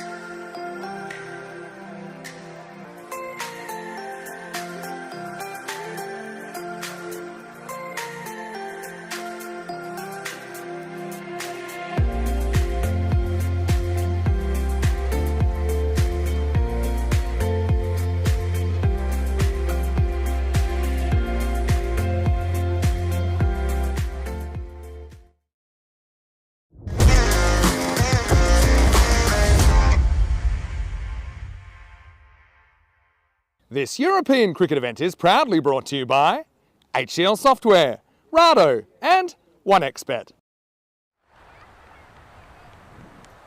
Hello viewers and welcome back. And I don't know about you, but I think we're in for a very exciting finish to the day on what has been an outstanding match number 5 so far. DJK Munich. They certainly got their act together in this one. The batting did click. And what about that great partnership from Amaya Kanikuntla, the captain, and Kirsty Simone? A partnership that was worth 119. So 120 is going to be the chase here. And with that score of 119, this is what the bonus point equation looks like now. Look, there's a very good possibility that if they also bowl very well, then DJ Munich could, if they restrict that score to under 83, also walk away with 4 points here. That would certainly make a massive change to the way the tables are looking so far. So here's the delivery coming up.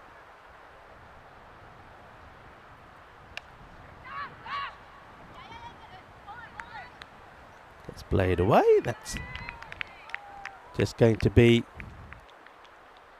nicely played out in the off. It will be a single.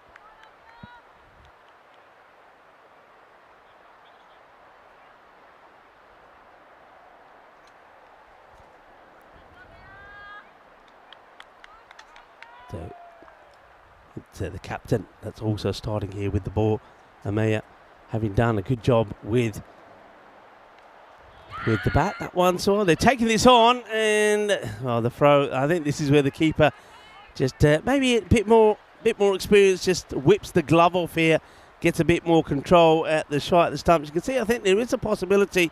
He's not that far away. They're taking the run on, but she just struggles. You can see that when she throws it, it says, nah, I've overthrown it. It's kind of like the ball just kind of sticks to the gloves. Well, that's a nice look, isn't it? Look, it is the weekend.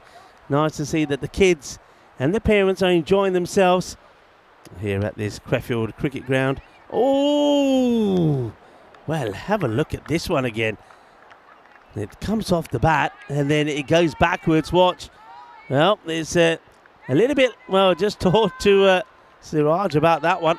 Of course, that's how England won that test match with the ball going forwards and spinning backwards and going onto the stumps. This time it doesn't quite go onto the stumps.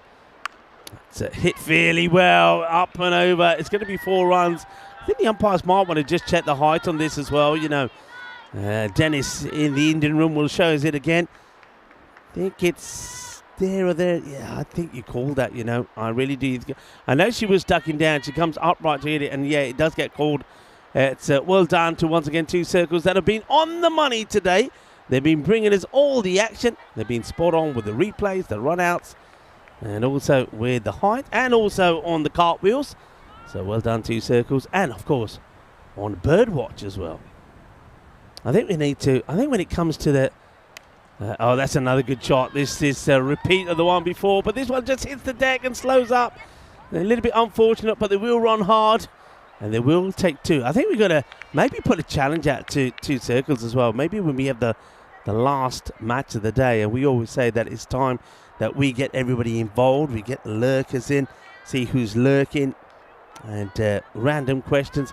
Maybe it should also be a challenge for 2 circles to show us whatever's happening around the ground as well. It's a catching opportunity, and it goes in and straight out. Well, that's one of the cartwheel queens. Well, Lashika Roda, well, if she took the catch, she would be doing the cartwheels, I'm telling you that. Just couldn't keep this in her hands. She comes forward to it, but you see, she just never got a stable base. And, well, there you go. The cartwheel twins give each other, and they are literally the cartwheel twins. They give each other a little cuddle and say, don't worry about it. Oh, just gets the bat onto that. That's going to be 4 runs, but how risky is this? Have a look at this shot again. This was right on the pegs, and you can see how far back she was. But in this one, you can see how low that he said. She's right in front. Look at this, right in front. If that hits the pad, she's in trouble. Luckily, She does get bad onto ball, plays it away, will get a boundary. It's the perfect start that they needed. And they're not quite done yet. There's still a ball to go. You can see there the bowler just walked away thinking it was done. But no, still another one to go in the over. It's a mate done a good... needs to get a good one in here. She goes down the leg side again. It's going to be another wide. I think this is where she's probably a little bit too anxious or too keen to get the ball onto the stumps, whereas probably the right play would be to try and keep that ball wide off stump and not allow the batters to play the swivel shot on the leg side. And this time it's well bowled, well pitched up, good bit of cricket, very good bit of cricket. The umpire probably says not out. That's umpire Jason is at the end where the action is. But yeah, good cricket all round. Nicely played, good pick up, early release. Let's just see, look at the bat being slid in all the way, and that's why there's no issue. End of the over. It's 17 without loss, and Tina, I think we've got a real match on our hands here. Absolutely, it's the perfect start for BV United. It'll just be a case of whether they can maintain that rate. As for DJK, if they get a couple of wickets, they'll feel they're right on top here, and wouldn't discount the old GB. That would set that 16 ticker back to 0. Well, we've said a few times, Rico, we don't want to be greedy, but equally, there's something about Krefeld. We've had a few golden balls already here. As we take a look at the fans who are out there in force, I'm sure they've loved what they've seen there throughout the day.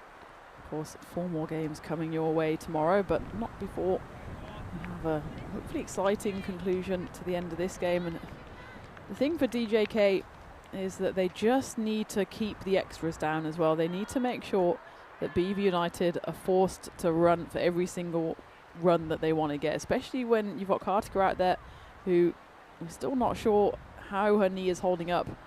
You want her to be okay, but you want her to have to run if you're the opposition, just to tire them out. We already saw in that first innings that they are just a little tired. What you don't want to do is give them free runs, and well, that's not free runs, that was all off the bat of Kartika. It's a lovely shot, crashed through the covers. It's Lashika bowling this second over for DJK, just a tiny bit of width on offer, and Kartika whips that away for 4 runs. Yeah, nicely played shot, beautifully played. Well, we obviously tired him out, Tina. We tired out Ali. Look, he's out. He's just lying down. Give him a cushion, give him a pillow, and he'd be out like a light, wouldn't he? There's Ali. But it was great to have him on and chatting to him about various things. The birds are back, by the way, and they're getting closer to the action as well. They've got the best seat in the house there from their view in the corner. They don't want to be going anywhere because this could be a real exciting game. It's always that match 5 that throws up a few bits of magic. Ashika on that occasion getting one through to the keeper. Covered well after that wide, followed by the 4 to start the over.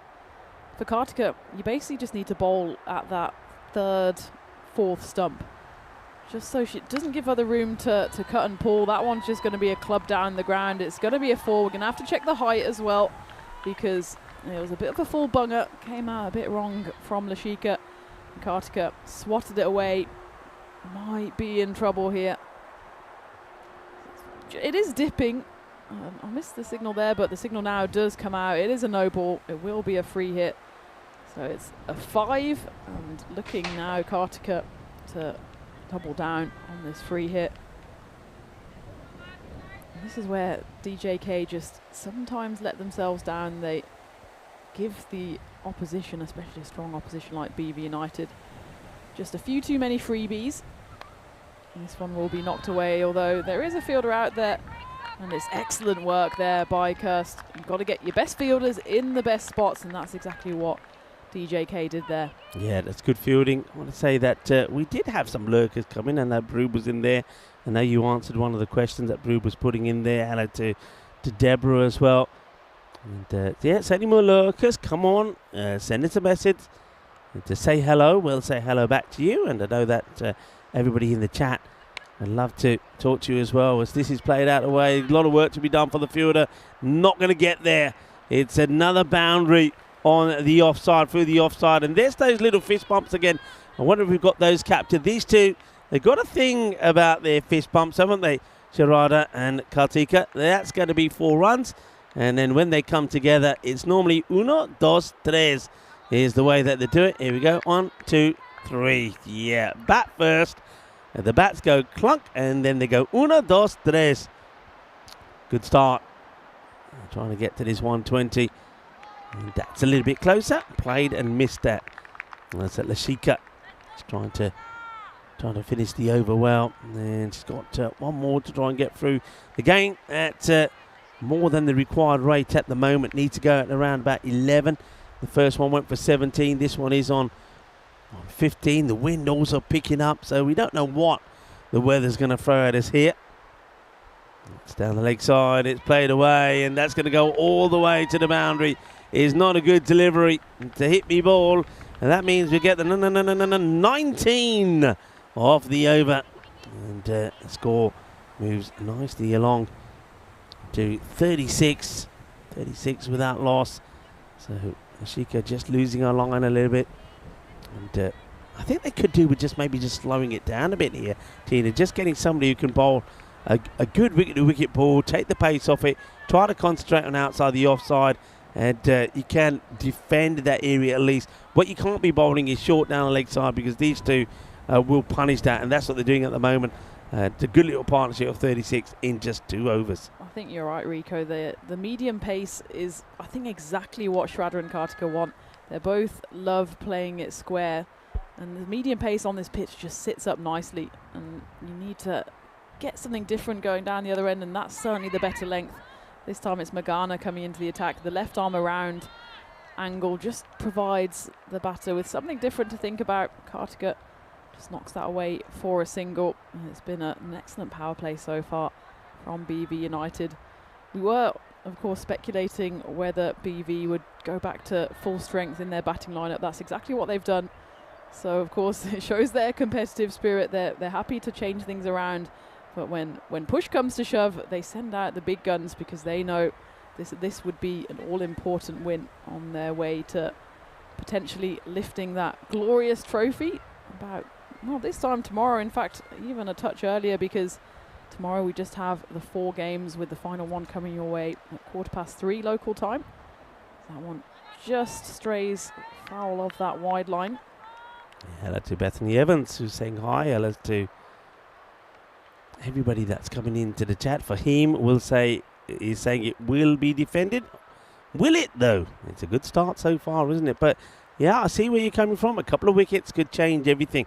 It could slow things down. Zarif comes in saying, I don't think so. So this is why we love cricket. It's a game of opinions. Someone's going to be right, someone's going to be wrong come the end of this game. But certainly the two out there in the middle, looking comfortable in each other's presence, looking pretty sharp on those singles. And this is what we've been saying all day, Rico. I'd like to see those inner ring fielders come in. At the moment, they're not stopping the one, and they're not stopping the boundary either, because the boundary shots so far have flown off the bat. But these two love a cheeky single, and they've just been invited to run. There's a perfect example. This one is quite a tight one, but again, it's actually a comfortable run in the end, as Shraddha and Kartika are both quick off the mark. Yeah, these two, I mean, I like, when the very first match I saw them running really well together. They do run well, and I think just from this little innings, I think all the teams can learn a little bit from the way that they run. Their communication and understanding of each other is really good, and they just follow each other's lead. They look at each other. If one's running, the other runs. It's played away, and there you go. See, as soon as that ball is hit, they're not waiting to see where the ball is going. That's the difference. So they're hitting it and running. It's not the case of hit, let's wait. No. The run is on, is not going to a fielder, and they're backing themselves.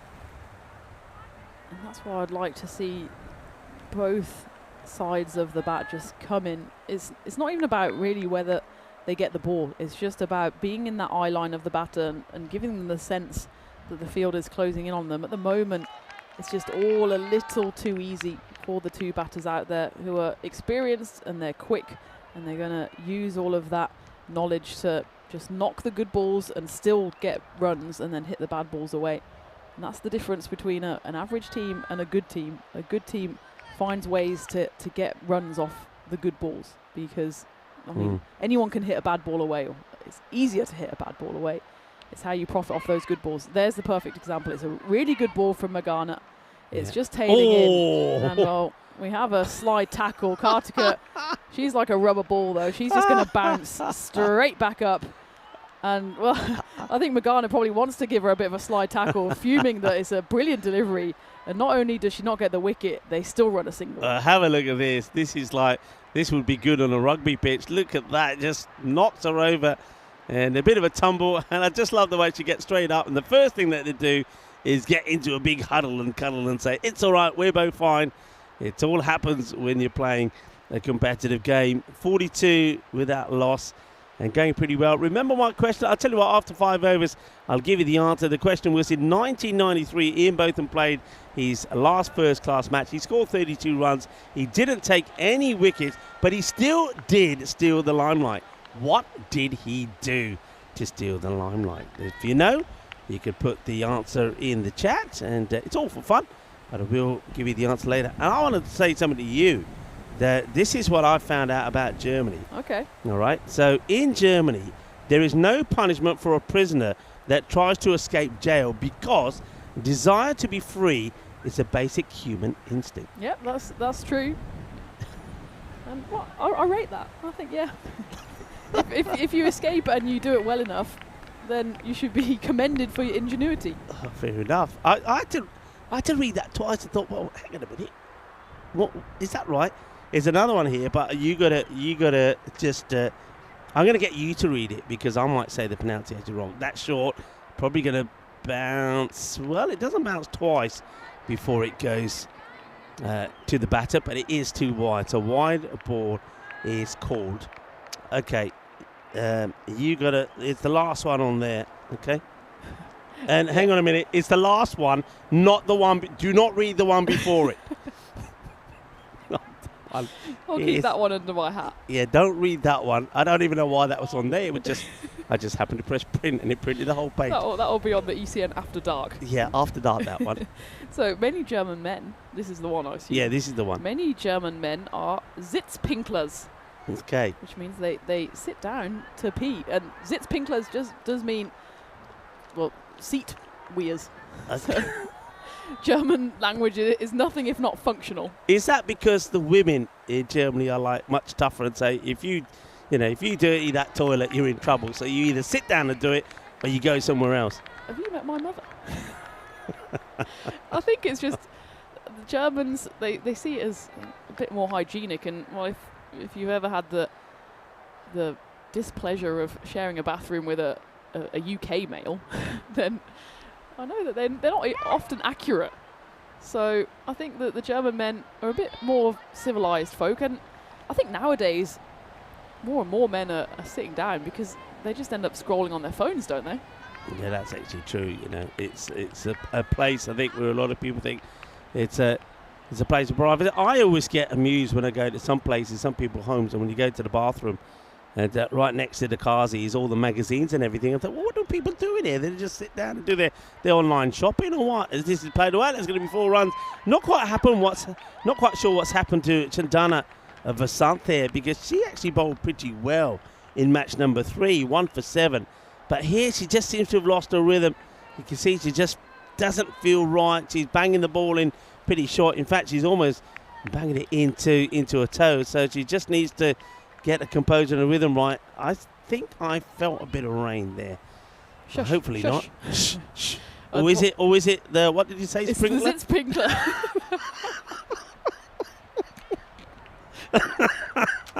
Oh, dearie me. Well, they're going to run through for another here because there was a slight misfield on the boundary by Sanshu Dharma out there. And well, in my day job, you might know as well that I do a fair bit of statistics. And yes.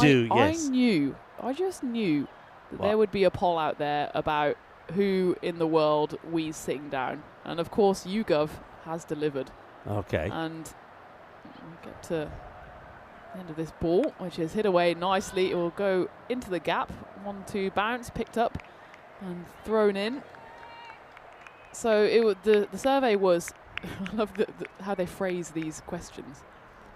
Thinking about the times where you go to the toilet to, capital letters, only urinate, how often do you sit down in order to do so? And then the answers are in percentage of men in each country. 40% of German men every time, and 22% of German men most times. So let's call it 62% most of the time or more. Yeah. In the US, 23%. So less than a quarter. Okay. I don't think the UK was polled. I suppose Australia, if we're talking about cricket, Australia is 39%. So Germans are way out there, top spot. And I think it's used a bit. Sitzpinkler can be derogatory, so it's kind of used as a way to imply a man is not manly enough. You know, like you'd go du Sitzpinkler, because if you shout anything in German, it does sound quite aggressive. Okay. So, I mean, I disagree with this. I would think more of a man if he was a Sitzpinkler, I think. So there you have it. Oh, mind you, you got images. I've got images now of walking into a public toilet and all the men sitting on the urinals. I'm thinking, okay, you're taking this literally now, I see. But anyway, all right. It's this is the sort of bowling I thought would be pretty productive. I like the start here from Nikki Kingsley. Just keeping it simple, just trying to get that ball up there, because the last few overs, I mean, even I've got to say that Chandana does well. She was having all sorts of problems. There was 3 no balls in there and 1 wide, but she still, I guess, only goes for 11. So I suppose she recovers pretty well, having to bowl those 3 extra deliveries and just goes for 11. But still, in terms of the runs, you can see that United are pretty well on top here. They need to break this partnership, and they need to break it pretty quickly. Hello to Julian Dawson, that's also joining us in the chat. And Julian saying difficult to see it on a right. Yeah, you're probably thinking the same way as me. Right, that's a good shot. It could go all the way. Just bounces before the rope. It's going to be 4 runs. And you can see that the umpire just wanted to check there, umpire Jason, but that's 4, Jason. There you go. Yeah, that's it. Izquierda derecha, 4 carreras, but a very nice shot. And just in case you thought that myself and Tina didn't see it right, and there it is. That's 4. So nicely played away. Oh, there is British on this resort as well, and actually they got to all be stand. I reckon they're going to be So they say 33% say never, and only 24% say every time or most of the time. I suppose, and Vinny makes this point in the chat as well, every time is quite a bold statement given the spectrum of toilets that may or may not be on offer. I think I would be, if I were a man, I'd be a Heimsitzpinkler, which is a home Sitzpinkler. At home, I mean, I spend the afternoon there scrolling, crosswords, as Julian suggests. Yeah. It's just a comfortable seat, but I think in some of the public toilets, I would make the most of my anatomy, I think, if I were a male. Yeah, I think, you're right there. And I think, who was that? I think David Swan was saying, what's the percentage of women that stand up to we? Well, I suppose if you are in a public toilet, that is probably pretty likely. Mind you, you have to remember, and I know that let's talk a little bit about this first. The European Cricket Championships, and that will be happening, of course, at the Carnama Oval, the Field of Dreams. Carnama Oval, by the way, has had a little bit of a transformation. I'm looking forward to going back there and seeing some of the new roads, new features that have been added. But, of course, that's a quick look at the Euros of Women. That will be the last event of our 2025 season, starting there, of course, on the very 1st of December. I'll be there. No, you'll be there. I'll be there, and I was talking to Ali about it earlier today as well, and it's great to see it in its expanded format as well, with, of course, the emerging division, then the challenger, and then finishing off with the premier. And there's teams there that have been a lot on the network. There's some that are new or newish, and it will be a great way to round out what has been a record-breaking year for the European Cricket Network and women's cricket on the European Cricket Network, because Vinny was doing some quick number crunching in the innings break as well, and had some fascinating insights. As it's Chandana onto bowl here, he's got a chance for a catch, and it's a great grab taken on the run, and you can see what that means to the fielders. There's a big wicket as Kartika departs for 19 off 19, and that could be the breakthrough that DJK need to halt this run chase for BV United, as that was an outstanding grab running in. It was in the air for a long time, but it's never easy when you're chasing it down, and it goes into the hands, rolls up into the elbows. That's where it nestles. Great catch. Oh, that's wonderful, and I'm loving this. Look at this. Chandana just grabs her and swings her around in delight. It's like she's got a toy doll there. And Chandana, look, well done to Chandana Vasant. Remember I said she had a bit of a torrid start to that over number 4.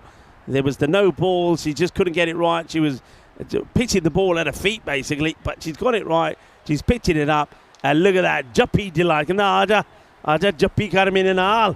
Gets the wicket, and you're right, big wicket at the right time. That partnership was threatening. It was taking the game away from them. So they get the breakthrough. That's Rari who comes in at number 3, and she slaps that one over the covers. The chase is on. I think the Grizzly will win it. It will, as Rami gets her innings up and running with a 4. But I think if they can break this fledgling partnership, that would even swing the game, maybe even into DJK's favour. As long as Shraddha is out there, she's set nicely, 32 off 18, and Rami, she can take a game away from anyone in an instant with her hitting. While they're out there, I think BV still comfortable, but look at that win predictor, 50-50, super Goldilocks zone. It's anyone's game here as we draw towards the end of the 6th over, but what I was saying was that Vinny put everything through the supercomputer, and it came out that there's 376 women's games on the network this year, and that works out as 22% of all matches. And I think that just is a testament to how the women's game's growing in Europe, and a testament to the European Cricket Network that we continue to foster that.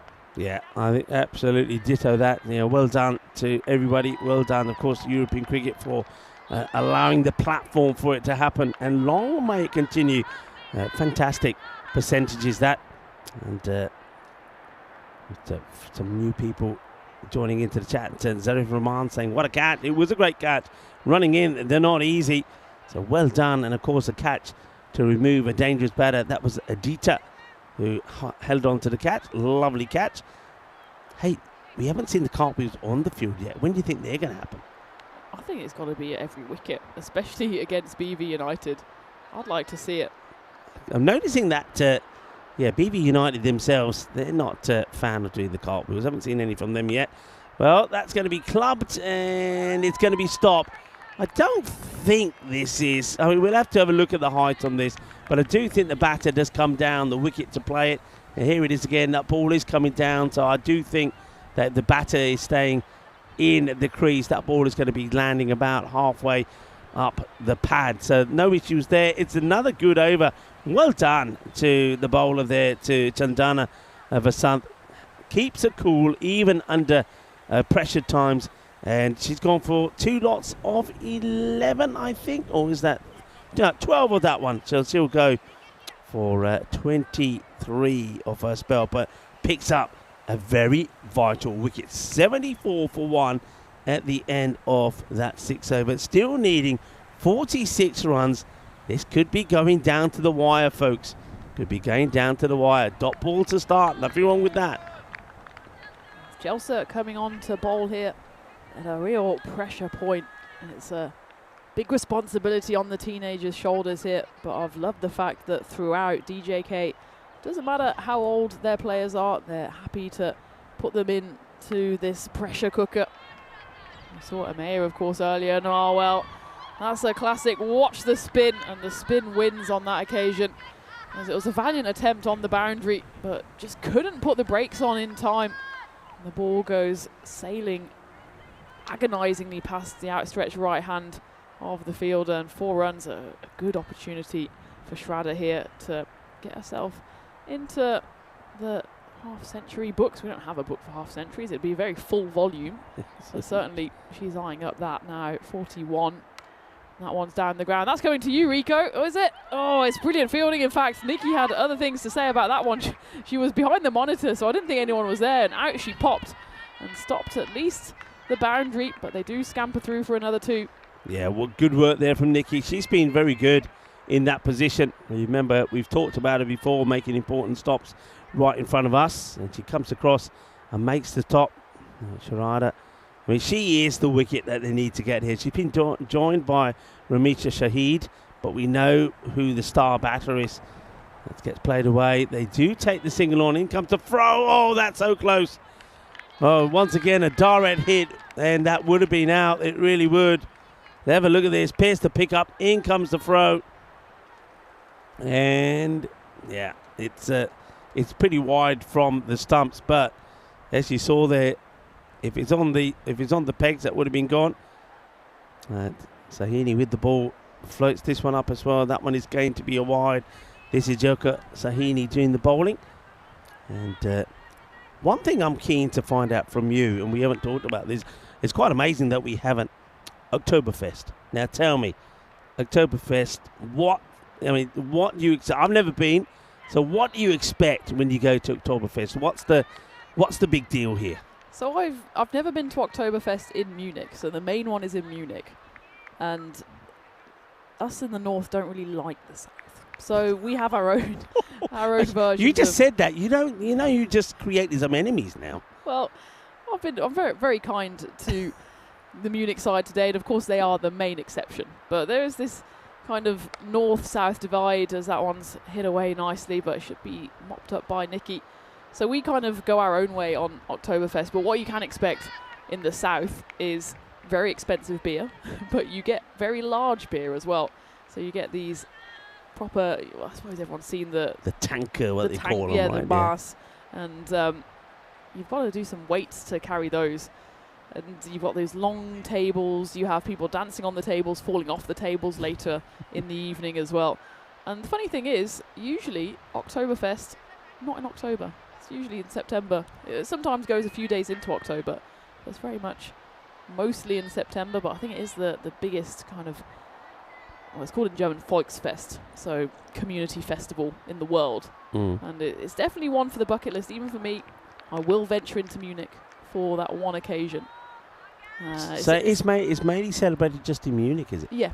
It's in the same way that maybe it's difficult to have a comparison, but something like Burns Night is celebrated in Scotland. Yeah. Or Hogmanay, things like that, where it's in the same country. If you see Scotland and England as the United Kingdom. Yeah, yeah. But it's not really a thing. You have carnival in this neck of the woods as well, in the west of Germany, especially in Cologne. And again, that's not really celebrated in other parts of the world. In Germany, it's generally a religious divide as well, as that one, I think she just gets back in time, will be a wide ball. So the Protestants were historically in the north and the Catholics in the south. Yeah. And it's actually causing, and this is very current affairs, it's actually causing some havoc at the moment because Germany is a federal state. So there's 16 Bundesländer, and they all have their own governments. And they all also have their own school terms. So you have summer holidays at different times depending on where you go to school, in which Bundesland. Okay. And Bavaria is a very rich and dominant region because it's very large. It has Munich, which is one of the wealthiest cities in Germany. And they've always had what everyone sees as the best summer holiday slot, so in August. And all the other regions are saying, hey, well, can we have that slot? And Munich are like, no, we'll keep it. And their reason for keeping it, and get this, is that, that might be out. I'll stop my Germany lesson for just a moment, as that's an excellent piece of work from Nikki. And I think, my gut instinct is this is out. I think so as well. Look at this. This is just, look at the bat here. That's still in the air. I think the bat has bounced up. Look, that bat is not down. The bat is not down. That is going to be out. That is exceptional work from Nikki Kingsley. Now, maybe we will see some cartwheels if this is given out, because this is a big wicket. It really is.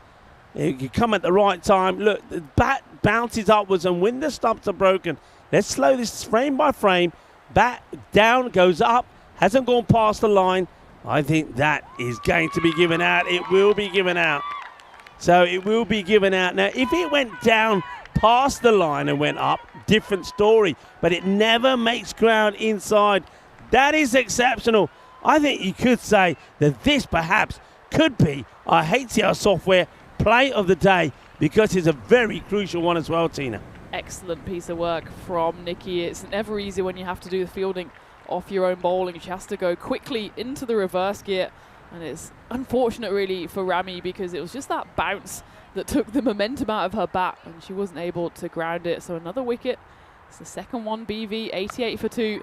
Shrader's still out there though, and that one gets her to her second half century. 50 not out of 28 deliveries. And you can see that anything DJK can do, BV can do just as well, as the dugout there goes wild for their batter. Yeah, very good shot. I think that Sharada, she's seen what's been bowled here.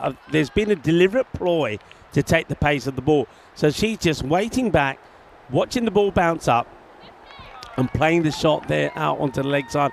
I think they could change the field slightly. That one's going to get played on the offside now.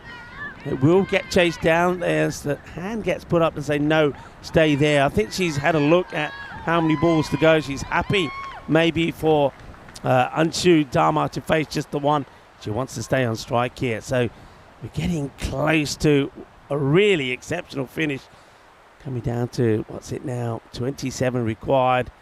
That's hit down the ground. Catching chance just out of the reach of Nikki. They will take a single, which I thought that probably the idea there from Shrader was not to take it, but maybe Dharma doesn't read that well. They take the single. It takes it down to 26 required of the last 2 overs. Boy, oh boy, if you're tingling, I understand it, because maybe I've got a little tingle myself here. Well, that's just the Zitz Pingler, I think. But just to finish that off, because it's especially pertinent with these two sides out there, Baden-Württemberg and Munich, which is in Bavaria, these are the 2 states that are holding out. So the other 14 states are saying, okay, let's just always rotate summer holidays. Yeah. And everyone says, that's all fair. BV and Bavaria say, no, we want to keep the best slot. And the reason we want to keep the best slot is because we need the children to do the harvest. Really? Which was a brilliant argument 100 years ago. Now, not so much. But they're saying, no, well, people might not harvest anymore, but we're not moving from our slots. So the other 14 states are saying, well, what the hell? we want to have some nice summer holidays. Can't they just put it to a vote and they'll be outvoted and it's done, you know? Well, all the states have their own governments, and at the moment they have that slots, and they all have to vote to have this rotation. And Baden-Württemberg and Bavaria, the 2 teams being represented out there at the moment, are saying no, no. Well, maybe this is why these 2 sides are so good at cricket as well, because they have the summer holidays to put in their cricket practice. But you know, German politics, it's a funny one. But I think we should go back to the game, because this is looking like probably dropping that one, so just gets away with it. Doesn't get hit to the boundary either. There's an art to bowl these, you know. There's actually an art. I mean, that's a little bit too wide. So, but her first over wasn't bad at all. She only gave 10 away, so she's tossing the ball up. I mean, she's certainly giving it some flight. But yeah, the batters, as hard as they hit it, they got the field set well on the leg side. 3 of them there.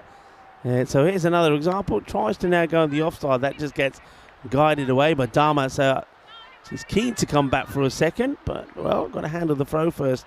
Does the bowler, does well, does Saini. So Delika Saini bowling very well here. But this is where it can be game changing. Now you got Shrader, who gets another half century to her name, 52.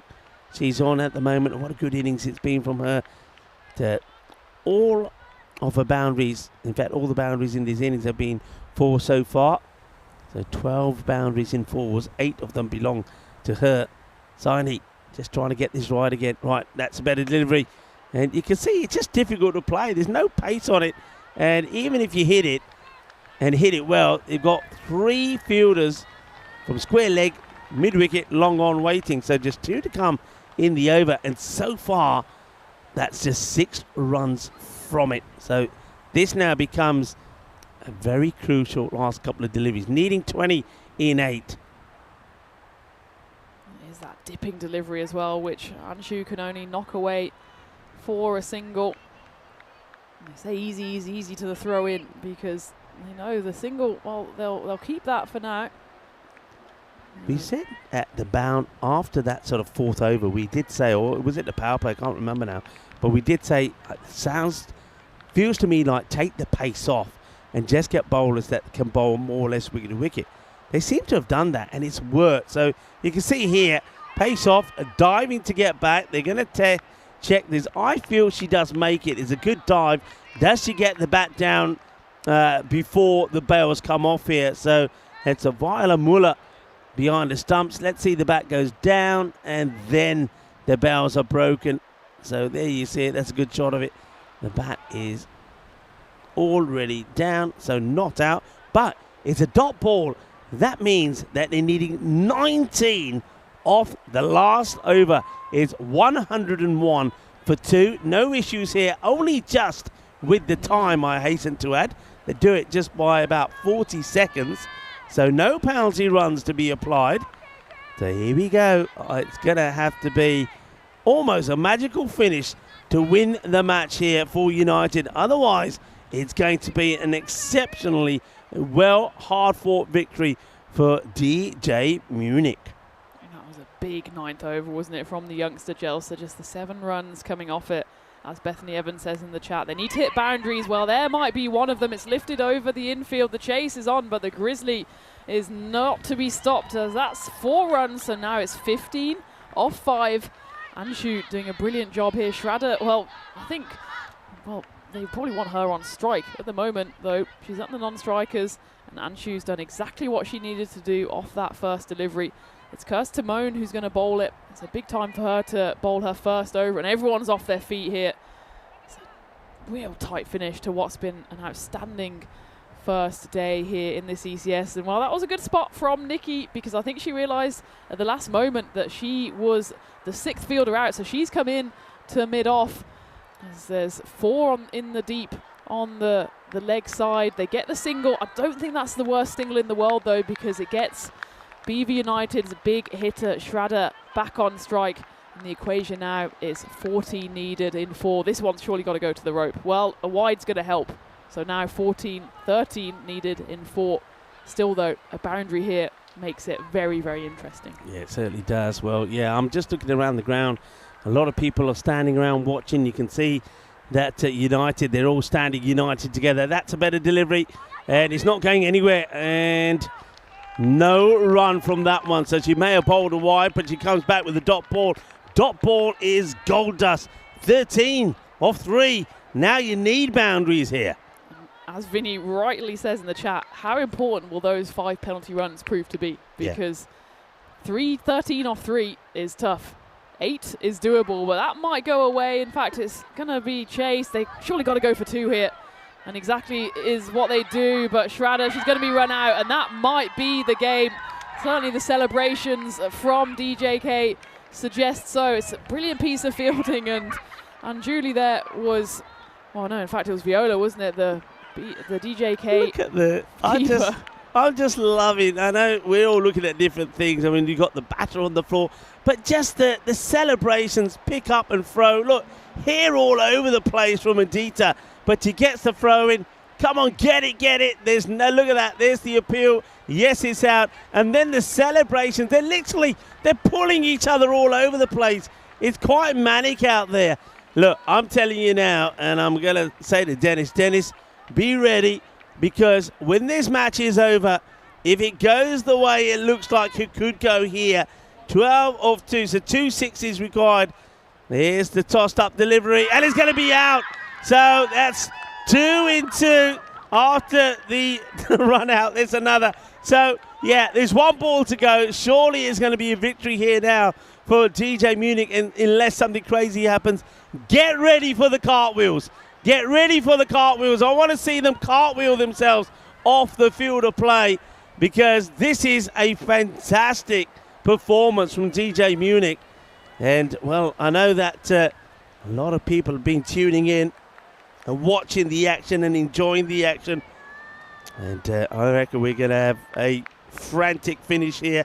And well, what about, of course, Julie Bonnet that's been watching with Rocco and Lando and James. I bet they've glued to the sets.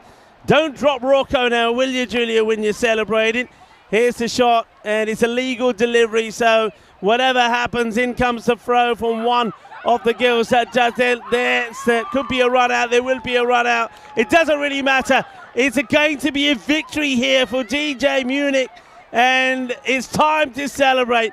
It's time to rejoice. And what that also means, Tina, is that it keeps tomorrow very much open. It's a great result for Munich. It's a great result for the neutrals as well, because we want this tournament to go to the wire, and certainly Munich have ensured that it will go to the second day, and the celebrations start for them, and they thoroughly deserve them, because let's not forget they didn't lose a wicket in that first innings, and they've fielded and bowled tremendously well in this second to keep an exceptionally strong BV United side to 108 runs. So those penalty runs certainly came into effect. In the end, the winning margin is slightly higher than that, and while Rico, he wants one thing. He's going out I there. want the cartwheels. Come on, I want you to cartwheel all the way off.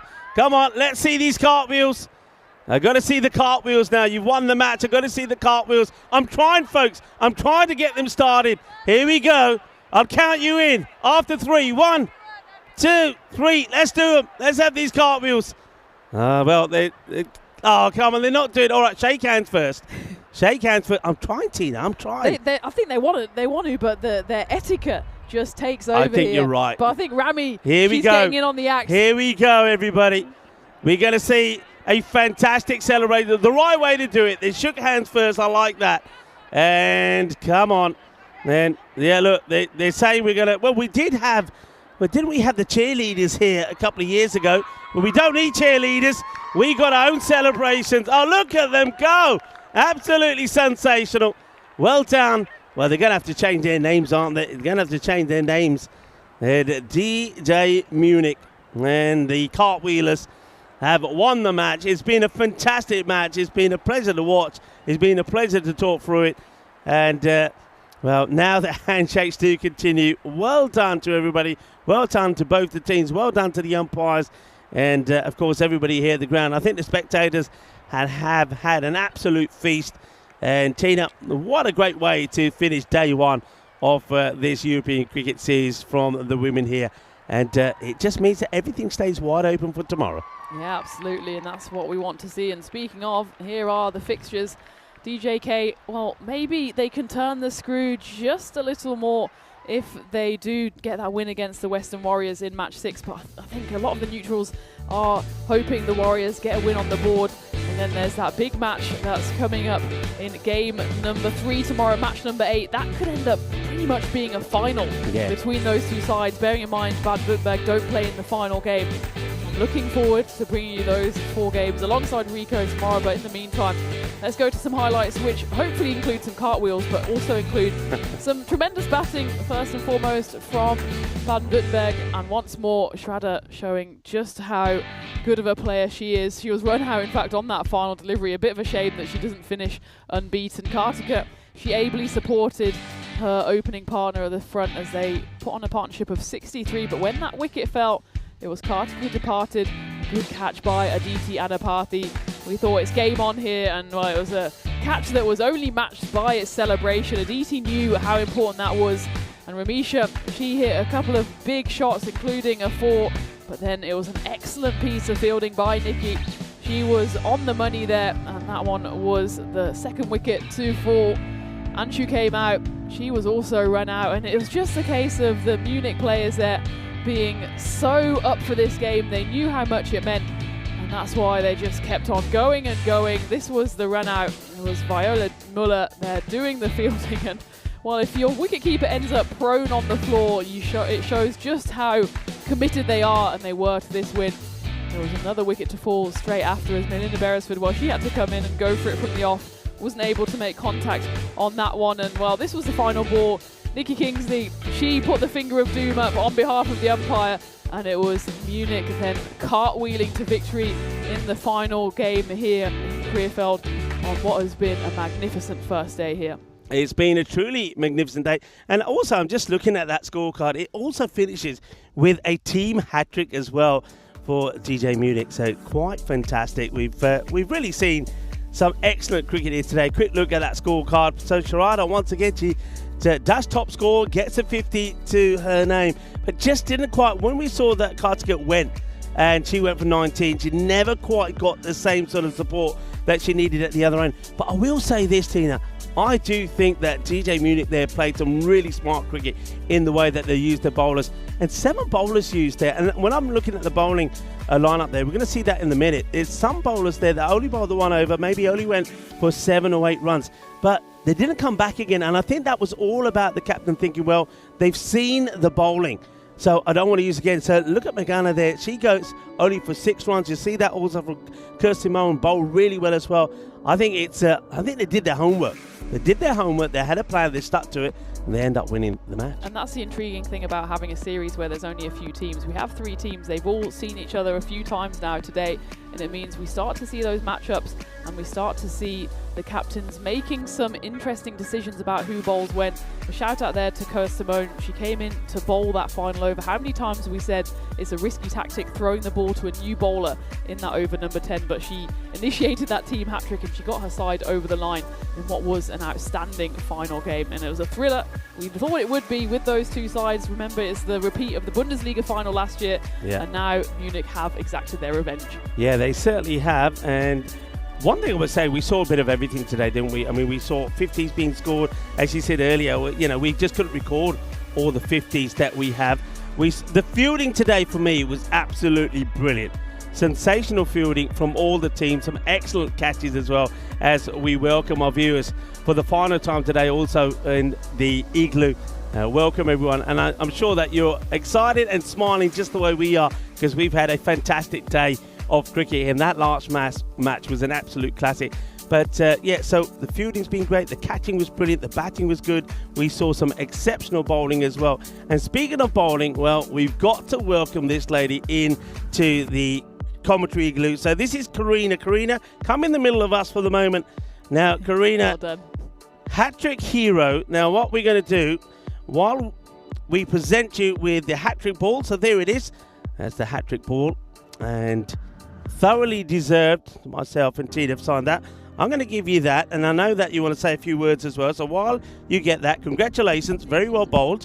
And I'm going to take my headsets off. Okay, Tina's going to take her headsets off and give you the opportunity to say a few words. So first of all, very well bowled. My first question to you is that the first hat-trick you've ever taken? Yeah, it was, yes. Your first hat-trick, so that's even more special. Tell us what you feel. When did it actually home into you that, hey, I've just taken a hat-trick? When did it actually click? Yeah, I mean, our team, they showed great fielding today. And when they took the first catch, I was already blown away. I was like, this is a great catch. And then they did it again for the second time. I was like, okay, everybody was saying, go for the hat-trick. Yeah. I was like, okay, go. And they actually did it. So I'm super thankful for my team. That third catch it was Dharma, I think, who took the third catch. I mean, that ball was great. It was going fast. It was a sensational catch. Yes. It got held, and you have a hat-trick. The celebrations were absolutely wild. Now, look, I know it's your first hat-trick. It's a special moment for you. I'm going to give you the opportunity to say some thank yous and some hellos to whoever you want to talk to. Come on, the stage is yours. Thank you. So first of all, I want to thank the organizers here of the tournament. It's a great level of cricket here. It's so much fun today, and I'm already looking forward to tomorrow. And again, special thanks to our teammates. We are a mixed team. We have BB United players and also Frankfurt players. And I think it doesn't look like we're playing together for the first time. It's great fun.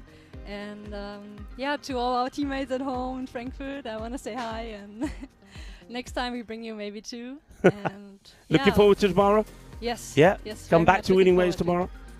Back to winning ways tomorrow? Yes. Yeah? Yes. Our goal is to win both matches tomorrow. Okay. Yeah. Well, it's. I think that with that last match there, it certainly makes tomorrow very exciting. Well done. Thoroughly deserve that. Treasure that moment. And of course, remember, you can go back at any time and have a look at that hat-trick. That's the beauty of what you've achieved today. Special moment for you. Thank you very much. Well done. Thank you very much. And we'll get Tina to come in now, and we'll start to say our thank yous. But what a lovely moment that is. We see another hat-trick. Maybe we could have that. Have we got it in a Hall of Fame already? Let's have it. Let's see it on the Hall of Fame. And it's always special for our players to get the Hall of Fame. We'll have that up for you in a moment. But let's just start to say our thank yous really first. I want to say a big thank you, of course, to the Federation here in Germany. They've been absolutely fantastic. A big thanks to the umpires who've been brilliant. And also to, of course, Two Circles. We have that graphic up now. So here it is, the Hall of Fame. There it is, Karina. We just had her in the igloo and receiving her hat-trick ball. It's a special moment. Can you remember your first hat-trick? you make it out like I've had multiple. I do remember my first hat-trick, and it's the fact that I remember it all these years later shows just how special an occasion it is. And Karina, as you said, Rico, she'll be watching that one over and over again. That's the beauty of the European Cricket Network, and what a lovely girl as well. I mean, everyone's lovely, of course, but it's even better to see someone who's also learnt her cricket in Germany, hasn't had really any experience of playing on this kind of big stage, and yet here she is, bowling hat-tricks. That's what cricket's all about. That's what the European Cricket Network's all about. It's what it's all about. And the other thing about that is, just looking at Karina there. So, look, she took a hat-trick. In the very next match, her first over went magical. It went for 22. But she bowled the second over, it only went for something like 3 runs. And she just lost that match. Here she is, she's smiling. You couldn't get a bigger smile than that. And I think that's with all the girls. Win or lose, they just enjoy what they do. They enjoy being given the platform to perform and show their talents to the world. And I can tell you what, they've made me very happy watching some very good, entertaining cricket today. I think we both had a fantastic time today. We've had an incredible time, and it's always just this atmosphere about the women's cricket. I'm so looking forward to the fact we've got 4 more games to bring you. And, well, we hear the music in our ears, which means I think the only way we get out of here, Rico, is cartwheeling, I'm sure, but it'll have to be off camera. Well, if we weren't wired out, we'll do it for you. But I'm sure you understand we can't do the cartwheels and pull the cables out of the plug. So, unfortunately, no cartwheels. But before we go, of course, we've got to thank our global viewers. You've been absolutely fantastic. Your interaction from all of you that have been on the YouTube chat has been brilliant. But remember, there's 4 matches coming up tomorrow, so do join us again tomorrow when we do it all over again. But for now, be good, be safe, be kind, look after yourself, and join us tomorrow. And shukriya, thank you for watching. Thank you for your support of the European Cricket Network. Hasta mañana, mi familia. Ciao, ciao.